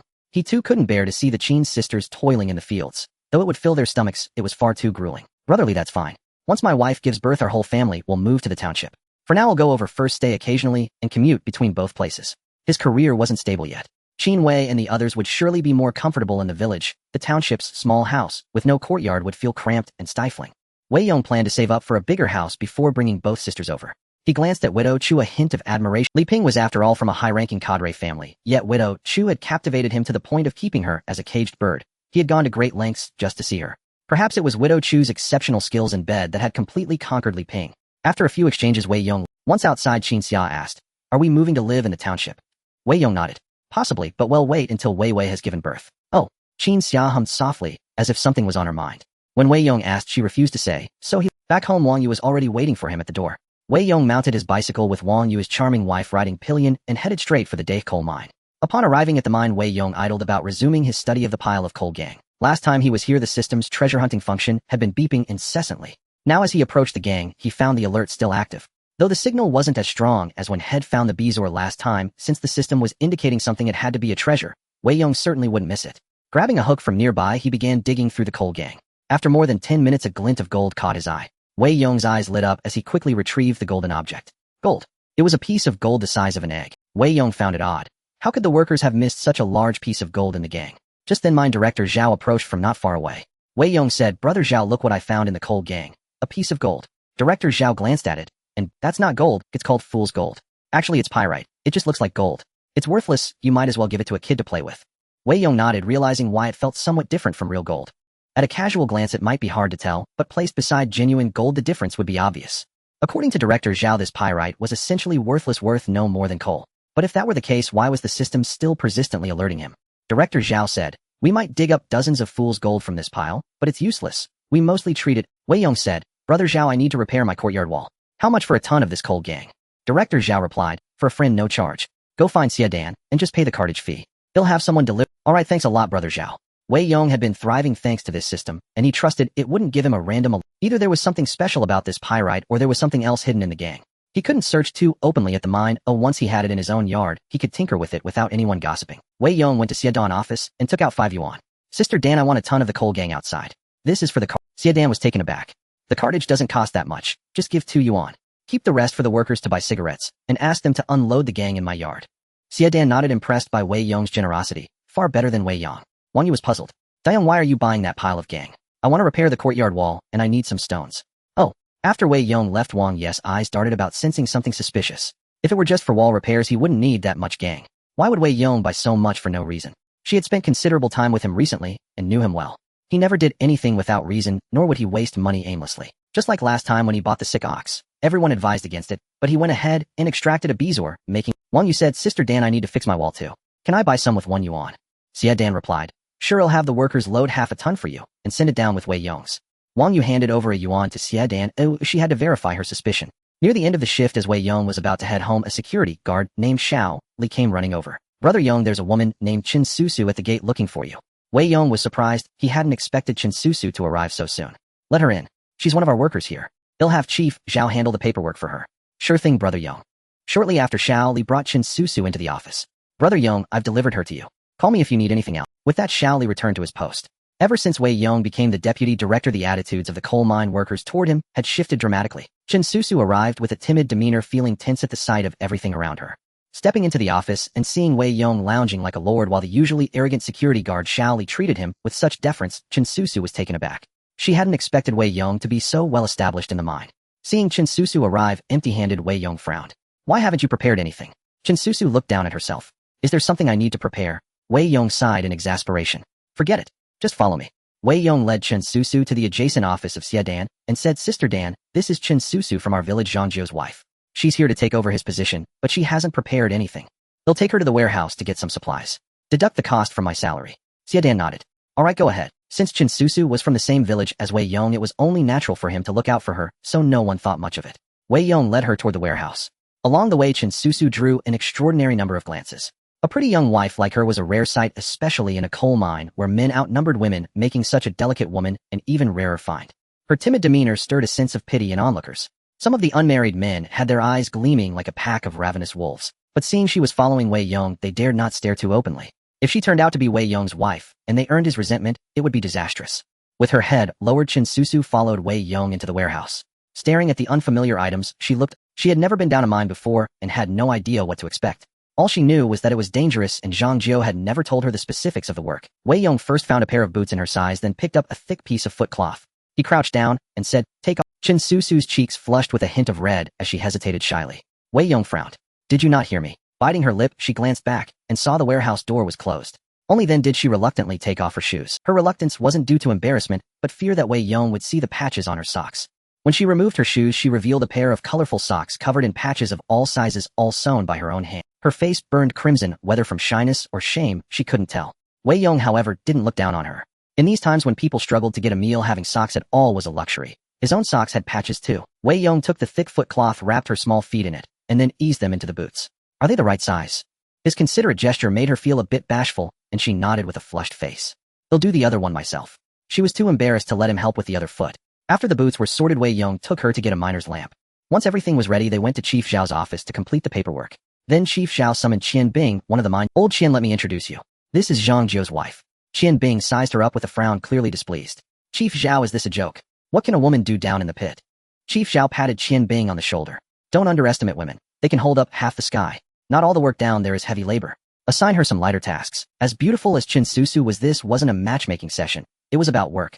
Taking her into the mine was something he was reluctant to do.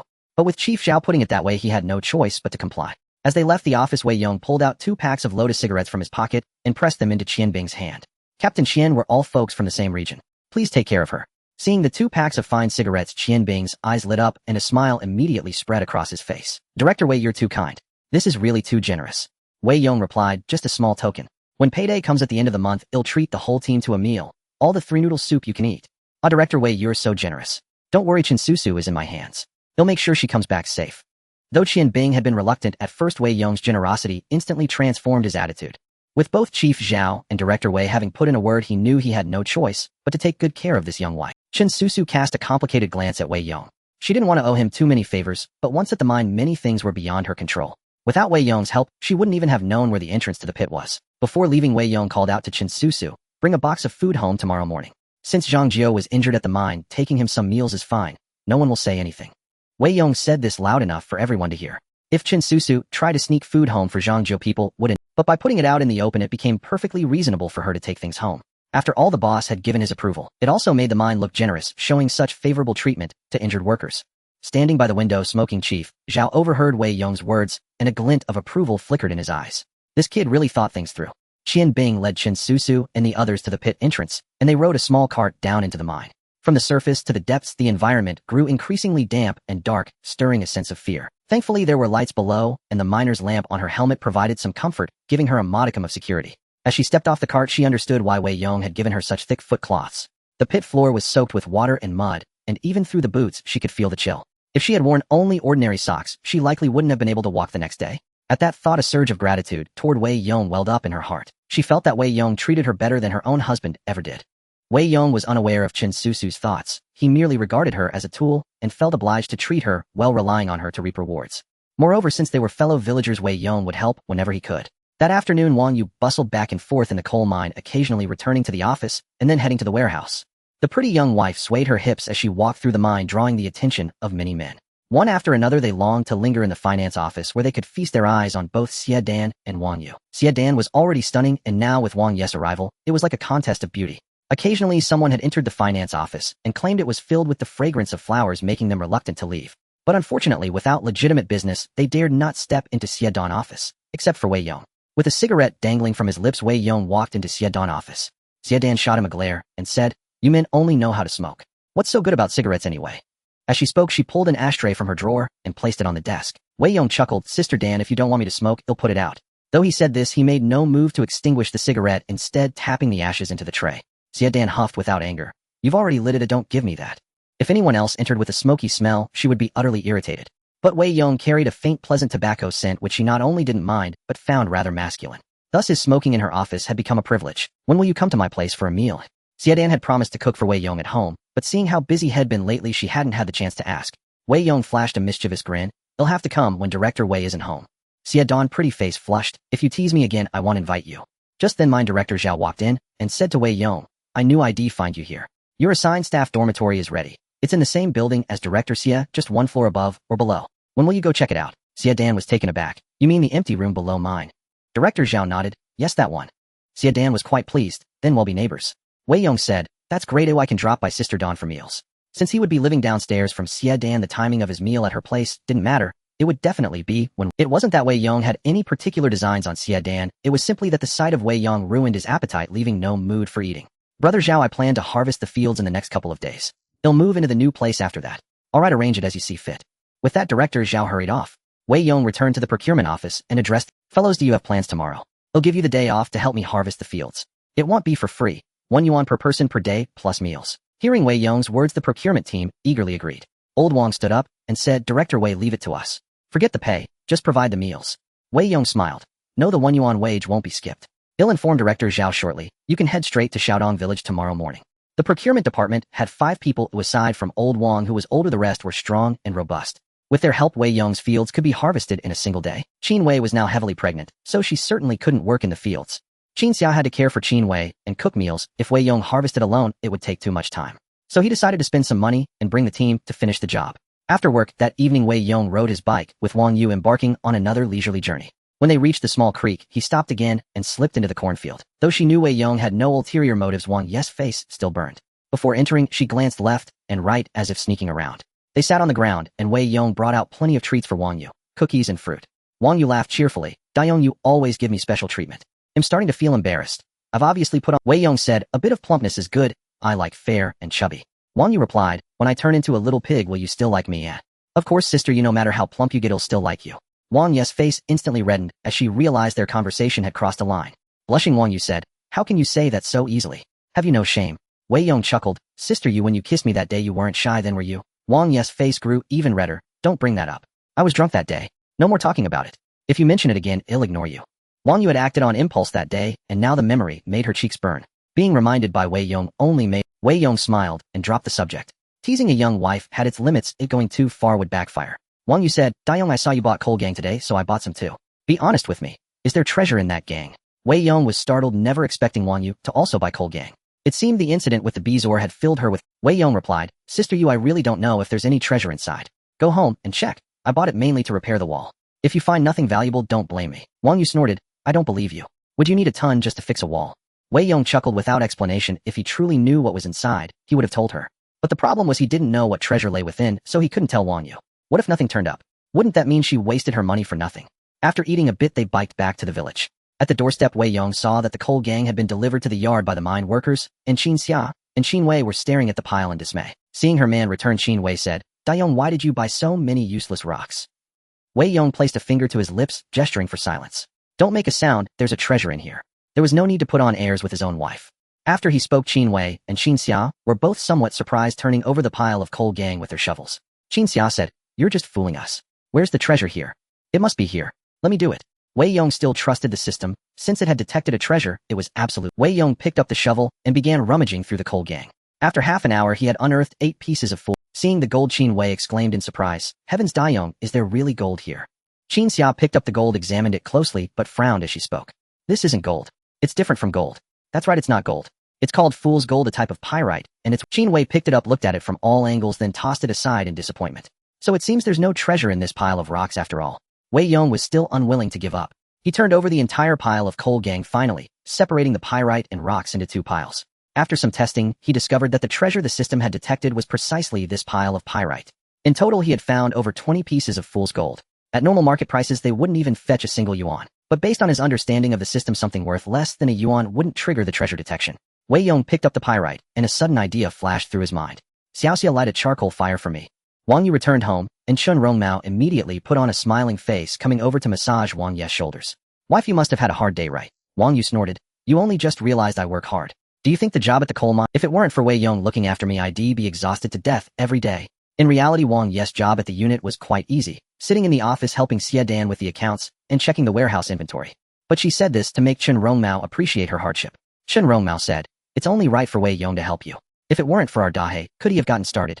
Chun Rongmao always felt that his family had played a big part in Wei Yong's success. After all, it was through hunting with Dahe that Wei Yong had earned his first pot of gold. Wang Yu shot him a fierce glare. "What does Wei Yong's success have to do with you? You should remember his kindness. Don't always act like he owes you something." Every day on the way home, Wei Yong would bring her something delicious. Wang Yu owed him more than a little, and it wouldn't be repaid. If the debt grew any larger, she would have no choice but to repay it with her body. Chun Rongmao was left speechless. He knew this wasn't the time to badmouth Wei Yong, but he only wanted to belittle Wei Yong to elevate his own standing in his wife's eyes. Now that Wang Yu was working in the township, he felt she was looking down on him more and more. If this continued, what standing would he have left? But for now, Wang Yu was indeed more capable than him, already the pillar of the family. If not for her, they would still be eating chaff and vegetables. So he had to put that thought aside for the moment. Let his wife be formidable. No matter how formidable, she was still a member of the Qin family. "Wife, the day coal mine delivered half a ton of coal gang this afternoon. What did you buy that for?" Wang Ye's eyes darted as she said, "That's none of your business. I'm going to Wei Yong's place." With that, she opened the door, and seeing Wang Yu leave again, Shun Guifang frowned and said, "Son, you need to keep an eye on your wife. Why does she keep running over to Wei Yong's place? She already rides Wei Yong's bicycle to and from work, and now she goes to his house after work. That's bound to invite gossip from the villagers." Some words are easier said than heard. Chun Rongmao said, "Mom, you're overthinking it. What's the big deal about going to Wei Yong's? He has 2 women at home. If she were going out alone with him, I'd be a bit worried, but going to his house is absolutely fine. Maybe she can even scrounge a meal at Wei Yong's place. Oh, and we can save some food." Shin Guifang rolled her eyes. "Fine, I can't be bothered with you. If you don't listen and your wife runs off with someone else one day, don't come crying to me." Chun Rongmao shrugged it off. He took out his cigarette pack from his pocket and saw there were only 4 or 5 left. He felt a bit frustrated. Tonight he'd have to talk to his wife and ask her to bring back a couple of packs from the township tomorrow. Wang Yu arrived at Wei Yong's house and saw him burning charcoal in the yard, the stove glowing red. "Dayong, what are you up to?" "Sister, you come in first and we'll talk." Wang Yu opened the door and entered. She had been visiting Wei Yong's house quite frequently lately. Qin Wei and Qin Xia already considered her a good friend, so she felt perfectly at ease walking into the yard. Qin Wei said with a smile, "Sister, you please talk some sense into my man. He's gone crazy insisting there's a treasure in this." Wang Yu furrowed her brow slightly. If someone else had said it, she wouldn't believe them, but when Wei Yong said it, she had some faith. After all, the last time he bought that old ox, it had proven his exceptional eye. So this time she had followed his lead and bought some coal gang. Even if there was no treasure in the pile, she wouldn't lose anything. When they eventually repaired the yard, these rocks would come in handy. Wei Yong remained silent, just smiling. After finishing with the charcoal stove, he took out a simple bellows that his late father had used. He placed the pile of pyrite on the stove and began working the bellows. The manual bellows required considerable effort, but Wei Yong was strong.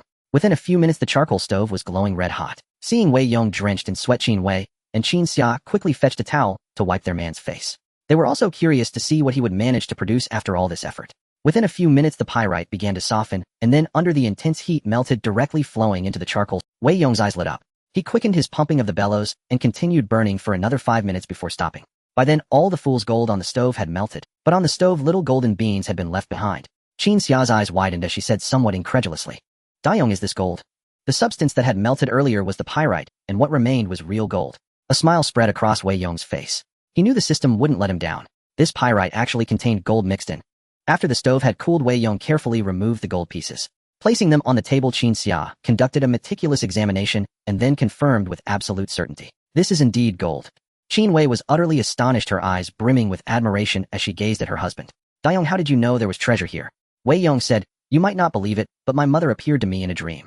Wang Yu stared at him, also eager to hear it. From the earlier yellow ox to the present gang, Wei Yong always seemed to possess oppression ability. Especially this time. One piece of fool's gold after another. Who could have guessed there was real gold hidden inside? The three women largely believed his explanation. In that era, superstition was deeply ingrained. Who could truly explain the mystery of dreams? Qin Wei said, Mother's spirit is blessing us from heaven. How much is this gold worth? Wang Yu replied, I asked about the price when I went to the township. Gold is 90 yuan per tael. This should be worth about. Wang Yu was also excited. Her lifelong dream was to own a set of gold jewelry, but in these times when people could barely afford food, who would spare money for ornaments? Yet unexpectedly gold could be extracted from this gang. There were still several tons of it in the coal mine. If they could process it all, they might earn several hundred yuan.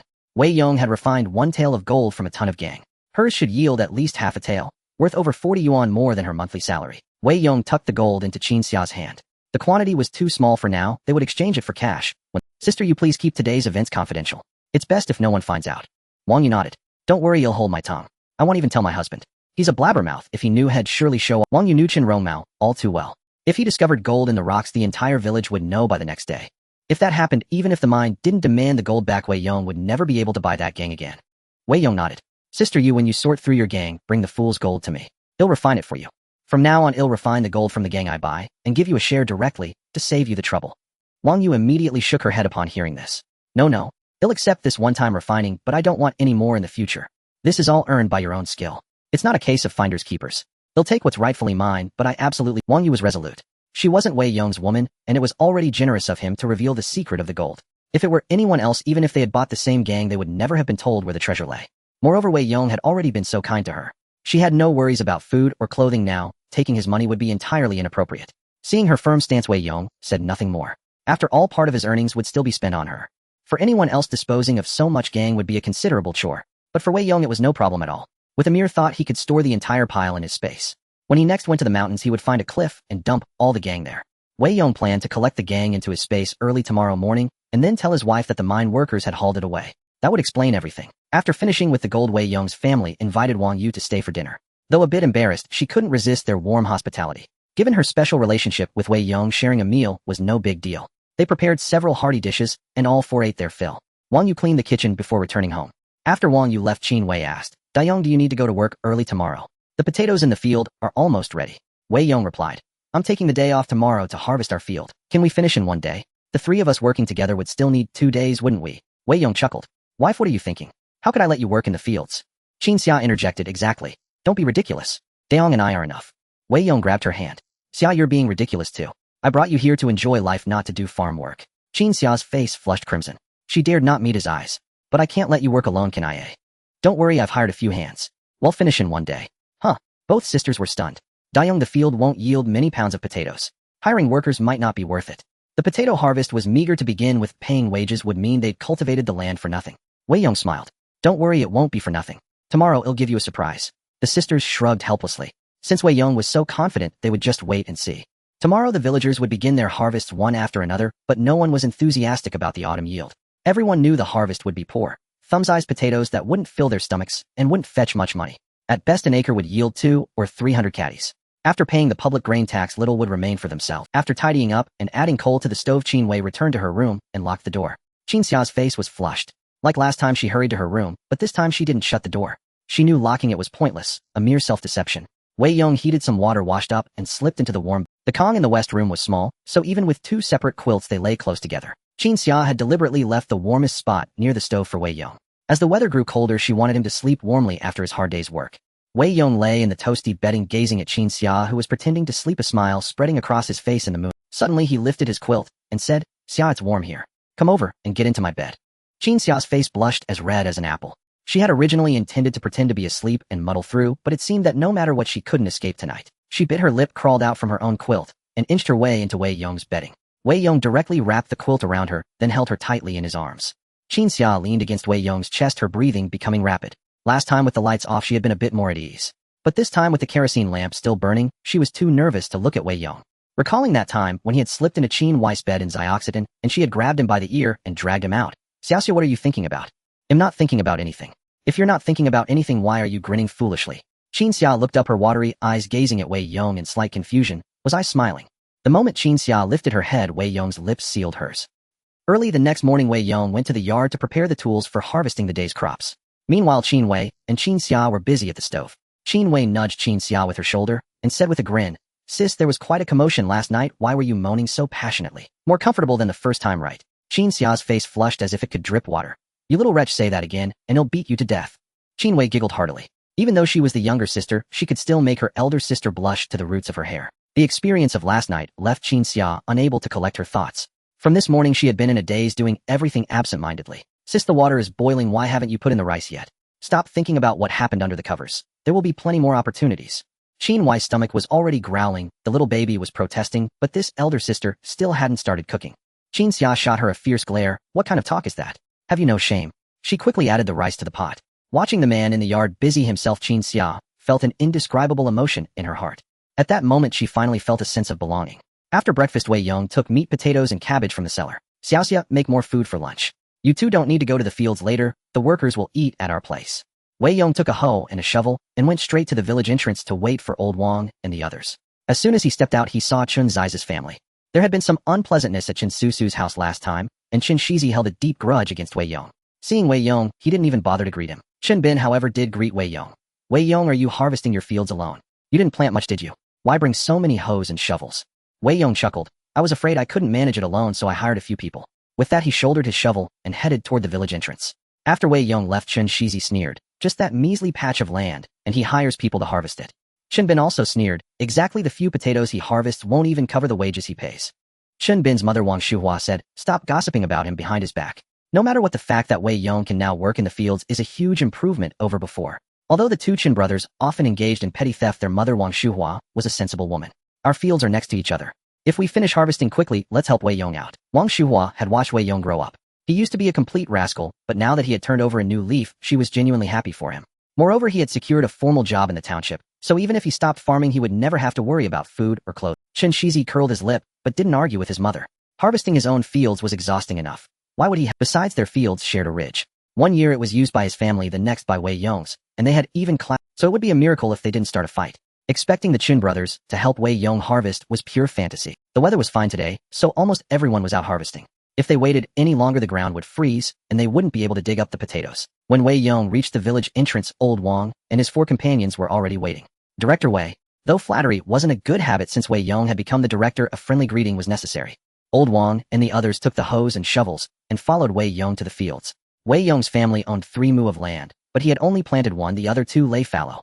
Although Old Wang and his companions worked at the coal mine, they had done farm work before, so harvesting these potatoes was no problem. Seeing that Wei Yong had brought so many people, Wang Shuhua asked with concern, "Dayong, why did you hire so many?